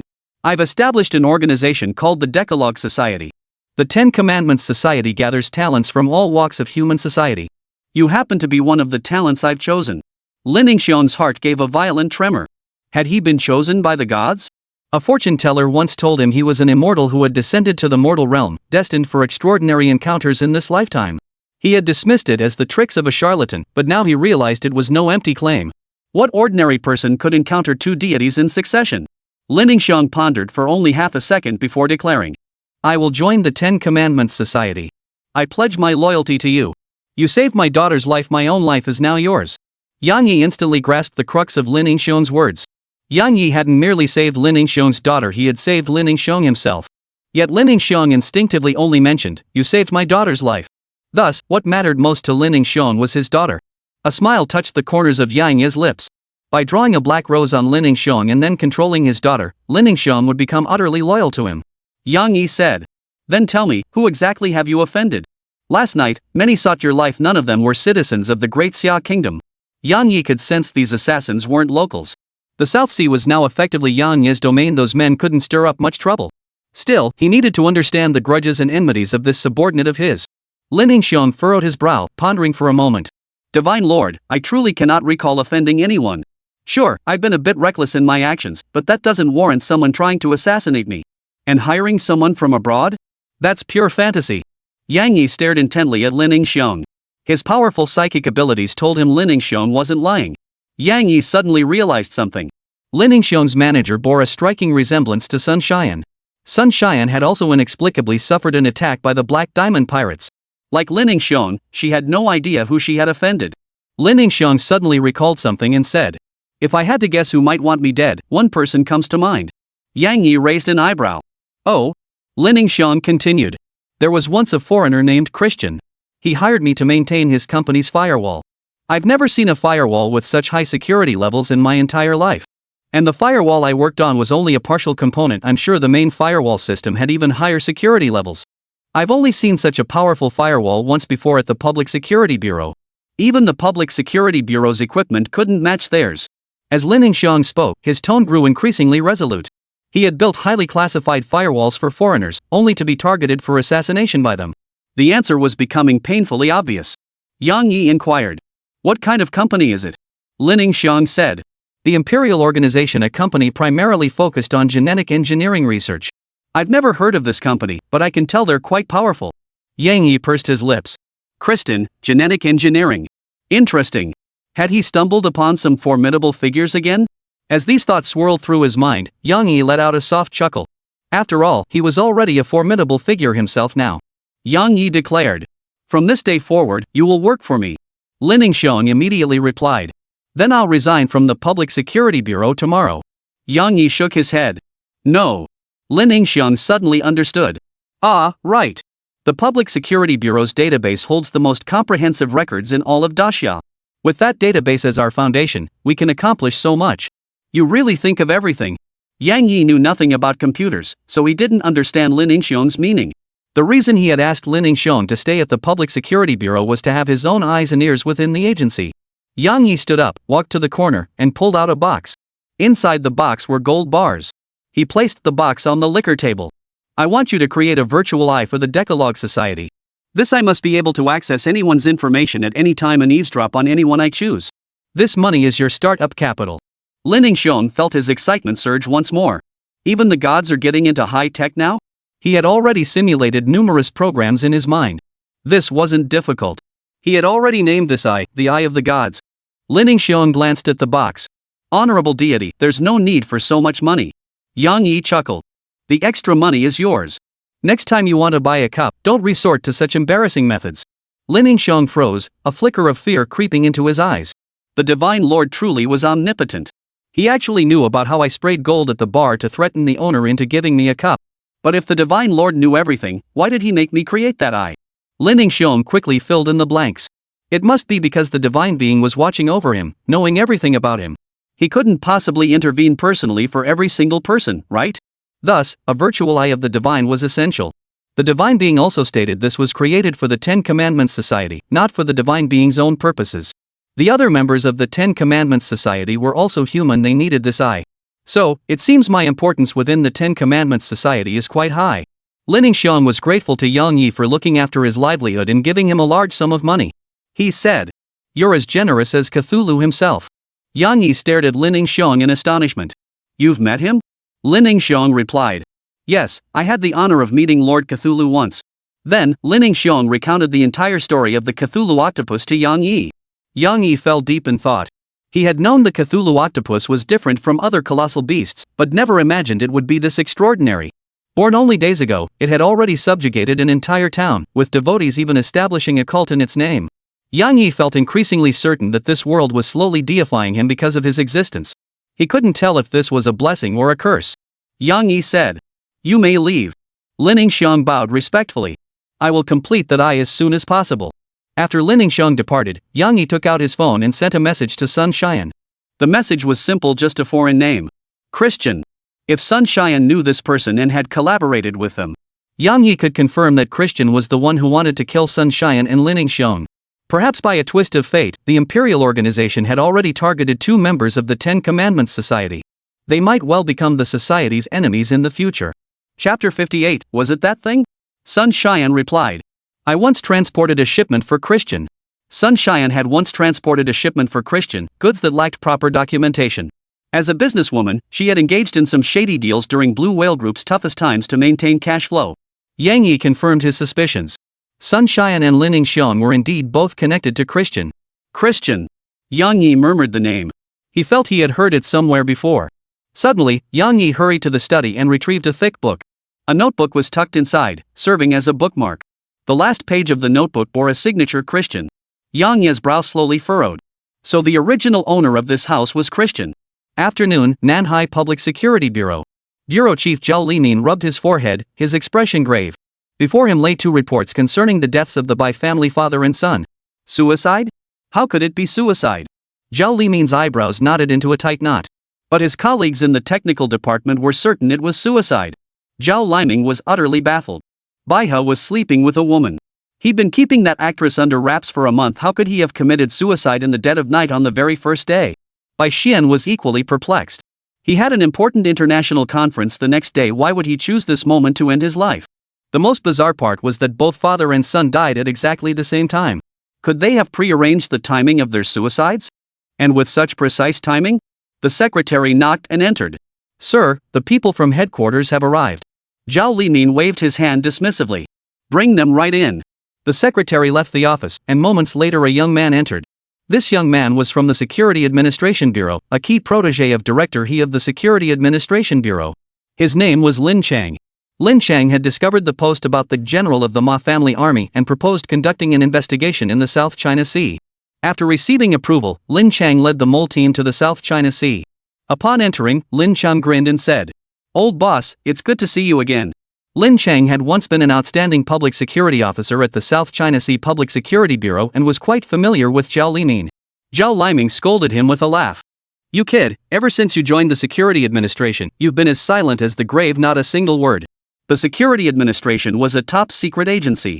Even as the head of the South Sea Public Security Bureau, had little access to its intelligence. Lin Chang walked over to Zhao Luming's desk.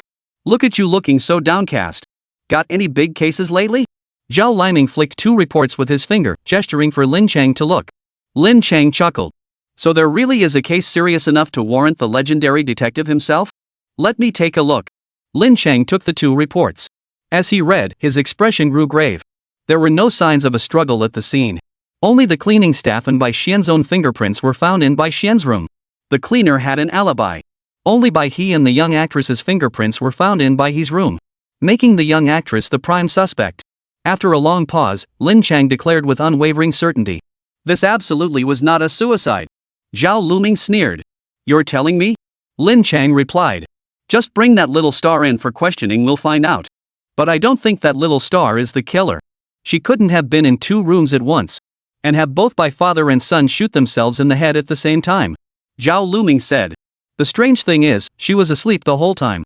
When the shots rang out and security rushed in, she still hadn't woken up. We checked she hadn't taken any medication, nor had the Bai family father and son. Lin Chang pressed his lips together. This was too bizarre. Lin Chang asked. Did the surveillance cameras capture anything? Zhao Limin turned the computer screen toward Lin Chang. This is the surveillance footage from that time. Lin Chang studied it intently. Back in the day, he was known as the sharp-eyed one at the Public Security Bureau, capable of spotting the slightest clue in 32x speed surveillance footage. In the end, he didn't need to showcase his special skill. The surveillance footage had malfunctioned in sequence. Zhao Liming said. The security guards in the monitoring room were questioned too. They were puzzled by the surveillance glitch at the time. But since the system quickly recovered, they didn't think much of it, just planned to call someone to fix it the next day. Lin Chang pushed the computer monitor back, his eyebrows twitching uncontrollably. Zhao Luming stared expectantly at Lin Chang. Any findings? Lin Chang took a deep breath and said. This is probably what they call a perfect crime. Just then, someone knocked on the door. Zhao Luming called out, "Come in." A sturdy middle-aged public security officer entered the office. He was the head of the criminal investigation team, surnamed Zhou. Lin Chang had once worked under Captain Zhou. Lin Chang greeted Captain Zhou warmly. Captain Zhou offered only a strained smile. Lin Chang paid no mind to Captain Zhou's attitude. When faced with a tough case, Captain Zhou wouldn't even bother his own father. Getting a smile from him was already a good thing. Captain Zhou handed a report to Zhao Luming, his expression complex. Well, another bizarre case. Zhao Luming took the case report and immediately felt a headache coming on. The report outlined the discovery of a foreigner's body on the rooftop of Fuqing Tower. The foreigner was holding a sniper rifle.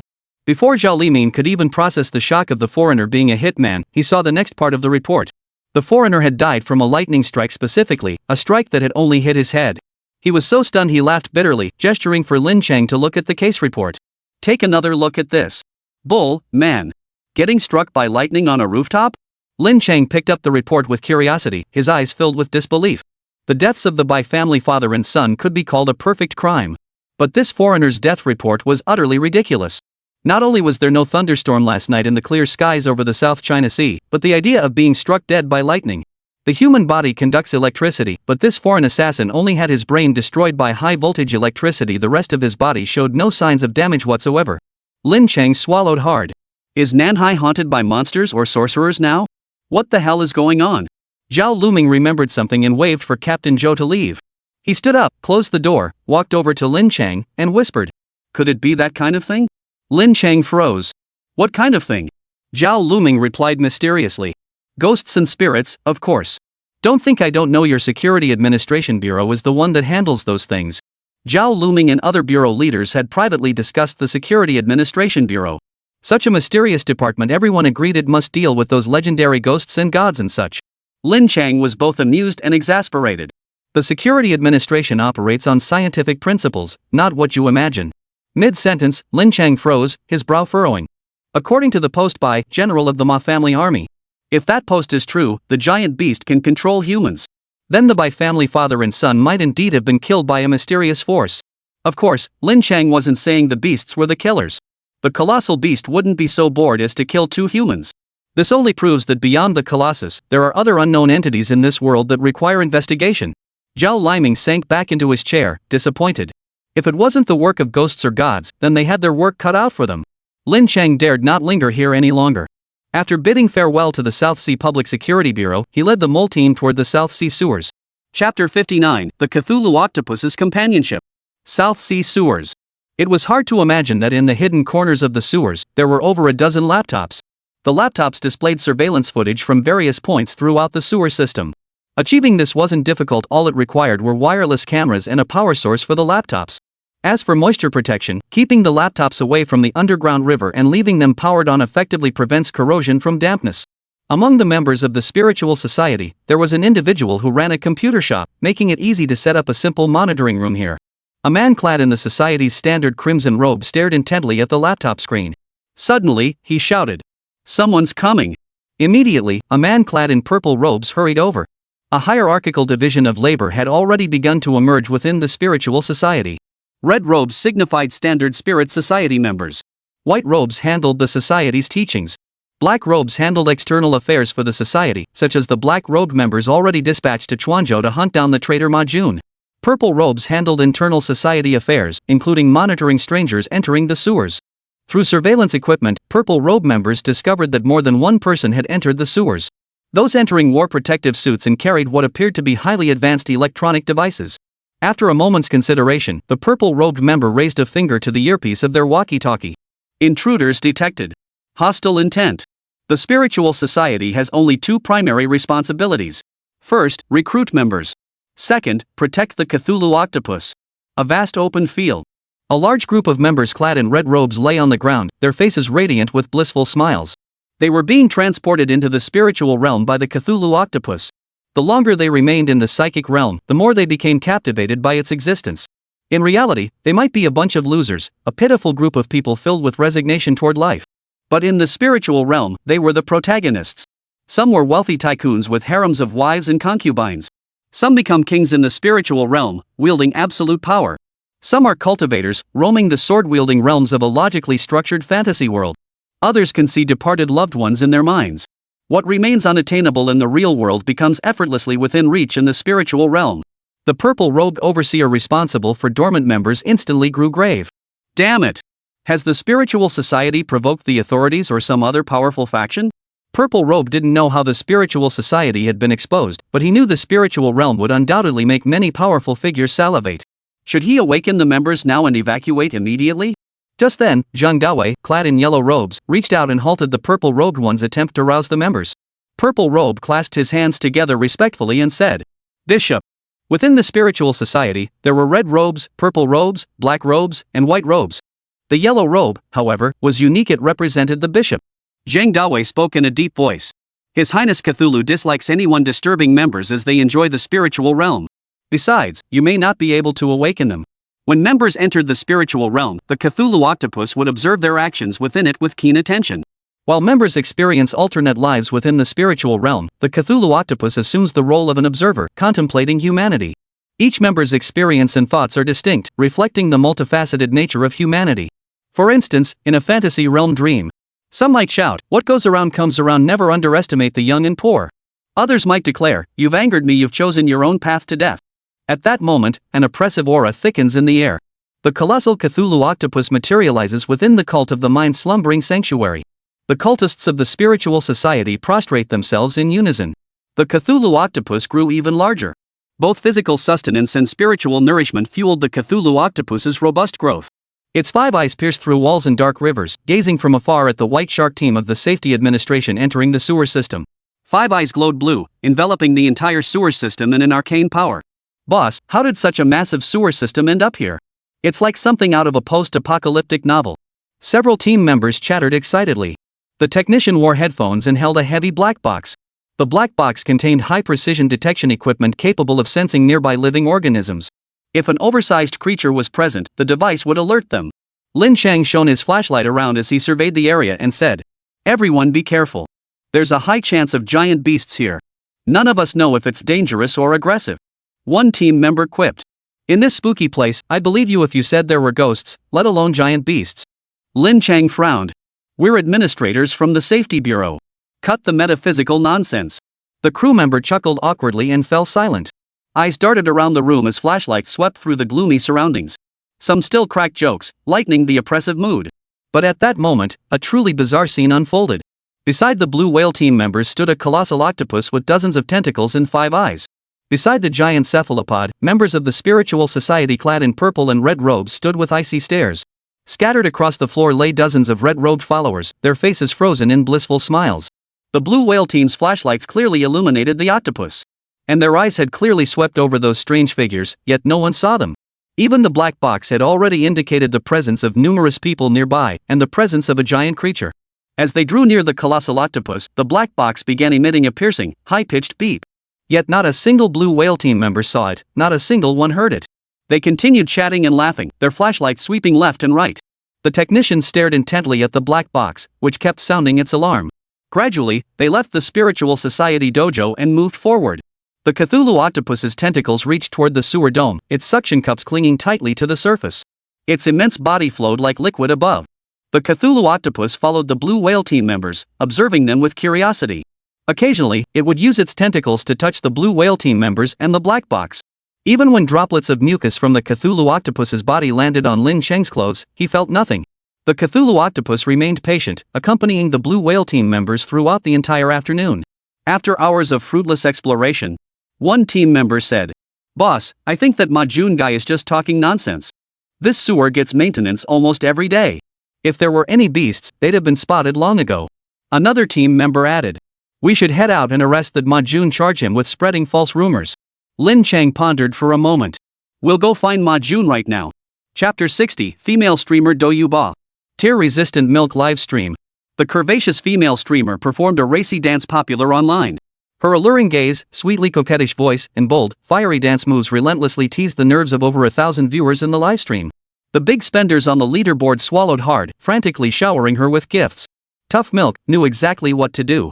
As gifts filled the screen, the music grew more explosive and her moves more daring. When someone sent expensive gifts like sky-piercing arrows, she'd call them brother, husband, or daddy. Of course, the chat was also filled with people cursing Tough to Tear Milk as and calling the top donors idiots. Tough Milk paid no mind to the haters' insults. In live streaming, it's not the insults you fear, it's the lack of viewers. Dancing from night into dawn, tear-resistant Milk blew kisses to the chat before signing off. Tough to Tear Milk's real name is Do Yuba, with a technical secondary school diploma. Some say years of grueling study pale in comparison to a social media star's casual antics. But those who say that are just seeing the thief eat meat, not the beating he takes. Who knows how much effort, how much struggle, and how much luck Do Yuba poured into reaching this point. Do Yuba stretched lazily, too tired to remove her makeup before heading to the kitchen to boil noodles. After dancing all night, his bones felt like they were falling apart and his throat was killing him. Do Yuba's home was simple, with old-fashioned decor.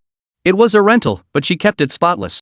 Dia Yuba carried the noodles to the table, shoveling them in big bites while scrolling through funny memes. A message popped up on her phone. Do Yuba opened the message. It was from Suzu. The two knew each other from live streaming and had become close friends. Do Yuba. "Hey, little brat, what brings you to your big sister now?" Suzu. "Today's the 12th. I'm in Zhangcheng. Wanna meet up?" The 12th seemed to be some kind of special day. Do Yuba. "Sure thing.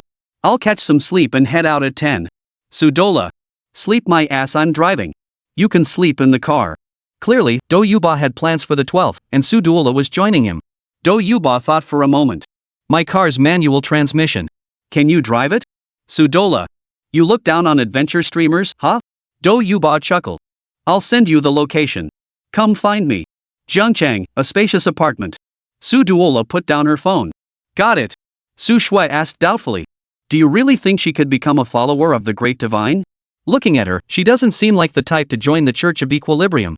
Su Shui wasn't looking down on Sudola for skirting the line. She herself had once sold cars by charming customers with flattery and smiles. Su Shui and Sudola had discussed it before. These days, if you want to recruit followers without a great deity appearing to perform miracles, you have to target those living in dire straits. Only such people would transfer their faith in life to idealism. But Do Yuba's livestream kept raking in virtual gifts non-stop. How could he possibly be among those suffering in the depths of despair? Sudola said triumphantly. "With a hidden dragon like me on your side, you should count yourself lucky. You know, once we've got Sudola on our side, we'll gain a ton of followers. Our Equilibrium sect dominating the underworld is just around the corner." Su Shui didn't understand, and Sudola wouldn't explain clearly, just teasing her. Sudola drove Su Shui to the base of Do Yuba's building. Su Shui stared at the dilapidated high-rise, unable to believe her eyes. The gifts Do Yuba had received last night alone, Su Shui roughly estimated, were worth 7,000 or 8,000. A woman with such a high income actually lived here? Sudola led Su Shui upstairs. Su Shui never imagined this dilapidated building would even have an elevator. Of course, the elevator itself was dilapidated, reeking of sweat and urine. Sudola walked confidently to a door and knocked. The door opened, and Su Shui saw the borderline dancing beauty from the livestream. She was stunning, even more beautiful than in the livestream. Especially now, clad in a form-fitting tracksuit that masked much of her world-weary aura. Do Yuba glanced at Su Shui and exclaimed in astonishment. Wow, if this girl got into streaming, she'd make a fortune. Su Shui truly had a bombshell figure that bordered on the forbidden, and her face was captivatingly alluring. Su Duo tugged at Do Yuba's sleeve and whispered. "She's no ordinary person. Bringing her along to the event could solve a lot of your problems." Do Yuba paused, studying Su Shui intently before nodding earnestly. "Let's go. Drive us there quickly. I need to catch some sleep in the car." Downstairs, Suduo didn't take her own SUV. Instead, she took Doyuba's keys and started a cargo van. Su Shui couldn't understand why Doyuba, a girl, would own a cargo van, nor did she know where they were headed in it. Su Duola played coy, so Su Shui simply kept quiet, playing it cool. Doyuba opened the rear passenger door and said to Su Shui, "Please get in, Mississippi." Her tone was respectful. Only after Su Shui got in did Doyuba walk to the passenger seat. As the truck started moving, Doyuba quietly whispered in Su Dola's ear, "What exactly is that woman in the back doing?" Su Dola lowered her voice. "She's the spokesperson for the great divine being. I told you, she can solve all your problems." Doyuba curled his lip. "Spokesperson for the great deity? You're pulling my leg." The truck grew farther and farther away, until it reached the outskirts of Jiangchang. It was an orphanage. A group of children spotted the truck and ran toward it, cheering and jumping with excitement. The director, accompanied by several teachers, warmly came out to greet them. Doyuba quickly touched up her makeup. After getting off the car and exchanging pleasantries with the dean and teachers opened the car doors. They carried out one item after another from the train compartment. There were winter clothes, snacks, and books. Su Shui watched Doyuba playing wildly with the children, her brows tightly furrowed. It all made sense now. No wonder they needed a large truck. No wonder Doyuba lived in that old house. It turned out she had spent all her money on supplies, which she had given to the children at the orphanage. Noticing Doyuba's unease, the director called the children inside to distribute snacks. Only then did Doyuba relax, walking over to the truck and smiling warmly at the delighted children. "Want one?" Su Shui offered her a cigarette. Doyuba thanked her and lit it with Su Shui's lighter. Two stunningly attractive women leaned against the truck, puffing away. Su Shui asked, "What's in it for you?" Doyuba replied softly, "There are too many suffering people in the world. I want to help them more." Su Shui stared intently at Doyuba, searching her face for any sign of deception. Doyuba chuckled softly. "You think any of those big shots in my livestream are good people? Those men are always bragging to me. Some are unscrupulous merchants, others corrupt officials. Their money comes from the hard-earned savings of ordinary people. Using that hard-earned money to give back to those suffering, at least my livestream hasn't been for nothing." Chapter 61, Xinliang Village. Su Shui recalled a phrase. A chivalrous hero of the underworld, robbing the rich to aid the poor. Su Shui took a drag on her cigarette and exhaled smoke. "You can't save every suffering soul." Doyuba smiled, his carefree eyes holding a steadfast resolve. "Someone has to try to save them, right? Why can't that someone be me? In this life, you can't just run around chasing money all the time. Doing something meaningful is a good thing." Doyuba stubbed out his cigarette and turned to look at Su Shui. "Hey, you still haven't told me what you actually do? Charity work? Or something else? Dora thinks highly of you, but she won't reveal your identity." Su Shui studied Doyuba's expression and flashed a bright smile. "I'm the spokesperson for the Almighty." Doyuba froze. "What exactly is a great deity?" Su Dola also said Su Shui was close to the great deity. Could she be telling the truth? Doyuba seemed to grasp something, exclaiming in realization, "Oh, you're a believer. What's your sect?" Speaking in such mystical terms and holding a certain social standing, he must be a high-ranking member of some sect. A benevolent sect is no different from a charitable organization. Su Shui faced Doyuba and said, "The Equilibrium Sect. The leader." Doyuba's left eye twitched slightly. Holy cow, this is a big fish. Though he'd never heard of this sect, this woman was its leader. Su Duola emerged from the building, glanced at the two of them, and remarked, "You know what? You two standing here together are a damn sight to behold." Doyuba shot Su Dola a look. "Cut the banter. Finished registering? We've got another stop." Su Dola chuckled and motioned for them to get in the car. Su Shui asked, "Where's the next stop?" Su Dola replied, "Xinliang Mountain. There's a small village there called Xinliang Village. It's incredibly remote, and usually no buses go there. The villagers are in desperate need of medicine, so Do Damei always finds time to deliver supplies. It's a long way even on the highway, you'll be driving into the night. Jiangchang, Xinliang Village." The children at the village entrance always look forward to a big truck winding its way around the mountain road to reach this spot. They knew that when the truck arrived, a beautiful auntie would bring them candy. As dusk fell, the children began to think no one would come. Just as they were about to leave, lights appeared in the distance. The children were thrilled, shouting, "The fairy sister is here." Some jumped high at the village entrance, others climbed trees to watch intently, while some ran back to the village to tell the village chief. Gradually, the children in the trees sensed something was amiss. It wasn't a big truck, it was two black jeeps. The black jeeps handled the rocky, muddy road with ease, as if it were smooth pavement. Just then, the village chief arrived at the entrance with several respected elders. The child jumped down. Not the fairy sister, no idea what they're up to. The village chief frowned as he scanned the horizon. This godforsaken backwater of Xinliang village, some young folks didn't even come home for the new year. Who on earth would come here? The jeep soon pulled up at the village entrance, and 6 men in black emerged. They were the White Dove team from the Security Administration Bureau, led by a young man in black codenamed Little White Dragon. Little White Dragon hadn't expected anyone to be waiting at the village entrance. Rain had fallen here a few days ago, and the wind had damaged the power lines. The Security Administration called the village committee but couldn't get through. Xiao Bailong looked around. Who here is the village chief? The lean, middle-aged man was the village chief. He looked puzzled. Who are you? Xiao Bailong produced his prepared credentials. Public Security Bureau. Here to investigate an individual. The village chief and several elders exchanged glances. Could it be that one of the young villagers had gotten into trouble? Xiao Bailong inquired. Is there anyone here named Ma Jun? The village chief thought carefully, then shook his head. Counting the young people working away from home, there are only about 100 people in the village. There's no one surnamed Ma. Xiao Bailong frowned. Then have any strangers visited recently? Without hesitation, the village chief replied. There was an artist who came to sketch. He stayed in the small courtyard next to the village committee office. A child cried out. Village chief, how could you give the place meant for the divine sister to someone else? That little courtyard had been empty for ages, unoccupied by anyone. Ever since Do Yuba began visiting the village regularly, the villagers had refurbished the small courtyard, reserving it for Do Yuba to stay in. Do Yuba always arrived after dark. The road was too rough to return to Jiangcheng, and he didn't want to disturb the villagers. So he slept in his car. Xiao Bailong raised an eyebrow. Immortal sister? The village chief chuckled awkwardly. A kind-hearted woman who often brings gifts to the village. Xiao Bailong said. Take me to that painter. Xiao Bailong was certain that painter was Ma Jun. He must have encountered some trouble, which is why he's hiding here. That incident was almost certainly connected to the giant beast. The village chief led Xiao Bailong and the others toward the small courtyard. Several elders, wrapped in coats, were still waiting at the village entrance.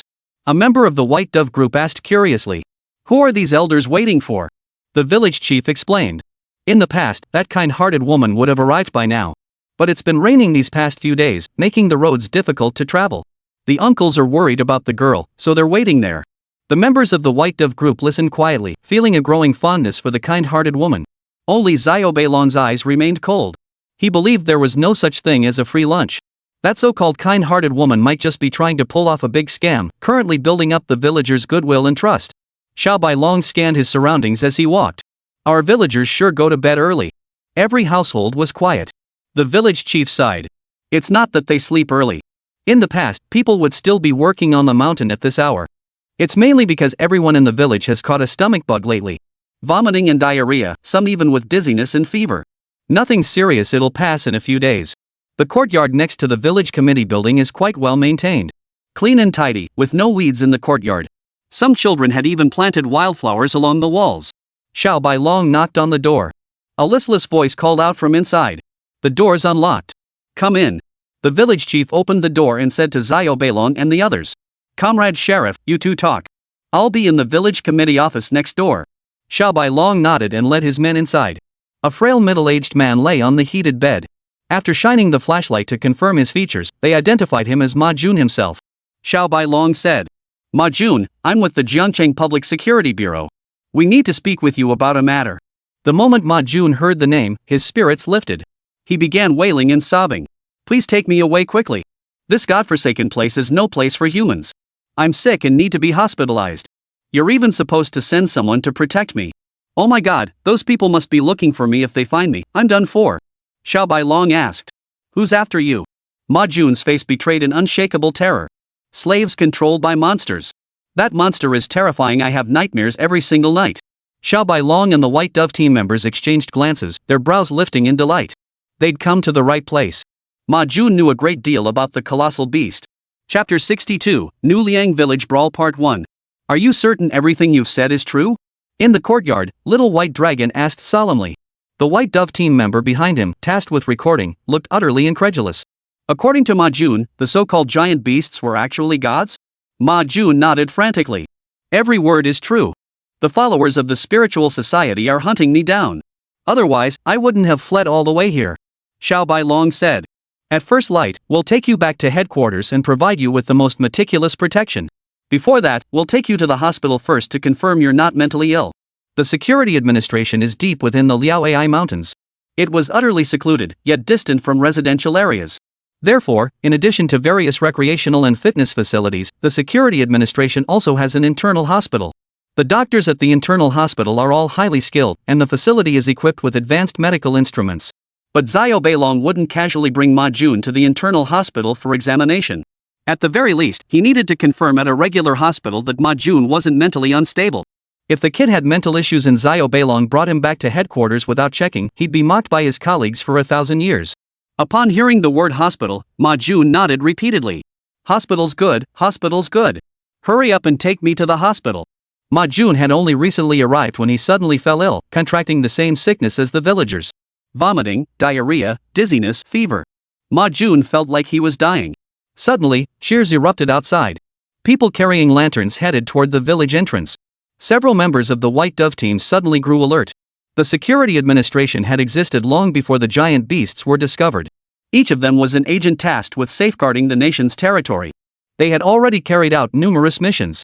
Now they found themselves in a remote mountain village, where anything could happen. For instance, a few years back, a remote mountain village had actually held a sinister ritual called the Tree God's Wedding. The tree spirit's wedding involved dressing a young maiden as a bride and binding her to an ancient tree on the mountain.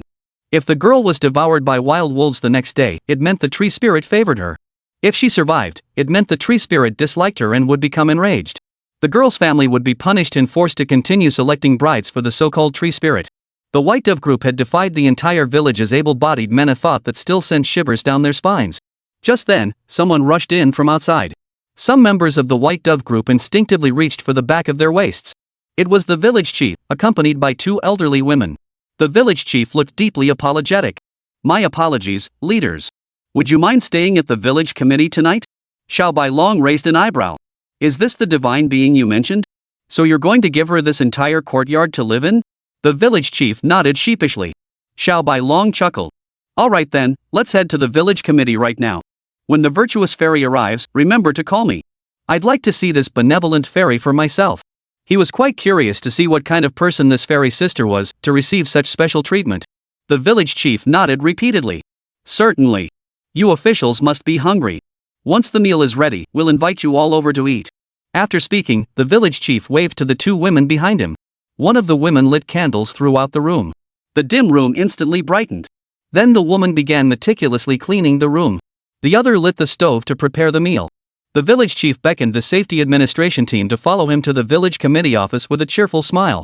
The arrival of a large truck transformed the pitch-black village into a scene of bright lights, as if it were New Year's Eve.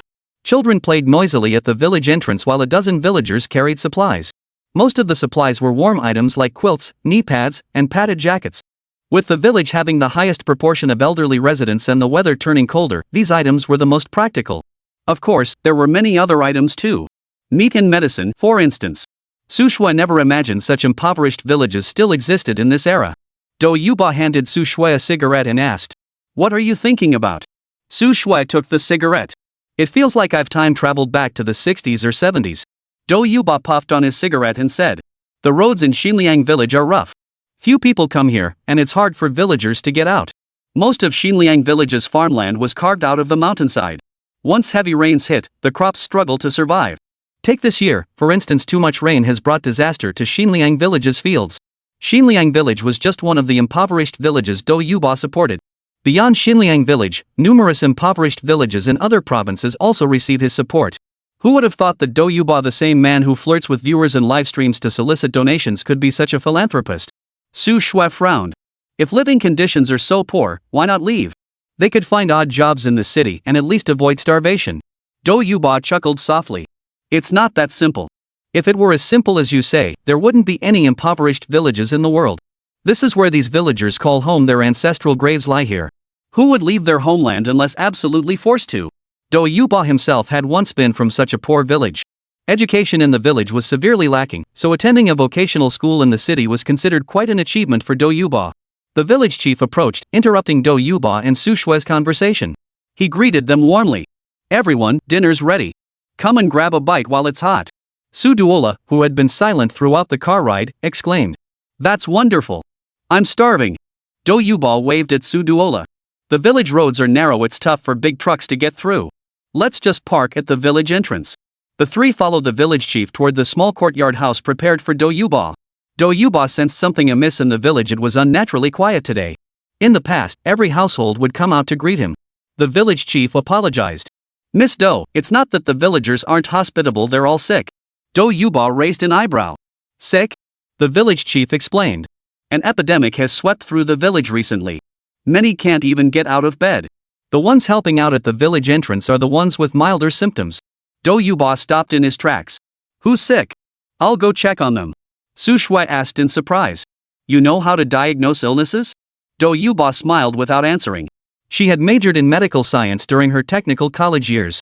Today's technical colleges offer quite a few specialized courses, all in high demand. Dentistry, pharmaceutical studies, teacher training, esports, all sorts of things. The admissions counselors tout these majors as promising, but they never mention the sky-high unemployment rates. Take dentistry, for example. There are clear regulations stipulating that only those with a bachelor's degree in dentistry can work in dental medicine. Do Yuba's academic performance in his major courses was quite solid. Because what their village chief needed most was a village doctor. Even if Do Yuba couldn't handle major illnesses or complex conditions, he knew how to manage minor ailments. Xiao Bai Long heard that the legendary fairy sister had arrived. He and the White Dove squad arrived early at the village hall to wait, with the meal already laid out on the table. Xiao Bai Long grew increasingly convinced that this fairy sister was likely a foreign con artist. Gaining the villagers' trust, then selling them off. Such things had happened before. He simply couldn't believe a fairy sister would help complete strangers for no reason. Just then, a villager arrived and said, Miss Do is examining someone. Xiao Bai Long chuckled. So this fairy sister can even diagnose illnesses? Come on, brothers, let's go check it out. Chapter 63, New Village Chaos Part 2. Xinliang Village, Village Committee Office. Ma Jun lay on his dorm bed, clutching his stomach and groaning incessantly. It was unbearable. But the thought of leaving this godforsaken place tomorrow filled him with excitement. This godforsaken village had no meat, no internet, and no women. Ma Jun felt like he was about to become a monk. Heard the charity girls coming to the village are pretty hot. If I weren't in so much pain, I'd definitely go check out what that hottie looks like. Ma Jun only dared mutter this to himself when alone. If any villager overheard him, Ma Jun knew he'd be in big trouble. Ma Jun thought the villagers were pretty dumb. Didn't they realize why a stunning beauty would bother helping them? It was obvious that the so-called benevolent fairy was just some big boss's secretary. Either she was using charity to boost the big boss's reputation, or she was making money under the guise of charity. After all, only the wealthy would even consider doing charity work. If she's a beauty, she must be the boss's little secretary. When there's work to be done, the secretary handles it. When there's nothing to do, she just hangs around. Ma Jun grew angrier the more he thought about it. He was broke too. Why didn't those rich folks do some charity work for him? Once I sell that stinking octopus for a hefty price, I'll become a secretary myself.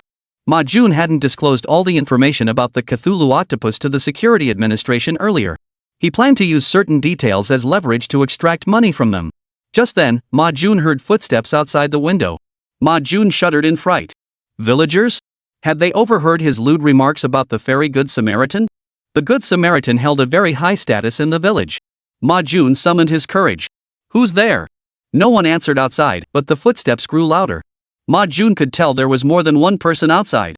The footsteps began to approach, moving from the window toward the front door. Ma Jun felt a twinge of fear. Who's there? Don't mess with me, the sheriff's here.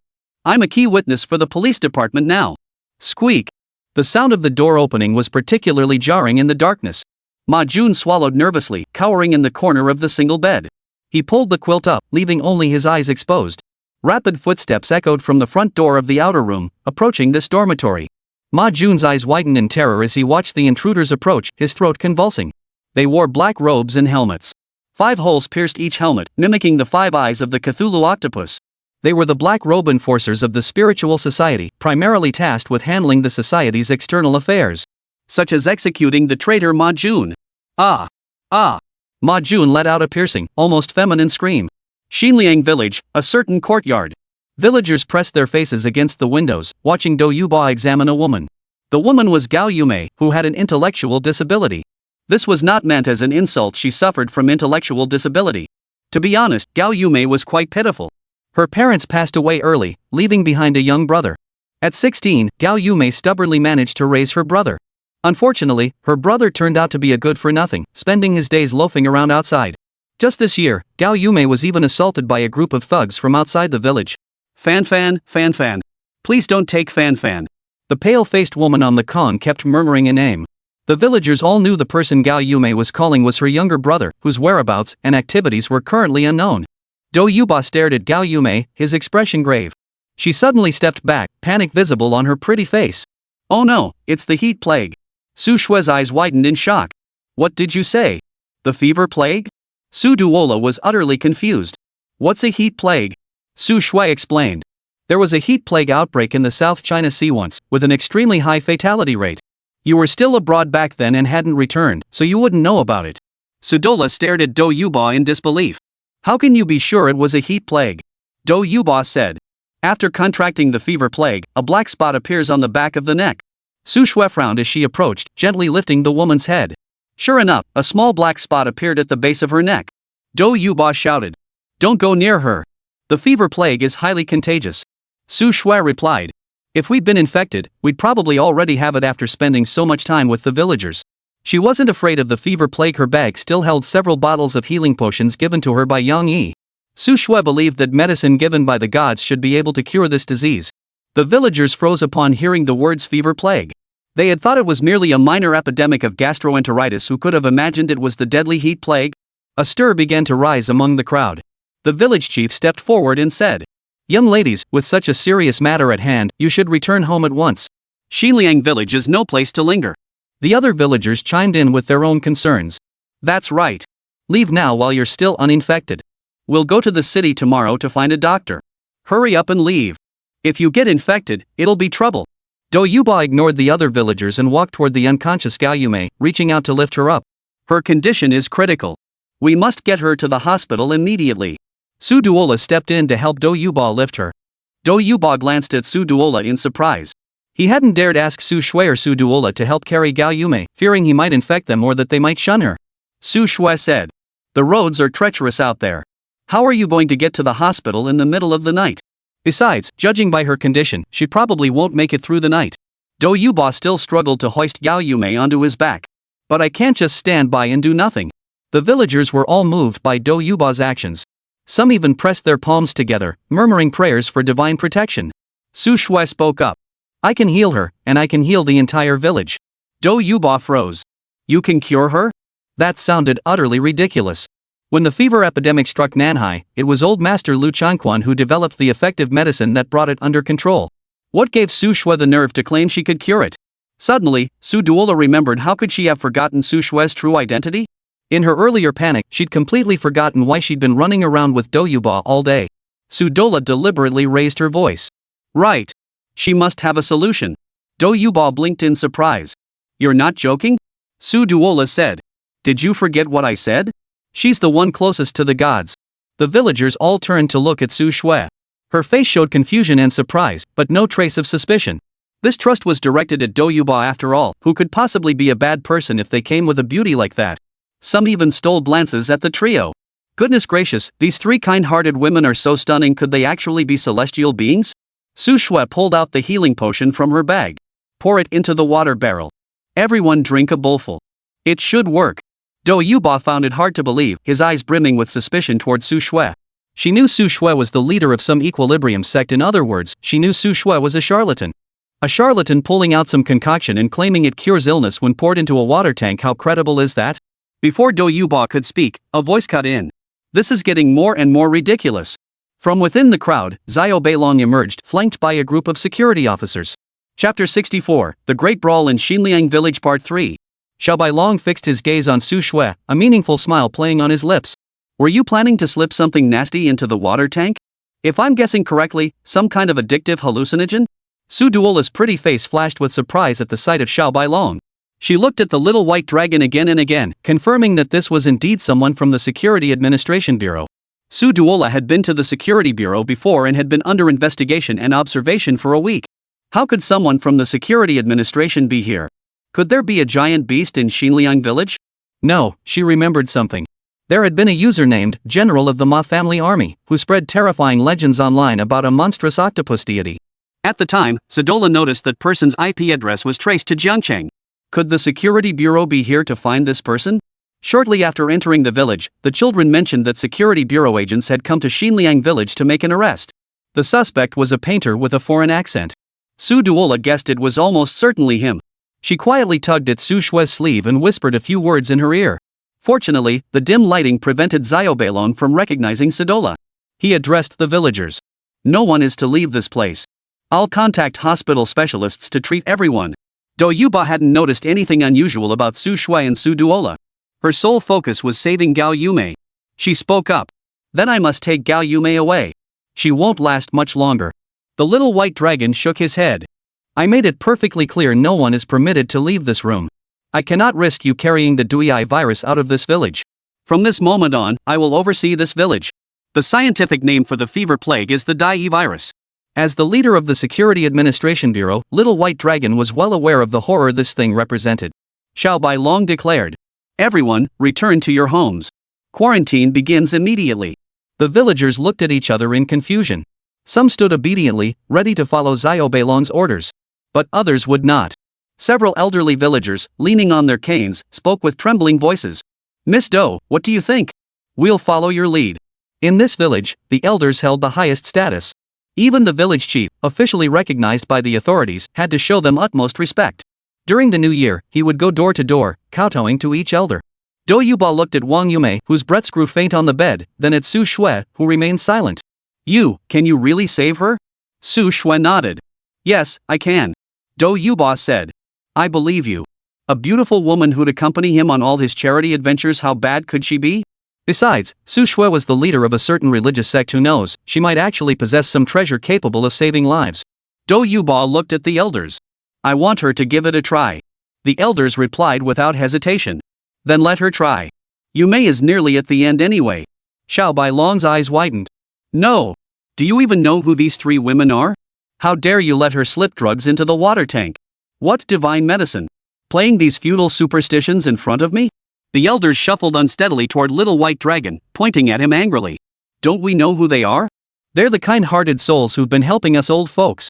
But we've already cooperated with you in capturing fugitives. But you've repeatedly obstructed Miss Doe's rescue efforts. Xinliang village doesn't welcome you. Leave immediately. Xiao Bailong could have dispatched these elders in 2 seconds flat, but he dared not act recklessly. Harming ordinary villagers was a disciplinary offense unless they were criminals. Xiao Bailong didn't consider them villains, he saw them only as ignorant souls deceived by evil men. Xiao Bailong roared angrily. We are the constables. We have the right. Before he could finish, a hunchbacked elder thrust his cane into Little White Dragon's chest, spittle flying as he barked. Shut your mouth. I enlisted at 15. Now I'm 98, what haven't I seen? Even if you're the chief of police, you're still a little punk to me. You little brat, you dare bare your teeth at me. Xiao Bailong's fierceness instantly deflated. Judging by the timing, this old soldier must have fought in that battle. The stooped old man pointed at Su Shui. Young lady, you handle it. I trust you. Save this village, and you'll be its greatest benefactor. Su Shui walked toward the water barrel, took the bottle from her bosom, and poured half the potion inside. Xiao Bailong trembled with rage, striding quickly before Su Shui. What exactly are you up to? Su Shui ignored him, scooped up a ladle of water, and walked into the inner room. In Xiaobelong's view, that ladle of water was definitely suspicious. It was highly likely that drinking that water would cause a person to show signs of a final burst of energy before death. Such signs would be mistaken by others as recovery, completely convincing them of the miraculous potion's efficacy. By then, the village would be in chaos, with people scrambling to drink from that vat. Then, these three women would begin their true scheme, truly despicable. When one person views another as evil, everything they do appears as wicked deeds. Xiao Bailong had already formed a preconceived notion that the beautiful woman who could help the village must have ulterior motives. The miracle cure only reinforced this suspicion. Xiao Bailong said coldly. As long as I'm here, you won't succeed. Su Shui carefully poured the ladle of water into Gao Yumei's mouth. Moments later, Gao Yumei began coughing violently. Xiao Bailong quickly moved to Gao Yumei's side. Her body temperature had suddenly spiked so hot it burned his hand. This was definitely not a sign of recovery. Perhaps Gao Yumei could still be saved, but drinking that tampered water had made it utterly hopeless. Xiao Bailong glared coldly at Su Shui. Take her away. Su Shui grabbed the ladle and flung it at Xiaobelong's face. You're so damn noisy. Xiao Bailong was stunned. Was this criminal this bold? The little white dragon glared. You. Su Shui lifted her proud head and said calmly. A mere administrator from the security bureau dares to show me disrespect. Even if it were the director of your security bureau, he wouldn't dare act this way in my presence. Su Shui was clearly exaggerating. But in this situation, to successfully promote the Equilibrium sect, she had to project an air of authority. Su Shui knew these men belonged to the security bureau, but they had no idea who she was. Information asymmetry often proves decisive. Sure enough, both Little White Dragon and the White Dove team members were stunned. How did she know they were security bureau administrators? From the very beginning, Little White Dragon and the others had always presented themselves as administrators. Xiao Bailong narrowed his eyes. Who exactly are you? Su Shui walked slowly to a chair and sat down gracefully. I am the lamb under the protection of the great divine being, the chief priest of the Equilibrium sect.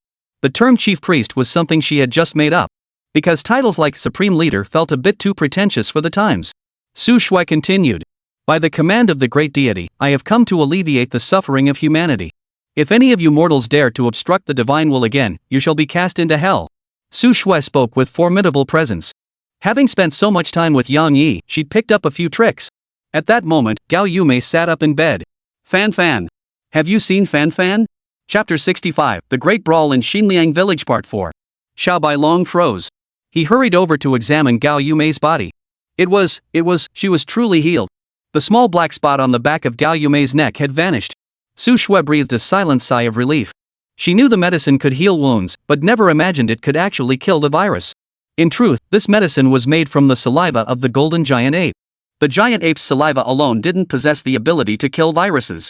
When Liu Changquan formulated this medicine, he added some extra ingredients. That extra ingredient was the antidote to the Dui virus. The Danyi virus is commonly known as the fever plague among the people.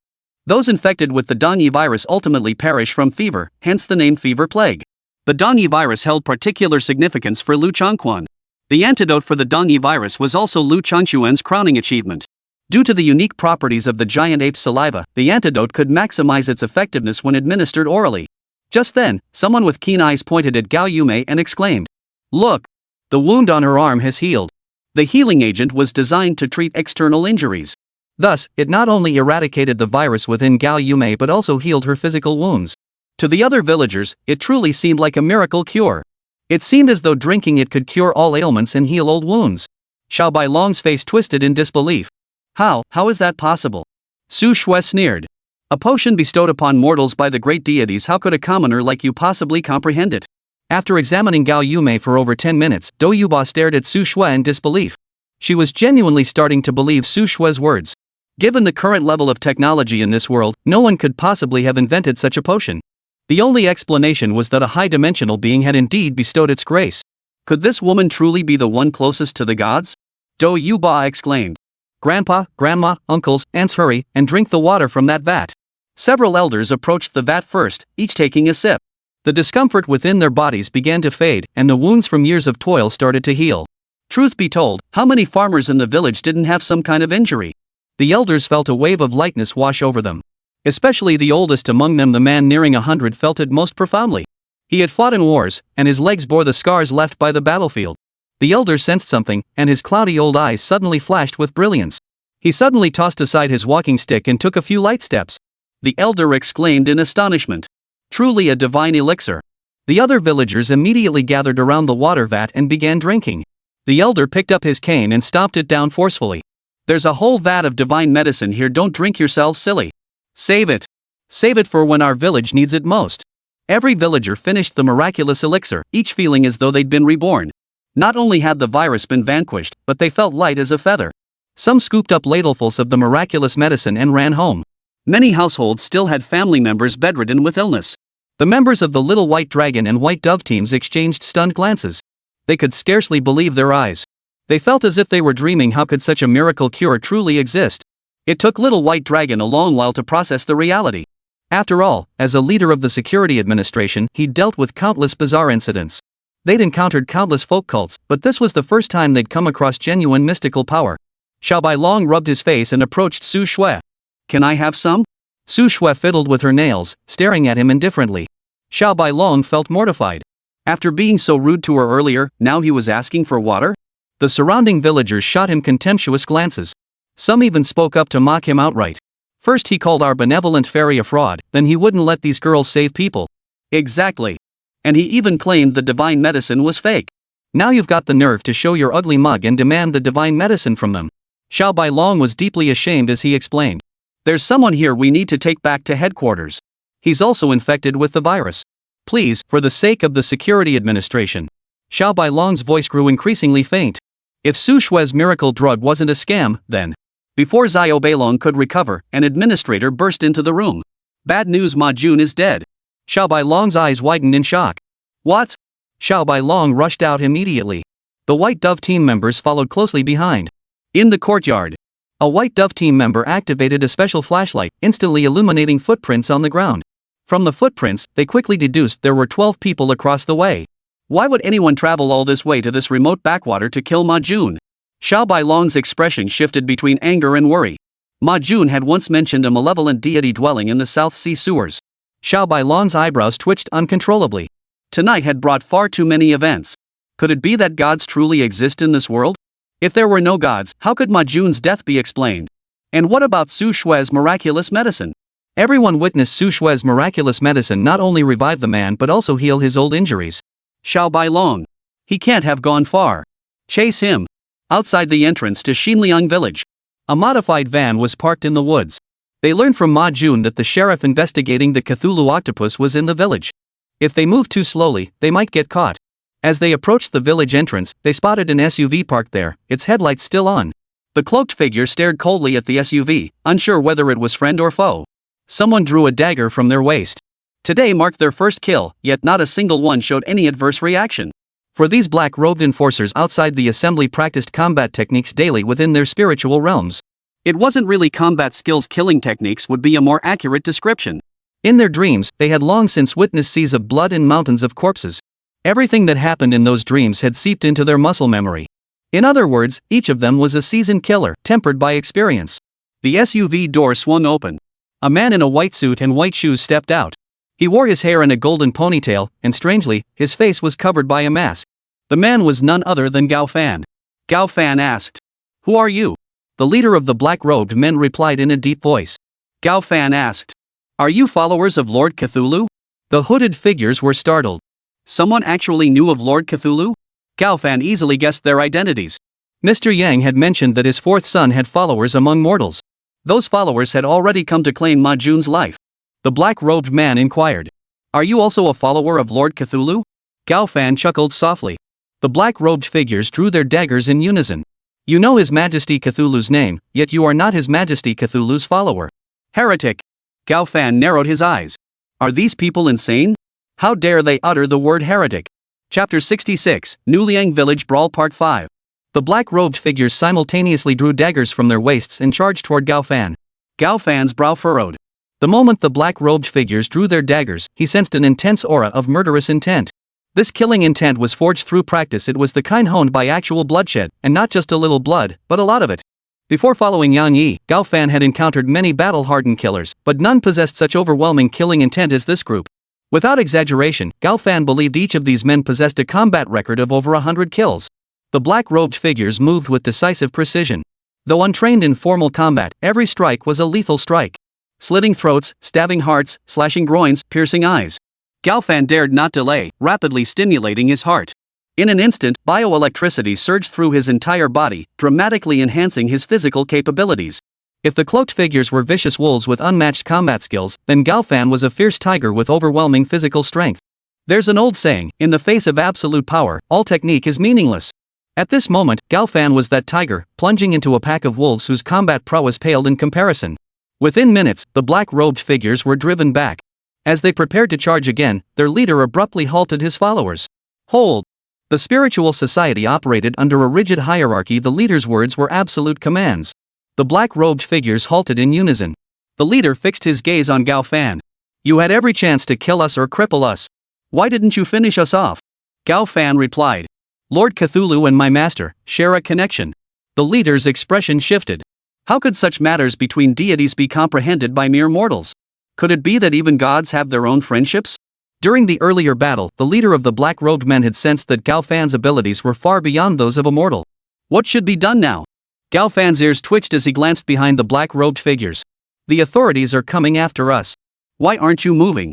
Sure enough, the sound of hurried footsteps echoed along the village paths. The cloaked figures turned in unison. Sure enough, security officers in black suits were closing in. Gao Fan's voice turned cold. Aren't you leaving? The leader of the black-robed figures fixed his gaze on Gao Fan. And you? Gao Fan replied. You just leave. I'll hold them off for you. The leader of the black-robed men said in a deep voice. Very well. From this day forward, you are one of us, a friend of the spiritual society. With that, the leader of the black-robed men waved his hand, and the group began to withdraw. Gao Fan stared at the administrators, his voice dark. No need to thank me. I have some unfinished business with them. The black-robed assassins' killing techniques were flawless, but they knew nothing of evading pursuit. In the spiritual realm, they focused solely on combat, never concealing their killing intent. Thus, after eliminating Ma Jun, they left telltale traces that the security administrators could track. When the White Dove team from the Security Bureau reached the village entrance, they witnessed a highly bizarre scene. Over a dozen figures clad in black robes and wearing bizarre helmets turned their heads in unison, staring intently at the team. In the dead of night, it felt like encountering a dozen ghosts. Before the security officers could react, the cloaked figures scattered. Only a blond man in a white suit, wearing a ghostly mask, remained. Xiao Bai Long roared. Nobody move. Gao Fan advanced toward the members of the Security Bureau's White Dove team, his dagger gleaming coldly in the moonlight. Gao Fan executed a graceful flourish with his blade, the tip pointing defiantly at Little White Dragon. A chilling aura of murderous intent radiated from his entire being. His eyes, as cold as the depths of a lake in December, locked onto Little White Dragon. Gao Fan had already entered the village earlier. When he intended to kill Ma Jun, he saw the cloaked figures enter the village committee office. Gao Fan knew that even without his intervention, Ma Jun was already a dead man. As he left the committee building, he happened to spot Su Shui. Xinliang village was Gao Fan's hometown, so he naturally wondered why Su Shui was here. Gao Fan quietly followed Su Shui and the others, discovering they had entered his ancestral home. Then something happened that filled him with unbearable rage. Her sister was gravely ill, and Su Shui and the others intended to use the master's miraculous potion to save her. But those idiots from the safety administration insisted on interfering. They nearly caused his sister's death. He was this close, just this close to bursting out of the shadows and into the old house. Now that he'd encountered Little White Dragon, Gao Fan genuinely wanted to kill him. Xiao Bai Long drew a gun from his waist and pointed it at Gao Fan. Freeze! Gao Fan ignored him, striding toward the Little White Dragon. Xiao Bai Long narrowed his eyes. I said, don't move. I'll shoot. Gao Fan began his running start. Xiao Bai Long cursed him a lunatic, his finger poised to pull the trigger. Gao Fan's body, enhanced by bioelectric stimulation, possessed reflexes far beyond those of an ordinary person. His eyes locked onto the Little White Dragon's hand in an instant. In the next instant, the dagger in his hand was flung away by Gao Fan. Ah! Xiao Bai Long let out a piercing scream as the pistol slipped from his grasp. His right wrist had been pierced by the dagger. Before Xiao Beilong could react, Gao Fan had already charged forward, yanked the dagger out, and thrust it into Xiao Beilong's abdomen. Xiao Bailong's body went limp. He collapsed onto the ground with a thud, clutching his stomach, his face deathly pale. Gao Fan aimed to deliver the finishing blow to Xiao Beilong's neck when several bullets whizzed toward him. With no other choice, Gao Fan twisted his body and managed to dodge every single one of those bullets. The White Dove team members were all stunned. Defeating Xiao Beilong, a high-level operative, in less than a second? And dodge bullets? This masked man, is he even human? White Dove team members drew their trident daggers from their trouser legs. One hand gripped a gun, the other a three-edged dagger, as they clashed fiercely with Gao Fan. The battle intensified, gunfire and screams echoing through the pitch-black night. After over 10 minutes, every single White Dove team member had fallen. Gao Fan spun his blade in a flurry of knife tricks as he advanced toward the Little White Dragon. His icy eyes held nothing but murderous intent. Just then, several more gunshots rang out from behind him. Gao Fan turned to find yet another group of Security Bureau administrators. These arriving officers weren't from the White Dove team, but rather the White Shark team originally searching for the giant beast in the South Sea sewers. After finding nothing in the South Sea sewers, the White Shark team had headed straight for Xinliang village. Gao Fan's bioelectricity was nearly depleted. He shot a reluctant glance at the Little White Dragon before swiftly vanishing into the night. Lin Chang, leader of the White Shark team, rushed to the Little White Dragon's side and checked its injuries. How are you? Xiao Bai Long replied weakly. None of these wounds are life-threatening. That masked man wanted to torture me. Thankfully, you arrived. Lin Chang shouted to his subordinates. Quick! The medical kit. Xiao Bai Long gasped for breath. Hurry, take me back to the Security Administration Bureau. I have crucial matters to report to the director. Chapter 67, New Liang Village Brawl Conclusion. In the courtyard. Su Shui, Su Duola, and Do Yuba sat at the table. Candles and food were laid out on the table. Do Yuba asked. What on earth is going on with you two? Suzu replied. We've already told you Su Shui truly is someone close to the divine. Do Yuba stared at Su Shui. If not for that miraculous medicine, she'd never have believed in gods, let alone that this woman served one. Su Shui lit a cigarette and said, I won't beat around the bush. I didn't come looking for you to do charity work together. Do Yuba knew full well that neither Su Shui nor Suzu could possibly share his goals for even a single day. Su Shui declared. The great deity has just awakened. I need to recruit followers for the great deity. Do Yuba raised an eyebrow. The great deity? Awakening? Followers? This was the third time Do Yuba had heard the name of the great deity. Do Yuba pondered for a moment. The great deity's name is Equilibrium, correct? Do Yuba recalled Su Shui mentioning the Equilibrium sect. Su Shui shook her head. The children of the great deity possess names, but the great deity itself has no name. Do Yuba asked. Could you tell me about the great deity? Su Shui recounted a mythological system Do Yuba had never heard of, based on her own compiled materials. Su Shui wasn't making things up entirely, she was merely exaggerating many aspects. For instance, the sea eel fairy was the deity who ruled over the oceans and thunder. This wasn't entirely wrong at worst, it was a bit of bragging. Though calling it pure exaggeration might be too absolute. In many myths, can sea gods and such truly control an entire ocean? Many so-called sea gods merely possess immense strength within the ocean, capable of manipulating tides and such to a limited extent. After listening to Su Shui's account, Do Yuba asked, What do you want me to do? Su Shui's lips curved into a smile. The Church of Equilibrium is just beginning to grow. I need followers. She paused briefly. And I need talent. Clearly, the talent she referred to was Do Yuba. Do Yuba chuckled. What kind of talent am I? I've got nothing but a pretty face, no skills whatsoever. Oh, right, I also have 500,000 lecherous fans. Su Shui's smile grew wider. None of that matters. I like your social influence. Take this village, for instance, your word carries more weight than the Public Security Bureau. Do Yuba narrowed his eyes and lit a cigarette as well. Amidst the swirling smoke, she realized what Su Shui truly wanted, the people she had charitably sponsored. Su Shui continued. Your followers aren't entirely useless either. A lot of them have money to burn and want to tip female streamers, right? Do Yuba tapped the ash from her cigarette. What's in it for me? Su Shui's voice grew stern, even carrying a hint of the authority reminiscent of Yang Yi. You can use the Equilibrium sect as your backdrop to pursue your cherished endeavors to your heart's content.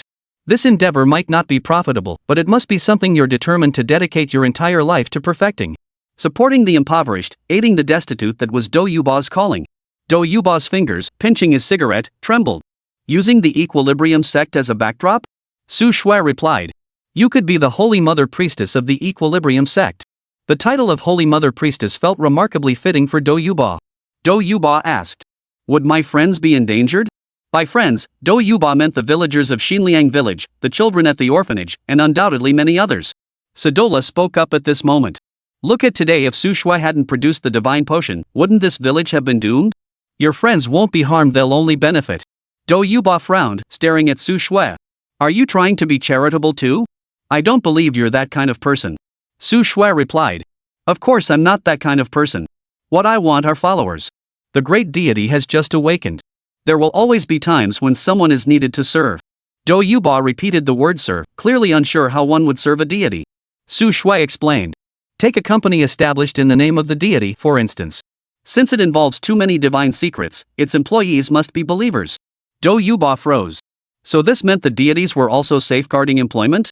A thought flashed through Do Yuba's mind, and he quickly grasped the concept. Legends about deities were all from ancient times. Back then, deities only needed to sit in palaces and enjoy offerings. Times had changed. This was now a scientific society where technology advanced at breakneck speed. The gods must be quite different from the legends. Su Shui said. Of course, if there are more devout believers, they might be chosen to enter the divine abode and serve the deities. Do Yuba swallowed hard. Divine abode. Do Yuba studied the expressions on both their faces, especially Suzu's. She could tell that Suzu had already met the deity. Do Yuba took a deep breath. Fine. I'll join the Equilibrium sect. I'll also bring my friends into the Equilibrium sect. With the Equilibrium sect, she could carry out her charitable work more effectively. She had no reason to refuse. The deities were saviors of suffering, their motives strikingly similar to her own as a mortal. Liaoai Mountain, Security Administration Bureau. The Security Bureau resembled a secret base from a sci-fi movie. The entire security administration is embedded within the mountain. Therefore, the Security Bureau Hospital is not a separate building outside the Security Bureau. Inside the Security Bureau hospital, Xiao Beilong was completely wrapped in bandages, his body covered in far too many wounds. In the hospital room, Director He and Lin Chang sat in chairs, beginning a brief meeting with Xiao Beilong lying on the bed. Lin Chang stated, "After inspection and investigation, the South Sea sewers contain not even a large rat, let alone a giant beast." Xiao Beilong replied weakly, "How could that be? Ma Jun clearly said the giant beast was there." Director He sipped his tea. "But Ma Jun is dead." Xiao Beilong grew agitated. "Precisely because Ma Jun is dead, I believe he wasn't lying." Director He set down his thermos. "So we can only believe half of what Ma Jun said. Ma Jun may have truly seen the giant beast and witnessed humans controlled by it. But the time and location, those could both be wrong." Xiao Beilong frowned. "Why would he lie?" Lin Chang smiled. "Back when I worked at the Public Security Bureau, I saw plenty of scoundrels like him. He's a good-for-nothing who gambles today and frequents brothels tomorrow. He thought he could sell the giant beast's information for a fortune, dreaming of a life of ease." Director He nodded, tacitly agreeing with Lin Chang. He sighed and spoke. "Humans controlled by the colossal beasts. Do these beasts truly possess some kind of supernatural ability?" Xiao Beilong gathered his thoughts before speaking. Ma Jun said, "The beasts are actually gods. This matter still troubles me." Chapter 68, Siblings. Lin Chang shrugged. "A god? Do you really think that's possible? What era are we in? Who would believe in gods nowadays?" Xiao Beilong frowned. "A colossal beast isn't bizarre enough? Take the first giant beast captured on camera at Changbai Mountain, for instance. Such colossal size, yet it can withstand gravity and walk on land that alone defies science. Since I can accept the existence of behemoths, I can also accept the existence of gods. I truly believe gods and behemoths are no different now. And that masked asshole who attacked me last night? No way he's human. Didn't you see? That bastard could dodge bullets." Lin Chang fell silent after hearing this. "Yeah, what's the difference between a colossal beast and a god? Both are beyond comprehension, both defy science. Behemoths and gods are still different." Director He screwed the lid back onto his teacup. The two young leaders from the Security Administration looked at Director He, waiting for his next words. Director He stated, "Gods possess not only unfathomable power but also supreme intelligence. If we confirm that the colossal beasts are also highly intelligent beings, we must carefully consider the nature of our relationship with it." Lin Chang and Xiao Beilong both pondered the question Director He had raised. If the colossal beasts possess advanced intelligence, should humanity continue capturing them? Imprisoning and experimenting on a highly intelligent being, isn't that a bit cruel? Director He stated, "Our security administration must consider issues from multiple angles. Even if the things we contemplate seem absurd, we are doing so for the security of Xia Nation. To be honest, I don't want gods in this world." Lin Chang and Xiao Beilong nodded in unison. Director He concluded, "I am issuing an order. What we discussed today must not be disclosed." The topic discussed today was, the colossal beasts are highly likely to be highly intelligent beings and may even be gods. Presenting this question internally within the Security Administration will inevitably spark debate over our stance toward the giant beasts. One stance would be to abandon attempts to capture the behemoth and pursue peaceful coexistence, given its advanced intelligence. Or, given the creature's extraordinary nature, we should incur greater costs to capture and study them. The Security Bureau is not solely under Director He's control. He faced opposing factions within the agency. Lin Chang and Xiao Beilong replied solemnly, "Yes." Xinliang Village. Gao Fan hadn't left. He shed his white suit, returning to his old, inexpensive clothes, his hair now loose and unkempt. He now resembled his former self during the escape. Gao Fan walked back to the old house, where Gao Yumei was boiling potatoes. Gao Yumei couldn't cook, but boiled potatoes mixed with bean paste sauce was a simple meal both siblings had once loved. Before Gao Fan even entered the door, he saw his sister standing by the stove. His nose stung, and he couldn't help but call out, "Sister!" Gao Yumei turned her head, flicked her hair aside, and saw Gao Fan. Her eyes lit up with delight. "Fan Fan! Fan Fan!" Gao Yumei dashed out of the house like a child, grabbing Gao Fan and murmuring over and over, "Fan Fan's back! Fan Fan's back!" Gao Fan clung to her sister's legs, her voice breaking with emotion. "Sis!" Gao Yumei suddenly remembered something and looked around nervously. "Be good, Fan Fan. Let's go inside. Don't let anyone see you." Gao Yumei knew Gao Fan had killed someone, and she feared someone might come to arrest him. Gao Fan no longer feared the burden he carried, but to avoid unnecessary trouble, he obeyed his sister's words. Truthfully, Gao Fan desperately wanted to thank Su Shui and Doyuba. These two women had saved the village and saved his sister. In any case, he held their kindness in his heart. But he owed the deepest gratitude to his masters. Their very presence in the village must have been guided by divine will. All of this was the will and wisdom of the great deities. Upon entering the house, Gao Fan asked, "Sis, how did you end up living like this? Shouldn't Xiaoji have taken you away by now?" Xiaoji was Gao Fan's girlfriend. As mentioned earlier, she was a prostitute who treated him exceptionally well.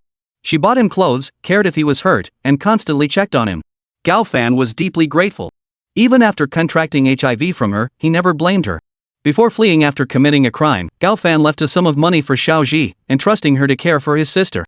That sum was substantial. How could her sister still be living in Xinliang village? Gao Yumei blinked her eyes. Xiaoji? Xiaoji doesn't come. Xiaoji hasn't come in a long time. Gao Yumei had intellectual challenges, her speech as disjointed as a child's. Gao Fan frowned. Xiaoji never came to Xinliang village? Why would that be? A flicker of unease stirred in Gao Fan's heart. Could something have happened to Xiaoji? Back in Chuanzhou, Gao Fan had made quite a few enemies. Could those enemies have harmed Xiaoji? After joining Mr. Yang, he had started a new life, bidding farewell to the past. He considered the old Gao Fan dead. He had believed that with Xiaoji taking care of his sister and the money he had left her, they would surely live well. But through a twist of fate, he ended up here. He never imagined his sister would still be struggling, and Xiaoji's fate was unknown. Suddenly, Gao Fan realized something. Because of the matter involving the divine child, he had returned to his hometown and witnessed his sister's current situation. Could all this be the divine arrangement of the great gods? Gao Fan found himself admiring Yang Yi even more. Truthfully, he was overthinking it. Yang Yi had no idea where Gao Fan lived. When a thinks B is a fool, everything B does seems foolish. When a thinks B is clever, whatever B does is masterfully calculated. Gao Fan picked up his phone and dialed Xiaoji. The mechanical voice on the other end informed him the number was disconnected. Gao Fan's heart sank even further as he recalled Xiaoji's voice and appearance. That woman was a prostitute, yet she was also his white moonlight, a woman who would buy him clothes. Gao Fan found some ingredients at home and cooked a meal. Watching Gao Yumei eat with such relish, his heart ached. "Sister, I'm going out for a while. When I come back, I'll take you to live in a big house." Gao Fan had money now, he could support his sister. He didn't plan to take her to Nanhai, after all, his current job was somewhat dangerous. Gao Fan planned to settle Xiaoji's affairs first, then find a house for his sister in Jiangcheng and hire a nanny to look after her. Gao Yumei clasped Gao Fan's hand, her voice filled with concern. "Be careful." In Gao Yumei's heart, Gao Fan was still just a child who didn't know any better. South Sea, Ancient Fortress.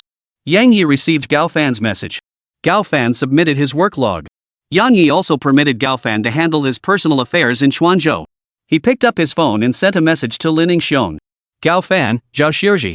After Lin Xiong replied with "got it," Yang Yi put his phone away.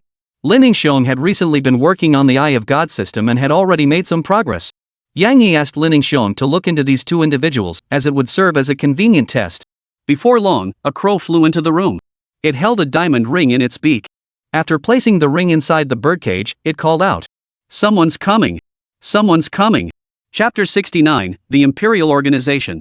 Yang Yi knew immediately this raven must have caught someone off guard. A diamond ring, it must belong to a woman. Yang Yi murmured softly, "Have Sun Xian come up." The raven flapped its wings and flew out of the room. Before long, the sound of high heels clicking on the floor echoed from outside. Many people find this sound appealing, whether due to sexual repression or genuine comfort remains unclear. Sun Xian, dressed in a suit and pencil skirt, entered the room and curtsied gracefully to Yang Yi. "Mr. Yang." Yang Yi walked over to the liquor cabinet and took out a bottle of wine. "How have you been lately?" Sun Xian bowed her head and replied, "Thanks to you, everything's been fine." Sun Xian had been occupied with a recent endeavor. The biotech company she co-founded with Liu Changquan, Tianqi Bio, was currently recruiting talent. Attracting top-tier and mid-level talent was manageable.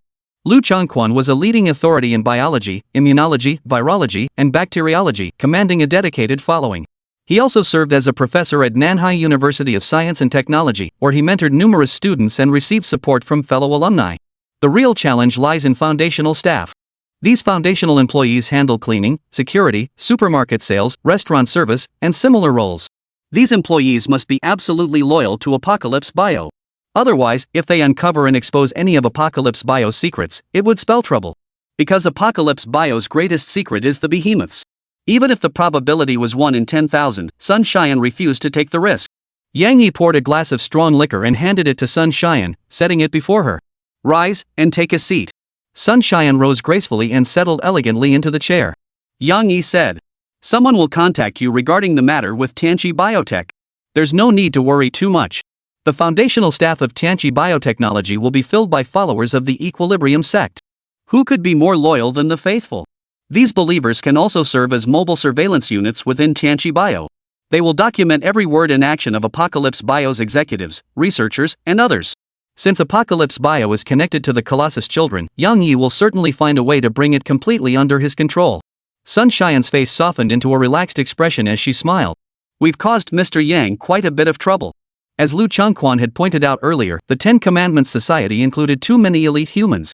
The matter of Apocalypse Bio recruiting basic staff would surely be handled by someone. Hearing Yang Yi speak now, she finally felt truly at ease. Sun Xian picked up her wineglass and drained it in one satisfying gulp. Yang Yi poured her another glass. Remember when we first met, we drank this same wine. Sun Xian recalled that day when Yang Yi summoned the Son of God to defeat the pirates. That night, her heart had truly stirred with desire, and she had admired Yang Yi deeply. Sun Xian's fair face flushed slightly. Yes. She still remembered the lipstick mark left on the bottle's mouth that night Yang Yi had simply drunk from it. Yang Yi poured himself a glass and said, I've uncovered some clues about the mastermind behind the pirates. At these words, Sun Xian's entire demeanor shifted, her beautiful eyes flashing with sharp focus. Sir, please enlighten me. Yang Yi downed the drink in his glass and said, How much do you know about Christian? Sun Xian recalled Mr. Yang asking about the name Christian yesterday. Could it be that Christian was the very man who intended to kill her? Disbelief flashed in Sun Xian's eyes. After a moment's hesitation, she replied, I don't have much to do with him. I just helped him transport a shipment once. Yang Yi raised an eyebrow. What kind of goods? Sun Xian replied. Animals. Strictly speaking, certain animals. I recall it was felines, canines, and birds. The paperwork for these animals is straightforward, nothing out of the ordinary.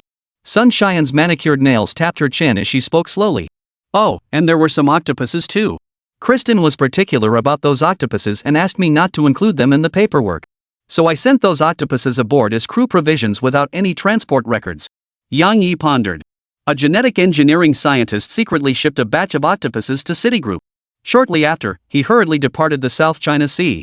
Then came the assassinations of people connected to Kristen. The deeper meaning behind it all became clear with just a moment's thought. Whatever the other party was attempting was both unscrupulous and excessively crucial. Even the slightest involvement, like being a mere courier, would warrant elimination. Lin Xiong claimed Kristen was part of the Imperial Organization. Why would the Imperial Organization care so much about a batch of octopuses? Octopuses. Octopuses. Yang Yi suddenly remembered his family's fourth pet, the Cthulhu octopus.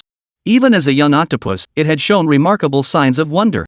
Could it be that the little octopus escaped from the Imperial Organization's laboratory? Yang Yi felt he should have a heart-to-heart with the Cthulhu octopus. Whether it was about the Imperial Organization or the Spiritual Society. Yang Yi said, Investigate the Imperial Organization. Sun Xian's face showed doubt. The Imperial Organization? She had never heard of this organization. Sun Xian's expression quickly turned grave. Understood. The biggest problem is that I've never heard of this organization. As the president of a major conglomerate like Sun Xian, she possesses a certain level of familiarity with major corporations, institutions, and laboratories worldwide. Even if she didn't know much about them, she'd at least recognize the names. Sun Xian quickly pieced it together. The Black Diamond Pirates' attack on her was likely due to the Imperial Organization. A CEO of her stature nearly met her end at sea simply for delivering a shipment? The Imperial Organization must be no ordinary group. Sun Xian stole glances at Yang Yi. Her beautiful eyes held even more admiration and gratitude. He spent time investigating the mastermind behind my attack for me? Honestly, he truly lives up to his reputation as a god. He could uncover such a secret matter with such ease. A profound sense of dependence gradually took root in her heart toward Yang Yi. A dependence as clingy as a little bird. Sun Xian rose to her feet. Sir, if there are no further instructions, I shall take my leave. Yang Yi waved his hand. Sun Xian rose, stepped back, and closed the door. The sound of high heels clicking on the floor grew fainter and fainter. Just then, Yang Yi's phone rang. It was a message from Lin Xiong. Yang Yi swiped through his phone, revealing intelligence on Gao Fan and Zhao Xiuji. So that's what Gao Fan does? No wonder he's so skilled. Yang Yi murmured, a smile playing at the corners of his mouth. He really had stumbled upon a treasure. Gao Fan had once been an underground boxer in Chuan province. Underground boxing matches were no-rules combat contests with gambling elements. Gao Fan had made a fortune in Jiangqing's underground boxing scene. But the money never entered Gao Fan's account, it went straight into Zhao Xiuji's. This love-struck boxer gave Zhao Xiuji every penny he earned from the fights. Later, trouble found Gao Fan, and he fled to Nanhai. Now, Zhao Xiuji's story gets interesting. Zhao Xiuji is now the mistress of Gao Fan's former boss. And here's an even more interesting twist. Zhao Xiuji never had AIDS. Because Zhao Xiuji is pregnant with Gao Fan's former boss's child. Gao Fan explicitly claimed his HIV infection was transmitted by Zhao Xiuji. Yang Yi sent a message to Lin Xiong. Send this intel to Gao Fan. Chapter 70, The Boxing Match. Zhangcheng, a certain hotel. Gao Fan stood frozen like a wooden statue, staring blankly at the message on his phone. For half an hour, he didn't move a muscle. Xiaoxi didn't have AIDS? So my HIV wasn't transmitted by Xiaoxi? Then how did he contract it? It could have been from those underground fighters in the black market boxing rings. Underground fighters had no sense of martial ethics. Hiding needles between their fingers was standard practice. Gao Fan was relieved that Xiaoxi wasn't infected, but he couldn't accept that she was carrying Zhang Qian's child. Gao Fan slammed his phone against the wall, his eyes bloodshot. Zhang Qian, I'll your mother. Gao Fan had figured it all out. Zhang Qian was Gao Fan's former boss. After moving from Xinliang village to work in Jiangchang, Gao Fan had initially been a waiter at a KTV. Zhang Qian was the owner of that KTV. One day, a group of thugs came to the KTV to cause trouble. Back then, Gao Fan was a young bull fearless of tigers, and with his brute strength, he swung a stool and managed to drive the entire group away. Impressed by Gao Fan's fighting skills, Zhang Qian wanted him to box for him. Yes, Zhang Qian's real business was underground boxing matches. Gao Fan disliked the underworld's ways and decisively refused Zhang Qian. The reason Gao Fan eventually ended up fighting in the underground circuit was because he met Xiaoxi at the KTV. Xiaoxi yearned for a life of affluence and no longer wanted to be a hostess at the KTV. That's how Gao Fan ended up in the underground boxing scene. He was genuinely skilled at fighting and natural talent, no doubt. Gao Fan quickly became a star underground fighter in Jiangcheng. He doted on Xiaoxi, his one true love, giving her every penny he earned. With just a little more savings, Gao Fan could buy a house in Jiangcheng, ensuring a comfortable life for both his sister and Xiaoxi. Then one day, Zhang Qian demanded Gao Fan deliberately lose a fight. Gao Fan was a good man in every way, but his one flaw was being stubborn. He flat out refused to throw the fight. Losing in an underground fight wasn't like losing in a legitimate boxing match. Losing an underground fight could be deadly. Your opponent might fear you seeking revenge later or threatening his position. Your opponent might cripple your arm or leg, or in severe cases, even take your life. What happened next is clear to everyone.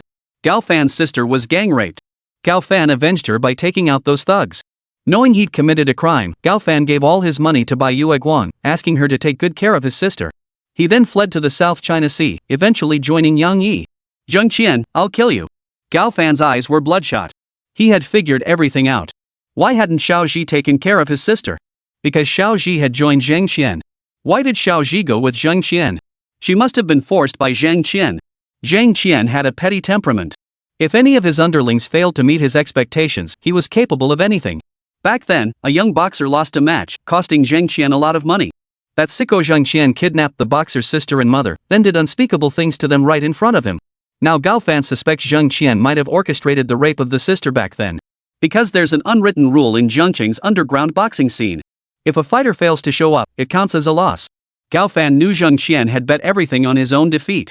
His absence that day must have made Zhang Qian a fortune. Gao Fan glanced at his watch. It was already midnight. His face darkened as he walked out of the hotel. Jiangcheng, suburb, a large abandoned warehouse. Two heavily tattooed burly men stood guard at the warehouse entrance. This was the underground boxing ring controlled by Zhang Qian. Gao Fan slipped inside with ease. He didn't use the main entrance. He knew there was a small window through which he could climb inside. Inside the arena, two fighters were locked in a fierce battle. Gao Fan blended into the crowd, scanning for Zhang Qian while keeping one eye on the fight. One of the boxers knocked his opponent to the canvas and cheered excitedly in the ring. Gao Fan shook his head silently. This fighter was still too young. As long as your opponent isn't incapacitated or completely knocked out, you can never let your guard down. Sure enough, a sinister glint flashed in the fallen opponent's eyes as he drew a long needle from his pant leg. Seizing the moment when the boxer wasn't looking, he lunged forward. The steel needle pierced the boxer's lower back. The fighter's agonized scream instantly echoed throughout the arena. The opponent didn't stop there. Grabbing the boxer's calf, he kicked it viciously. The boxer repeatedly pounded the floor in surrender, but the opponent's assault didn't stop until the boxer's calf was mangled and he passed out. The crowd erupted in gasps and curses. No one accused the fighter who used dirty tricks of violating martial ethics. They only called the other fighter stupid. At that moment, the ring announcer appeared in the ring, bellowing at the top of his lungs. Next up, the match everyone's been waiting for. Welcome the new dark horse, White Bear. No sooner had the announcer finished speaking than a towering figure stepped onto the ring. Standing over 2 meters tall and weighing well over 200 pounds, this white-haired giant was pure muscle. True to his name, White Bear was as massive as a bear. The announcer continued to shout. And now, the other fighter, a star of the ring. He has won 99 fights and is just one victory away from a 100-fight winning streak. Please welcome Shu Bowen. The crowd erupted in cheers and whistles. A lean man stepped onto the boxing ring. Don't let his lean frame fool you, his martial arts prowess runs deep. As the announcer stated, this man named Shu Bowen had already won 99 matches. This bout could mark his 100th consecutive victory. The stakes were high, with most in attendance betting on Shu Bowen. Shu Bowen's expression was grave, his frantic eyes scanning the crowd. Finally, his gaze locks onto a figure not far away. Gao Fan followed Shu Bowen's gaze. Seated on the sofa was a man with slicked back hair. Gao Fan narrowed his eyes. It was him, Zheng Qian. Gao Fan then noticed the gentle-looking woman beside Zheng Qian. Gao Fan shuddered. Xiao Ji. Xiao Ji's abdomen was slightly rounded, she was indeed pregnant. On the field, the two had already started fighting. In Gao Fan's eyes, Shu Bowen had been deliberately holding back. It seemed he too had been threatened by Zheng Qian and dared not win this round. The outcome was predictable. Shu Bowen's roundhouse kick slammed straight into the iron railings of the boxing ring. Ah! Shu Bowen clutched his leg and howled in agony. He did it on purpose to make his loss look legitimate, so he kicked himself in the leg. But White Bear wasn't about to let Shu Bowen off that easily.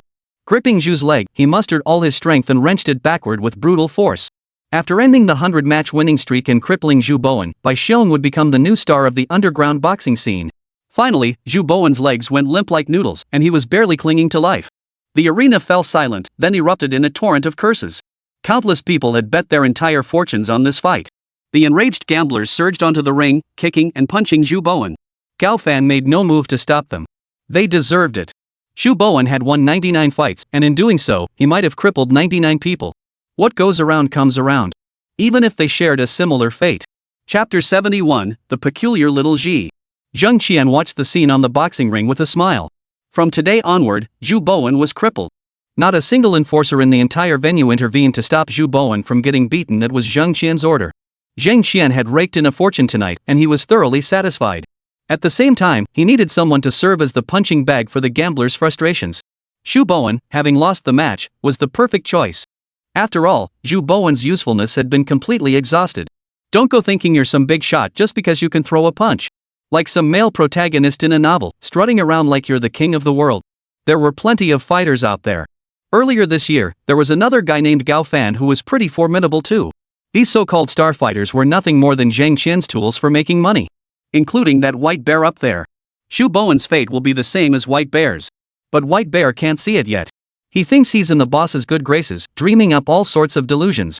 Only after the gamblers had vented their frustrations and dispersed did the enforcers carry Shu Bowen away. The host prepares to announce the end of tonight's matches. A figure suddenly stepped onto the boxing ring. The crowd stared in astonishment. Dressed in a white suit, wearing a mask, and sporting a golden ponytail. The host exclaimed dramatically. According to the rules of this arena, a challenger may step forward to face the victor. Sir, are you planning to defeat White Bear and take his prize money tonight? The masked man beckoned to White Bear with a flick of his finger. White Bear looked at the masked man with contempt. That skinny kid? One punch might be enough to take him down. White Bear glanced toward Zheng Qian, waiting for his signal. Zheng Qian nodded. Tonight could use a little extra excitement, a little more fun. Running an underground boxing ring thrived on excitement. With the ringmaster's shout, the fight between White Bear and the masked man began. Zheng Qian wrapped his arm around Zhao Xiuji's waist. That kid's style kinda reminds me of Gao Fan. Zhao Xiuji stared blankly at the masked fighter on the stage. She was certain this masked fighter was Gao Fan. A flicker of panic crossed Zhao Xiuji's face. She touched her lower abdomen, her gaze darting nervously. Zheng Qian noticed Zhao Xiuji's unusual state, his expression gradually darkening. That kid, is Gao Fan? Zhao Xiuji remained silent, but her reaction spoke volumes. Zheng Qian waved his hand dismissively. Several enforcers approached. Zheng Qian instructed. The masked kid. The enforcers understood and headed toward the boxing ring. Zheng Qian wouldn't let Gao Fan off the hook. Gao Fan's return meant he knew everything. He knew his sister had been gang raped by people he hired, and he knew Xiao Ji was carrying his child. This kid was here to ruin the show. In the boxing ring, Gao Fan and White Bear were locked in a fierce battle. Gao Fan himself was a master of no-holds-barred combat. To him, fighting was no different from playing a game. Fighting was about finding your opponent's weakest spot and striking it with the fastest, most brutal blow possible. Even though White Bear was built like a tank, hitting that spot would bring him down no matter how much of a little giant he was. White Bear gradually couldn't hold his ground, launching frenzied, mindless attacks. Gao Fan tapped his heart, sending bioelectricity surging through his entire body. Now was the perfect moment to defeat the White Bear. In an instant, Gao Fan darted behind the bear, targeting a pressure point on its neck with a thunderous strike. The White Bear crashed to the ground, unconscious. The entire crowd stared at Gao Fan in shock. He looked so skinny, yet he was this strong? Gao Fan didn't end his fight there. He grabbed the bear's arm and delivered a brutal kick. The bear awoke with a pained cry, now completely incapacitated. The enforcers had now reached the edge of the boxing ring. Everyone, please leave for now. I have some personal matters to settle today.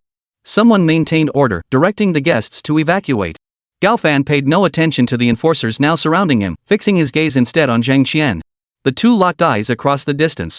Zhang Qian, holding Zhao Xiuji close, flashed a defiant look at Gao Fan. The enforcers launched their attack toward Gao Fan. Gao Fan launched himself forward, instantly leaping out of the encirclement and charging toward Zhang Qian. Zhang Qian froze for a moment. What the hell is with this kid? Superman? He broke through the thug's encirclement with ease? Gao Fan drew a dagger from his chest, his eyes filled with murderous intent. Zhang Qian shouted in shock and fury. Gao Fan, you dare kill me? The old Gao Fan would never have had the guts. But now it was different, he had Yang Ye's protection. Several bodyguards rushed to block Gao Fan. Gao Fan's dagger was swift. With precise movements, he severed the bodyguard's Achilles tendons and hand tendons in just a few swift strokes. He had no intention of killing them. First, his bioelectricity reserves were running low, and he didn't want to waste it. Second, these bodyguards weren't his true enemies, crippling them would suffice. Zhang Qian was terrified. Gao Fan, you're out of your mind. Gao Fan's dagger lunged toward Zhang Qian's chest. At that moment, a cold gleam flashed in Zhang Qian's eyes. He grabbed Zhao Xiuji beside him and held her in front of himself. Gao Fan's pupils trembled. Xiuji was carrying his child, how could he treat her like this? Gao Fan swiftly withdrew his dagger. Zhang Qian seized the moment to shove Zhao Xiuji toward Gao Fan, then threw himself backward onto the sofa behind him, screaming hoarsely. Kill them both, the woman and the man. Zhang Qian knew Gao Fan was still the love-struck fool he'd always been. Only if his men killed Zhao Xiuji along with him would Gao Fan be hindered and not pursue him relentlessly. Gao Fan glared hatefully at Zhang Qian's fleeing figure. Kill Zhang Qian or take Xiaoji away. Gao Fan chose the latter. The thugs continued their pursuit as Gao Fan clutched Xiaoji and raced toward the exit of the underground boxing ring. Boosted by bioelectricity, Gao Fan quickly outpaced the pursuers. Once they reached the outskirts, Gao Fan suddenly felt breathless, his head heavy. The side effects of depleting his bioelectricity began to manifest. Darkness flooded Gao Fan's vision, and he collapsed unconscious onto the ground. When Gao Fan awoke again, he found himself in a hospital. His eyes drifted to the figure beside him. The moonlight beauty who haunted his dreams sat there, smiling warmly at him. Gao Fan broke into a simple, honest smile. I thought I'd never see you again. He had resolved never to return to Quanzhou. Zhao Xiuji remained silent, the flicker of guilt in her eyes unseen by Gao Fan. Gao Fan reached into his pocket and pulled out a card. I made my fortune in Nanhai. Here's 600,000. It's yours. Zhao Xiuji froze, staring at Gao Fan in disbelief. She lowered her head.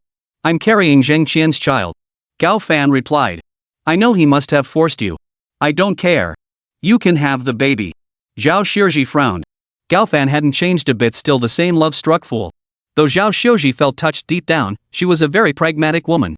She had already called Zhang Qian, who was on his way over. Between pure love and privilege, Zhao Xiuji chose privilege. Gao Fan said. After I take care of Zhang Qian, I plan to buy a house in Jiangcheng. You and my sister will live in that house. I'll take care of you both. Gao Fan was still dreaming of the future. Zhao Xiuji said. You can't defeat Zhang Qian. Leave Jiangcheng immediately. Gao Fan declared proudly. I have powerful backers now. To the people behind me, Zhang Qian is nothing but an ant. Chapter 72, Gao Fan's End, You Disappoint Me Part 1. Zhao Xiuji stared at Gao Fan in astonishment. Indeed, Gao Fan had encountered something extraordinary. Otherwise, he wouldn't have earned 600,000 yuan in the South China Sea in just half a year. And he certainly wouldn't have rushed back to Jiangcheng to provoke Zhang Qian. Zhao Xiuji regretted it. She wanted to follow Gao Fan to the South China Sea. Zhao Xiuji loved Gao Fan, but compared to love, she trusted reality more. She suddenly grabbed Gao Fan's hand. Will you take me to the South Sea? If Gao Fan was willing to take Zhao Xiuji to the South Sea and leave immediately, they could evade Zhang Qian, who was rushing to catch up. Then, both love and reality could be secured. Gao Fan hesitated, then sighed. No. Zhao Xiuji lowered her head. You don't want to take me, do you? Gao Fan shook his head repeatedly. It's not like that. I want to take you. I really do. It's just, my job is too dangerous. Zhao Xiuji could hear the lies in his words. She silently let go of his hand and stepped aside. Men were all the same, just like her father who had abandoned her and her mother. Gao Fan must have found a new lover in Nanhai, right? Zhao Xiuji sat at the bedside, helping Gao Fan lie down before gently massaging him. As she massaged him, she shared her heartfelt thoughts. Like how she thought he was handsome the first time she saw him. How you've always been so kind to me. Clichés like that. Zheng Qian was about to arrive. She had already warned Gao Fan to leave Jiangcheng immediately. She had done all she could. Now Zhao Xiuji just wanted to talk to Gao Fan a little longer. She might never get another chance. Seeing Zhao Xiuji looking so distraught, Gao Fan hurriedly said, "Don't be like this, Xiuji. I'm willing to take you to the South Sea. Is that not enough?" Zhao Xiuji's eyes flashed with surprise. "You really mean it?" Just then, the on-duty nurse's shrill scream echoed from the doorway. Gao Fan instantly grew alert. Before he could react, the ward door was violently kicked open. A group of burly men appeared before Gao Fan and Zhao Xiuji. Leading them was Zheng Qian. Zheng Qian grinned savagely. "Kid, you've got some nerve coming back to Jiangcheng." Gao Fan stared at Zheng Qian in disbelief. "How did you find me here?" Gao Fan was confident he'd shaken off everyone when he escaped. With so many hospitals in Jiangcheng, even if Zheng Qian searched every hospital and every ward, how could he have found him so quickly? Zheng Qian chuckled cheerfully. "Your little sweetheart told me, Xiaoji. Come here." Zheng Qian beckoned to Zhao Xiuji. Zhao Xiuji shot Gao Fan a regretful glance. If only Gao Fan had agreed to take her to the South Sea sooner. Zhao Xiuji walked toward Zheng Qian, head bowed, saying nothing. She felt guilty toward Gao Fan, yet didn't believe she'd done anything wrong. She only wanted a better life for herself. Gao Fan watched the scene unfold, his eyes filled with shock. He couldn't believe that Xiaoji had really betrayed him. In his rage, Gao Fan pounded his chest, trying to stimulate his bioelectricity. But the bioelectricity Yan Yi had given him was long gone. Zheng Qian chuckled. "What good does pounding your chest do now? If you'd listened to me and thrown that fight, none of this would have happened. You wouldn't have contracted AIDS, and your sister wouldn't have been gang raped. Heh, if you just fixed that fight back then, you could have pocketed the money and taken Xiaoji far away." Gao Fan's eyes widened in horror. "You infected me with AIDS? And you made my sister?" Zheng Qian shrugged his hands. "You were my boxer. Infecting you with AIDS wasn't hard. I figured once you got sick, your body would weaken. Then you wouldn't need to throw fights to lose. But who knew you'd be this tough? Even with AIDS, you're still a force to be reckoned with. I'll just have to get some thugs to beat your sister up, so you'll end up in a murder case. Heh, running away from that match still counts as a loss for you." Gao Fan hadn't expected Zheng Qian's schemes to be so vicious. All his hardships and wanderings had been orchestrated by someone else. If he hadn't returned to Jiangcheng, if he hadn't met Mr. Yang, would he have remained forever unaware that his fate was being manipulated by others? Gao Fan's eyes turned bloodshot as he fixed his gaze on Zheng Qian, who was holding Zhao Xiuji. Then his eyes shifted to the nearby electrical outlet. His fingers curled into claws as he violently ripped off the safety cover. His nails snapped, blood seeping out, as he forced his fingers into the power outlet. Electric arcs flickered between the socket and Gao Fan's fingers as current surged into his body. The black rose on his chest flickered with an eerie blue glow. But this current wasn't biological electricity. It raged through Gao Fan's body like an uncontrollable beast, crashing wildly. Under the dual influence of the black rose and the current, Gao Fan struggled to control the beast within his body, following the patterns of how bioelectricity once flowed. While the current granted Gao Fan power, it was simultaneously destroying his body. Without the black rose's protection, Gao Fan wouldn't just gain power, he'd likely die. Gao Fan charged violently toward the thugs in the hospital room. He was a skilled fighter, a martial arts prodigy, as they say in wuxia novels. The weapons wielded by the thugs proved largely ineffective within the confines of the hospital room. Gao Fan's every strike was lethal, and soon the room was filled with agonized screams. Zheng Qian stared in astonishment at Gao Fan's fierce courage. All the thugs he had brought were now down. Now only Zheng Qian, Zhao Xiuji, and Gao Fan remained standing. Zhao Xiuji's eyes also flashed with disbelief. Zheng Qian shoved Zhao Xiuji toward Gao Fan. Even though Zhao Xiuji had betrayed him, Gao Fan still couldn't bring himself to harm her. Gao Fan caught Zhao Xiuji, pulled her behind him, and advanced toward Zheng Qian. Zheng Qian pulled a gun from his pocket and pointed it at Gao Fan, who was in a killing frenzy. "Don't come any closer." Gao Fan wiped the blood from his face. "You've made my life so rich and colorful. I suppose I should thank you." Zheng Qian swallowed hard. "Zhao Xiuji made me do it." Gao Fan shuddered, his expression twisting into a grimace. "Still trying to pin this on Zhao Xiuji now?" Zheng Qian shouted. "Think about it, who's the person closest to you who could most easily infect you with AIDS?" Gao Fan froze in place. Zheng Qian pressed on. "And the person who knows you best is Zhao Xiuji. She told me that if someone gang raped your sister, you'd definitely lose your mind. All of this was Zhao Xiuji's idea." Gao Fan's eye twitched as he slowly turned to face Zhao Xiuji, her face frozen in terror. He also saw a flicker of guilt on her face. Gao Fan's world crumbled. Zhao Xiuji cried out urgently. Don't listen to him, Fan Fan. Kill him now. The killing intent radiating from Gao Fan grew ever more intense. Zheng Qian cursed furiously. You filthy. Zheng Qian fired a bullet at Zhao Xiuji. Zhao Xiuji collapsed limply to the ground. Gao Fan let out a bone-chilling roar, instantly appearing before Zheng Qian and punching him in the wrist, snapping it clean off. Zheng Qian howled in agony, clutching his wrist as he collapsed to his knees. Gao Fan seized Zheng Qian by the collar, his eyes blazing with murderous intent. Why did you kill her? I still have so many things I need to ask her. Chapter 73, Gao Fan's End, You Disappoint Me Part 2. Zheng Qian knew his fate was sealed, so he let out a string of mocking laughter. I originally wanted you to be my security manager. But Zhao Xiuji said you could fight in boxing matches. Gao Fan recalled.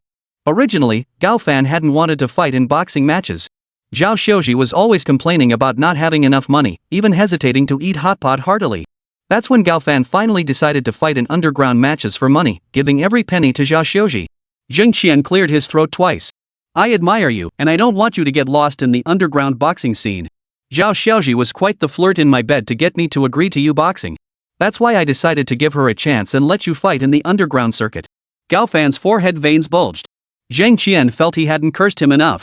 You know what I love most? While you're boxing, I'm your sweetheart backstage. Gao Fan completely lost his mind, pounding his fists relentlessly on Zheng Qian's head until Zheng Qian was beaten beyond recognition. South Sea, Ancient Castle Manor. In the study, Yang Yi stared expressionlessly at the news about Gao Fan and Jiangqing sent by Lin Yingxion on his phone. A crow flew in, cawing. Someone's coming. Someone's coming. Poor bastard. The poor bastard has no money. Yang Yi set down his phone and retrieved a wineglass from the bookshelf. Let him in. The crow flew out. Yang Yi filled the wineglass to the brim. Gao Fan entered the study, his face haggard. He still wore the white suit Yang Yi had given him. Gao Fan's eyes finally lit up upon seeing Yang Yi. The events in Jiangcheng had left him deeply shaken, and now he desperately wanted to pour out his sorrows before this godlike figure. Yang Yi offered the wine cup to Gao Fan. Drink up first. Gao Fan took the glass, downed it in one gulp, and set it back on the table. He reported on his work, then calmly recounted everything that had transpired in Jiangcheng. By the end, his eyes were reddened, and he could no longer hold back his tears. Yang Yi sat behind his desk, turning the cup Gao Fan had used in his hands. And then? Gao Fan knelt and bowed his head forcefully. I have no more attachments. From this day forward, only my master is my faith. Yang Yi tossed the cup into the trash can and crossed his legs. But I am deeply disappointed in you. Gao Fan froze. What did you say? Yang Yi replied in a hollow tone. I ordered you to kill Ma Jun. Did you succeed? Gao Fan detected a note of reproach in Yang Yi's tone and immediately grew tense. The Spirit Society arrived first. Yang Yi raised an eyebrow. Why were the Spirit Society members able to eliminate Ma Jun first? Gao Fan stammered. I saw my sister. Upon arriving at Xinliang village, Gao Fan immediately discovered his sister bedridden with illness. He couldn't understand why Xiao Ji hadn't kept her promise to care for her sister. Yang Yi nodded with understanding. Oh, so you were anxious after seeing your sister ill. Well, that's commendable filial piety. Gao Fan bowed deeply. My lord sees clearly. Yet I see your filial devotion, but I see no faith in you. The words, both serene and chilling, pierced Gao Fan's ears. Gao Fan snapped his head up, staring at Yang Yi in terror, meeting the icy gaze of his eyes. Panic began to rise within him. Yang Yi shifted his gaze to the fiery liquor on the table, his fingers tapping lightly against the bottle, producing a crisp sound. Do you recall what I once told you? Gao Fan shook his head blankly. Yang Yi spoke in a deep, resonant voice. I said I would give you 2 trials. Pass them, and you shall become my vassal. Fail them, and you will face severe punishment. Gao Fan swallowed hard. He had passed the first trial, he had found the flower pig. But even now, Gao Fan still didn't know what the second trial entailed. Wait. Gao Fan's body trembled. Was the second trial the Xinliang village incident? No, it could also be the underground boxing matches in Jiangcheng. That night, the intelligence about Zhao Xiuji and Zheng Qian had been provided by Lin Yingxion under Yang Yi's instructions.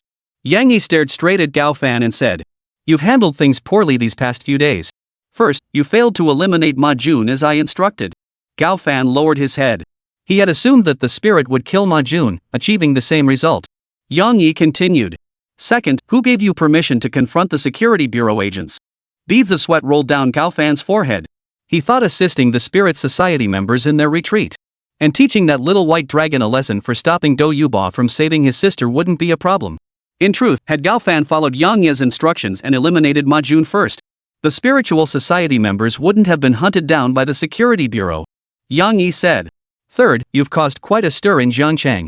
Killing so many people in the hospital, you really don't fear trouble. Panic seized Gao Fan, and his entire body began to tremble. Yang Yi chuckled lightly. You figured with me covering your back, you could kill anyone and nothing would happen, right? Yang Yi had hit the nail on the head. That was precisely Gao Fan's thinking. Gao Fan bowed his head, stammering. Master, I was wrong. The next instant, a terrifying aura instantly engulfed the study. Yang Yi's voice was icy cold. You were merely a tool I chose to avoid trouble. Now you've brought me so much trouble. Do you think you've passed your trial? Gao Fan's eyes darted wildly, his mouth agape, speechless for a long moment. Yang Ye's voice grew even colder, gradually taking on an air of supreme authority. What do you take the 10 Commandments Society for? Your sanctuary? Within the 10 Commandments Society, each member has their designated role. The wealthy, the powerful, or whatever else. Gao Fan's sole purpose was to serve as Yang Ye's convenient tool. But this tool is now in a sorry state. The 10 Commandments Society has no use for such a broken tool. If Liu Changquan, Sunshine, Su Shui, or others failed to deliver, Yang Yi would be equally displeased. Gao Fan hurriedly pleaded. Master, give me one more chance. Yang Ye's next words sent Gao Fan's heart plummeting to the depths. Gao Fan, I am deeply disappointed in you. In that moment, Gao Fan felt the chill of death's threat. Only one thought remained in his mind. Leave. He had to leave this place. What would become of his sister if he died? Yang Yi saw through Gao Fan's thoughts and sneered. Didn't you just say you had no attachments? Now you remember your poor sister? The moment Gao Fan heard the word sister from Yang Yi's mouth, all his strength drained away. Facing Yang Yi, could he possibly escape? Even if by some stroke of luck he managed to escape, what would become of his sister? Gao Fan slumped to the ground. Whatever punishment you wish to inflict, I will accept it. I can die. Yang Yi withdrew the oppressive aura surrounding him and smiled warmly. I've invested so much effort in you, how could I bear to let you die? He strolled over to Gao Fan, examining his body with an admiring gaze. This body satisfied Yang Yi though, of course, Yang Yi only desired this body. Yang Yi gently stroked Gao Fan's head. Your soul is a burden to this body. I will erase your self-awareness while preserving your body. After that, we'll be even. Chapter 74, The Black Rose Legion's Vision. Master, let my sister live. Gao Fan felt all strength drain from his body, as if he couldn't even lift his head. Yang Yi nodded. Very well. She shall live. As he spoke, a faint blue glow erupted from Yang Yi's eyes, instantly enveloping Gao Fan. After roughly 20 minutes, Gao Fan's pupils turned blue, and his expression grew vacant. Yang Yi inquired. What is your name? Gao Fan replied. Gao Fan. Yang Yi asked. Do you know who I am? Gao Fan replied. Your Divine Majesty, my soul master. Yang Yi's tone softened. Do you remember Gao Yume? Gao Fan replied. I remember. Yang Yi said. Kill her. Gao Fan bowed his head. Yes. With that, Gao Fan turned to leave. Yang Yi knew he had succeeded. He liked Gao Fan like this combat expert, this killing machine. With bioelectricity, Gao Fan could dodge bullets and even defeat over a dozen agents in combat. The only pity was that something impure resided within Gao Fan. That thing was Gao Fan's romantic obsession, his familial bonds, his very self-awareness. Yang Yi wasn't in the business of charity. He wouldn't alter someone's fate for nothing. What he wanted was a true, sharp blade. The current Gao Fan retained his combat skills and wisdom, yet like someone under hypnosis, he was devoid of his own emotions. Yang Yi called out to Gao Fan. Enough. Come back. Gao Fan halted and turned to face Yang Yi. Yang Yi said. Stay in this vicinity. Gao Fan nodded. Understood. Yang Yi stepped before Gao Fan and pressed a finger against his chest. A massive surge of bioelectricity flooded into Gao Fan's body. This time, the bioelectricity was several times greater than what he had previously received. Previously, when Gao Fan received large amounts of bioelectricity, he would feel pain, which would affect his work and actions. Now, Gao Fan was unaffected by pain, pleasure, or other personal sensations and emotional factors. Carrying this immense surge of bioelectricity only made Gao Fan stronger. After Gao Fan departed, Yang Yi sat behind his desk and retrieved a notebook. He wrote in it. We should have more death-defying warriors like Gao Fan. Whether now or in the future, they are sharp weapons. Yang Yi wrote Black Rose Legion Project on the notebook. The Black Rose Legion is the personal guard of the great gods. They know no pain, no emotion, no purpose. They exist solely to carry out the great god's commands. Yang Yi paused as he wrote this. The Black Rose Legion might not require only humans. Could beasts and the like also serve? Beasts tamed to obey their commands, beasts possessing bioelectric power within their bodies. They were merely animals, unlikely to attract attention, yet capable of delivering sudden, significant impact. Yang Ye's eyes flickered toward the crow. This crow was quite obedient now. If it were a wolf, mastiff, eagle, or even a tiger or lion, they would be blades sharper than Gao Fan's. A smile touched Yang Ye's lips. A deity should be like this with more than just humans serving under them. Yang Yi picked up his phone and began searching for information. Though Xia Nation possessed vast lands, its dense population left little suitable habitat for wildlife. Even wildlife reserves were strictly protected by various government agencies. Consequently, incidents of wildlife attacking humans were virtually unheard of in Xia Nation. Since Yang Yi aimed to build a Black Rose Legion without racial restrictions, he might need to consider overseas options. Moreover, Yang Yi now possessed sufficient spiritual energy to create his next colossal beast. He must now contemplate where to establish the next oasis. Yang Yi hoped the next oasis would be in a forest or mountain wilderness. His current colossal beasts are almost exclusively marine creatures. Greater diversity among his colossal beasts would foster better development. Since the next colossal beast intends to create wolves, tigers, leopards, and the like, it must be done abroad. Domestically, it's impossible for the government to sell or lease large mountain ranges or pristine forests to private individuals. Abroad, it's a different story. Many forests aren't even under government control, and some even harbor indigenous tribes. Yang Yi searched online, using keywords like places with the most wildlife globally. Countless results appeared, and Yang Yi sifted through them, capturing whatever information proved most useful. Most of the results focused on the Great East African Migration. One particular entry caught Yang Yi's attention. The Serengeti in East Africa, home to the Guba tribe, a primitive tribe that worships the wolf god. The Guba tribe was a primitive, backward tribe that still maintained many ways of life characteristic of early humans. On nights of the full moon, they performed ancient rituals, beseeching the wolf god to grant them the strength to hunt and the joy of bountiful harvests. The Guba tribe came to light when a journalist covering the animal migration was attacked by wildebeests. The Guba tribe rescued the journalist and nursed him back to health within their community. In East Africa, such tribes are far too numerous. Even though each remains highly secretive, they are hardly a rarity.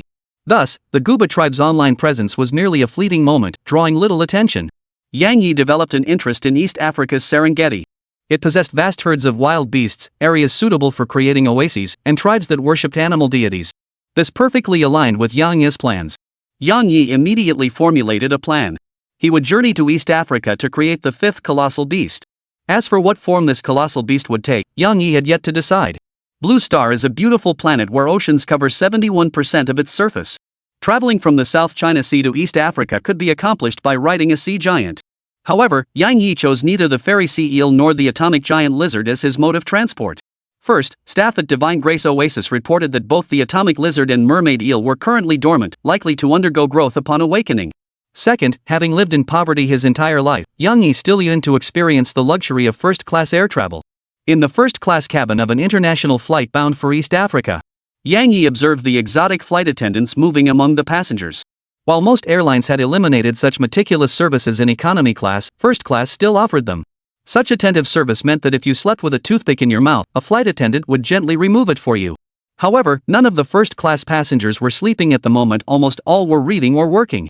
Yang Yi leaned over his tray table, sketching out his future path on his notebook. Before leaving the South China Sea, he had instructed Su Shui and Liu Changquan to support each other.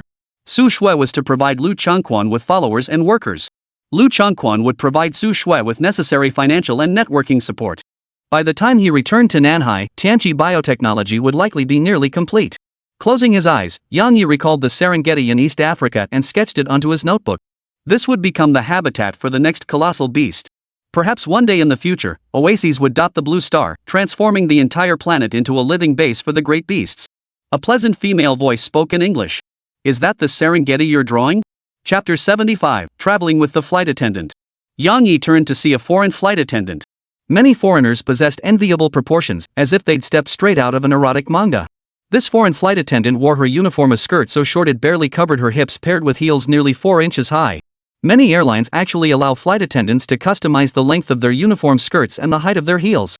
But such daring uniforms were absolutely unseen in China. Comfort is the primary focus domestically. Skirts that are too short are unsafe, and heels that are too high cause fatigue. Some foreign international flight attendants, however, aren't so concerned about that. Yang Yi responded in English. Yes. Yang Yi's spoken English was passable. Spoken English only needs to be understandable to others, and for others to understand you. Grammar doesn't need to be overly focused on. As long as specialized terminology wasn't involved, Yang Yi could handle conversations just fine. The foreign flight attendant smiled warmly. Goodness, if you weren't from Xia, I'd swear you were a geographer. You looked just like one. Yang Yi possessed bioelectricity to control his muscles and formidable mental power. Fully capable of drawing anything on a map with perfect accuracy. To put it plainly, he could replicate anything he saw, like a photocopier. Yang Yi raised an eyebrow. Oh? How did you know I'm not a geographer? The exotic flight attendant smiled. From my experience, passengers traveling from Xia to Serengeti are all business people and major players at that. Yang Yi smiled. You know the Serengeti well? The exotic flight attendant replied. My half-sister is from Serengeti. I don't see her often, but she adores me. She once took me on a safari in the Serengeti. The wildlife there is truly abundant. You could feel the raw power of nature. Where are you headed? Yang Yi pointed to a spot on the Serengeti in his notebook. Here. The exotic flight attendant exclaimed in surprise. Oh my goodness, that's my sister's homeland. Many people there worship the wolf god.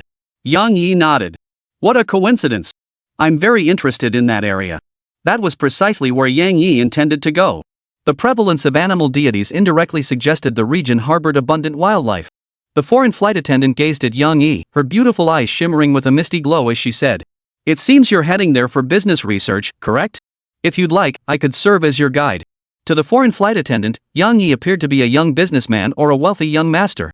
Such individuals were not only ambitious but also generous with their spending. Yang Yi smiled. I thought flight attendants were always busy. The foreign flight attendant replied. We do get vacations every year. During the great animal migration, my sister always invites me to the grasslands. But flying less means my pay gets cut a bit. The foreign flight attendant gazed at Yang Yi with a seductive look. So, sir, would you like to hire me as your guide? Yang Yi replied. Sure. The foreign flight attendant stood up and flashed him a flirtatious glance. My name is Natasha. Please wait for me at the airport hotel entrance shortly. The plane touched down, and Yang Yi arrived at the airport hotel entrance as agreed. Yang Yi was unfamiliar with the area, completely in the dark. He genuinely needed a guide. Had Natasha not appeared, he would have hired a local guide. Fortunately, Yang Yi had done his homework in advance and rented an SUV near the airport. About half an hour later, Natasha appeared before Yang Yi, having changed out of her uniform. She wore a sexy strapless top and denim hot pants, her long black hair cascading down. Traveling with a foreign beauty could actually be quite delightful. Yang Yi asked. Can you drive? Natasha nodded. Do you need me to drive? Yang Yi moved from the driver's seat to the passenger seat, pulling out a flask from his coat. I like to drink. Natasha smiled faintly and settled into the driver's seat. Her seating manner was quite refined. Her full hips descended first, allowing Yang Yi to glimpse her perfect curves. Foreign beauties were bold, especially those who roamed the world. Yang Yi felt Natasha had misunderstood something. He was looking for a guide, just a guide, not a travel companion. Natasha mentioned her sister's hometown was his destination, so Yang Yi concluded she was highly professional. Yang Yi unzipped his backpack and pulled out a stack of freshly exchanged US dollars. This is your payment. Natasha stared at the stack of bills, completely dumbfounded. It was a full $10,000. Even a flight attendant for a top international airline only made around $60,000 a year.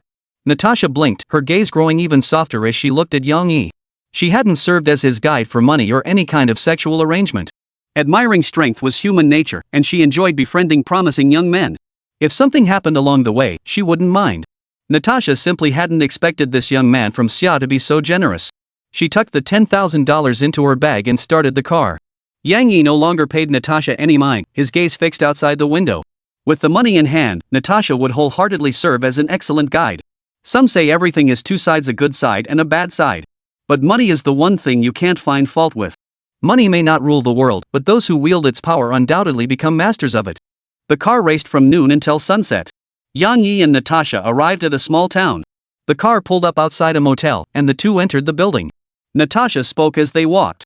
The locals call your destination Wolf's Domain. The wild wolves and such over there are simply too numerous. If you plan to go there, you'd best bring a hunting rifle and a tent. You definitely won't want to stay at the tribe near Wolf's Domain. A tent will be more comfortable. Yang Yi nodded. Truthfully, he didn't need either a hunting rifle or a tent. Yang Yi himself was far more formidable than any hunting rifle. As for the tent, for Yang Yi, who possessed the might of a colossal beast, the wilderness was his true home. Natasha's voluptuous form drew close to Yang Yi as she asked meaningfully, "Shall we get 2 rooms or just one?" As she spoke, she licked her lips in a way that was utterly captivating. Yang Yi replied, 2. placing $100 bill on the counter. After paying, he headed toward the exit. I'm going out for a walk. I'll be back late. We'll continue our journey tomorrow morning. Natasha's beautiful eyes held disappointment. She suddenly felt unsure about her figure and her enthusiasm. Natasha told the innkeeper. That gentleman's key is at the front desk. Remember to give it back to him when he returns. Chapter 76, Grey Wolf. This small town in the United States was quite remote. Though it had a commercial street and taverns, the essence of nature still permeated the air. When the wind blew, one could still catch the unique scent of plants and trees. Since he was abroad, he might as well take in the foreign scenery. Yang Yi had a mission here, but that didn't stop him from wandering around. The busier one gets, the more important it is to know how to relax. Yang Yi leapt onto the street, running across the rooftops. A couple out for a nighttime stroll spotted Yang Yi leaping across the rooftops like a monkey. They rubbed their eyes in disbelief. Holy crap, Spider-Man! Standing atop the highest point in the town, Yang Yi realized it was completely surrounded by forest. The forest likely harbored many wild beasts. Deer, wolves, maybe even bears. Every household in this town kept hunting rifles for self-defense. Even the motel owner had his shotgun mounted on the wall behind the front desk.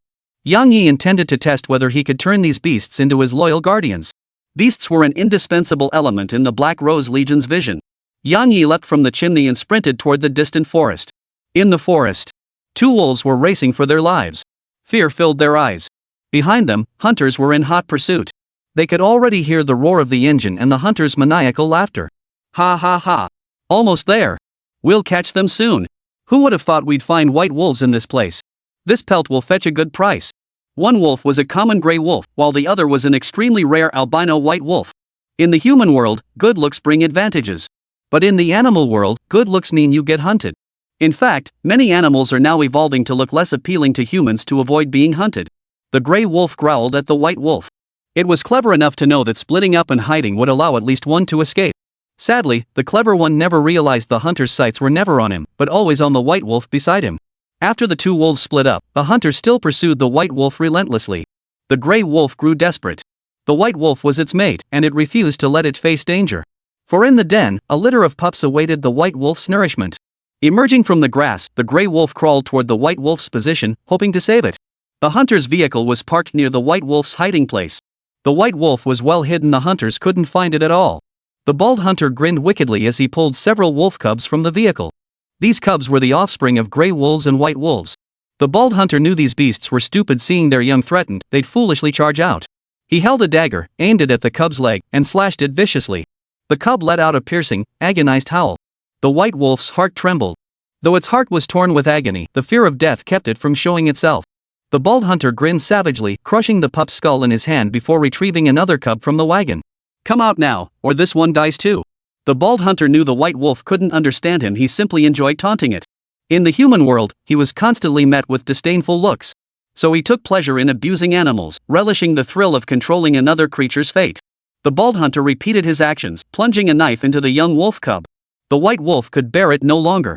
He couldn't bear to watch his child being tortured to death. Go out there. At worst, I'll take a bullet. The cubs were suffering, and death would end all feeling. The white wolf howled and emerged from its hiding place. It begged the hunter to spare its cubs, to grant it a swift end. Tail tucked between its legs, the white wolf crawled before the hunter and rolled onto its back. Ha ha ha. This dumb wolf begging for mercy? The blonde hunter sneered. The bald hunter watched the blonde one with a smile. I'll put on a show for you. Go skin the white wolf right now. I guarantee it'll let you skin it without a fight. The blonde hunter was skeptical. Better to kill it first. What if it goes berserk while I'm skinning it? I'll definitely get bitten. The bald hunter sneered. You cowardly fool. Only a whole pelt will fetch a good price. Take this cub. I'll show you how. The blonde hunter took the cub with lingering doubt, watching the bald hunter demonstrate. The bald hunter crouched beside the subdued white wolf, dagger in hand. The blade pierced the white wolf's belly. The white wolf let out a piercing howl, instinctively lunging to bite the bald hunter. The bald hunter's eyes turned cold as he aimed the dagger at the wolf cub. Scream again, and I'll torture this little thing. The white wolf watched its cub's terrified expression, then tilted its head back, waiting for the bald hunter's next act of cruelty. In the darkness, the gray wolf watched this scene, its fangs grinding in frustration. But it couldn't go out doing so now would only mean meeting its end at the hunter's guns. It had to wait for an opportunity, wait for the hunters to lower their guard, then charge out and tear those bastards apart. Finally, the white wolf's howling ceased. Its blood-stained white pelt glowed eerily in the moonlight. The hunters, satisfied, gathered the wolf pelt and prepared to leave. The 2 remaining wolf cubs were also left behind. Nowadays, some people like to keep these as pets. As the bald hunter started the car and the blonde hunter relieved himself beneath a tree, the gray wolf stirred. In that moment, it was not only a predator but a vengeful one. The gray wolf lunged at the unsuspecting blonde hunter, tearing into his back with frenzied bites. The blonde hunter howled in agony. "Tom, save me! Shoot!" The bald hunter froze, utterly unprepared for the gray wolf's sudden appearance. He fired a bullet directly at the gray wolf. The wolf let out an agonized howl and fled the scene swiftly. With the blonde hunter injured, the bald hunter couldn't spare the time to pursue the wolf. The bald hunter helped the blonde hunter into the car and sped toward the small-town hospital. The gray wolf was wounded. In the wilderness, such severe external injuries were tantamount to death. Lying on the rocks, bathed in moonlight, it let out its final howl. Then, footsteps echoed behind him. The gray wolf whipped its head around. "Humans!" The gray wolf's eyes blazed with intense hatred. Baring its fangs, it yearned to tear the human's bones to shreds. Yang Yi radiated the aura of a mighty beast. Doubt flickered in the gray wolf's eyes. Why did this human give it such a peculiar sense of comfort? As if he were one of its own kind. Yang Yi approached the gray wolf and murmured, "Do you want revenge?" The gray wolf couldn't understand. Yang Yi smiled. "I bet you do." Electric arcs flickered from Yang Yi's fingertips. Bioelectricity surged through the gray wolf's body. Injured muscle cells began to mend. The bullet was dislodged. Gradually, more and more bioelectricity gathered within the gray wolf's body. A black rose emblem began to appear above the gray wolf's head. Chapter 77, The Hunt. Yang Yi infused a massive amount of bioelectricity into the gray wolf's body. This bioelectricity exceeded the amount initially given to Gao Fan. Yang Yi's first experiment succeeded. The muscular beast could indeed withstand greater bioelectricity. This also signified the viability of the Black Rose Legion. Immediately afterward, a faint blue glow emanated from Yang Yi's eyes. The gray wolf was utterly captivated by the blue glow. Gradually, the gray wolf felt an increasing sense of familiarity toward Yang Yi. Yang Yi was not human, but the leader of the wolf pack. The gray wolf bowed its head before Yang Yi, emitting whimpers of submission and grievance. Yang Yi's second experiment succeeded. He had once attempted to alter human will through psychic power, but it proved difficult. Unless everyone was like Gao Fan, feared Yang Yi, and dreaded him harming their sisters, they would genuinely welcome Yang Yi stripping away their will. Beasts were different. Unlike humans, they lacked superior intelligence and complete subjective agency. Thus, beasts were easily hypnotized by Yang Yi. Yang Yi patted the gray wolf's head. "As reward for serving as my test subject, you may now seek vengeance." Small town hospital. The blonde-haired hunter lay in the hospital bed, his wounds freshly treated. After the bald-headed hunter brought him here, he returned to camp to process the white wolf's fur. The thought of today's big payday lifted the blonde hunter's spirits, making his injuries feel less painful. The blonde-haired hunter picked up his phone, searching for lonely women nearby to pass the time. These poachers were nomads. They called themselves the death gods of beasts, killing wherever they went. A life of swift vengeance and gratification. The blonde-haired hunter rolled over, catching a glimpse of something out of the corner of his eye. He quickly peered toward the window, rubbing his eyes. "Ah!" The blonde-haired hunter let out a shrill scream, almost like a woman's. He saw it the very same gray wolf that had escaped earlier that night staring at him from the window with eyes so filled with venom they seemed ready to drip. The nurse rushed over, urgently asking what had happened. The blonde-haired hunter pointed outside the window, his voice trembling. "A wolf!" The nurse looked toward the window. Where was the wolf? Was it a hallucination caused by psychological trauma after being bitten by wolves? The nurse said, "Get some rest. Call me if you need anything. Don't be afraid. Try to sleep." When the blonde hunter looked toward the window again, the wolves had indeed vanished. He muttered to himself in doubt. Could it really have been my imagination? The blonde hunter breathed a sigh of relief and returned to flirting with the town's women on his phone. Just then, he heard a sound at the window. He looked again, his pupils suddenly widening. It was that same gray wolf, staring back at him with a human-like, mocking gaze. The blonde hunter wanted to call the nurse, but she wouldn't believe he saw a wolf. So the blonde hunter dialed the bald hunter's number. "Tom, come pick me up at the hospital right now." The bald hunter replied. "Just get some rest here at the hospital. I'll handle the wolf pelt tonight, and tomorrow we'll make a killing." The blonde hunter buried his head under the covers. "Wolves! Wolves!" The bald hunter froze. "What wolves?" The blonde hunter replied. "The wolf that escaped tonight. It's right by the window, staring at me." The bald hunter said. "It survived a bullet? That's some luck. Wolves are known for their vengeance. It's possible it's after you. But I seriously doubt your courage. How could a single wolf scare you this badly?" The blonde hunter cautiously peered out. as if doubting himself or testing whether he was hallucinating. The wolf was still by the window. The blonde hunter ducked back under the covers, his voice trembling with fear. My room is on the 3rd floor. The bald hunter on the other side felt a chill run down his spine, his hair standing on end. What the hell are you talking about? How could a wolf be watching you from a 3rd floor window? The blonde hunter pleaded. Please come get me out of here. I don't want to stay a minute longer. I don't want a single penny from the white wolf pelt sale. Is that okay? The bald hunter fell silent for a moment. I'll be right there. The blonde-haired hunter cautiously peeked his head out from under the blanket. Ha! The gray wolf is gone? No. How did the window open? A chill ran down the blonde hunter's spine as a terrifying thought struck him. He turned his head shakily, just in time to see a furry face and sharp teeth. A foul stench assaulted his nostrils as the gaping maw clamped down on the blonde hunter's throat. The gray wolf didn't leave, but waited silently. It had learned a thing or two from the hunter. Setting traps, laying bait. The blonde hunter was both the bald hunter's death trap and the bait, like a wolf cub. The bald hunter, eager to claim the white wolf pelt for himself, hurried here without hesitation. The lights were still on in the hospital room. Brightness always lulls people into a false sense of security, making them oblivious to danger. As the bald hunter stepped into the room, he sneered. Haha, Jess, you've got the guts of a woman. He entered the room and saw the bed completely covered by the quilt. The bald hunter couldn't help but burst out laughing.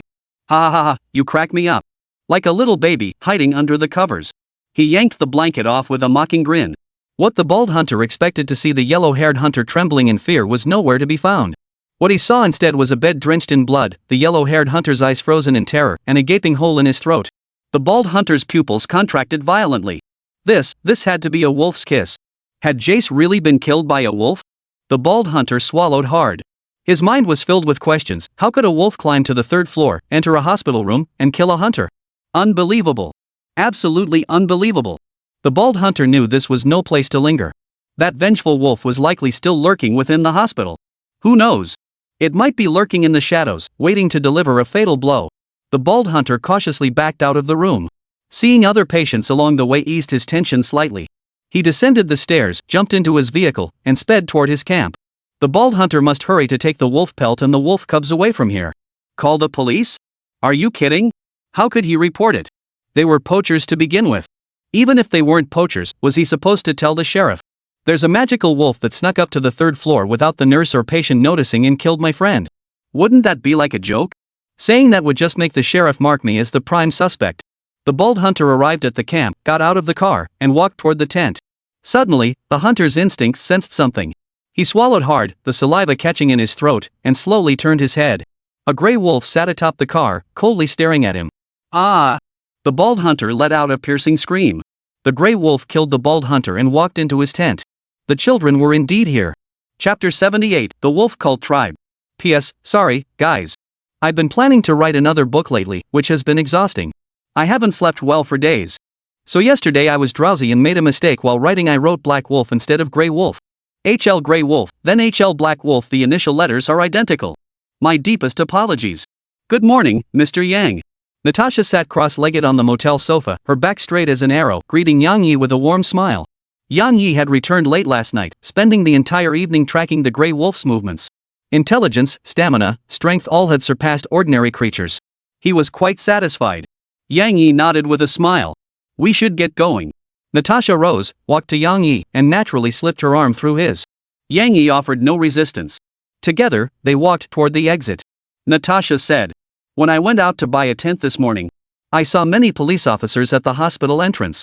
After inquiring, I learned there had been a murder. You know, Mr. Yang, some people say a wolf did it. The victim was a poacher. Natasha climbed into the car as she spoke. Good heavens! Who could imagine a wolf sneaking into a hospital to kill a burly man? I bet it was the wolf god showing up to punish those awful poachers. Yang Yi sat in the passenger seat and said to Natasha, Did you go buy the tent? Yep. Natasha froze after speaking. Wait, shouldn't you be more concerned about wild wolves breaking into the hospital and attacking people? Why are you more concerned about the tent? What kind of brainwave is that? Yang Yi chuckled.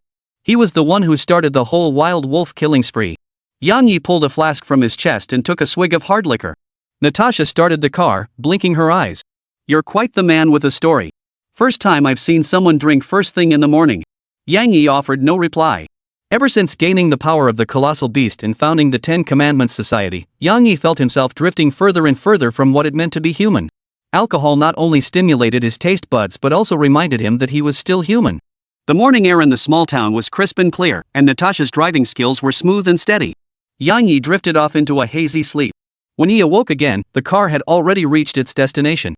Glancing around, Yang Yi found himself deep within a dense forest. Natasha explained. This is the wolf's domain. If you wish to understand this place better, why not speak with the locals? Yang Yi nodded. Whether to learn more about the land of the wolf's favor, or to experience the customs of foreign tribes, Yang Yi was willing to take a look. Natasha said. Then we'll walk there. We're very close to the wolf believers' tribe now. Driving into a local tribe might provoke hostility. But hey, I know the folks around here pretty well. Right, let's leave the car here. It's best we pitch tents and sleep here tonight. You really can't sleep in the tribe. Yang Yi nodded. Natasha walked alongside him, her arm linked through his as she introduced the land. During the Great Animal Migration, you can see all kinds of South African wildlife at the edge of the jungle. The spectacle was truly magnificent, offering a vivid glimpse of what a world untouched by humans might be like. Half an hour later, the two arrived at a tribal settlement. No wonder Natasha said you couldn't sleep here. The tribal dwellings were primitive mud huts, their interiors permeated by the scent of animal dung. Two tribesmen stood at the main entrance. One wore coarse linen robes, the other animal hides. They gripped homemade spears in their hands. Spotting the newcomers, the fur-clad tribesman spoke in their tribal language, his eyes fierce, clearly hostile toward Yang Yi and his companion. The hemp-clad tribesman appeared more level-headed than his fur-clad counterpart. He addressed the visitors in English. Who are you? Outsiders are not welcome here. Natasha stepped forward to explain. She said her sister had originally been a member of the Wolf Believers tribe. She used to come here often with her sister. To prove she wasn't lying, she even spoke a few simple words in the tribe's language. The fur-skin tribe members conferred briefly with the hemcloth tribe members before one of them dashed into the settlement. Moments later, a sturdy man emerged. He wore a black t-shirt, a leather skirt around his lower body, and a necklace made of animal teeth around his neck. The burly man was the tribe's chief. The chieftain appraised Natasha, his face breaking into a warm, sunny smile. Why, it's our lovely Natasha visiting my tribe. Natasha and the chief were acquainted. After exchanging pleasantries, she introduced Yang Yi. She explained he was a merchant visiting the Serengeti on business. She added that she'd brought him along to experience the primitive tribal culture. The chief remained silent for a moment, clearly reluctant to allow Yang Yi into the tribe. Natasha pouted playfully. Come on, Mondo, you won't even give me the courtesy? Aren't you afraid my sister will come back and deal with you? Natasha's sister had once been the tribe's most formidable warrior. Had she not harbored greater ambitions, the chieftain's position would undoubtedly belong to Mondo. The chieftain replied. Under normal circumstances, I would have warmly welcomed your friend. But things are different now. Natasha froze, scanning the tribe carefully. The once bustling settlement now lay deserted. In the shadows of the settlement, spears flickered. Elders and children huddled inside the earthen huts, watching warily from within. They seemed to be facing trouble, wary of some enemy. The chief explained. A few days ago, our tribe was blessed by the wolf god, who bestowed upon us a black wolf. This black wolf is not the same one mentioned in the previous 2 chapters. The previous 2 chapters have already been revised to refer to a gray wolf instead. It was indeed a clerical error at the time. My apologies. In the legends of the Wolf Believers tribe, the black wolf is the incarnation of the wolf god. Upon discovering the black wolf, the Wolf Believers tribe naturally revered it as a precious treasure. Natasha exclaimed in surprise. Good heavens, that's incredibly fortunate. Might I see the black wolf? The chief shrugged helplessly. The black wolf is far too fierce. It bit someone the moment it arrived at the tribe. I keep it contained within the enclosure. Don't interrupt me, let me finish. The chief continued. Yesterday morning, a city person from the Flower Flag came to the tribe, insisting the black wolf was his. The tribe wouldn't believe this fraud black wolf was clearly a blessing from the wolf god. The city folk offered 100 cattle in exchange for the wolf. Good heavens, 100 cattle is truly generous. But black wolf is our totem. We will never trade him. Then the American made a threat. He claimed to be a member of some imperial organization. The black wolf was an imperial organization test subject. Due to an accident, the black wolf escaped. To recapture it, he would return for reinforcements and wipe out the Wolf Believers tribe. Yang Yi raised an eyebrow in surprise. The Emperor Organization? The chieftain looked at Yang Yi, frowning. You've heard of the Imperial Organization? Chapter 79, The Black Wolf. The leader's tone was unfriendly. The person who tried to take Black Wolf away yesterday had just left. Today, someone who knows about the Emperor Organization shows up? It was hard not to connect the two events and suspect this kid was part of the Imperial organization. Yang Yi said. Take me to see that black wolf. The leader took a step forward, his eyes flashing with coldness. I won't let you near the incarnation of the wolf god. Two tribesmen beside him raised their spears, subtly encircling Yang Yi. Natasha's beautiful eyes flickered with panic. How could this happen? She waved her hands repeatedly, forcing a bright smile. It's a misunderstanding, definitely a misunderstanding. The chieftain stared at Natasha and said, Natasha, you wouldn't have known about the wolf god's incarnation all along and been bribed by this man, would you? At these words, the two tribesmen's eyes suddenly turned fierce. Even though Natasha was a beauty, if she dared to covet the wolf god's incarnation, they would kill her without hesitation. The wolf's domain was home to countless tribes, all devoted followers of the wolf god. Even after capturing prey, their first act was to cast the finest cuts of meat into the haunts of the wolf pack, an offering to the wolf god. Yang Yi sniffed the air. Soon, he detected a scent unlike that of humans or other livestock. Within that scent lay traces reminiscent of the Cthulhu octopus. That must be the black wolf from the wolf-worshipping tribe. Like the Cthulhu octopus, it was an experimental subject of the Imperial organization. Ignoring the tribe members, Yang Yi headed toward the black wolf's location. The chieftain roared in fury. You're showing us contempt. Natasha hadn't expected Yang Yi to be this stubborn. Has this Xia Nation man been drinking too much? Did he think this was some safe city in Xia Kingdom? If the tribe killed anyone here, they'd never face legal consequences, not even the sheriff would know. Seeing Yang Yi ignore him, the chief grew even more furious and lunged to grab him. Are you? Before he could finish, Yang Yi casually flicked his wrist. The chieftain was sent flying several meters, slamming hard against the rocks. He appeared to be injured. Two tribesmen froze, then lunged at Yang Yi with their spears, shrieking. Yang Yi turned with a single glance. The overwhelming pressure of his beastly might froze the two tribesmen, men who lived daily among wild beasts, in their tracks. To the tribesmen, Yang Yi was a monster infinitely more ferocious than any lion. Natasha clutched her chest, her beautiful eyes rippling with emotion. Could Yang Yi really be this fierce? She glanced at the chieftain, who had been lying motionless on the ground for ages, then stole a peek at Yang Yi's lower body. I wonder if he's this powerful in bed too. Lost in these strange thoughts, the foreign beauty felt her body grow weak. Natasha quickened her pace to follow Yang Yi. Seeing their leader wounded, the tribe's warriors emerged from their hiding places, weapons drawn, glaring menacingly at Yang Yi. Yang Yi paid them no mind, walking purposefully toward the black wolf's location. Within a distinctly elevated enclosure, Yang Yi spotted the black wolf. His first thought was, huge. This black wolf was several times larger than the gray wolf encountered yesterday, even bigger than a Siberian tiger. The black wolf was gnawing on a piece of beef within the enclosure when it suddenly sensed something. It whipped its head around to stare at Yang Yi. It bared its teeth, its eyes filled with savage hostility, clearly hostile toward Yang Yi. This black wolf sensed a threat emanating from Yang Yi. Roar! Wah! The black wolf growled lowly as it advanced toward Yang Yi, glaring viciously at him through the fence. At that moment, the chief had already arrived with the tribe, surrounding Yang Yi and Natasha. The chieftain roared angrily. Damn it! So you really came for the wolf god's incarnation? The tribesmen's faces twisted with utter disgust. As if Yang Yi had desecrated their ancestral graves. No, it was worse than desecrating ancestral graves. For in the tribe, if an elder's corpse was devoured by wolves, the people believed the deceased had earned the wolf god's favor, their soul finding eternal rest. Roar! Ha! Roar! Ha! The tribe members let out battle cries. The black wolf's pre-battle growls grew louder and more chilling. Natasha's voluptuous form pressed tightly against Yang Yi, fear visible in her eyes. Yang Yi gave a low snort. The terrifying pressure of the colossal beast instantly engulfed the entire arena. Deep terror washed over the faces of the tribe members. In their eyes, Yang Yi before them was nothing less than a primordial beast. Spears dropped from tribal hands. Some legs buckled, forcing them to kneel on the ground, mouths agape in horrified silence. Roar! The black wolf let out a roar, leaping over the fence and lunging toward Yang Yi. Yang Yi's brow furrowed.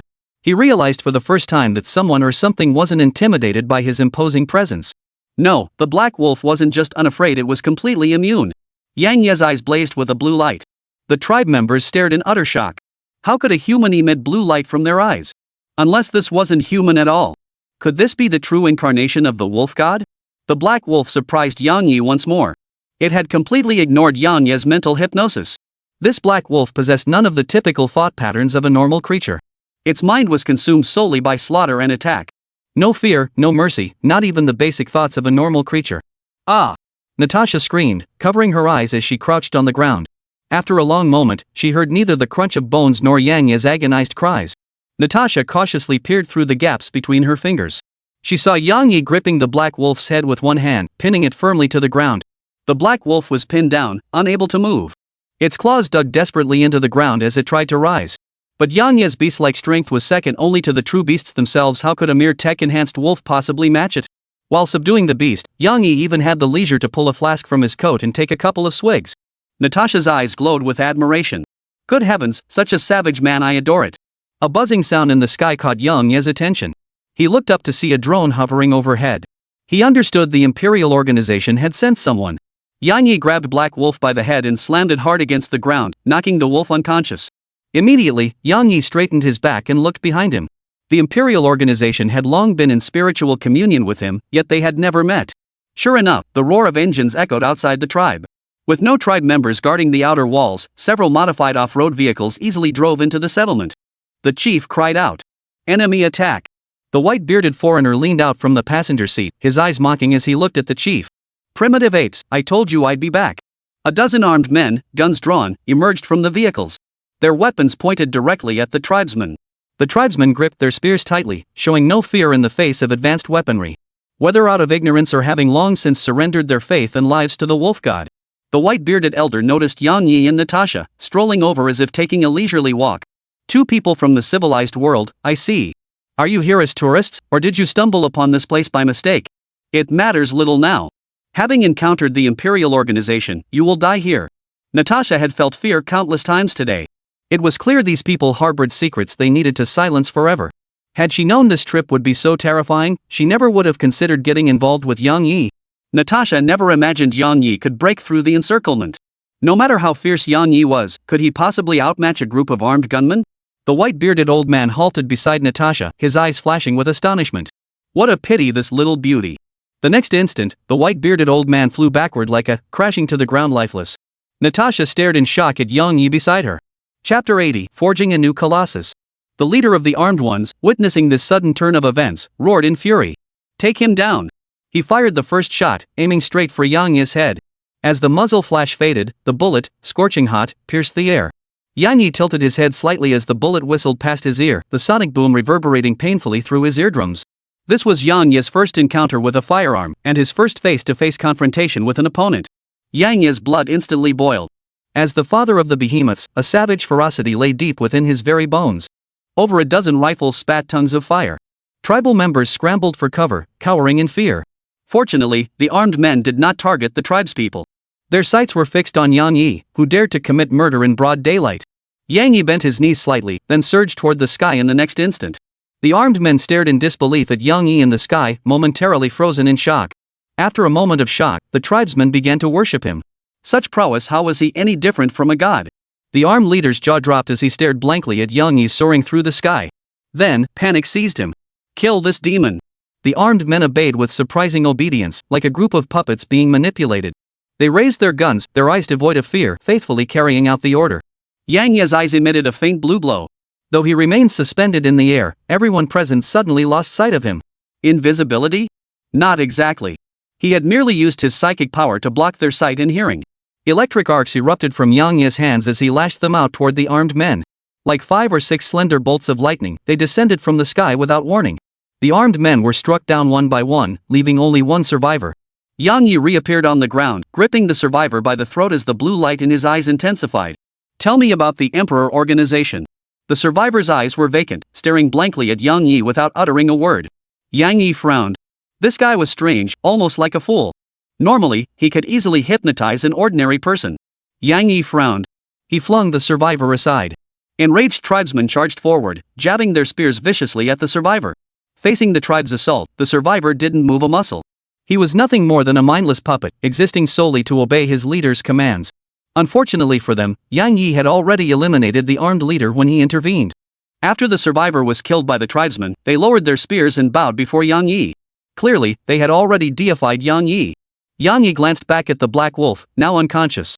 Whether it was this survivor's immunity to hypnosis or the black wolf's resistance to intimidation, both revealed the extraordinary nature of the Emperor Organization. At that moment, Yang Yi felt a wave of weakness wash over him. The high-frequency use of bioelectricity and psychic energy had rapidly depleted his strength. It felt like experiencing both low blood pressure and low blood sugar simultaneously. Yang Ye's gaze swept across the scene, locking onto a goat in the pen. He charged forward, snapped the goat's neck, leaped into the air, and vanished from the tribe. Inside the tribal chief's earthen hut, the tribal shaman, the tribal chief, and the tribal elder, the three most prominent figures in the tribe, sat together. Opposite them sat Natasha. The chief couldn't wait to ask, "Natasha, what exactly is the story with that gentleman?" The tribal priest, covered in green tattoos even on his face, suddenly grabbed his staff, baring his teeth and glaring at the chief as if ready to fight. "Dare call him sir again? He is a deity." The aged tribal elder, eyes half closed, sat on his mat, nearly drifting off to sleep. The chieftain sighed in resignation, waving his hands apologetically. My apologies, my apologies. The divine being." The chieftain turned back to Natasha. "Tell me, what exactly is this divine being business?" Natasha had no idea what was going on. She was just an ordinary guide like the one who devoured Yang Yi. Who knew Yang Yi could fly, turn invisible, and even summon thunder? The priest slammed his staff hard against the ground. "This isn't the time for that. We must find a way to appease the deity's wrath." The chieftain froze, staring at the priest in confusion. The priest sighed. "Didn't you see the deity carry off the goat himself? He blessed us, yet we failed to offer sacrifices proactively. Heavens, this is my failure." The chief murmured. "I see."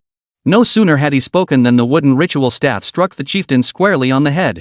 The chief clutched his head in pain. The priest beat his chest in frustration. "I hear you dared to block the Divine Lord and refused to let the Divine Lord enter the tribe to bestow blessings.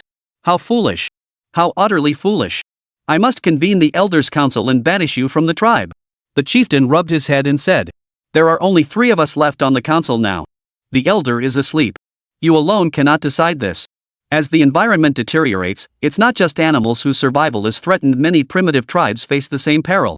The chief wasn't some charlatan, he was more concerned with the challenges ahead. The chief said to Natasha, "I believe the Imperial Organization will return in soon. Could you ask your divine friends to aid us once more? I will offer my sincerest apology to your divine friend even if it costs me my life." Natasha shook her head. "I'm not really close with him. After Yang Yi vanished with the sheep, he never returned." Natasha doubted she could find Yang Yi. The chief sighed. "If only your sister were here." Natasha's sister was quite a figure, a formidable powerhouse. Her sister, Lilith, commanded her own mercenary group. That mercenary group had made a name for itself internationally, having been hired by several small nations in East Africa. It was called the Wild Wolf Mercenary Group. Natasha pondered for a moment before saying, "My sister usually invites me to Hunted Wolf's domain during this time of year. But I arrived early, and there's no satellite phone here. She can't reach me, and I can't reach her." Natasha suddenly remembered something. "Oh, right, there's a satellite phone in the car. I can go get it now." The chief exclaimed excitedly. "That's perfect. Hurry back, do it for your sister's sake. She's one of us." Unlike Natasha, Lilith was her half-sister. Natasha was a city girl, while Lilith was a full-fledged member of the Wolf Believers tribe. Natasha understood the gravity of the situation and immediately headed toward the SUV Yang Yi had rented. Finding Yang Yi by the vehicle would be ideal. Natasha regretted leaving the tribe the moment she stepped out.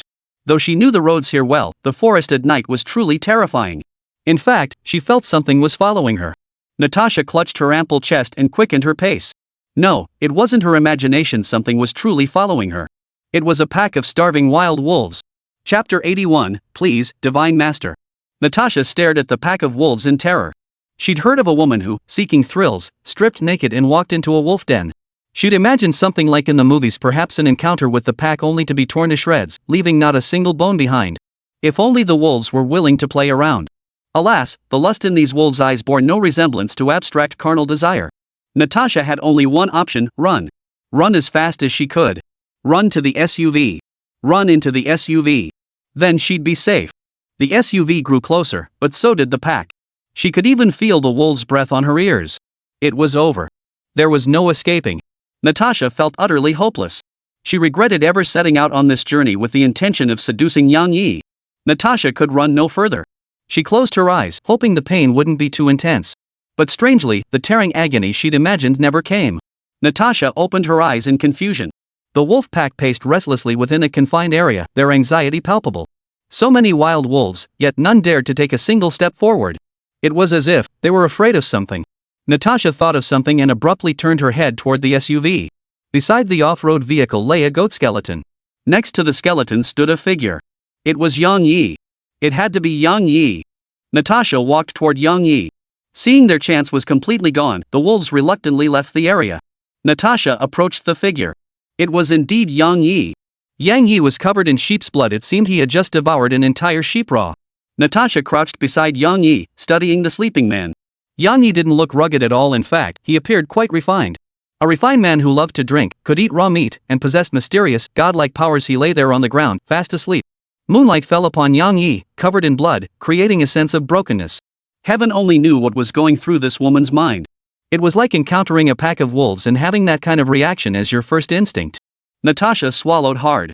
She was different from Su Shui. Su Shui gave herself for the sake of survival, while Natasha was a complete nymphomaniac. She gazed at Yang Yi with rapturous devotion, reaching out to caress his face. Are you truly a god? Can you redeem me? As Natasha straddled Yang Yi, preparing to kiss him and proceed further, the man beneath her stirred awake. Yang Yi's eyes turned icy. Get off. Natasha felt her thighs tremble. Such authority, such allure, this was the real man she desired. No, a god. Good heavens, was she desecrating a god? Even though Natasha wanted to do something, she obediently got down. Yang Yi sat up and rubbed his head. After devouring an entire sheep, his stamina had fully recovered. Natasha asked, "Are you okay?" Yang Yi nodded. Natasha suddenly remembered she was here on a mission. She quickly grabbed Yang Yi's hand. The Imperial organization might come back. Could you help the tribe? Yang Yi pulled out a flask from his chest, took a swig, and asked. They're not exactly friendly toward you. Why would you choose to help them? Natasha froze for a moment. Today, Yang Yi had been mistaken for an Imperial organization member, and by association, Natasha had been implicated as well. Natasha was actually quite vindictive, but she had to help the tribe for her sister's sake. Her voice was faint as she replied. My sister belongs to the Wolf Believers tribe. She's my only family. I have no home left. I don't want her to lose hers too. Yang Yi fell silent for a moment. The word home felt so foreign. An orphan with no home, even his vast estate offered no sense of belonging. Suddenly, he missed his giant beasts. Those big boys, and Sienna, that sensible girl. It had been ages since he'd visited them, and he wondered how they were faring. Ah, the atomic lizard had already entered its slumber. When it awakens, it will be time for growth the moment its atomic reactor activates. Next time he fought, he wouldn't experience that hunger again.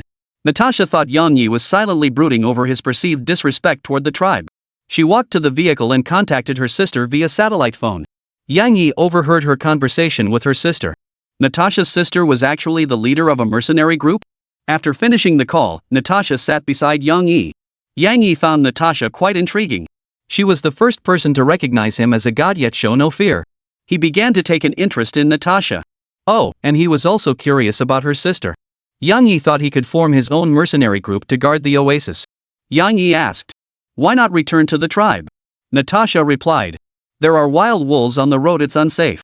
Staying by your side keeps the wolves at bay.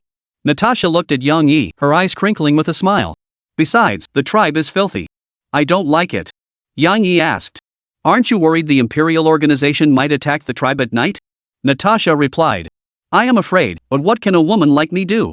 Fighting is men's business. Oh, wait, it's also my sister's business. Yang Yi asked, how much do you make a month at the airline? Natasha blinked her eyes. $2,800. Yang Yi calculated it roughly 20,000 yuan. He looked at Natasha, a hint of a smile in his eyes. Come with me. Natasha's beautiful eyes widened in surprise. With you? Natasha boldly wrapped her fair, delicate arm around Yang Yi's neck, her voice full of allure. What for? To be an angel? Yang Yi replied. My place is pretty lonely. You could come stay with me for company. Natasha stiffened slightly, forcing a smile. I'm not ready to die yet. How about you wait 100 years, and then I'll come keep you company. I'll be ancient by then, but you're a god, can't you make me beautiful? Natasha believed that going with Yang Yi meant going to heaven.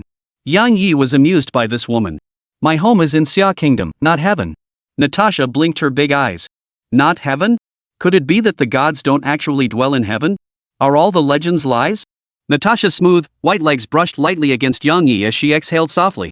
Esteemed Mr. God, what benefits might I receive in return? She was flirting. Yang Yi replied. $10,000. Natasha froze. Was Yang Yi actually negotiating a price? What was she? Was she being kept? Good heavens, kept by a god? Natasha gazed at Yang Yi with a seductive look. Well then, if you have other women, I'll definitely be the best among them. At that moment, a buzzing sound filled the air. Yang Yi looked up. It was a drone. Natasha's face instantly paled. The Imperial organization arrived so quickly? My sister won't arrive for another 3 hours. Natasha clutched Yang Ye's hand, pleading. Please, Divine Master, Divine Lord. Save the tribe. I'll give you my behind. Yang Ye's mouth twitched. Chapter 82, The Battle. Modified off-road vehicles surrounded the Wolf Believers tribe. Wolf Believers stood vigilantly at the main entrance, spears in hand. Inside the SUVs, members of the Imperial Organization dared not make a move. This afternoon, the armed forces dispatched by the Imperial Organization were wiped out, not even a single drone returned. Imperial Organization members suspected the Wolf Believers tribe harbored another armed force. Otherwise, how could a group of spear-wielding savages possess such formidable combat strength? Little did they know that the Wolf Believers tribe possessed no firearms whatsoever. They couldn't even fire bullets properly. Now, the vehicles left behind by the Emperor Organization remained in the tribe, and the Wolf Believers had no idea what to do with them. Boss, Dr. Desmond, and Captain Gyps must have perished in the tribe. And that Black Wolf must be there too. For revenge in the Black Wolf, let's launch a full assault. An armed man said to Simon. Simon glared at the man. Who would avenge Gyps and Desmond? That Black Wolf was their responsibility. Losing them and facing punishment, what does that have to do with me? The subordinate froze. Then why are we even here? Simon looked solemnly at the tribe. Desmond has experimental data. That material must not be leaked. Now I suspect the data is right here in the tribe. Send the drone to scout the tribe. If there's no danger, we'll open fire. Simon stepped forward and addressed the tribal chief. We mean no harm. We only wish to retrieve our comrades' remains.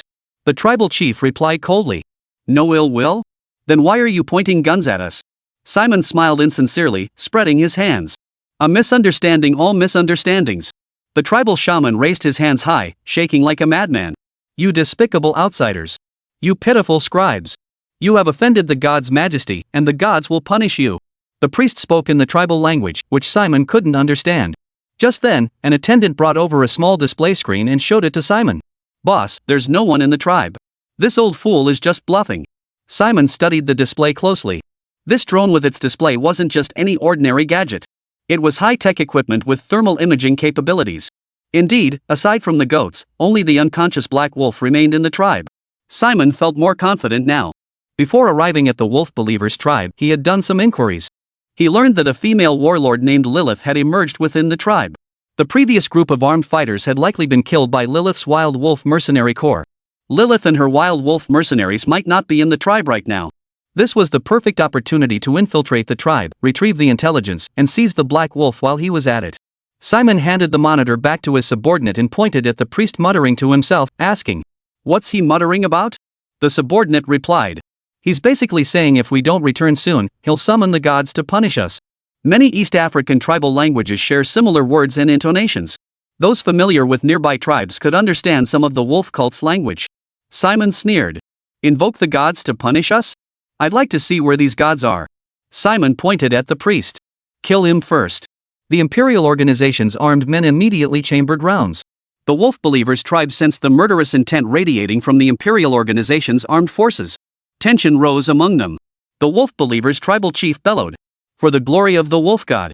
The tribe's morale surged as they roared in unison. Men and women alike now stood at the tribe's entrance ready for battle, even the children. The Wolf Believers never feared battle. They believed that even in death, they would return to the embrace of the Wolf God. The priest raised both hands once more, his voice trembling with reverence as he gazed skyward. "You need not lift a finger. I shall summon the deity myself." Sometimes the Wolf tribe chieftain really felt like calling the police. The priest's tricks might fool the tribe, but how did this old woman manage to deceive even herself? Today, Mr. Yang was clearly offended to the core. Even if he was a god who had been slighted by the Wolf Believers tribe. The priestess glared. "The deity has accepted our offerings and will surely come to protect us." The chief countered. "Didn't you say one sheep wasn't enough to appease the god's wrath? How could the deity return to aid us after receiving just one sheep as sacrifice?" The priest closed his eyes and slowly stepped forward, facing the many gun barrels without fear. Her hands trembled as she raised them. "Great God, we offer you a foreign woman as sacrifice." The foreign woman referred to was Natasha. The priestess continued, "If it pleases you, I too may offer myself as sacrifice. I shall walk among the wolves and accept their kiss. Please protect my people." The armed men burst into laughter at the priest's frenzied appearance. Simon laughed until his sides ached, pointing at the priest and shouting, "Kill her quickly, or I'll laugh myself to death." Just then, a drone plummeted from the sky. Lightning bolts flashed through the armed group. Each flash claimed several lives. Simon was dumbfounded. What the hell was going on? He stared in disbelief at the fanatical priest before him. Could it be, there really was a god? Lightning bolts flashed like the blue and white chains of the Grim Reaper, reaping one life after another. Soon, Simon was the only one left alive among the armed men. Panic seized Simon. He scrambled into the car and floored the accelerator, fleeing at breakneck speed. Through the rearview mirror, Simon saw a man in a black trenchcoat standing at the entrance of the tribe. The tribesman knelt before him with reverence. The shaman, in particular, bowed his head so forcefully he cracked his skull open. Simon swallowed hard. God? No way. Simon dared not dwell on it, keeping his foot on the gas. Yang Yi watched the receding car, taking a long swig of liquor. Tonight, out of nowhere, alcohol actually seemed to fill his hunger. That's why Yang Yi still had plenty of strength left after using bioelectricity for so long. He suspected the atomic giant lizard was awakening. The atomic reactor within the giant lizard was connected to the one within his own body. If the atomic reactor within the giant lizard was starting up, then the reactor within his own body would also begin to activate slowly. Once his own reactor was fully operational, he would never have to worry about exhaustion again. At that moment, the strange phenomenon intensified. A black wolf charged through the tribe members kneeling before Yang Yi, lunging straight at him. It was the black wolf Su, who had been knocked unconscious by Yang Yi, now awakened and seeking vengeance. Whoa! Before Yang Yi could react, a grey wolf suddenly charged out from nearby. The wolf's speed was astonishing, instantly tackling the black wolf, attacking Yang Yi to the ground. Yang Yi raised an eyebrow. This grey wolf was the very one he had tamed in the small town. Had it been following him all this time to protect him? Was this its way of repaying him? It was a pity, though. Even with its bioelectricity, the grey wolf was no match for the black wolf. After all, the bioelectricity in the grey wolf was merely an experimental test subject Yang Yi had created on a whim. It might suffice against other beasts, but against the black wolf, a monster enhanced by technology, it simply fell short. Chapter 83, Colossal Beast Number 005, Griffin Wolf. Yang Yi approached the two wolves locked in combat. The grey wolf immediately froze, its eyes fixed on the black wolf like a predator watching its prey, fearing it might attack Yang Yi. True to the grey wolf's fears, the black wolf suddenly lunged at Yang Yi. Yang Yi seized the black wolf's neck, narrowing his eyes. Still daring to bare your teeth? He drove a fist into the black wolf's jaw. The black wolf's sharp teeth fell out. Immediately after, Yang Yi shattered the wolf's limbs, rendering it utterly immobile. The black wolf was a killing machine bred by the Imperial Organization, an unfinished prototype. It knew nothing of pain, only slaughter. Yang Yi would not kill this black wolf. He coveted the Emperor Organization's creations. If the Imperial Organization could achieve this, why couldn't the Ten Commandments Society? Yang Yi intends to take the black wolf alive to the Apocalypse Biotech building for Liu Changquan's team to study. Combining the Emperor Organization's biotechnology with the colossal beasts, Yang Yi believed he would gain unexpected rewards. Yang Yi looked toward the direction Simon had departed. Not far he could follow. Just as he was about to move, a streak of blood caught his peripheral vision. Yang Yi frowned. He disliked leaving bloodstains when killing. That's why his victims all died from brain electrocution. Yang Yi looked at the grey wolf. It was its blood. The black wolf had bitten into its main artery.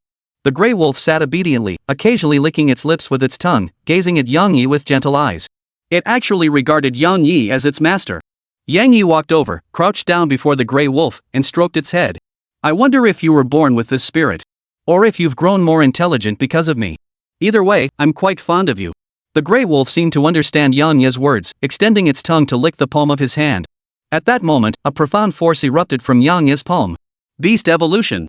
After arriving at the wolf cult tribe, Yang Yi discovered the natives' extreme reverence for wolves. He intended to create a giant beast in the land of wolf affinity, preferably a wolf.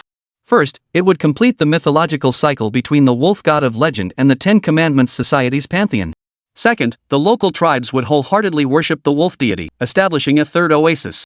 Moments later, the grey wolf began to transform. Its wounds began to heal. Its pupils turned amber green, glowing faintly in the darkness like two ghostly flames. Its form gradually grew larger. Finally, it transformed into a colossal wolf 60 meters long and 35 meters tall. Its fur changed from gray to dark brown. The tribe members were stunned by this sight. An ordinary grey wolf, touched by the gods, had transformed into such a monstrous creature? The giant wolf sensed its own transformation. Its eyes now held a human-like brilliance. It gazed at Yang Yi with deep affection, as if looking upon its own father. Yang Yi looked up at the colossal wolf, now towering over 10 stories high, and spoke softly. You are Beast 005, the Griffin Wolf. As for your name, let's just call you Griffin. In Norse mythology, the Griffin Wolf served as the steed of the goddess of death, known as the Herald of Death. Legend holds that the Griffin Wolf bears a striking resemblance to the fifth child of the Yang family. But the griffin wolf was a myth. Yang Ye's giant wolf was utterly real. Having received its name, the griffin wolf let out a long howl to the heavens. Its howl echoed for miles, reaching every wolf within the surrounding wilderness. Echoes of response rose in waves, creating a truly boisterous scene. The priest wept with emotion, raising both hands and proclaiming, "The wolf god has descended." The tribe members, overcome with emotion, knelt before the giant wolf, bowing and paying homage in the manner reserved for the wolf god. Even the chieftain reverently slammed his head against the ground, while the centenarian elder wept uncontrollably, tears and snot streaming down his face. Generation after generation, they had worshipped the wolf god. They believed the wolf god truly existed in this world. They placed their faith in the wolf god. Now that the wolf god had truly appeared, how could they not be overcome with emotion? It all felt like a dream. Yang Yi gazed into the pitch-black distance and murmured, "Too bad it's gone so far." Simon was driving the off-road vehicle, having already lost track of where they were. Griffin the giant wolf's nose twitched. He took a deep breath, then fixed his gaze firmly in one direction. Yang Yi chuckled. He hadn't yet figured out what the griffin wolf's special power was, but it definitely wasn't its sense of smell. Scent wasn't the griffin wolf's unique gift, it was a talent shared by all wolves. The griffin, now transformed into a giant wolf, had its stats amplified countless times over. It could easily sense Simon's location. The griffin wolf crouched low. Yang Yi leapt onto the griffin wolf's back and stood there, saying, "Let's go." The griffin wolf let out a howl and vanished from its spot in an instant. The tribe gazed up at the bright moon in the sky. A massive wolf shadow swept past. The wolf god has been ridden away. A tribesman pointed skyward and cried out in alarm. The chief looked at the priest and asked with unprecedented reverence, "Priest, what is happening? Why is that thunder god riding upon the wolf god's back?" All the tribesmen turned their gaze toward the priest. Even the elders fixed their gaze upon him. They hoped the priest, who knew the wolf god best, would enlighten them. A young tribal child murmured softly, "Could it be, the wolf god is the thunder god's mount?" The shaman immediately snapped. "Who's the child who speaks so carelessly? What do you mean the wolf god is the thunder god's mount? The wolf god is the proudest deity in all the world, do you understand?" The tribe members nodded in unison. They certainly believed the wolf god was proud and could never serve as another deity's mount. Truth be told, if the wolf god were another god's mount, their faith would crumble. Someone asked, "Then, why would the wolf god be?" The priestess couldn't answer. She racked her brain trying to figure out what was going on. Yet all she knew about the wolf god couldn't possibly explain this situation. Then, a frail, aged voice with drawn-out syllables spoke. "I recall a story from my childhood." All the tribesmen turned to look. It was the oldest elder in the tribe. The elder's face softened with memory. "When I was very young, my great-grandfather told me that there exists a deity revered by the wolf god. So much so that the wolf god would willingly sacrifice his own life for that deity." All held their breath, listening intently as the elder recounted an unknown myth. The elder continued. That deity was the father of the wolf god. The entire tribe gasped in realization. A child couldn't wait to ask, "Grandfather elder, so the thunder god is the father of the wolf god?" The elder shook his head. "I do not know the name of the wolf god's father either." The priest quickly nodded. "Exactly. That deity must be the wolf god's father, the god king. Think about it, after that deity touched the wolf god, he transformed back into his true wolf form. That's it. That must be it." The tribe cheered excitedly. "Today we saw the wolf god, and even the father of the wolf god." The elder stroked his beard, smiling warmly at the children. To the elder, whether it was the 70-year-old priest or the 5 or 6-year-old children, they were all the tribe's children. The chief quietly approached the elder and whispered, "You're pulling the wool over the tribe's eyes, aren't you? You don't know who that mysterious deity is either, do you?" The elder chuckled. "I am but a mortal soon to be buried in the earth. How could I possibly know the affairs of the gods? The wolf god honors his father, and this filial devotion will surely be passed down through our tribe." The chief shuddered. "You so casually bestow a title upon that deity who stands above the wolf god, do you not fear provoking divine wrath?" The elder replied, "I told you I'm but a mortal destined for the grave." Chapter 84, Data. In the dark wilderness stood a camp enclosed by iron fences. Inside, hundreds of green tents stood, patrolled by armed guards carrying rifles. This was the Imperial Organization's temporary laboratory in the Serengeti. The off-road vehicle sped into the camp. Simon leaped out and sprinted like a madman toward a large camouflage tent. 2 guards intercepted him. "Captain Simon, Dr. Gokan is conducting experiments inside." Simon violently shoved the guards aside. "Get out of my way. I have urgent business with Dr. Deacon." Simon burst into the tent, where several armed men immediately pointed their guns at him. Simon froze instantly. At the experimental table in the center of the tent, a Mediterranean-looking elderly man in a white lab coat. injecting something into a wolf on the table. The wolf let out a low growl as its body began to grow larger. The next second, the sound of cracking bones echoed from its body. The wild wolf let out a piercing howl, writhing in agony on the table. Dr. Dekan sighed. Another failure. Dr. Dekan walked over to an armed guard, took a pistol from his holster, and ended the wild wolf's life. Seeing Dr. Dekan free, Simon hurriedly said, "Dr. Dekan, we must evacuate this place quickly." Dr. Dekan glanced at Simon. "I didn't bring back my black wolf. And you haven't retrieved the experimental data from Desmond either."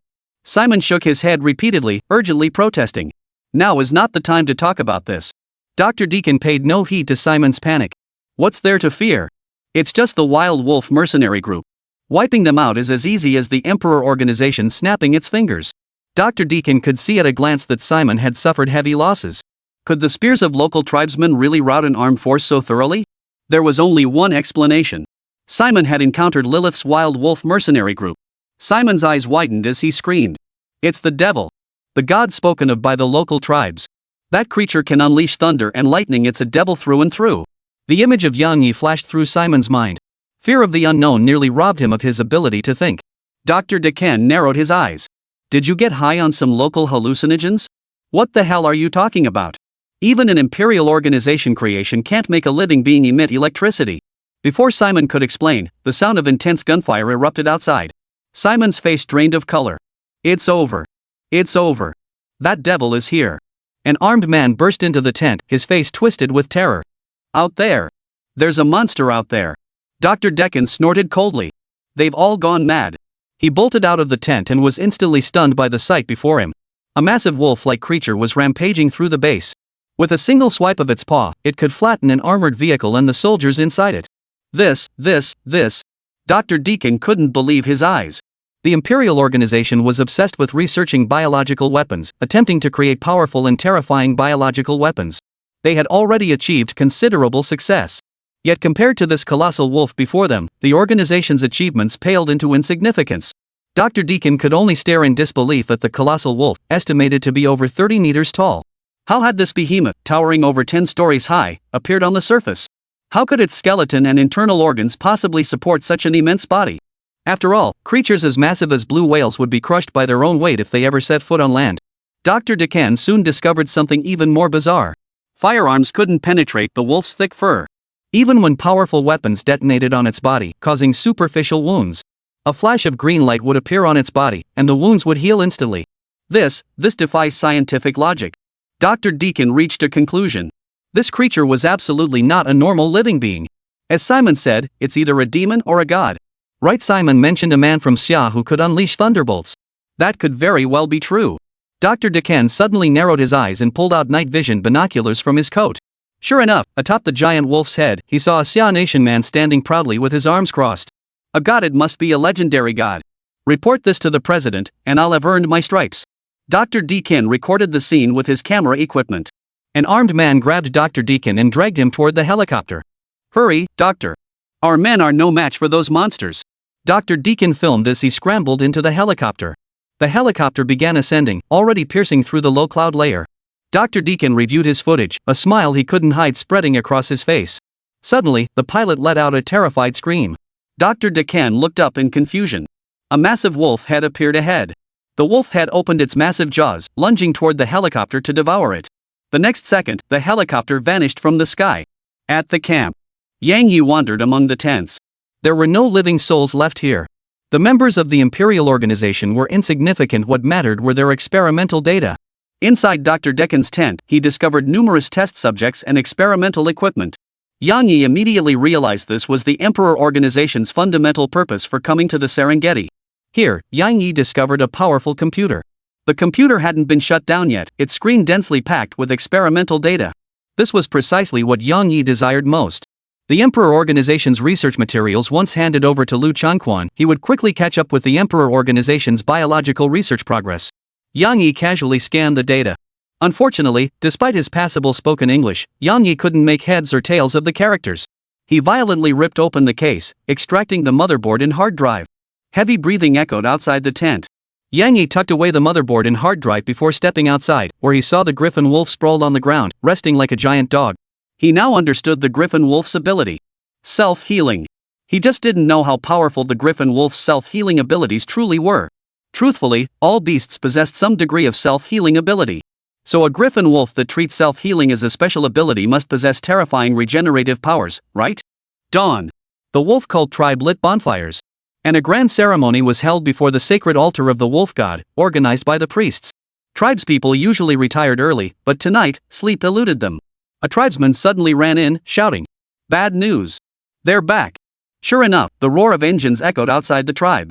A fleet of modified off-road vehicles drove into the wolf believers' tribe. As the tribe remained on high alert, a slightly hoarse, rough female voice bellowed in the tribal language. "Where are they? Where are those intruders?" The chief recognized the voice immediately and turned toward the lead vehicle. It was Lilith. These vehicles weren't from the Imperial organization, they belonged to the Wild Wolf Mercenary Corps. Chapter 85, Lilith. The leader greeted her warmly. "Lilith, you're back." From the first off-road vehicle, a woman in a tank top and pants stepped out. Her hair was pulled back in a ponytail, and a scar ran across her face. Her skin was bronze-toned, and her exposed lower abdomen displayed 8 defined abdominal muscles. A wild beauty. This woman was Lilith, leader of the Wild Wolf Mercenary Group. "What's the situation? Where's Mr. Yang?" Natasha's voice came from the first off-road vehicle. It turned out Lilith had first located Natasha via GPS before arriving at the tribe. The tribal chief's face lit up with reverence upon hearing the title Mr. Yang. "Mr. Yang has gone with Lord Wolfgod to pursue members of the Imperial organization. You won't believe it, but Mr. Yang is actually the Heavenly God King." The words Mr. Yang and Lord Wolfgod instantly sent the Wolf Believers tribe into another frenzy. They danced around the campfire, bowing in worship toward the Wolf God's altar. Lilith frowned. "God King? Lord Wolfgod?" Natasha replied. "See, sis? I told you Mr. Yang was a god, but you wouldn't believe me." Upon seeing Lilith, Natasha immediately informed her that a deity had appeared here. She thought Lilith, who worshipped the wolf god, would be overjoyed to learn of a deity's arrival. To her surprise, Lilith merely frowned and asked if she'd eaten a poisonous fruit. Poisonous fruits were common in this jungle, including those with hallucinogenic properties. When locals needed their wounds stitched, they would seek out fire ants with large mouthparts to bite the wound, then twist off the ant's body. It was like using a stapler to sew the flesh together. This process is excruciatingly painful, sometimes requiring the consumption of 2 hallucinogenic yet non-lethal fruits. Lilith examined Natasha, confirmed she was uninjured, and brought her back to the tribe. But the tribe members echoed Natasha's account. They all declared that Mr. Yang was a god. Unlike Natasha's version, the tribe claimed to have witnessed the wolf god himself. It was the great wolf god who had helped the tribe escape disaster and protected them. Lilith frowned in deep thought. Though she belonged to the wolf faith tribe, and though she revered and worshipped the wolf god, she found it hard to believe the wolf god would truly appear among the tribe. Unless a thought crossed Lilith's mind. This could very well be the Imperial organization's diversion tactic. The Imperial organization likely saw some value in the Wolf Believers tribe, and staged this entire charade with the so-called Mr. Yang and the armed forces. As for the tribe's tales of a wolf god standing dozens of meters tall, it was a diversion. After all, who knows what tricks the Imperial organization has up its sleeve? Natasha knew her sister well and instantly saw through her thoughts. "You still don't believe Mr. Yang is a god, do you?" Lilith replied. "I'm more inclined to believe this is the Emperor organization's doing." Natasha retorted defiantly. "My encounter with Mr. Yang was entirely coincidental." Lilith paused before replying. "You don't know the methods of the Imperial organization. It's possible that every passenger in first class on your flight was an Imperial organization operative." Having dealt with the Imperial organization before, Lilith knew full well how terrifying they were. Natasha sighed in resignation. What could the wolf cult tribe possibly have that would make the Imperial organization go to such lengths? Lilith shook her head. The organization's motives aren't something ordinary people can fathom. After speaking, Lilith picked up the walkie-talkie and ordered, "All units, stand by. Secure optimal combat positions. Prepare for engagement at any moment." The armed vehicles behind her sprang into action. Some modified off-road vehicles had powerful machine guns welded onto their bodies, and some even carried rocket launchers. Natasha gaped in astonishment. You're going to anger the gods like this? Aren't you worried Mr. Yang might actually be a deity who'll unleash divine retribution? Lilith replied. If Mr. Yang truly is a deity, I'm willing to offer my soul in atonement. Lilith's perspective on the matter was entirely different from Natasha's. Because she hadn't personally experienced being with Yang Yi. It was like someone asking, would you rather believe this is all a meticulously planned conspiracy, or believe I am the first emperor of Qin? Similarly, for Lilith now, the question boils down to, Would you rather believe this is the Emperor Organization's meticulous plan, or believe the wolf god has descended? Only two options exist, no others. Just then, a voice sounded beside her ear. I have no interest in your soul. Lilith startled, turning to look, but no one was there. Lilith snapped. Who's there? Natasha recognized the voice immediately. Mr. Yang. Please forgive my sister's rudeness. As Lilith drew her gun, she slipped a pill into her mouth. She suspected she had been drugged with a hallucinogen without realizing it. In truth, this wasn't the drug's effect. Yang Ye's mental control was far more intriguing than any hallucinogen. Before Lilith, a figure gradually materialized. It was a man from Xia, clad in a black trench coat and holding a flask. Lilith instinctively fired a bullet at Yang Yi. Natasha screamed in alarm. Don't! Natasha refused to believe Yang Yi could be harmed. She feared her sister might offend the divine and incur divine retribution. Lilith flicked her gun in a flourish, clutching her waist with primal strength as she stared at the man before her, struck by the bullet. If he were a god, couldn't he at least dodge a bullet? If even bullets could harm a god, then that god would be utterly useless. Yang Yi could have dodged this bullet. But Yang Yi, possessing the self-healing ability of the Griffin Wolf, had no need to. He was actually looking for an opportunity to demonstrate his power and extort Lilith's wild wolf mercenary core. The mocking expression on Lilith's face gradually faded, replaced by a look of gravity in her eyes. The bullet struck Yang Ye's heart. Yet no blood flowed from the wound. Only a bullet hole remained in his trench coat. The bullet simply fell from Yang Ye's body. Thanks to his bioelectricity and self-healing abilities, the bullet hadn't inflicted even the slightest injury on Yang Yi. Lilith's face was frozen in shock. Hearing the gunshot, mercenaries from the Wild Wolf mercenary group rushed into the tribe's inner perimeter from the outer edges. Well trained, they aimed their firearms at Yang Yi. Woof! A bone-chilling wolf howl tore through the night sky. A massive shadow appeared in the sky, obscuring half the moon. The colossal creature landed, kicking up a cloud of dust. The griffin wolf appeared within the tribe, howling skyward once more. A terrifying sense of oppression gripped the mercenaries of the Wild Wolf mercenary corps, filling them with dread, while the wolf faithful tribe fell to their knees in worship. Yang Yi strode steadily toward Lilith, reaching out to touch her cheek, a face radiating wild beauty. My clothes are soiled. Pay with your loyalty. Lilith's weapon fell from her grasp. Her eyes darted wildly as her knees buckled, forcing her to her knees. Chapter 86, Imperial Organization Interception. Inside the tent of the off-road vehicle Yang Yi had rented, Natasha blasted loud music inside the SUV, swaying her upper body in self-amusement. Yang Yi and Lilith sat cross-legged on the ground. Just as Natasha had said, the tribe wasn't a place for sleeping, it was too filthy. Lilith asked. What do you need from me? In other words, what do you need the Wild Wolf mercenary corps to do? She knew Yang Yi couldn't possibly be interested in her looks.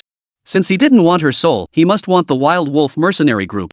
Yang Yi took a sip of wine and said, I am a father who wishes to raise his child well. Lilith furrowed her brow, her eyes filled with confusion. Yang Yi continued. As you can see, the wolf god you worship is my child. He is my fifth son, named Griffin. Lilith was utterly stunned. The wolf god they had worshipped for generations was actually the child of the man before her? Then what kind of being was this man before her? A god king within the pantheon? Yang Yi gazed intently at Lilith. Are you willing to fight for my children? Lilith's heart pounded wildly. The wolf god had been Lilith's lifelong faith. It was her devotion to the wolf god that allowed her to thrive internationally as a member of a backward tribe, fierce as a wild beast. She believed in the wolf god, yet doubted he would truly manifest in this world. This was a common contradiction among many divine followers. Now that the wolf god stood before her in the flesh, Lilith's devotion only deepened. Lilith's right hand slammed against her left chest. I am willing to sacrifice my life for the wolf god. Yang Yi shook his head. Not just your wolf god. Lilith realized with a start. I will pledge my loyalty to the other princes as well. A faint smile slowly curved Yang Yi's lips. The 10 Commandments will welcome you. Lilith froze for a moment. The 10 Commandments? Yang Yi toyed with the wine flask as he spoke. An organization I founded myself. The 10 Commandments Society's first principle is to serve my family. By my family, Yang Yi meant himself and his giant beast children.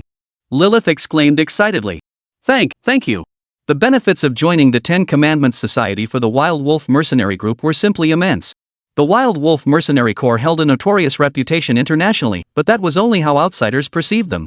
Many members of the Wild Wolf mercenary group were internationally wanted criminals, and numerous nations viewed the group as a cancerous growth.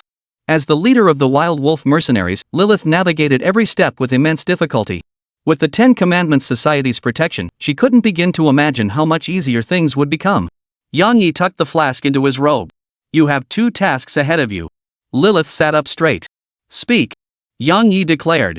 First, I need your mercenaries to split into 2 groups. One group will remain in the wolf's domain to guard my griffins. Yang Yi produced a map and pointed to the location of Divine Grace Oasis. The other part will come here to garrison this place. This place is called Divine Grace Oasis. Any unauthorized intruders will be treated as invaders. Any who leave without permission shall be deemed deserters. Lilith replied solemnly. Understood. Yang Yi continued. Second matter. I need a batch of beasts. Wolves, boars, eagles, nothing too large. Transport those beasts to Divine Grace Oasis. Though Lilith didn't understand what Yang Yi intended to do, she responded earnestly. I'll see to it. Yang Yi's journey to East Africa concluded successfully. He had expected it to be arduous but never imagined this region harbored tribes worshipping the wolf god, nor did he anticipate encountering the wild wolf mercenary corps. The wolf god worshipping tribe wasn't the only one. All tribes within the wolf's domain held deep devotion to the deity. With these tribes present, the entire wolf-favored land could serve as an oasis habitat for the griffin giant wolves. He had initially thought tracking down those beasts and bringing them back to the South Sea would be difficult. Now, with the wild wolf mercenaries, they could handle the task. 3 days later, 2 steamships raced across the sea. These ships carried over 1,000 beasts. In the cargo hold, Yang Yi stood facing a crocodile. His eyes glowed with a faint blue light as the crocodile gradually submitted to his control. As bioelectricity surged through its body, a black rose pattern emerged on the crocodile's forehead. This crocodile was now fully modified. It was now a formidable beast capable of obeying Yang Yi's commands, possessing strength and speed several times greater than that of an ordinary crocodile. The holds of the 2 ships contained leopards, wolves, antelopes, wild goats, eagles, crocodiles, and more. The Black Rose Legion's land, sea, and air units were now fully assembled. The 2 ships had now crossed the Aber Sea and entered the open waters of the Pacific Ocean, steadily approaching the Divine Grace Oasis. Yang Yi intended to transport these wild animals to the South Sea sewers, where his son Hauda would assist in their taming. The Cthulhu octopus possessed psychic powers vastly superior to Yang Yi's. With its assistance, these beasts could be tamed more swiftly and thoroughly. However, transporting such a large number of beasts into the South China Sea was impossible. The authorities' Marine Security Bureau was no mere figurehead. This is where Sun Xian's connections would be crucial. This woman had used numerous non-compliant methods to transport goods for others during the Blue Whale Group's early days when funding was scarce. Suddenly, the ship lurched violently. Natasha rushed into the cabin. Master, it's bad. Our ship is under attack. Yang Yi's heart sank. Is it the Marine Security Bureau? The Wild Wolf Mercenary Group was, after all, a band of desperados. The Xia Kingdom would resolutely resist the Wild Wolf Mercenary Group entering its territorial waters. Yang Yi had no desire to provoke a major conflict with the Xia Kingdom's government. Natasha shook her head. My sister said it's the Imperial Organization. Yang Yi breathed a sigh of relief. That's good. He quickly pieced it together. The Imperial Organization had suffered losses in the Wolfkin territory. They naturally assumed it was the work of the Wild Wolf Mercenary Group. Now, the Imperial Organization was seeking revenge against the Wild Wolf Mercenary Group. Yang Yi strode toward the deck. Mercenaries on the deck held their weapons, their expressions tense. The 2 ships were now surrounded by several vessels armed with heavy firepower. Yang Yi shot Lilith a suspicious glance. Have we been caught up? Lilith flushed slightly and explained. We're not skilled in naval combat, so our ship isn't equipped with much weaponry. Plus, our vessels are rather basic. They simply can't outrun the Imperial Organization's research ships. The Imperial Organization's armed research vessels are powered by water jet propulsion. Their construction is costly, far beyond what the Wild Wolf Mercenary Group's standard propellers could match. Yang Yi withdrew his gaze. Poor is poor. Why even mention being unskilled at naval combat? He asked. How far is it to the Divine Grace Oasis? Lilith replied. About 200 nautical miles. Yang Yi pulled a bottle of wine from his robe. Stalling them a bit longer, reinforcements will arrive soon. Lilith looked puzzled. Couldn't a single god wipe out all these guys in one go? Could it be they feared the enemy had some kind of real-time video transmission device, capturing their divine might? It was only natural for a god to avoid revealing themselves. Lilith replied respectfully. Yes, I understand. Chapter 87, Father Arrives. Lilith approached the control console and picked up the flight communicator. This is Lilith. Imperial Organization member. Commander Lilith. Finally got your response. Lilith replied. I wonder if there's been some misunderstanding between us? Imperial Organization member. When you abducted our test subjects, killed our personnel, and seized our experimental data, any misunderstanding ceased to exist. Lilith frowned. I never took any proactive steps to provoke the Imperial Organization. Imperial Organization member. Did those savages from the Wolf's domain kill hundreds of our armed personnel? Since you say so, I shall seek them out as well. But before that, I demand your most sincere apology. Lilith replied. I repeat, I have never carried out any attacks against the Imperial Organization. Second, the land of the wolf's kin is my homeland. If you suffered harm there, I am willing to apologize. So please tell me what I must do to appease the Emperor Organization's wrath. Lilith was never one to care about appearances. She was a beast, one that knew when to bow before a superior foe, only to strike viciously when the moment was right. A beast without chivalry. Lilith's task now was to stall the Imperial Organization. Yang Yi had said reinforcements would come. But Lilith didn't know if those reinforcements could stand up to the Emperor Organization's well-equipped ships. This might require the personal intervention of the Xia Nation's maritime marshal. Imperial Organization member. You took what you shouldn't have. Return the experimental data to us, and that will count as your apology. Lilith understood.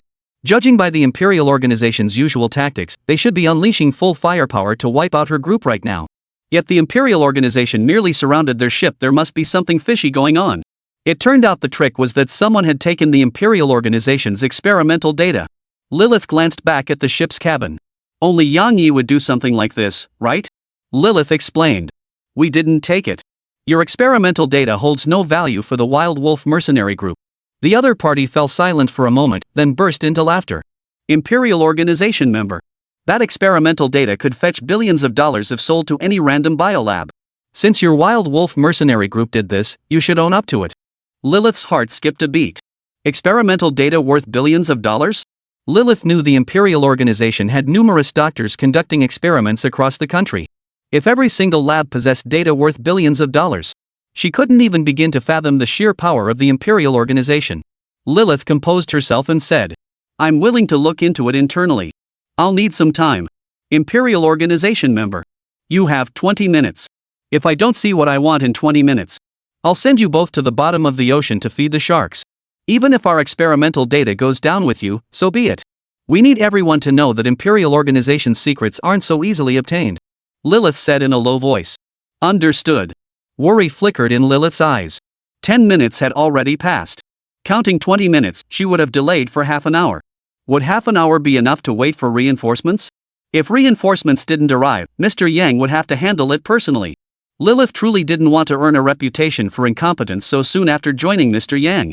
I hope there's enough time. Lilith murmured. Curiosity began to stir within her. What kind of armed forces would Mr. Yang's reinforcements be? Could they be other mercenary companies? Divine Grace Oasis. A 10-meter-high sea fortress stood atop the ocean. Constructed from high-density metal. Supported by a base above the ocean, it can also be lowered beneath the sea by controlling the base. There are two such fortresses.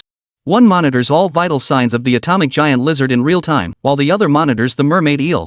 Inside the ocean fortress responsible for monitoring the atomic giant lizard. Large screens display images of the giant lizard's position from various angles. Staff members worked in an orderly fashion. Suddenly, the screen in front of one staff member turned red. The staff member exclaimed in alarm. His Highness the atomic giant lizard is showing changes. The doctor hurried over to the staff member.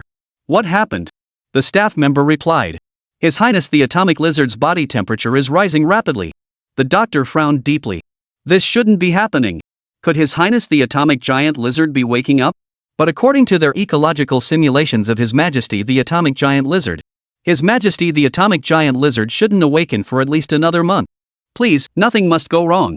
The doctor wiped the cold sweat from his forehead. He was panicking. Even as a biology expert, he had never encountered such an extraordinary creature as the atomic giant lizard. He couldn't tell whether the ecological simulation algorithm had failed or if the atomic giant lizard had fallen ill. If it was the latter, and anything happened to His Highness the atomic giant lizard, he would be utterly ruined. Look! His Majesty is moving! A staff member shouted, pointing at the large screen. The doctor immediately fixed his gaze on the large screen. The giant lizard's claws were grasping at something, seemingly without conscious intent. A staff member murmured. Your Highness, is he dreaming? The doctor's eye twitched. It's not dreaming. He's forcing himself awake. What on earth is happening? The giant lizard's massive jaws twitched rhythmically, its eyelids fluttering uncontrollably. Finally, its golden eyes snapped open. Then, a terrifying transformation began to unfold across its body. The bone spines along its back began to glow crimson, starting from its tail. The glow intensified from faint to blinding. The energy readings on His Majesty the atomic lizard are skyrocketing. Someone shouted. The doctor murmured. My goodness, is this the power of the gods? A crimson glow began radiating from its tail, growing ever brighter as it spread across its body. A hum of energetic turbulence rippled across the ocean floor. But when the crimson light reached the bone spines on its neck, it faded rapidly as if deprived of energy. If Yang Yi were here, he would know exactly what was happening. This was the atomic breath. The atomic reactor within the atomic giant lizard was nearly activated. Only because the atomic lizard had awakened prematurely could it not fully utilize the atomic breath. Roar! The atomic lizard finally awoke. Its cold, golden eyes glanced at the sea fortress before it began swimming toward the gates of Divine Grace Oasis. The doctor suddenly remembered something and immediately grabbed his walkie-talkie, shouting urgently, "Quick! Open the gates of Divine Grace Oasis. Dispatch speedboats and drones to follow it." The assistant asked, "Doctor, what's going on?" Beads of sweat formed at the doctor's temples as he replied, "The ecological algorithm is flawless. The divine child has indeed awakened prematurely. However, His Highness forced himself to awaken prematurely. I believe the great deity is nearby." The assistant froze. "You mean the child of God's father has arrived?" Chapter 88, Atomic Breath. On the ocean. The Wild Wolf mercenary course ship was surrounded by the Imperial Organization's armed research vessels. Like a plump fish trapped in a shark's encirclement. The Imperial Organization broadcast over the navigation radio. "Miss Lilith, have you decided to return the data to us?" Lilith's eyes scanned the sea. No ships were coming to the rescue, let alone any reinforcements capable of defeating the Imperial Organization. Lilith thought to herself, "I must keep stalling for time." Lilith called out, "I need more time to investigate." After a moment of silence, the Imperial Organization replied, "It seems Miss Lilith is treating us like complete fools. We'll blow up your ship and feed you to the sharks. And we'll head to the Wolf Clan's territory to feed those savages to the lions." Lilith thought to herself, "Oh no." She couldn't hold them off any longer. Lilith could only cast a pleading glance toward Yang Yi in the rear cabin.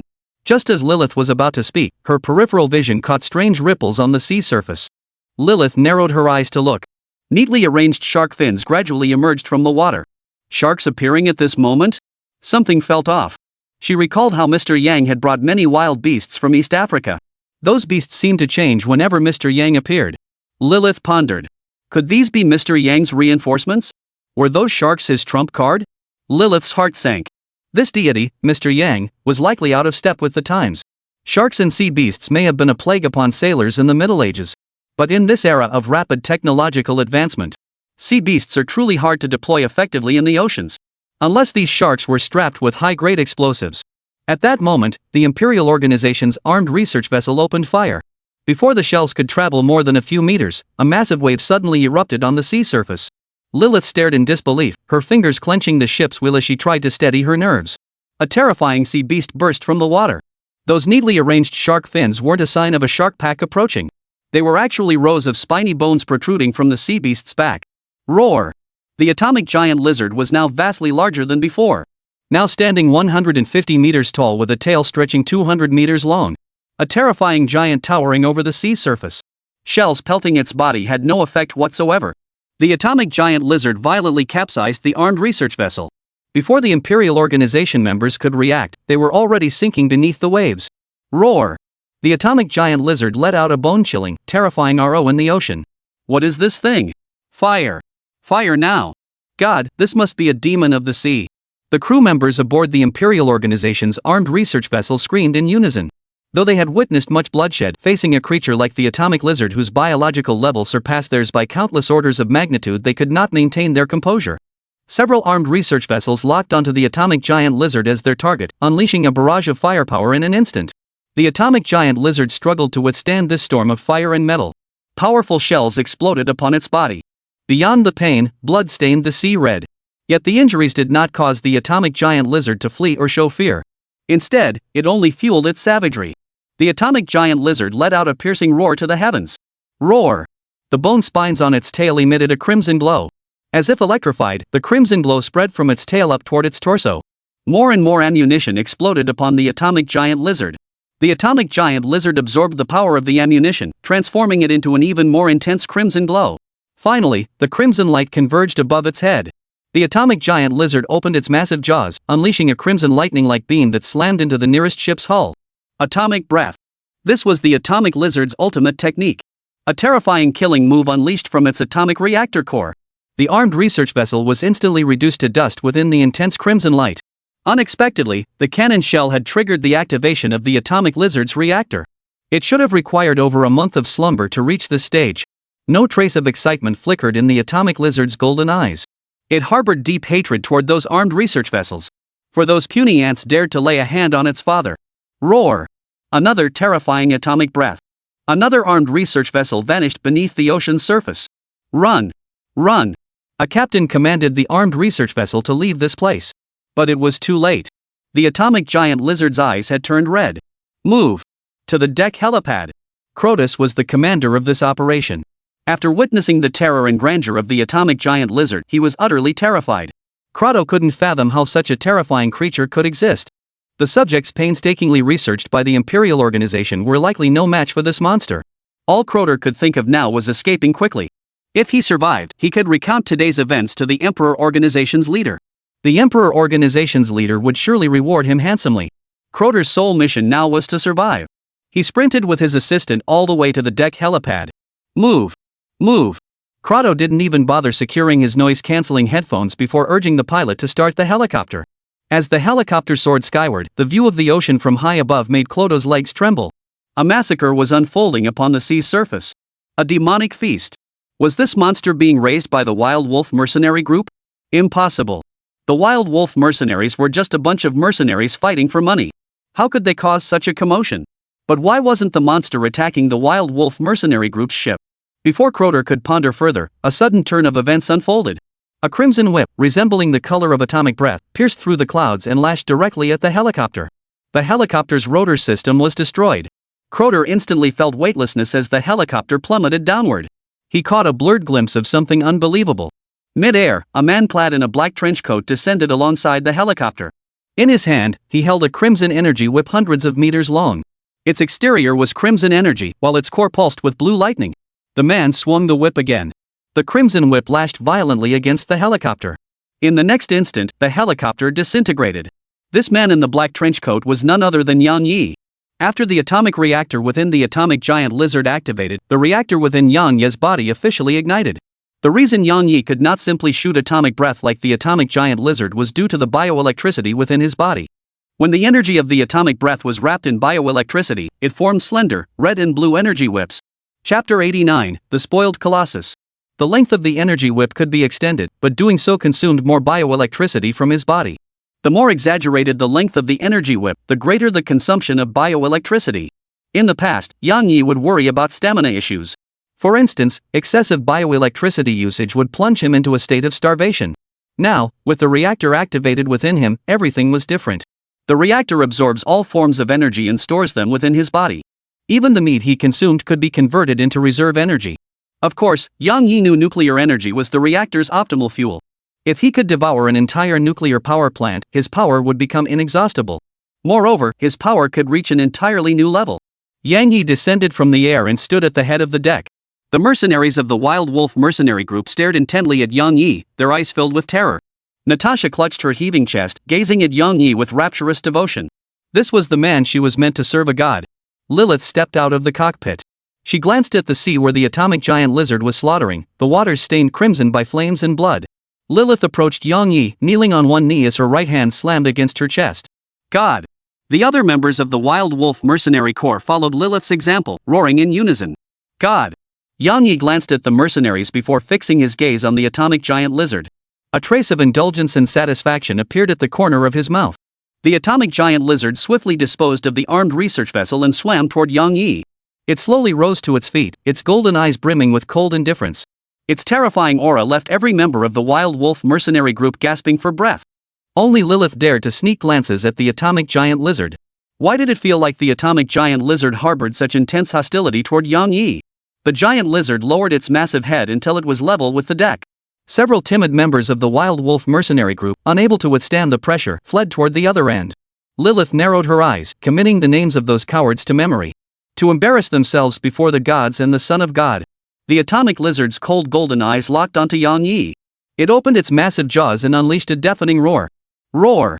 Lilith's eardrums throbbed painfully. This roar was louder than the atomic giant lizard's battle cries. Yet, Lilith couldn't shake the feeling that the sound was saturated with resentment. Yang Yi's black trenchcoat flapped wildly in the atomic giant lizard's furious roar. He reached out toward the atomic giant lizard. The atomic giant lizard extended its massive head slightly toward Yang Yi. Yang Yi stroked the atom lizard's head and murmured, "You've grown so big already." The atomic giant lizard looked even more aggrieved. It roared skyward, unleashing its atomic breath into the air. "Exactly. I've grown this big, yet I've barely seen you. Where the hell have you been hiding?" Yang Yi turned to the mercenaries, now cowering on the ground, and declared, "This is my eldest son. Address him as His Highness the Atomic Lizard."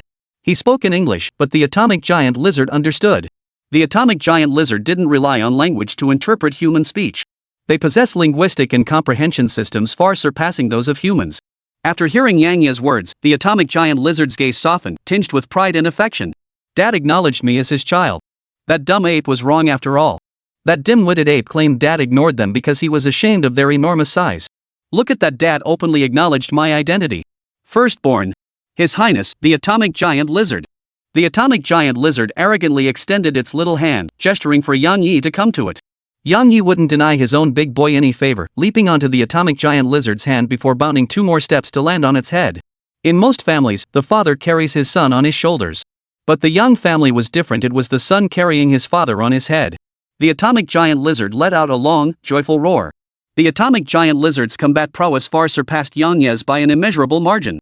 A single atomic breath from the beast would reduce Yang Yi to dust before his bioelectricity or self-healing could even activate. But could the bond between father and son truly be measured by combat strength alone? Lilith swallowed hard, her throat constricted with shock. This is spoiled behavior? Is this what a divine family looks like? Natasha beckoned to Yang Yi. "My handsome master, take me with you." The atomic giant lizard's golden eyes glanced at Natasha. This time, its gaze held no ferocity or resentment, only a deeply human-like, meaningful look. As if it were saying to Yang Yi, "Oh? Already moving on to a new one?" The atomic giant lizard would never let Natasha onto its back. If it were that iron-brained Gangzi, it might be possible. The head of His Majesty the atomic giant lizard, only Dad gets to ride it. The atomic giant lizard let out a long roar, ignoring Natasha entirely as it swam straight toward the Divine Grace Oasis. Lilith urgently shouted to the mercenaries, "Quick! Follow it!" And so, a truly eye-catching scene unfolded upon the ocean. A colossal lizard beast led 2 ships through the waves. Perched atop its head, a young man sipped his drink with leisurely ease. Divine Grace Oasis. When the Wild Wolf mercenary group arrived here, they were all stunned. They had never witnessed such a magnificent feat of engineering. Beyond the awe-inspiring steel walls lay countless laboratories and living quarters, even entertainment venues like bars. It was straight out of a science fiction novel. "Miss Lilith, please follow me." A young woman in a white lab coat addressed Lilith in English. "MHM, okay." After responding with 2 short affirmations, Lilith inquired, "What about my brothers?" The young woman smiled and said, "Someone will guide the Wild Wolf warriors to their quarters." The girl was well-mannered and possessed high emotional intelligence. Hearing the people of Divine Grace Oasis refer to them as Wild Wolf warriors, the mercenaries who had previously felt like guests in someone else's home instantly felt respected and gained a sense of belonging. Lilith followed the girl into a laboratory. Inside, Liu Changquan was conversing with Yang Yi. Yang Yi handed over the Imperial Organization's experimental data to Liu Changquan. After Lin Xiong remotely decrypted the files, Liu Changquan studied the data. His brow furrowed deeper and deeper. "They're reviving some kind of powerful creature." Yang Yi raised an eyebrow. "Reviving a powerful creature?" Liu Changquan nodded. "It's less about revival and more about simulation and creation. Based on genetic sequencing and biological construction, they're likely attempting to recreate extinct ancient creatures. Take dinosaurs, for instance." Yang Yi's eyes held shock. His own colossal beasts were created through divine intervention. The Imperial Organization actually intends to use technology to create ancient behemoths? Truth be told, even if the ancient creature the Imperial Organization intended to create was indeed a dinosaur, it would merely be a delicious meal for the colossal beasts. Even a Tyrannosaurus Rex wouldn't reach the height of the atomic giant lizard's leg. A dozen tons of meat? Truly just a single meal for the atomic lizard. Chapter 90, The New Ancient Castle. Yang Yi sat in his chair, legs crossed, asking casually, "With this data in your hands now, can you create something even more surprising for me?" Liu Changquan knew this wasn't an ordinary multiple-choice question, it was a life-or-death dilemma. If he possessed the biological data of the divine child alongside this information, yet his research fell short of the Imperial Organization's, his competence would inevitably be called into question. Liu Changquan swallowed hard. "I will create something even more astonishing than the Imperial Organization." Yang Yi smiled faintly. "Very good." Yang Yi turned to Lilith, who had entered the lab. "This is Lilith, leader of the Wild Wolf mercenary group." Liu Changquan froze, then abruptly turned to Lilith. This is the leader of the Wild Wolf mercenary group? Liu Changquan had heard of the Wild Wolf mercenary group. It was a mercenary group notorious internationally for its brutal reputation. For the right price, they'll do anything. Even going to war. Liu Changquan stared at Yang Yi in disbelief with the corner of his eye. Could the leader of the Wild Wolf mercenary group also be a member of the Ten Commandments Society? Just how many more shocking figures like this did the Ten Commandments Society have? Liu Changquan extended his hand proactively and said in English. Liu Changquan. Pleased to meet you. Lilith promptly responded with a friendly greeting. Lilith. Yang Yi stood up and declared. Lilith will be in charge of the armed systems at Divine Grace Oasis. You two should discuss the details. Liu Changquan inquired. Sir, where are you headed? Would you like an escort? Yang Yi waved his hand. I'll spend some time with the kids. Yang Yi arrived at the beach. What had once been a barren wasteland was now a pile of rubble. Numerous collapsed structures littered the ground. Originally, this large open space, situated between the habitats of the giant ape and the atomic lizard, was ideal for establishing a laboratory. But those two always fought whenever they met, turning this place into a wasteland no one dared to set foot in.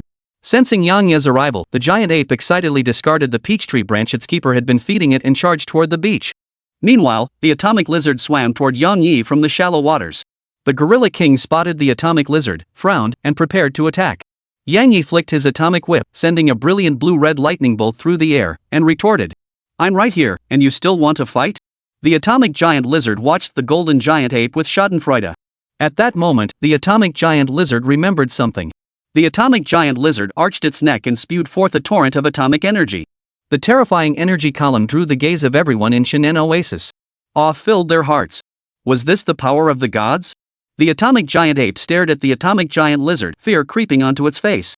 With the boss pulling off this kind of stunt, how the hell was he supposed to fight it? Damn it, I couldn't beat it even without this. The giant ape had no tricks, but it was clever. The giant ape's brain spun, and in an instant, it flopped onto the ground, pounding its chest and kicking its legs. The spoiled one always gets the best deal. But this pouting act kept making the earth tremble. Yang Yi chuckled. You want gear that can beat the boss? The giant ape stopped its whining, its huge eyes fixed on Yang Yi as tears streamed down its face. It seemed as though it had been thoroughly bullied by the atomic giant lizard lately. Truth be told, it was always the giant ape who provoked the atomic lizard first. Yang Yi fell deep in thought. If he forged a set of power armor for the giant ape, wouldn't its combat prowess skyrocket? He wasn't worried that powered armor would add weight and hinder its agility.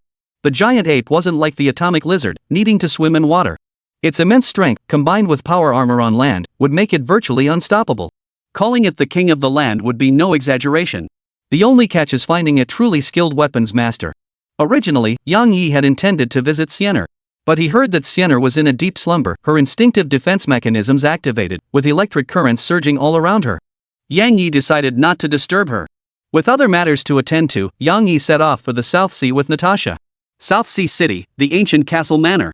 The ancient castle estate left Yang Yi utterly perplexed. He almost doubted this was his own home. Originally situated near the coast, the estate featured expansive lawns. Upon that lawn stood the ancient castle, steeped in European medieval style. Now, the estate was enclosed by a high cobblestone wall. A security booth had been erected at the main gate. 6 security guards stood vigilantly at their posts. Natasha blinked in surprise. Is this your home? Yang Yi looked utterly skeptical. He'd only been away for a month. Had his home been burglarized? He approached the security booth. 2 guards in black uniforms extended their arms, their expressions stern. Private estate, no entry. Before the guard could finish, the security captain stepped briskly out of the booth, scrutinizing Yang Yi intently. The next second, the captain's face was filled with astonishment and delight. Mr. Yang has returned. Yang Yi's expression grew even more puzzled. Did this security chief recognize him? The 2 security guards suddenly looked enlightened, gazing at Yang Yi with eyes full of respect as they bowed their heads. Mr. Yang. Especially the younger guard, a teenager of 17 or 18, whose eyes shone brightly as he looked at Yang Yi. Though thoroughly bewildered, Yang Yi gave a brief nod and proceeded toward the castle's interior. Natasha was thrilled. Natasha's monthly salary of $4,000 was an enviable income even in highly developed countries. Yet no salary could bridge the chasm between social classes. This was her first time seeing such a magnificent castle, as if stepping into the home of a medieval noble. Beyond the security gate lay a vast lawn. Though it was late autumn, the lawn remained vibrant and lush. The lawn was entirely real, and the grass varieties were quite expensive. Ryegrass, Kentucky bluegrass, tall fescue. Not only in late autumn, but even in the dead of winter, they maintained their fresh green color. Numerous gardeners in coveralls were trimming the lawn and flower beds. Near the castle entrance, along the bluestone paved walkway, two maid-like figures were sweeping the grounds. The maids possessed a certain level of beauty, at least on par with the most attractive girls in town. Spotting Yang Yi, they bowed respectfully and said softly, "Mr. Yang." Yang Yi grew increasingly bewildered. Did all these people recognize him? He had long planned to establish a butler system. But he harbored too many secrets to share with outsiders. He had planned to have his loyal followers manage the estate once he had gathered a group of devoted supporters. What was going on now? Yang Yi stepped into the main hall of the ancient castle. Above the main hall, on the second-floor corridor railing, hung an oil portrait of a medieval count. Now, that portrait of the medieval count has been replaced by an oil painting of a blooming black rose. On all four walls, there were also paintings of various beasts alongside abstract depictions of worshippers paying homage to deities. Good heavens, my lord! Your castle is simply breathtaking. Natasha could scarcely take it all in. The cultural grandeur within this ancient castle carried a distinctly religious aura. This is truly a dwelling fit for the gods. Chapter 91, Suzu. Yang Yi realized something. The black rose was the emblem of the Decalogue Society and the sacred flower of the Equilibrium sect. Liu Changquan, Sun Xian, and the others wouldn't dare to casually enter his home. Therefore, this must be Su Shue's doing. Sure enough, a bone-chillingly sweet female voice echoed from the second floor. "Oh? Are you also the master's female slave?" Yang Yi looked up. Su Shue, dressed in a long black gown, descended the stairs with a seductive smile. Su Shue was beautiful, once possessing an internet celebrity vibe and a touch of streetwise allure. Now, Su Shue possessed a refined aura, exuding an added elegance and air of authority. The black lace gown accentuated her figure, lending her an air of mysterious allure. This was the person Su Shue was meant to be. But she never had the chance. True poverty rarely offers pathways upward. They lack avenues, lack space, and bear immense pressure. Su Shue descended the steps, bowed slightly, and smiled charmingly. "Mr. Yang, you're back." After speaking, she shot Natasha a defiant glance. Su Shue had always been academically challenged. Even now, as the leader of the Equilibrium sect, and had begun studying diligently, English wasn't something she could master in a month. However, Su Shue could understand the word master muster. "You, a foreigner, think you're fit to be Brother Yang Yi's slave? Trying to steal his affection, huh?" Natasha stared at Su Shue in confusion, unsure of her intentions. Su Shue sneered dismissively. "You'd better focus on learning Chinese." Natasha didn't understand Su Shue's words, but she could sense the provocation. Her gaze towards Su Shue turned hostile once more. Yang Yi paid no attention to the two women's rivalry. He glanced at the maids occasionally moving about the castle, then turned to Su Shue with a questioning look. Su Shue smiled quietly. "They are the most devoted followers of the Equilibrium sect. Shall I give you a tour of the castle as it is now?" Yang Yi murmured, "Oh," and nodded. Su Shue led Yang Yi through the castle. All the former portraits had been replaced with religious-themed oil paintings. Even though the original paintings were each worth a fortune, Su Shue believed none could compare to those depicting the pantheon of the great deities. What mattered wasn't who painted them, but who was depicted. Su Shue remarked. The Equilibrium sect is thriving now, having cultivated a group of fervent devotees. This was largely thanks to Do Yuba. In the eyes of many, Do Yuba herself is a fairy sister who saves people. Now that Do Yuba refers to herself as the Holy Mother of the Equilibrium sect, those followers have become its devoted adherents. From among these followers, Su Shue selected members deeply devoted to the great deity and sent them to the ancient castle to attend to Yang Yi's daily needs. Incidentally, Su Shue did not reveal Yang Yi's true identity to the followers, merely stating that caring for him was a divine command. The ancient castle estate was the place closest to the divine. Countless devotees yearned to come here. Su Shue continued. Tanchi Biotechnology has gained considerable fame recently, and many of its employees are also believers. Not only do the believers work at Tanchi Biotech, but they also serve as the most effective surveillance system, monitoring every move the company makes. Apocalypse Bio has been running aggressive advertising campaigns lately. They purchased two adjacent buildings in the most expensive corner of the district, along with the structure between them a massive undertaking. Now connected by a glass walkway, the two towers have become a landmark in Nanhai. One building is named the Purple Star Tower, symbolizing sovereignty and authority. The other is named the Mars Tower, signifying calamity and authority. Many may not know that Inghua was the ancient Chinese name for Mars, which was regarded as the star of calamity in ancient times. Yang Yi asked Su Shue, "Is anyone in the basement?" Su Shue replied, "No one's down there." After speaking, Su Shue gazed thoughtfully at Yang Yi before glancing at Natasha with a mischievous smile. "If you're interested, I could convert it into a torture chamber. I hear a lot of guys enjoy that kind of thing with tall, curvy women." Yang Yi's face darkened. Find Natasha a room. I need to go down to the basement. Oh, and someone will be delivering something shortly. Have someone bring everything through the secret passageway down to the basement. A secret passageway led from the castle's rear door directly to the basement. Yang Yi suspected it might have been built by the original owner to evade enemies. Su Shui replied. Understood. She shot Natasha a glance. Let's go. With that, she swayed her hips and headed toward the guest room. About an hour later, several large trucks pulled into the castle grounds. The young security guard at the gate waved them down. The trucks stopped, and the youth addressed the drivers. Leave the vehicles here. Everyone else, get out. The truck driver leaned close to the youth's ear and whispered softly. Equilibrium protects the world. The youth froze, realizing they were one of his own. These truck drivers were all employees of Apocalypse Biotech and followers of the Equilibrium cult. The youth guided the truck through the castle's side gate. Several security guards followed behind. The truck driver opened the cargo hold, revealing large metal crates inside. The boxes had holes, and the sound of breathing could be heard from within. These crates contained beasts transported back from East Africa. Yang Yi intended to train these beasts in the basement to become warriors of the Black Rose Legion. The guards carried the crates one by one through the secret passageway into the basement. Immediately afterward, the guards departed one by one. Just as the youth was about to leave, a voice rang out. You stay. The boy looked around blankly. No one spoke. The boy looked at his companions. The other guards clearly hadn't heard the voice. Suddenly, it dawned on him. This was the place closest to the gods. The voice that had just spoken to him must have been that of a deity. The boy stood frozen in place, overcome with excitement. Moments later, a man's figure abruptly materialized before him. The youth exclaimed excitedly. Mr. Yang. Yang Yi remembered the youth vividly. It was this very youth who had stopped him upon entering the ancient castle, his eyes brimming with admiration. Yang Yi inquired. What's your name? The youth stood ramrod straight. Suzu. Yang Yi murmured, oh, then said. Would you mind keeping watch over the secret passageway? Don't let anyone come in. Suzu slammed his left chest. I'll guard that door with my life. With that, Suzu walked toward the secret passageway entrance, his face solemn yet proud. Yang Yi surveyed the basement filled with over 100 cages, inspecting each one. All the beasts were sedated and asleep. He murmured softly. Come out. The floor trembled. A deafening roar erupted from the basement bathroom.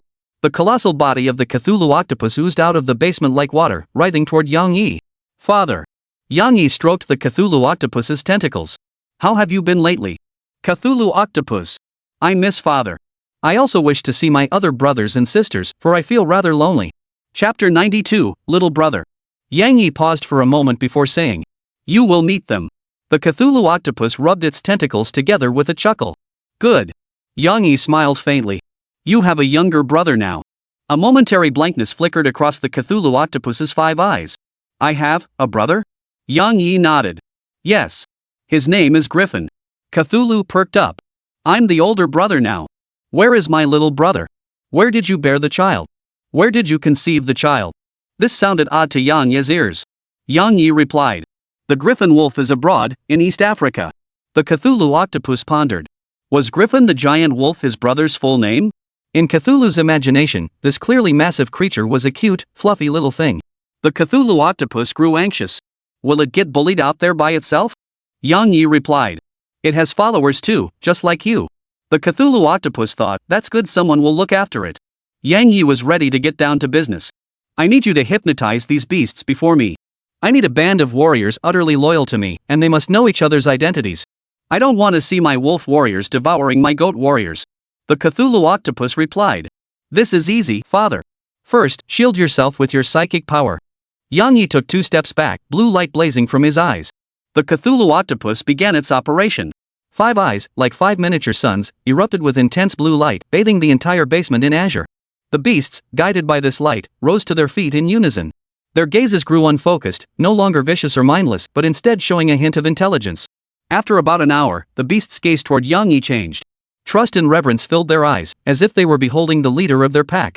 The beasts bent their front legs and knelt, lowering their heads.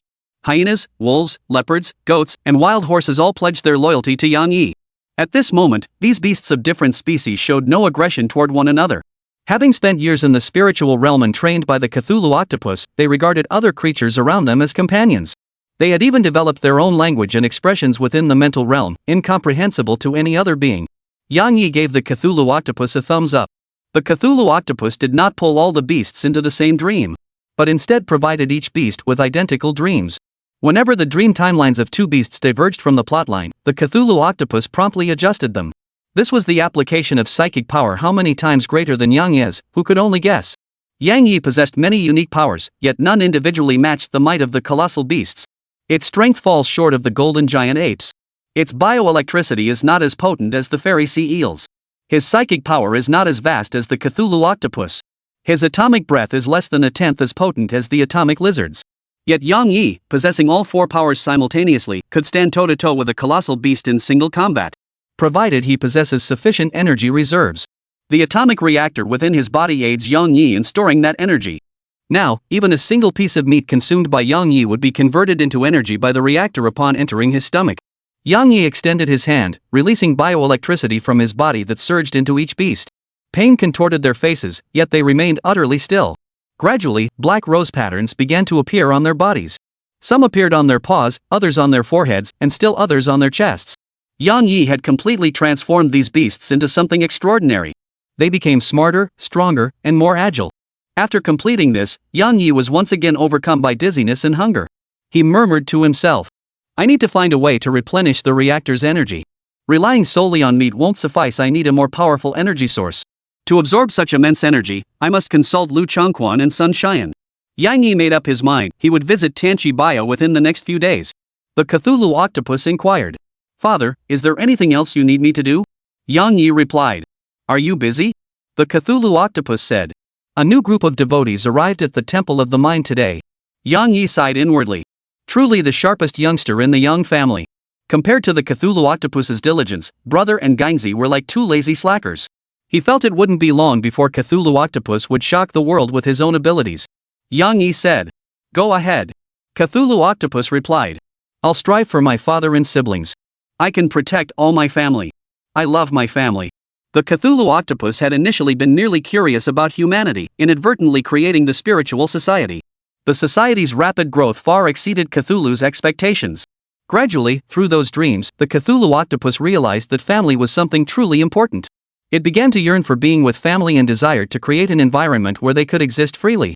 For instance, it envisioned the Brotherhood of the Mind ruling the entire world, with every nation's leader becoming a follower of the Brotherhood. Unaware of the Cthulhu octopus's ambitions, Yang Yi smiled and said, "Alright, I'll do my best too." The Cthulhu octopus wriggled its way to the bathroom and burrowed into the sewer. Yang Yi emerged from the secret passage. As he emerged, over 20 black rose wolves followed close behind. Suzu remained diligently stationed at his original spot. Spotting Yang Yi emerge, Suzu hurried forward, his voice trembling with nervousness. "Sir, I've completed the task." Yang Yi smiled gently and gestured toward the pack of wolves behind him. "Which one do you like?" Since Su Shui had established a butler system for the ancient castle, Yang Yi decided to enhance its security system instead. Yang Yi trusted the loyalty of the castle's guards, but he didn't trust their combat effectiveness. The security personnel of those top-tier families were all professionally trained bodyguards. With this pack of black rose wolves within the castle, its security system would be unassailable. These wild wolves possessed world-class senses. Their smell, hearing, and vision were unmatched. Their reconnaissance capabilities surpass even ordinary electronic devices. Wild wolves bear a strong resemblance to dogs in appearance. Therefore, Yang Yi considered deploying these wolves as guard dogs to protect the castle estate alongside the security personnel. Suzu paused, glancing behind Yang Yi. He wasn't afraid of these wild wolves at all. Instead, he was actually carefully selecting them. Yang Yi shot Suzu a suspicious glance. This youngster seemed a bit off. He seemed a bit thick-headed and slow on the uptake. Yang Yi recalled something. Su Shui had mentioned she had a mentally challenged younger brother. Suzu also bore the surname Su. After a moment's thought, Yang Yi understood. Su Shui possessed a healing potion, which she administered to Suzu. After his madness was cured, Suzu's mind matured, but his temperament remained childlike. Chapter 93, Guarding the Compound. Suzu selected a wild wolf. That wild wolf was truly hideous. Its coat was a mottled mix of earthy yellow and grayish-brown, dotted with splotchy black spots. Lilith had mentioned this wolf before.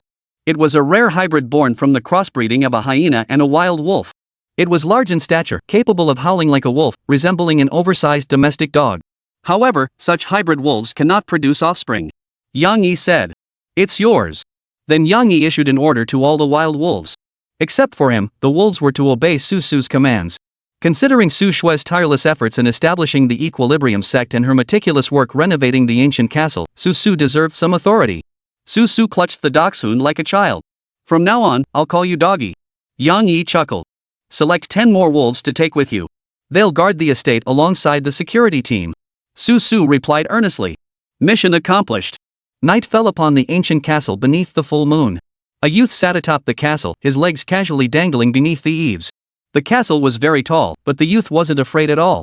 He stroked the coyote beside him, his eyes sparkling. Mr. Yang spoke to me today. The coyote whimpered twice. The boy exclaimed in surprise. Ha! Did you say I'm really great? I think I'm pretty awesome too. Truthfully, the boy hadn't understood what the coyote was saying, and the coyote couldn't express such precise meaning anyway. The point was, what the coyote said didn't matter, what the boy believed the coyote said was what mattered. Leaning both hands against the roof behind him, the boy gazed at the round moon. Look at the moon, it's huge, just like Mr. Yang. Suzu had once suffered from mental illness. He never went out during the day, terrified of being stared at by others. So his greatest pleasure was gazing at the moon at night. An older sister mentioned that a generous benefactor was willing to help their family. Gradually, their family's circumstances improved. Grandma and Mom bought a house in town, and they even hired a nanny. With money and time now available, Mom took me to big hospitals for treatment. But his illness was difficult to treat, and the medical expenses were a bottomless pit. Suzu was quite content. Seeing Grandma and Mom living more comfortably, less burdened by hardship, brought him peace of mind. A few days ago, his sister brought back a small bottle of medicine, saying it might cure his illness. Suzu drank it. And a miracle happened. His mind cleared, and many things that had once baffled him now made perfect sense. He could control his limbs properly, no longer making gestures like giving a thumbs up with one hand and a six-fingered salute with the other. His sister said that Mr. Yang, who had helped their family, was a god. Suzu didn't find this strange at all. Even if Mr. Yang wasn't a god, he was far more powerful than any bodhisattva or god. Even if Mr. Yang was human, in Suzu's heart, he was no different from a god. Ring ring ring. The phone rang. Suzu frantically silenced the phone before answering. He whispered. Hey sis, what's up? Su Shue's worried voice came through. Where have you been? Suzu nervously replied. Sis, keep your voice down. Su Shue paused for a moment, her tone stern. I brought you to the South China Sea so you could repay Mr. Yang's kindness and build a career. Don't mess around. Su Shue went to Suzu's dorm but didn't see him. Given how secretive Suzu had been lately, it was easy for Su Shue to suspect he was up to something unsavory. Like frequenting prostitutes, for instance. Coming from a small town, who knew if the glitz of Nanhai had blinded him? Suzu's voice grew urgent. Keep your voice down. You'll wake up Mr. Yang. Su Shue froze on the other end. You're with Mr. Yang? Suzu glanced at the rooftop where he was sitting. You could say that. Su Shue. What do you mean sort of? Where exactly are you? Suzu replied. I'm sitting on the roof above Mr. Yang's bedroom. Su Shue. Damn it, what are you playing at? Sitting right above Mr. Yang's head? Have you lost your mind? Suzu looked hurt. I just want to protect Mr. Yang. I'm afraid someone might bully him. Su Shue fell silent. After a moment, she said softly. Come down now. Mr. Yang isn't here tonight. Suzu blinked his eyes. Where did he go? Su Shue replied. To Tianqi Bio. Oh, you wouldn't understand anyway. But seriously, how did you even climb up there? It's so high. Suzu glanced suspiciously at the ground 20 meters below him and muttered. Hi. It was easy. If Mr. Yang isn't here, I'll head down and wait for him at the entrance. What if Mr. Yang is afraid of the dark? With that, Suzu began to climb down the wall exactly as he had come up. Su Shue roared in frustration. Use the stairs. And besides, the lights stay on all night, it won't be dark. Nighttime, Tianqi Biotechnology Company.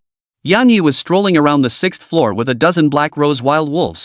He couldn't help but marvel at how great Tianqi Bio was. Beyond the workspaces, there were gyms, cafes, swimming pools, and even an employee bar. It was practically a mini-society. Such amenities were rare even among major corporations.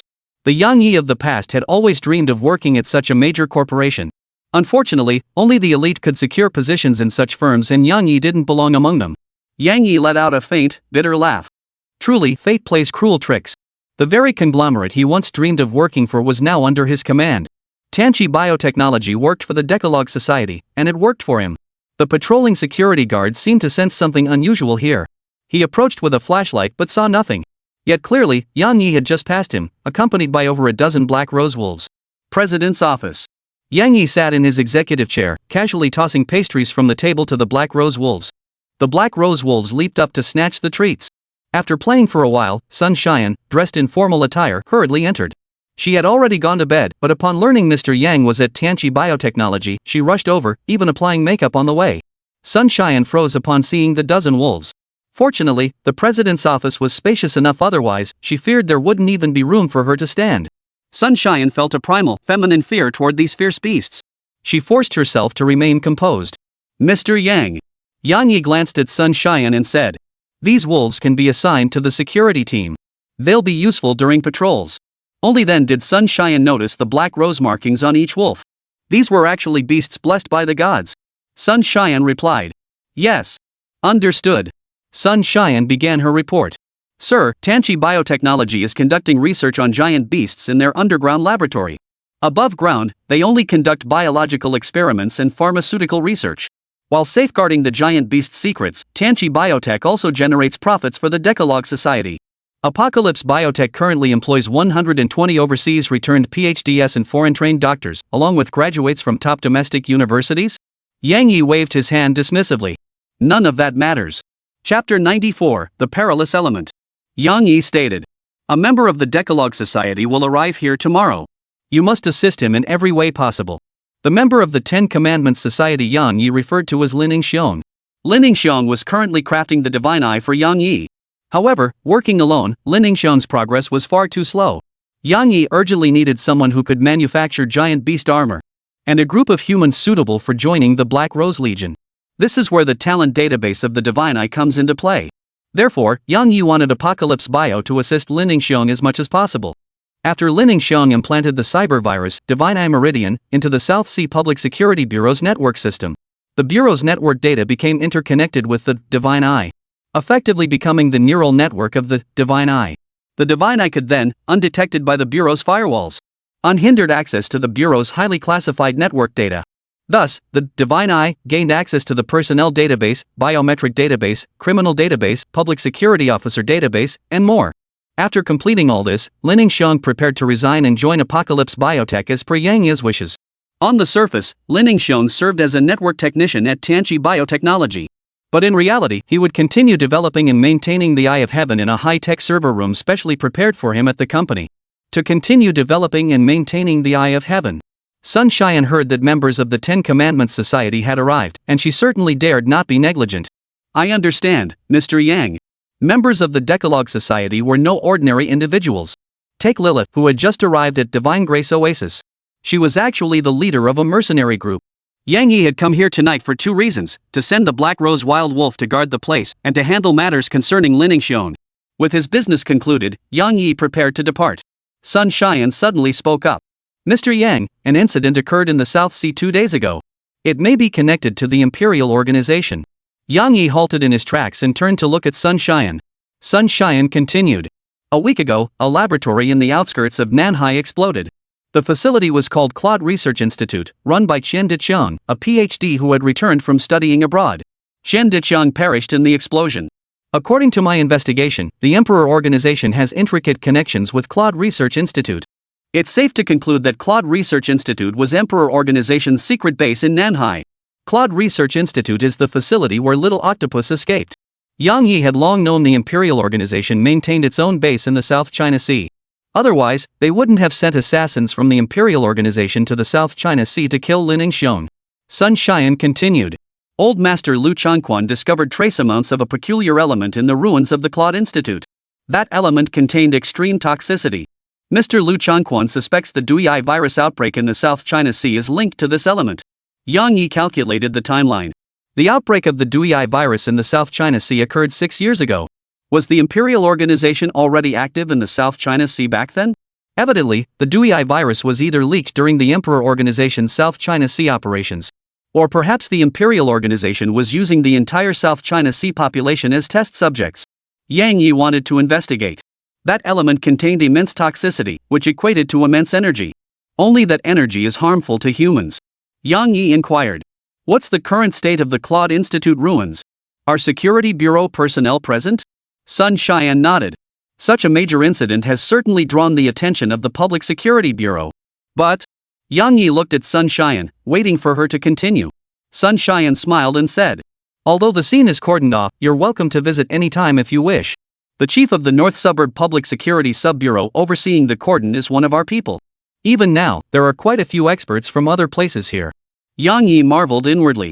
These top-tier businessmen were truly formidable. The chief of the North Suburb Public Security Bureau was, to put it nicely, one of their own. To put it bluntly, he was Sun Shitan's henchman. Yang Yi replied. All right. 2 a.m., North Suburb of Nanhai, Claude Research Institute. Is this really a good idea for us? We're already here, what's the harm? Holy, this place is already cordoned off by the Public Security Bureau. We're breaking the law. No worries, we can handle it. The two young men, carrying a camera, hid outside the perimeter tape, peering at the security officers patrolling the ruins of Claude Research Institute. One was Zhang Hai, the other Liu Lian. They were alternative live streamers. Like ghost hunting, like unraveling ancient legends, this was quite similar to the adventurous Su Dola. Unfortunately, they lacked the knack for uncovering big news, and their work remained consistently mediocre. When the Claude Institute exploded, Liu Lian was investigating spirits at a nearby graveyard. When the flames shot skyward, Liu Lian was the first to arrive. Major news like this was like honey to Liu Lian. Hidden in the shadows, he watched a group of foreigners drive away and saw the sheriff arrive belatedly. Not long after the sheriff arrived, a group of people dressed in white lab coats and protective gear, researchers, it seemed, showed up. Liu Lian immediately informed his trusted partner, Zhang Hai, determined to secure this explosive scoop. No other media outlets know about this yet. If we get the inside scoop, it'll be our exclusive. Alright, let's do it. Hide the camera on your clothes. Got it. Follow me. There's a way we can sneak in. Inside the Claude Institute, researchers clad in isolation suits moved in and out.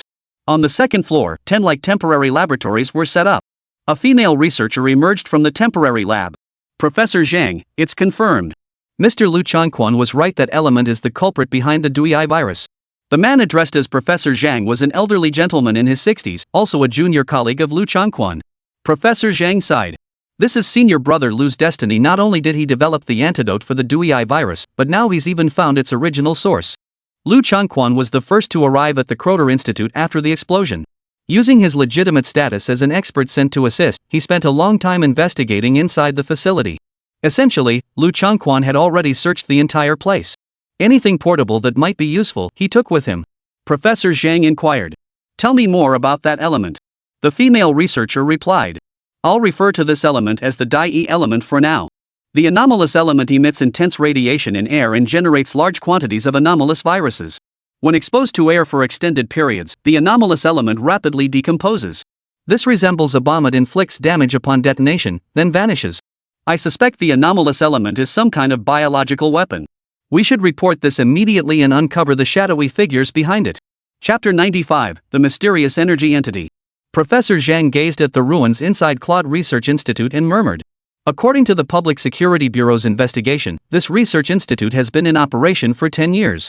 The people behind it invested tremendous effort. All that effort just to create the D virus? I don't think so.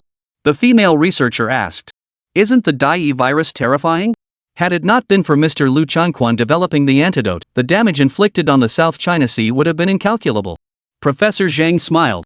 The problem lies precisely here. I admit that senior brother Liu was a genius. But brother Liu found the antidote virus in just half a year. A virus that took 10 years of painstaking research to develop, conquered by brother Liu in just 6 months? I don't think it's that simple. The female researcher found Professor Zhang's reasoning plausible and asked doubtfully. Then what do you think is really going on with the Dai element? Professor Zhang pursed his lips and said. The leak of the dangerous element could trigger a catastrophe. But the purpose of the dangerous element isn't to release viruses. The researcher pondered for a moment, then exclaimed in sudden realization. It sounds like the Dai virus is akin to radiation from a nuclear energy leak. Professor Zhang nodded. I believe the Dai virus is likely a new energy source we haven't discovered yet. We should report this discovery and find out who's behind the research institute.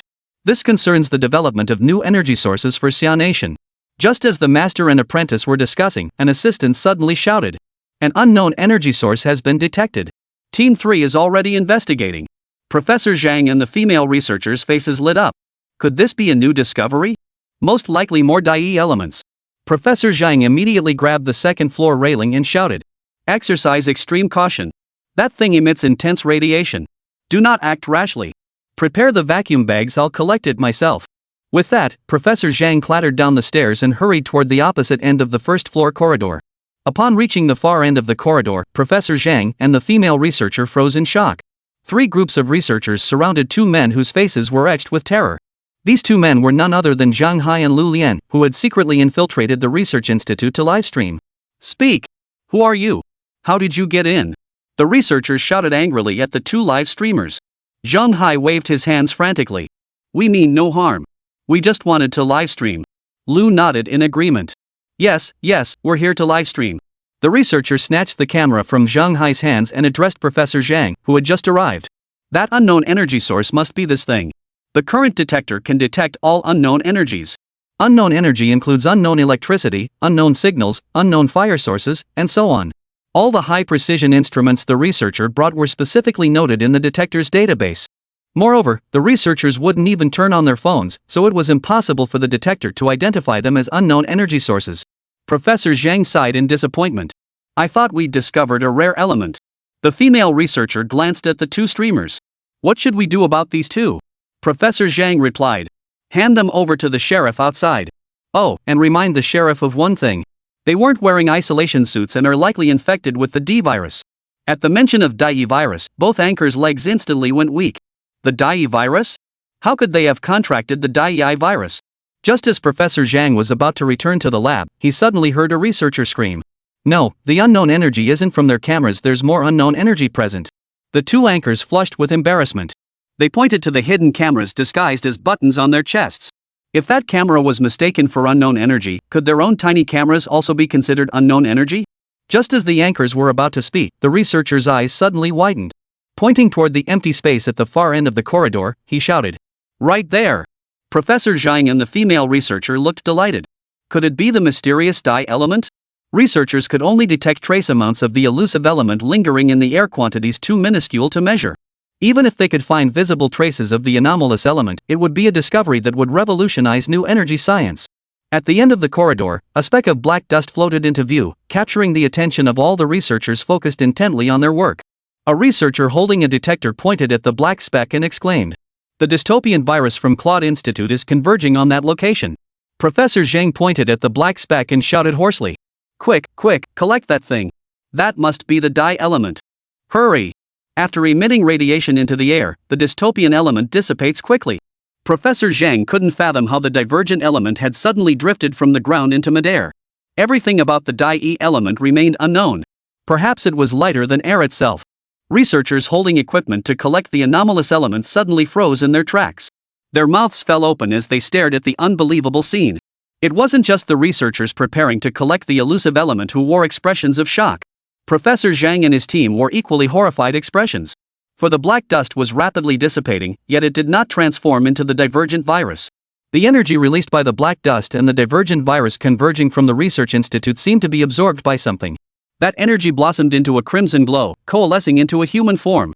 Professor Zhang rubbed his eyes hard. He had to admit a terrifying truth. An invisible being was absorbing the dystopian elements and dystopian virus from the research facility. They would never have detected this entity had it not absorbed so much energy that its entire form now radiated a crimson glow.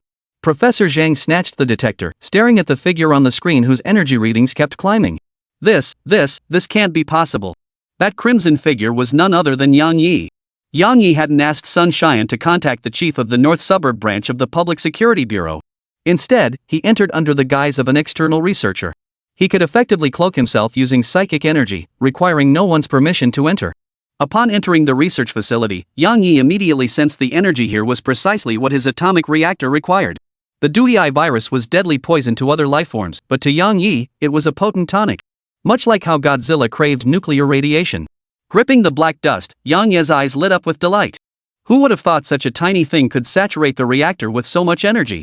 Yang Yi wasn't merely absorbing the Dui element, he was absorbing the entire Dui virus within the research facility. He had a feeling. Once the reactor was activated, his power could grow. Much like the growth of colossal beasts. His physical form wouldn't expand, but his power, bioelectricity, atomic breath, and psychic abilities were surging at an astonishing rate. Once, Yang Yi believed it was impossible for him to stand against the colossal beasts by relying on any single special power. Now Yang Yi no longer held that belief. As long as the reactor devours sufficient energy, bioelectricity could surpass even that of the fairy sea eel. Its strength would surpass that of the titan gorilla. and its psychic power would surpass that of the Cthulhu octopus. Chapter 96, The Security Bureau's Operation. What the hell is going on here? Professor Zhang's aged eyes widened in disbelief at the scene before him. The humanoid energy entity, radiating crimson light, suddenly blazed with intense blue eyes. Those blue flashes were like two mesmerizing bolts of lightning. This. The researchers all gaped in shock. The female researcher was so terrified she collapsed to the floor. The crimson energy enveloping the mysterious humanoid entity began to shrink and fade. The mysterious humanoid energy form gradually faded from everyone's sight. Then, only a pair of eyes, blazing with lightning-like brilliance, remained. They cast a fleeting glance at the group. Finally, the mysterious humanoid energy entity vanished completely. Professor, what was that? The female researcher stammered. Today's scene had utterly shattered their worldview. Someone asked, "Was it human? That can't be right?" Someone muttered under their breath. "Could it be a god or a ghost?" Someone else said, "It could also be some kind of natural phenomenon caused by the peculiar properties of the rare element, making it resemble a person." After the last person spoke, everyone fell silent. The theory was simply too far-fetched. None of them believed in such coincidences, yet as scientists, they had to consider it. It absolutely cannot be a natural phenomenon. That thing possesses intelligence. Professor Zhang declared with unwavering certainty. For before the mysterious humanoid energy entity vanished, it had cast a glance their way. Professor Zhang clearly saw disdain, coldness, and arrogance in that glance. These were emotions only a highly intelligent being could possess. Teacher Zhang suddenly turned around. What happened today must not be shared with anyone. The researchers nodded in unison. Zhang Hai and Lu Lian, the two male anchors, forced a smile. That might be difficult. Professor Zhang frowned at them. Zhang Hai pointed to the button-sized camera on his chest. "We're live." Teacher Zhang's eyes slowly widened, round as copper bells. Zhang Hai takes you to the bizarre livestream world. Holy, I've uncovered a huge secret. Could these white coats be the legendary Bureau 749? I knew this world wasn't that simple. This is insane. I think I just saw God. Supernatural humans? Wait, if they're supernatural, can they even be called humans? The government's trying to cover this up. Holy crap. Could this be Zhang Hai staging his own show? Hey, do you really think Zhang Hai has the clout to pull off a stunt like this? No one actually thinks that's special effects, right? Inside the abandoned Claude Research Institute, the researchers never imagined such a turn of events. The information, exposed before the authorities could process it, was now vividly circulating online. Just as the two male streamers were apprehended by the researchers, the live stream suddenly surged by thousands of viewers. If this was intended as a show effect, it was undeniably a resounding success. When the mysterious humanoid energy entity appeared, the live stream's viewership exploded. By now, clips from the stream are undoubtedly being shared, spreading tonight's supernatural event across the internet like a tsunami, creating waves of shock and awe. Laoai Mountain, Security Administration Bureau. Inside the conference room, senior officials and elite agents of the Security Administration sat solemnly in their chairs. Director He rubbed his temples. His white hair had grown noticeably thicker lately. Ever since the colossal beasts appeared, Director He hadn't slept well. Those beasts always appeared and vanished suddenly, leaving them completely baffled. It was like a girl teasing you relentlessly, only to suddenly say, "My mom called me home for dinner." Now, this mysterious humanoid energy entity had appeared and gone viral online. It was utterly outrageous. A knock sounded on the conference room door as a sharp-looking woman in her 40s entered. "Director, we've contacted Kuaibao Short Video Headquarters. They'll do their best to suppress the mysterious energy entity. Using my connections, I've also enlisted several major influencers to debunk the rumors. I believe we can minimize the backlash." Director He sighed. "Alright, you've done well." The woman walked into the conference room and sat down. Her name was Zhang Lina, once the Security Bureau's ace agent. Director He looked at Zhang Lina. "What are your thoughts?" Zhang Lina replied. "Online sources claim this humanoid energy entity is a deity." Director He pursed his lips. "Do you believe it's a god?" Zhang Lina scoffed. "A god? Who here would believe that?" A young man in the room stood up. "But team leader Lin Chang and I once conducted an investigation in the South China Sea. Based on oral accounts and extraordinary events, everything proves that a god truly exists in this world." This young man was Xiao Beilong, who had clashed with Su Shui and others in Xinliang village and witnessed their miraculous ability to bring people back from the brink of death. Later, while pursuing members of the spiritual society, Xiao Beilong encountered Gaofan, a man who could dodge bullets, and nearly lost his life to him. Zhang Lina stared at Xiao Beilong. "A god? Tell me, what kind of god is this? A bodhisattva or god?" Xiao Beilong detected the slight sarcasm in Zhang Lina's tone, yet he answered earnestly. "It is the great divine being and the master of the spirit." The name Great Deity had been learned from Su Shui. The title Spiritual Sovereign had been extracted from Ma Jun, the traitor of the Spiritual Society, during interrogation. Zhang Lina nearly burst out laughing. These two deities were nowhere to be found in myth or legend. They sounded more like rumors circulating among internet subcultures. Xiao Bailong and Lin Chang both wore expressions of displeasure. Was Zhang Lina taking advantage of her status as a veteran agent to treat these newcomers with such disregard? Zhang Lina suppressed her smile. I don't believe in gods in this world. Those present, do you believe? Who among them dared claim belief in gods? Who would risk their career by publicly supporting theism? Xiao Bai, stubborn as iron, retorted. Then tell me, how do you explain what happened to me and team leader Lin Chang? Zhang Lina retorted. I've seen this cult sleight of hand too many times. Xiao Bailong pointed at the large screen. The mysterious humanoid energy form was displayed on the screen. Xiao Bailong demanded. What about this? You wouldn't claim this as human, would you? Zhang Lina's expression darkened. It's just some kind of trickery. I believe there must be a scientific explanation. I'll say it again, gods cannot exist in this world. If there must be a god, it can only be a false god. After speaking, Zhang Lina turned to Director He. I request to return to frontline duty. Director He breathed a sigh of relief. Since the Security Administration's establishment, it had never encountered such a major issue. Now that veteran agent Zhang Lina was willing to return to the field, it couldn't be better. He Ju looked at Zhang Lina with satisfaction. Very well. I'm granting you the highest level of authority. All local security bureaus will follow your directives. Should you require military assistance, submit a formal request in advance. Zhang Lina smiled. Just lend me these two young men for a few days. I'll teach them a thing or two. The future of the Security Administration can't afford such foolish mistakes. Chapter 97, The Boy on the Fortress Roof. It was already 3 in the morning. Even in a major city like Nanhai, few people were out wandering about.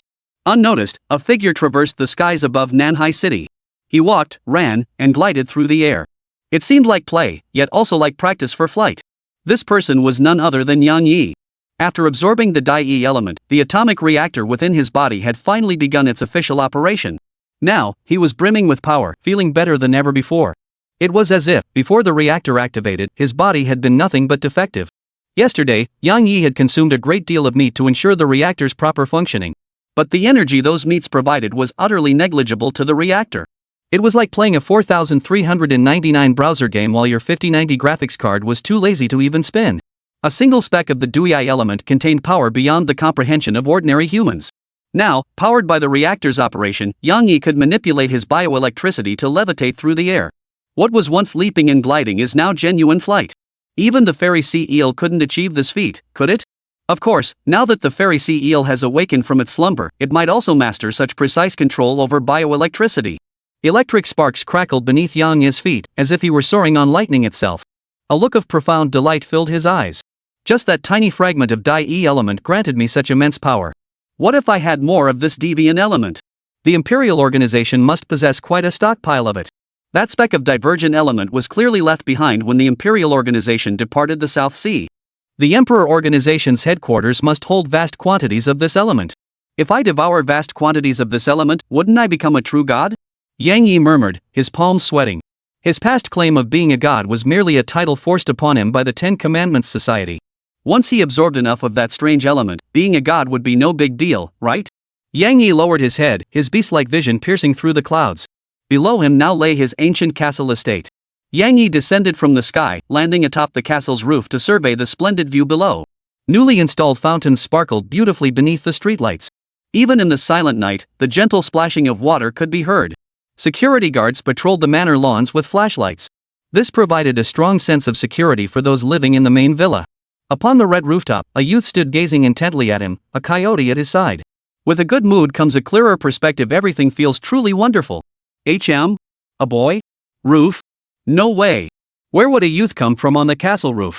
Yang Yi abruptly glanced to his side.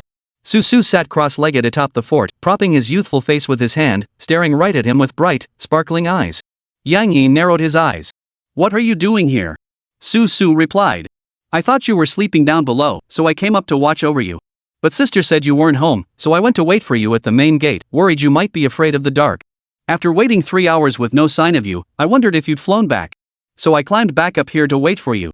Suzu believed Yang Yi was a god. After all, gods can fly. Little did he know that Yang Yi had only just gained the ability to fly today. Yang Yi keenly picked up on the word climbed. He glanced up at the towering ancient castle. How did you climb up here? Suzu exclaimed excitedly. I'll show you. With that, Suzu began scrambling down the stairs, intending to climb back up and demonstrate for Yang Yi.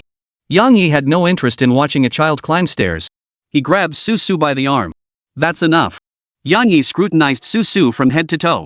Since activating the reactor, he could perceive things he normally wouldn't notice. The youth before him possessed remarkable vitality. Yang Yi said, "You're not allowed to climb up here anymore. It's dangerous." Suzu shook his head solemnly and declared, "I must protect you here so you can rest properly." Yang Yi instantly felt a headache coming on.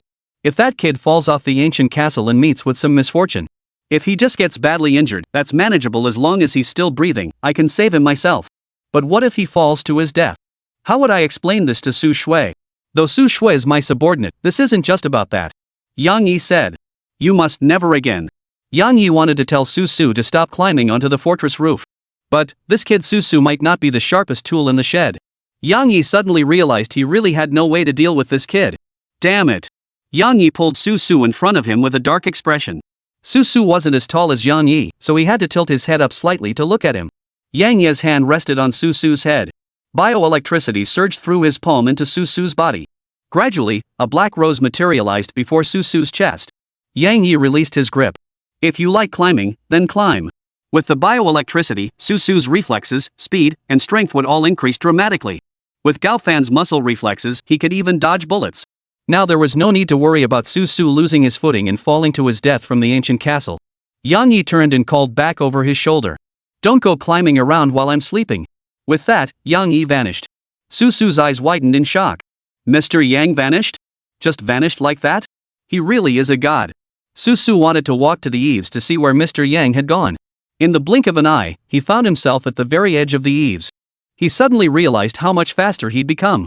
Could it be that when Mr. Yang touched his head earlier, he was bestowing divine enlightenment? Had he now gained some incredible power? Suzu was so thrilled he nearly jumped for joy, but then he remembered Mr. Yang was resting below. He quickly composed himself and settled into his role as guardian. In the study. Yang Yi sat in his study. Behind his desk and chair was a window. The window was open. Yang Yi turned his chair around, leaning against the desk and chair back as he gazed out at the scenery. The rear of the castle villa nestled against the mountains, and a cool, crisp mountain breeze blew in. In this city of steel and concrete, being able to appreciate the mountain scenery at night and feel the mountain breeze was undeniably a pleasure. At that moment, Yang Yi was pondering something. When the strange element entered his body, Yang Yi had been unable to control that power, thus exposing himself before the researchers. Though his true form remained unseen, it was inevitable that the authorities would be alerted. Yang Yi clenched his fist. With sufficient Dai elements, I would become a god in this world, utterly fearless against any nation or power on earth. Yet at this moment, he still fell just short of that mark. Exposing himself before the authorities sparked a wave of crisis in Yang Yi's heart. My psychic energy is abundant now. It's time to create the next colossal beast. Yang Yi murmured, a gleam of determination flashing in his eyes. The greatest colossus of all, larger than any other. Chapter 98, The Warden, Chowie. To surpass all colossal beasts, it must possess immense size even before becoming one. Among all creatures on Blue Star, the blue whale is the largest. Even without becoming a colossal beast, it's nearly as large as an ordinary one. Once Sienna wakes up, I'll take her and Brother Zone to hunt a blue whale, a family bonding activity. Yang Yi murmured to himself with a smile. He wouldn't ask anyone else from the 10 Commandments Society to help find the blue whale. Giant beast evolution was a secret no human besides himself would know of it. Yang Yi gazed out the window at the dark mountain wilderness, a thought flitting through his mind. In the darkness, hundreds of beasts lifted their heads in unison, gazing toward the villa. These beasts were Yang Yi's Black Rose beasts, currently stationed on the hills behind the ancient castle. The Black Rose Legion must be established swiftly. There's still much to be done. Yang Yi massaged his temples, picked up a bottle of strong liquor, and began to savor his leisure time. South Sea, prison. Let go of me, you bastard. Do you even know who I am? In the corridor of the women's prison, a female inmate clad in prison garb hurled insults at the female guard. The female guard replied, "One more disrespectful word to a correctional officer, and you'll get a taste of the black room." The dark cell was the most terrifying place in the prison. You couldn't sit properly, you couldn't stand properly, you could only crouch in the darkness. The prisoner stared coldly at the guard and sneered. Do you know who I am? In 3 days flat, I'll walk out of here. Mark my words, watch your family's necks. The female guard frowned as she escorted the prisoner toward the cell.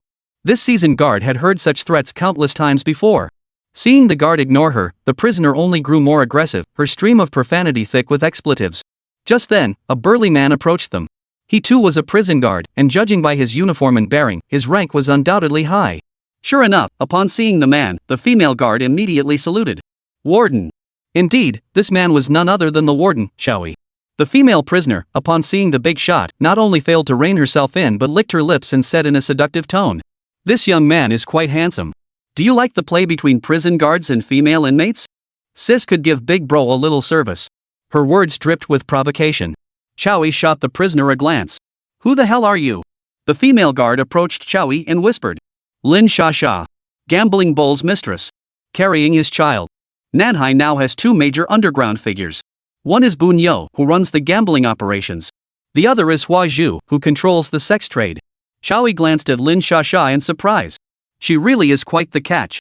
Everyone in the underworld knew that Bull Gambler had no children and had always wanted one.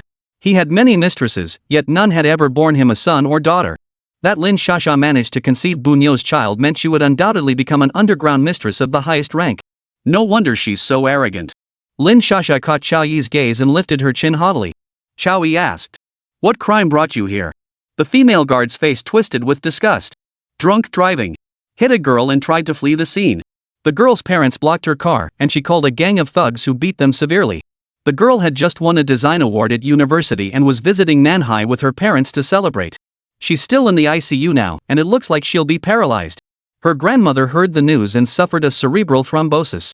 No one knows her condition now. Damn it, such a happy family ruined by this woman." Lin Xia sneered. "My god, how poor can you get? Not even splurging on a trip to the US? I should have run that girl over and killed her, sparing her from a life of poverty in that family. These lowlifes don't deserve to have children." The female prison guard was so furious she nearly choked on her breath. Xiaoyi clicked her tongue in disapproval. "Why so angry?" Lin Xia tilted her chin haughtily. "So what? My man is a gambling bull." Xiaoyi looked at Lin Xia meaningfully. "Why not let me help her cool off? I haven't eaten dinner yet." Lin Xia froze for a moment, then flashed a seductive smile. "What's that? Brother's taken a fancy to little sister? Tonight, little sister'll let brother have his fill." Xiaoyi turned to the female guard. "Take her to my office." The female guard paused briefly before nodding. "Understood." Xiaoyi spoke and headed toward his office. Lin Xia, brimming with confidence in her own charm, thrust out her ample chest. "Did you hear that? I'm spending the night in your boss's office tonight. You better watch your back once I get your boss under my thumb, your job's on the line." The female guard led Lin Xia in the opposite direction. "Go to the restroom first. The warden doesn't like urine." Lin Xia froze. Is this how extreme it gets? Could they really go that far? Suddenly, she found herself looking forward to it. Warden's office. An antique gramophone played a beautiful piano melody that filled the room. Surprisingly, a long banquet table stood in the center of the room. The table was set with steak, red wine, and side dishes like olives and cabbage. Unusually, a large block of ice sits in the center of the table. Xiaoyi sat at the head of the table, eyes closed, savoring the wine and the music. A knock sounded at the office door. The female prison guard brought Lin Xia into the warden's office. Xiaoyi addressed the female guard. "You may leave. I'll be talking with her late into the night." Hearing she could leave, the female guard shot Xiaoyi a grateful look before hurrying out. Lin Xia smiled seductively. "Well, you're quite the romantic, aren't you?" As she spoke, Lin Xia made to sit on Xiaoyi's lap. Xiaoyi pulled a stun baton from his pocket. "Ah!" Lin Xia suddenly shrieked. The stun gun had just zapped her leg, leaving it numb. Lin Xia exclaimed in shock and anger. "You're a pervert. I'm not playing this game." Xiaoyi sipped his red wine and pointed to the ice cube in the center of the table. "Stand on it." Lin Xia's eyes widened. You're committing illegal abuse. I can sue you." Xiaoyi snorted derisively. "Go ahead and sue. Before that happens, disobeying me will make you suffer terribly." With that, Xiaoyi pressed the stun gun again. Lin Xia was terrified, muttering under her breath. "Don't make me go outside. If I get out there, I'll kill you." Lin Xia reluctantly stepped onto the ice. It was bitterly cold, a cruel ordeal for a pregnant woman. Xiaoyi stood up and climbed onto the dining table, jabbing the stun gun toward Lin Xia's lower abdomen. Lin Xia let out a piercing scream and collapsed instantly. Xiaoyi grabbed her wrist with such force he lifted her off her feet. "I told you to stand properly. If you don't, you'll be punished." Between the ceiling and the vertical ice blocks hung barbed wire. Xiaoyi roughly wrapped the barbed wire around Lin Xia's wrists. Now, any movement would cause the barbs to pierce her wrists. If she didn't move, standing on the ice would make the soles of her feet feel like they were being stabbed by needles. Chapter 99, Qiao Yi's Past. Only after completing all this did Qiao Yi return to his seat of honor. He leisurely sipped his red wine, elegantly slicing his steak. Lin Shasha accidentally moved slightly, and the iron spikes instantly pierced her wrist. She let out a pained scream. Qiao Yi seemed to relish it even more, tapping his fingers to the rhythm of her screams, as if keeping time with the piano music. Lin Shasha glared at Qiao Yi with venom. "Don't think I'll let you get away with this. If I get out, you'll die. Tiniu will avenge me." Qiao Yi replied in a haunting tone. "Care to hear my story?" Lin Shasha bared her teeth. "Who wants to hear your rotten stories? Does telling your past while tormenting a woman give you some kind of satisfaction?" Qiao Yi continued unabashedly. "The position of Public Security Bureau Chief should have been mine 10 years ago." Lin Shasha sneered. "Must have pissed someone off, huh? You sicko." Qiao Yi nodded earnestly. "Yeah, I pissed someone off. Her name is Zhang Lina, an agent with the Xia National Security Bureau. You probably don't know what the Security Bureau is, just think of it like S.H.I.E.L.D. from the Marvel movies." Qiao Yi sighed and continued. "That year I was 30, serving as the head of the armed police squad at the South China Sea Public Security Bureau. Everyone thought I had a bright future ahead of me. After all, I was only 30 that year." Lin Shasha sneered. "What heinous crime did you commit?" Qiao Yi said solemnly. "To save lives." Lin Shasha's forehead broke out in a cold sweat. "Save people?" Qiao Yi explained. "Back then, Zhang Lina came to the South China Sea to pursue someone.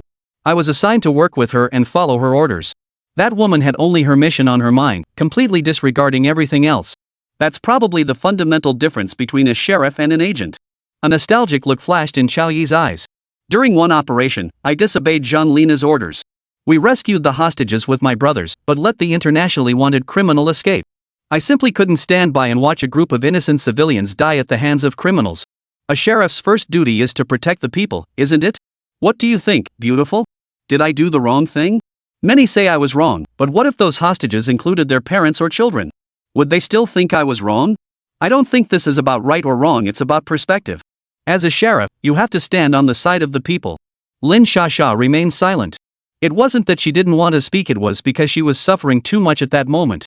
The ice beneath her feet was melting. The iron spikes in her hands were already tearing at her flesh. From time to time, that psychopath Qiao Yi would shock the table with his electric baton. Qiao Yi continued. "Rumor has it that Zhang Lina was sidelined by the Security Bureau for letting criminals escape. These agents wield considerable power. They actually transferred me, who was about to take office as the Public Security Bureau Chief, to the prison. She planned to keep me there until retirement. I, for one, truly crave advancement. Too bad I'll have to spend the rest of my life here in prison, alongside scum like you." Lin Shasha screamed again. Sweat beaded at her temples as she clenched her jaw tightly. Qiao Yi said. "Do you know why I became a sheriff? I couldn't stand seeing scum like you bullying ordinary people." Lin Shasha gritted her teeth and said. "Gambling Bull won't let this slide. He'll come rescue me. I'm telling you, Bull's older brother is the chief of police." Qiao Yi shook his head. "True, that useless chief keeps snatching people from my hands. That's because I refuse to stoop to his level. I just want to see what kind of hellhole this bunch of scum can turn the South China Sea into." After speaking, Qiao Yi fixed his gaze on Lin Shasha. "But I don't have to give him face. Use your head. Do I, demoted to warden, need to listen to him?" Lin Shasha was speechless. She was extremely weak, struggling to stand on tiptoe. First, she didn't want too much of her soles touching the ice. Second, to lessen the torment of the barbed wire. But it all proved futile. The ice would eventually melt, and the barbed wire would sooner or later tear a chunk of flesh from her wrist. Qiao Yi frowned. "Why aren't you saying anything?" Qiao Yi picked up the electric baton and slammed it down on the long table. The table was made of iron, and ice was conductive. Lin Shasha screamed in agony, her body convulsing. Qiao Yi saw red stains appear on Lin Shasha's pants. "She'd miscarried." Qiao Yi said lightly. "Oh, you lost your baby. Perfect. A child raised by someone like you would surely be a menace." Lin Shasha screamed in terror. "This was the child of the bet bull. You killed the bet bull's child." Qiao Yi replied. "I like fairness. You injured that female student, so I killed your child.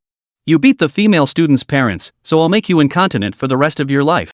You caused the female student's grandmother to suffer a cerebral infarction from worry, so I'll make sure your own brain doesn't function properly either." Lin Shasha finally broke down in fear. You. Bet bull won't let you off. He'll definitely kill you." Qiao Yi pondered for a moment. "You know why they call him Gambling Bull? Because he used to be a hopeless gambler. Back then, he even had 2 fingers chopped off for gambling debts. Oh, I forgot to tell you, Gambling Bull used to be my informant. Even though he's fallen on hard times now, if I slap him, he wouldn't dare make a peep. Lin Shasha was now utterly terrified. She was used to being arrogant and domineering, but never imagined encountering someone even more arrogant and domineering than herself. Lin Shasha cried out in despair. Aren't you a public security officer? Aren't you afraid of being punished for violating public order regulations? Chowie suddenly widened his eyes. Then take my uniform off if you've got the guts. All of you, don't think you'll get off easy. If I go down, half the top brass in the public security system will go with me. I'll never get promoted in this lifetime, so tormenting you scum is my only hobby. With that, Chowie slammed his stun baton onto the table again. Shrieks echoed incessantly, blending with the piano melody to create an eerie, dissonant harmony. South Sea Public Security Bureau. A high-ranking official had arrived at the office today. Zhang Lina, agent of the Xia National Security Administration. She could mobilize the sheriff's office, even the military. Chief Zhao Limin was quite humble in Zhang Lina's presence. Had it not been for Zhang Lina's assistance, Zhao Limin would never have become director. That position belonged to Chowie. Sitting on the sofa sipping tea, Zhang Lina asked, "How is Chowie doing?" That bastard who had her sidelined, she could never let it go. Zhao Limin replied, "He's still the warden." Zhang Lina frowned. "I thought he'd been reassigned to manage archives or transferred to logistics." Zhao Limin gave an awkward chuckle. "That guy's a sly one, he's got dirt on quite a few people." Zhang Lina shot Zhao Liming a glance. "There should be some for you too, right?" Zhao Limin gave an awkward chuckle. "His position is rather special, a lot of things have to go through him. Over time, he's accumulated a lot of negative evidence about me." Chapter 100, Chowi's past revised version due to review. Only after completing all this did Chowi return to his seat of honor. He leisurely sipped his red wine, elegantly slicing his steak. Lin Shasha accidentally shifted her position, and the iron spike instantly pierced her wrist. She let out a pained scream. Chowi seemed to relish it even more, tapping his fingers to the rhythm of her screams, accompanied by the piano music. Lin Shasha glared at Chowi with venom. "Don't think I'll let you get away with this. If I get out, you'll die. Tiniu will avenge me." Chowi replied in a haunting tone. "Care to hear my story?" Lin Shasha bared her teeth. "Who wants to hear your rotten stories? Does telling your past while tormenting a woman give you some kind of satisfaction?" Chowi continued unabashedly. "The position of Public Security Bureau Chief should have been mine 10 years ago." Lin Shasha sneered. "Must have pissed someone off, huh? You sicko." Chowi nodded earnestly. "Yeah, I pissed someone off. Her name is Zhang Lina. You probably don't know what the Security Bureau is, just think of it as S.H.I.E.L.D. from the Marvel movies." Chowi sighed and continued. "That year I was 30, serving as the head of the military police squadron. Everyone thought I had a bright future ahead of me. After all, I was only 30. Oh, and I started out as a special forces soldier." Chowi's eyes held a distant look. "That year, we had a criminal surrounded. Zhang Lina was the commander in charge. Zhang Lina had been tracking that guy for a long time, and finally had the chance to take him down. The criminal had his men take a group of people hostage. He intended to use the hostages as bait to buy himself time to escape. I saw through his plan, and so did Zhang Lina." Lin Shasha had no heart for conversation. It wasn't that she didn't want to speak, it was because her body was in too much agony. Chowi said, "I hear Zhang Lina got sidelined by the Security Bureau for letting that criminal slip away. As for me, I've always been a climber. Too bad I'll be stuck spending the rest of my life here with scum like you." Lin Shasha screamed again. Sweat beaded at her temples as she clenched her jaw tightly. Chowi said, "You know why I became a sheriff? I couldn't stand seeing scum like you bullying ordinary people." Lin Shasha gritted her teeth and said, "Gambling Bull won't let this slide. He'll come and rescue me. I'm telling you, you can't even imagine how powerful Gunyu's connections are." Chowi laughed heartily. "You mean Zhao Limin, right?" After speaking, Chowi stared straight at Lin Shasha. "But I don't have to give him face. Use your head. Do you really think I, demoted to warden, need to listen to him?" Lin Shasha was speechless. She was extremely weak, straining to stand on her tiptoes. First, she didn't want too much of her soles touching the ice. Second, to lessen the torment of the barbed wire. But it all proved futile. The ice would eventually melt, and the barbed wire would sooner or later tear a chunk of flesh from her wrist. Chowi frowned. "Why aren't you saying anything?" Chowi picked up the electric baton and slammed it down on the long table. The table was made of iron, and ice was conductive. Lin Shasha screamed in agony, her body convulsing. Chowi saw red stains appear on Lin Shasha's pants. She'd miscarried. Chowi said lightly, "Oh, you lost your baby. Perfect. A child raised by someone like you would surely be a menace." Lin Shasha screamed in terror. "This was the child of the Bet Bull. You killed the Bet Bull's child." Chowi replied, "I like fairness. You injured that female student, so I killed your child.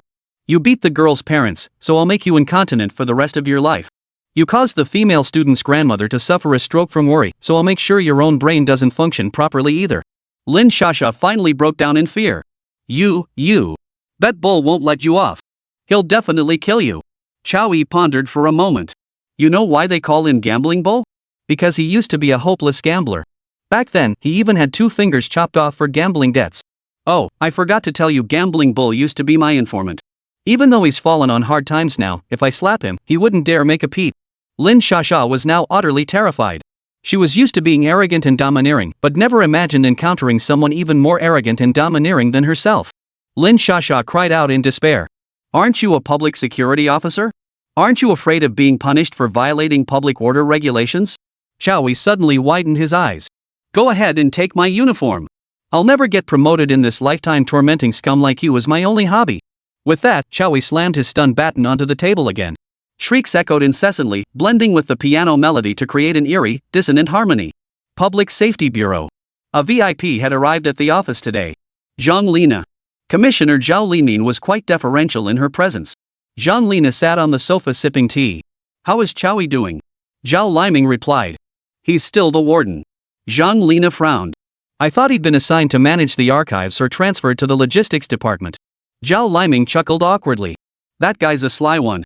Zhang Lina shot Zhao Limin a glance. There should be some for you too, right? Zhao Luming chuckled awkwardly. Chapter 101, Chow Yi, Lin Hero. Zhang Lina's expression turned cold. Did you just brush off my instructions? Zhao Limin appeared humble and compliant on the surface, but inwardly he seethed.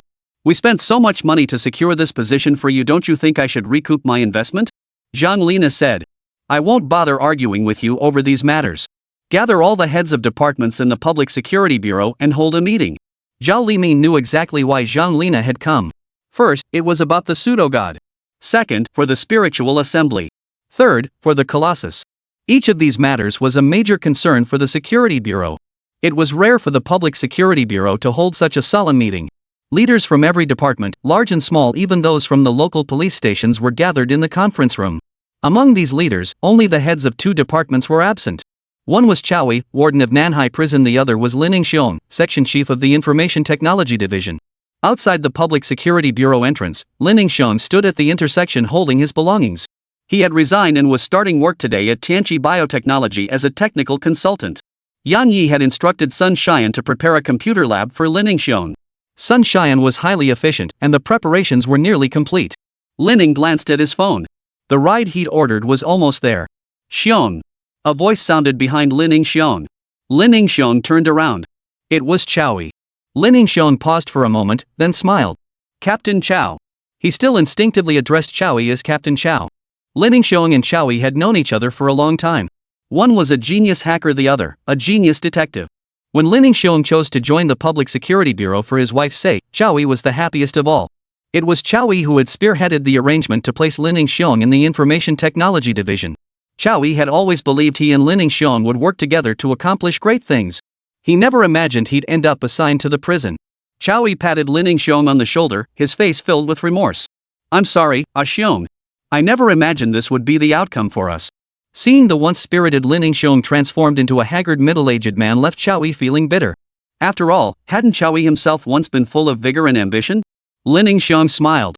Captain Chow, there's nothing to apologize for. You've been more than generous to me. When Yonyo was sick, Chow Yi had lent him a lot of money. A car pulled up to the curb. The driver leaned out the window. Did you call for this ride?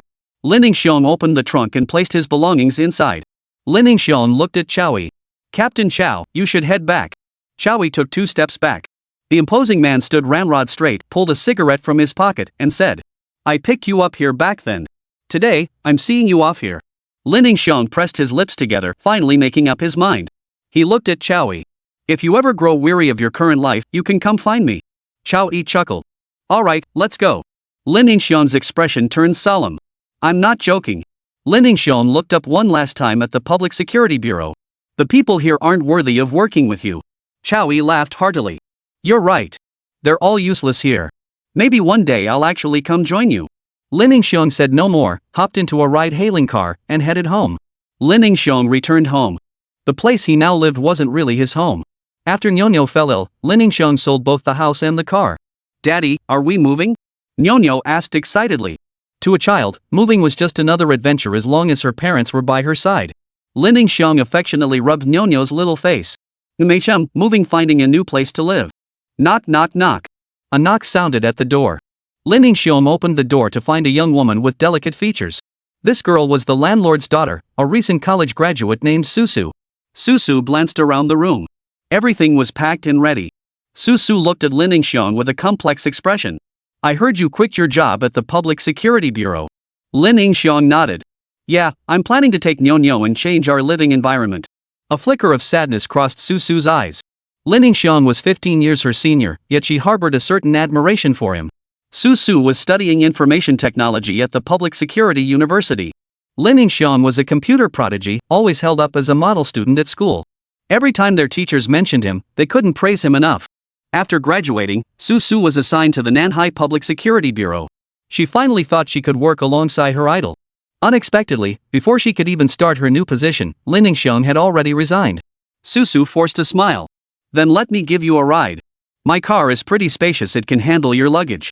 Lin Hiro considered it. That would be a great help. Suzu wanted to see if Lin Xiong's new place was comfortable, and also to understand what kind of company could lure him away.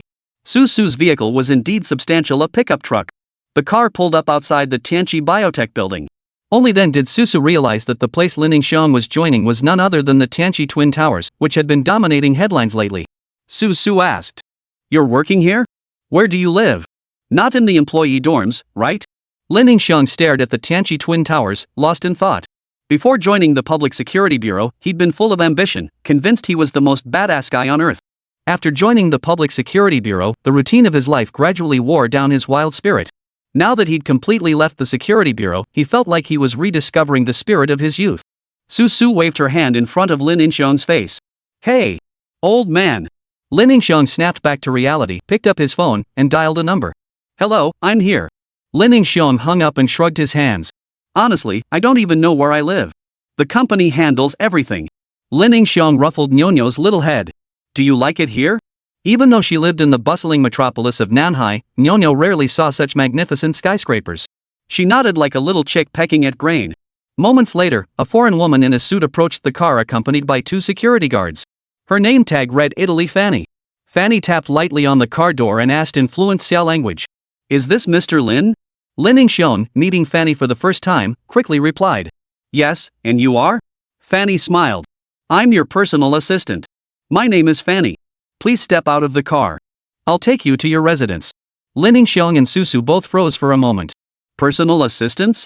Suzu quickly unbuckled her seatbelt. "I'm coming too." Lin Xiong hesitated for a moment. "Can she go in?" Fanny smiled. "Of course she can. It's your right." Several security guards had already begun helping with the luggage. Chapter 102, Death Row Inmate. Walking through the halls of Apocalypse Biotech, Fanny opened the elevator for Lin Xiong and the others. Once everyone was inside, she pressed the button for the 34th floor and began her introduction. The 34th floor is reserved for executive lounges. Nearly every suite features 2 small bedrooms. Floors 30 to 33 comprise the employee recreation area. The swimming pool, cafeteria, and gym are all free for employees. The bar is also complimentary for executives like yourself. Suzu blinked her eyes. "Is this how great the perks are at big companies?" Fanny pointed to the 30th floor and said. The 30th floor is dedicated to children's entertainment, with the best bilingual early childhood educators caring for employees' children. Our employees never have to worry about childcare. Fanny crouched down and gently stroked Nyonyo's head. "Miss Lin, you'll have lots of little friends to play with from now on." Suzu blurted out. "I've never seen a company that treats its employees like royalty instead of workhorses." Fanny stood up and said solemnly. "This is respecting talent." After speaking, Fanny looked apologetically at Lin Xiong. "Mr. Sun was supposed to receive you personally today. But since he's away on urgent business, we've been introduced ahead of schedule." Lin Xiong waved his hands repeatedly. It's fine. He had been silent for too long, losing his former charisma. In the past, he would have made a snide remark about Sun Xian and playfully teased Fanny. The elevator doors opened. Fanny led the group to the door of Suite 3508. Fanny apologized. "Mr. Sun has instructed that your work is company confidential. Other employees are not permitted to enter your room." Lin Xiong smiled and replied. "I don't have much luggage. I can handle it myself. Thank you. Fanny handed Lin Xiong a work phone. My number is stored in it. You can call me anytime. You can also reach me through the landline in your room.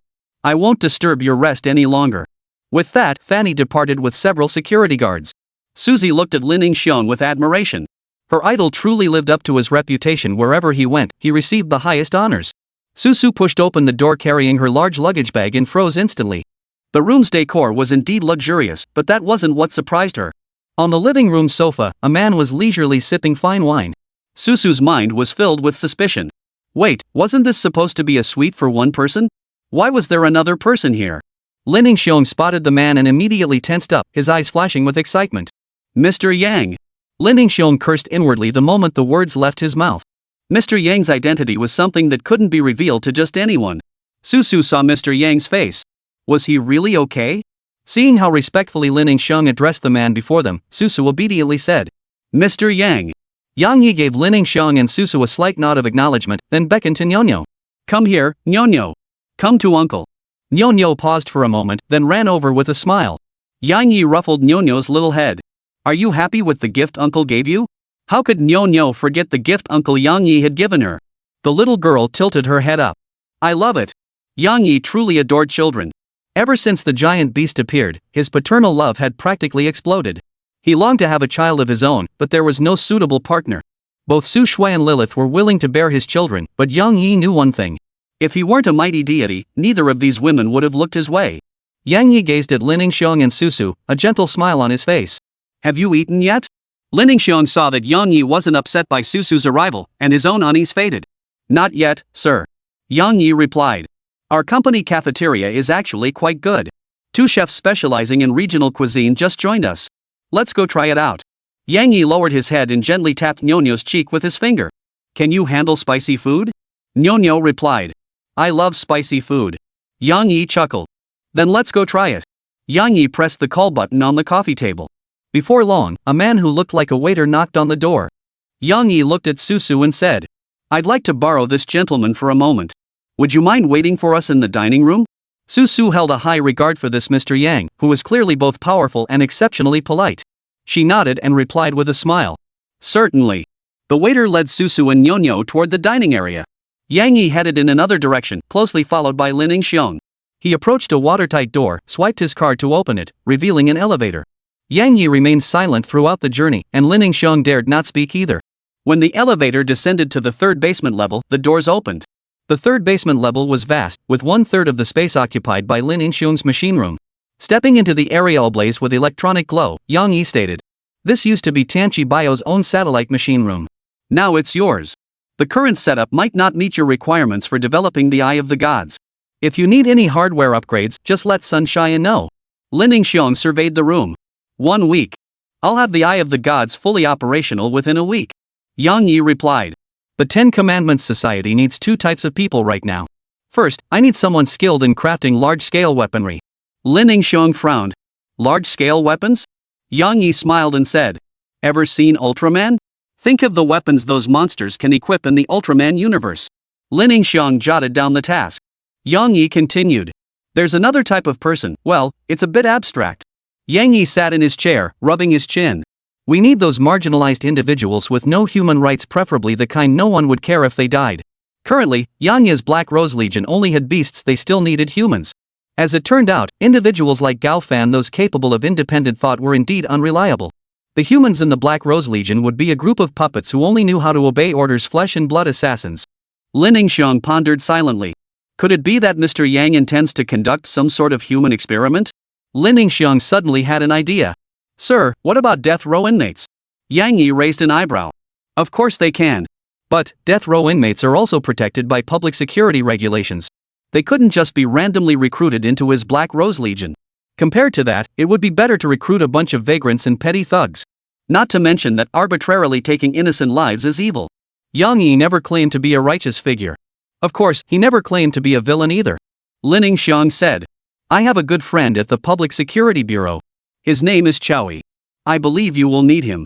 Chapter 103, The Noisy Bar. Nanhai City, Rasputin Bar. The moment Chowie stepped through the doorway, deafening music washed over him like a tidal wave. The intense rhythm was an invisible call, tugging at people's heartstrings. Girls in miniskirts, their fair thighs exposed, spun in the dance floor like enchanted puppets. Chowie disliked noisy environments and frowned as he made his way deeper inside.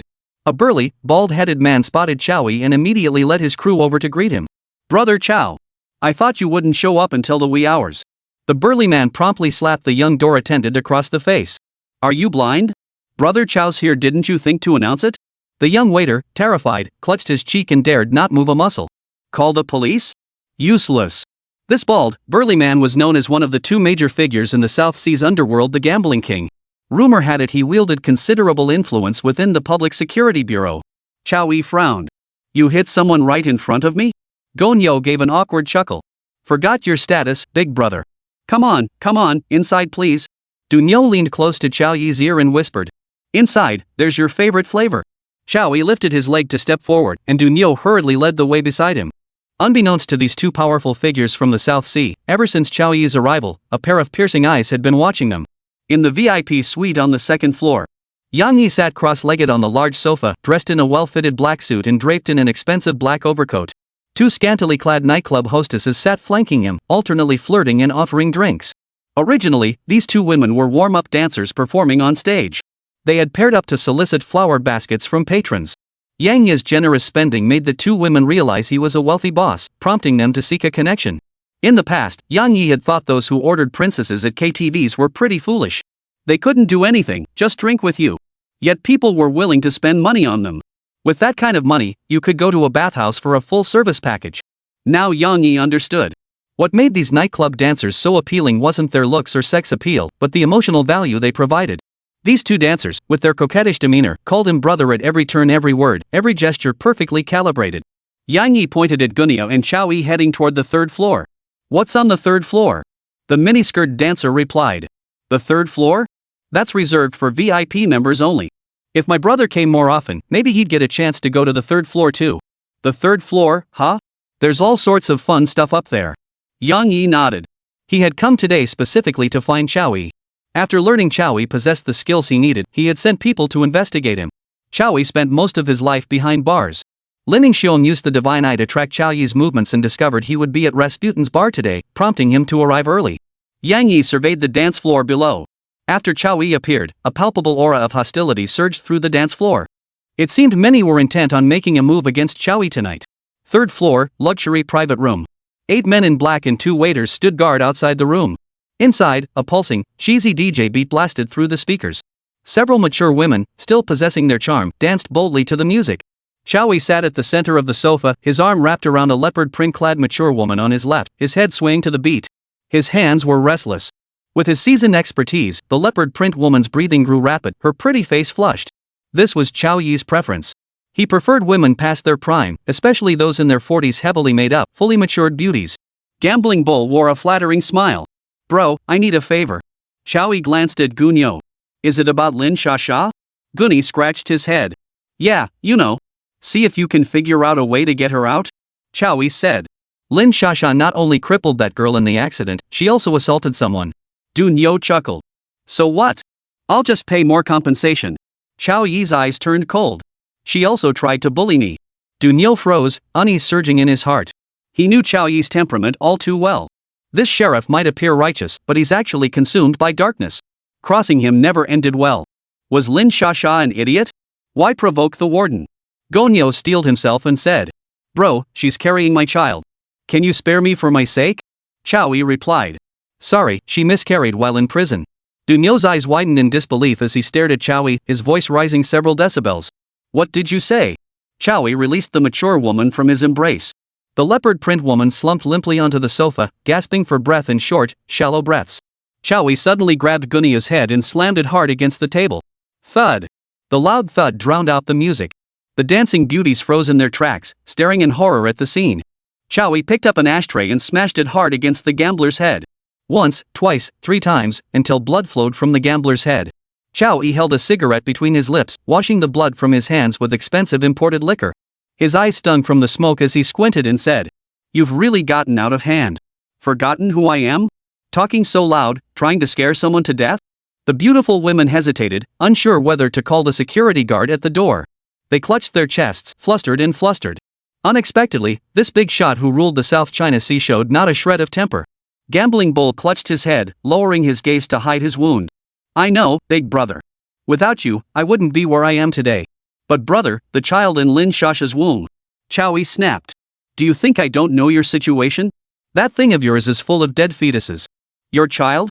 Are you dreaming? Gunyo pressed his lips tightly together, his eyes dimmed.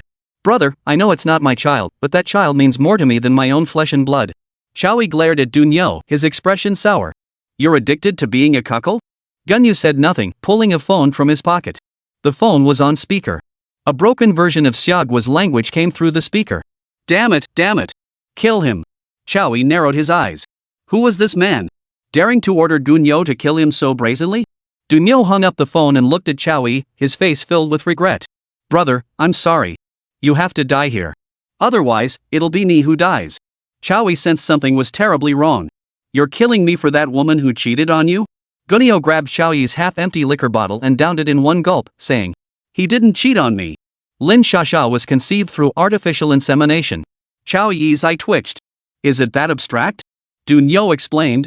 A big shot with deep connections just showed up in Nanhai. You know me, bro, I've been dreaming of unifying the South Seas underworld. I needed backing, so I found some. These guys are foreigners, and they're pretty sharp. They said Lin Shasha's genes are perfect for their experiments. So I knocked her out and sent her to a lab. Right after that, Lin Shasha got pregnant. They insisted on safeguarding the expectant mother's emotional state, which is why I pampered her so much. But brother, if she dies, you won't survive either. Chapter 104, Devil or God? After speaking, Gunyu pulled a gun from his pocket, its black muzzle pointing straight at Chowie. Chowie's heart sank. You're serious? You want to turn against me? Gambling Bull stood up, walked to the center of the private room, set down the gun, and bowed 3 times deeply to Chowie. If not for you, my mother would have died long ago. If not for you, I'd have died countless times over. The year I went inside, you handled my father's funeral. But brother, I'm sorry I can't afford to cross those foreigners. Whatever they tell me to do, I have to do. Chowie fell silent for a moment, then burst out laughing. Don't sugarcoat it like you're some paragon of loyalty. You just want to take over Hua Zhu's operation. You're only trying to curry favor with your new boss. Chowie's laughter abruptly stopped, and he sneered. Fine, I admit defeat. Bring your men in. I know you won't dare kill me yourself, you'll only send your men. Gambling Bull's face flushed alternately red and white. He bellowed toward the doorway. Come in. No response came for a long moment. Gambling Bull frowned, pointing at a beautiful woman. Get someone. The woman hurried to the door in her high heels. The moment she opened the door, her pretty face turned ashen. Clutching her chest, she took small steps backward. Gambling Bull, Chowie, and Chi-Chi all turned their gaze toward the doorway. There, standing at the doorway, was a man. He wore a black suit and draped a black overcoat over his shoulders. Before the man entered, the scent of French vineyard camphor would wafted in ahead of him. He walked to the table, uncorked a new bottle of imported liquor, and downed it in gulps like a parched man drinking water, slurping it down like a whale gulping water into its stomach. Wiping his mouth, he addressed Chowie. You have to keep a tight rein on your own dog from time to time, or it'll forget who feeds it sooner or later. The words carried hidden meaning. Chowie glanced at the Gambling Bull. Sometimes even beating a worthless creature doesn't work. Yang Yi was quite pleased with Chowie. His composure in crisis, his steadiness in the face of major upheaval, was truly astonishing. Gunyi rose and strode swiftly to the doorway. Not a soul was in sight. Gonyo pointed his gun at Yang Yi and barked. Where are my men? Yang Yi pointed at the floor tiles. They went downstairs. Gonyo released the safety catch and roared. Who the hell are you? Yang Yi sat on the sofa, casually draping his arm around Xiao Yi's shoulder. His future friend. Yang Yi continued. Besides, haven't you been looking for me all along? Oh, right. I have another friend, his nickname is Flower Pig. Both Bull and Xiao Yi understood. This man was the one behind Flower Pig. The shadowy figure who had eliminated Poison Snake and slaughtered the Bai family father and son overnight. Gambling Ox's pupils flashed with shock before his face twisted into a sneer. I'll give you this, you're brave and mysterious. But you're gravely mistaken if you think that's enough to intimidate me. Killing you today will leave me with no lingering worries. Xiao Yi turned to Yang Yi. Mysterious brother, don't tell me you have no backup plan. Or are you betting his gun is out of bullets? Yang Yi flashed a brilliant smile. If his gun is empty, would you become my friend? Xiao Yi understood. The friend Yang Yi spoke of meant a subordinate. This man intended to recruit him. Xiao Yi nodded. Fine. If we make it out of here today, we can talk properly. Gambling Bull. What a ing show off. Gunyo pulled the trigger without hesitation. Bang. Chao Yi's face froze in shock. Was this mysterious guy beside him an idiot? Gunyo's gun was loaded. Did he really think he could intimidate Bull, who'd been rolling in the underworld for 20 years? The next second, both Chao Yi and Bull's eyes widened in horror. The bullet struck Yang Yi squarely, yet it simply bounced off, failing to penetrate his body at all. Aiming straight for Yang Yi's forehead, it didn't even leave a scratch. Had this occurred before the reactor activated, the bullet would have entered Yang Yi's body. Then, the bioelectricity and healing power would have forced the bullet out and healed Yang Yi's wound. But now, with the reactor active, all of Yang Yi's beast power was amplified. Thus, the bullet aimed at his brow felt like a blank cartridge, merely causing a slight sting.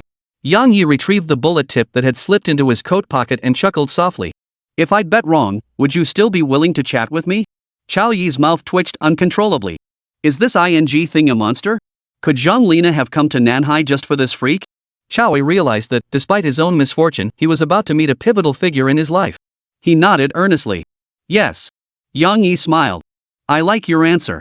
He stood up and walked over to the bewildered gambler. How should we deal with him? I can take care of it again for you, because I value you. Gunyo's face twisted with terror. He looked at Chao Yi, his expression pleading. Brother, I'm sorry, brother. Chao Yi paused for a moment before saying. He's not worth dirtying your hands. Yang Yi smiled and stepped back. Then you take it. Chao Yi sighed. Forget it. Yang Yi raised an eyebrow. Oh? Feeling too saintly to pull the trigger? Chao Yi pressed his lips together. It's not him, it's his mother. The old lady's dumplings are pretty tasty. I used to eat them all the time. Yang Yi understood. You could call him a saint, or you could say he's deeply loyal and honorable. Yang Yi said. Alright then, let's find somewhere else to talk. Glancing outside the door, Yang Yi said. It's too noisy here. Let's find a quieter place to drink. Chao Yi nodded. It's up to you. Mandala Bar. It was past 2 in the morning, and the bar was empty. The alluring owner leaned lazily against the bar, fiddling with her phone. She had Yang Yi's WeChat. He had contacted her earlier, saying he'd be coming over for drinks tonight. Soon after, the door opened.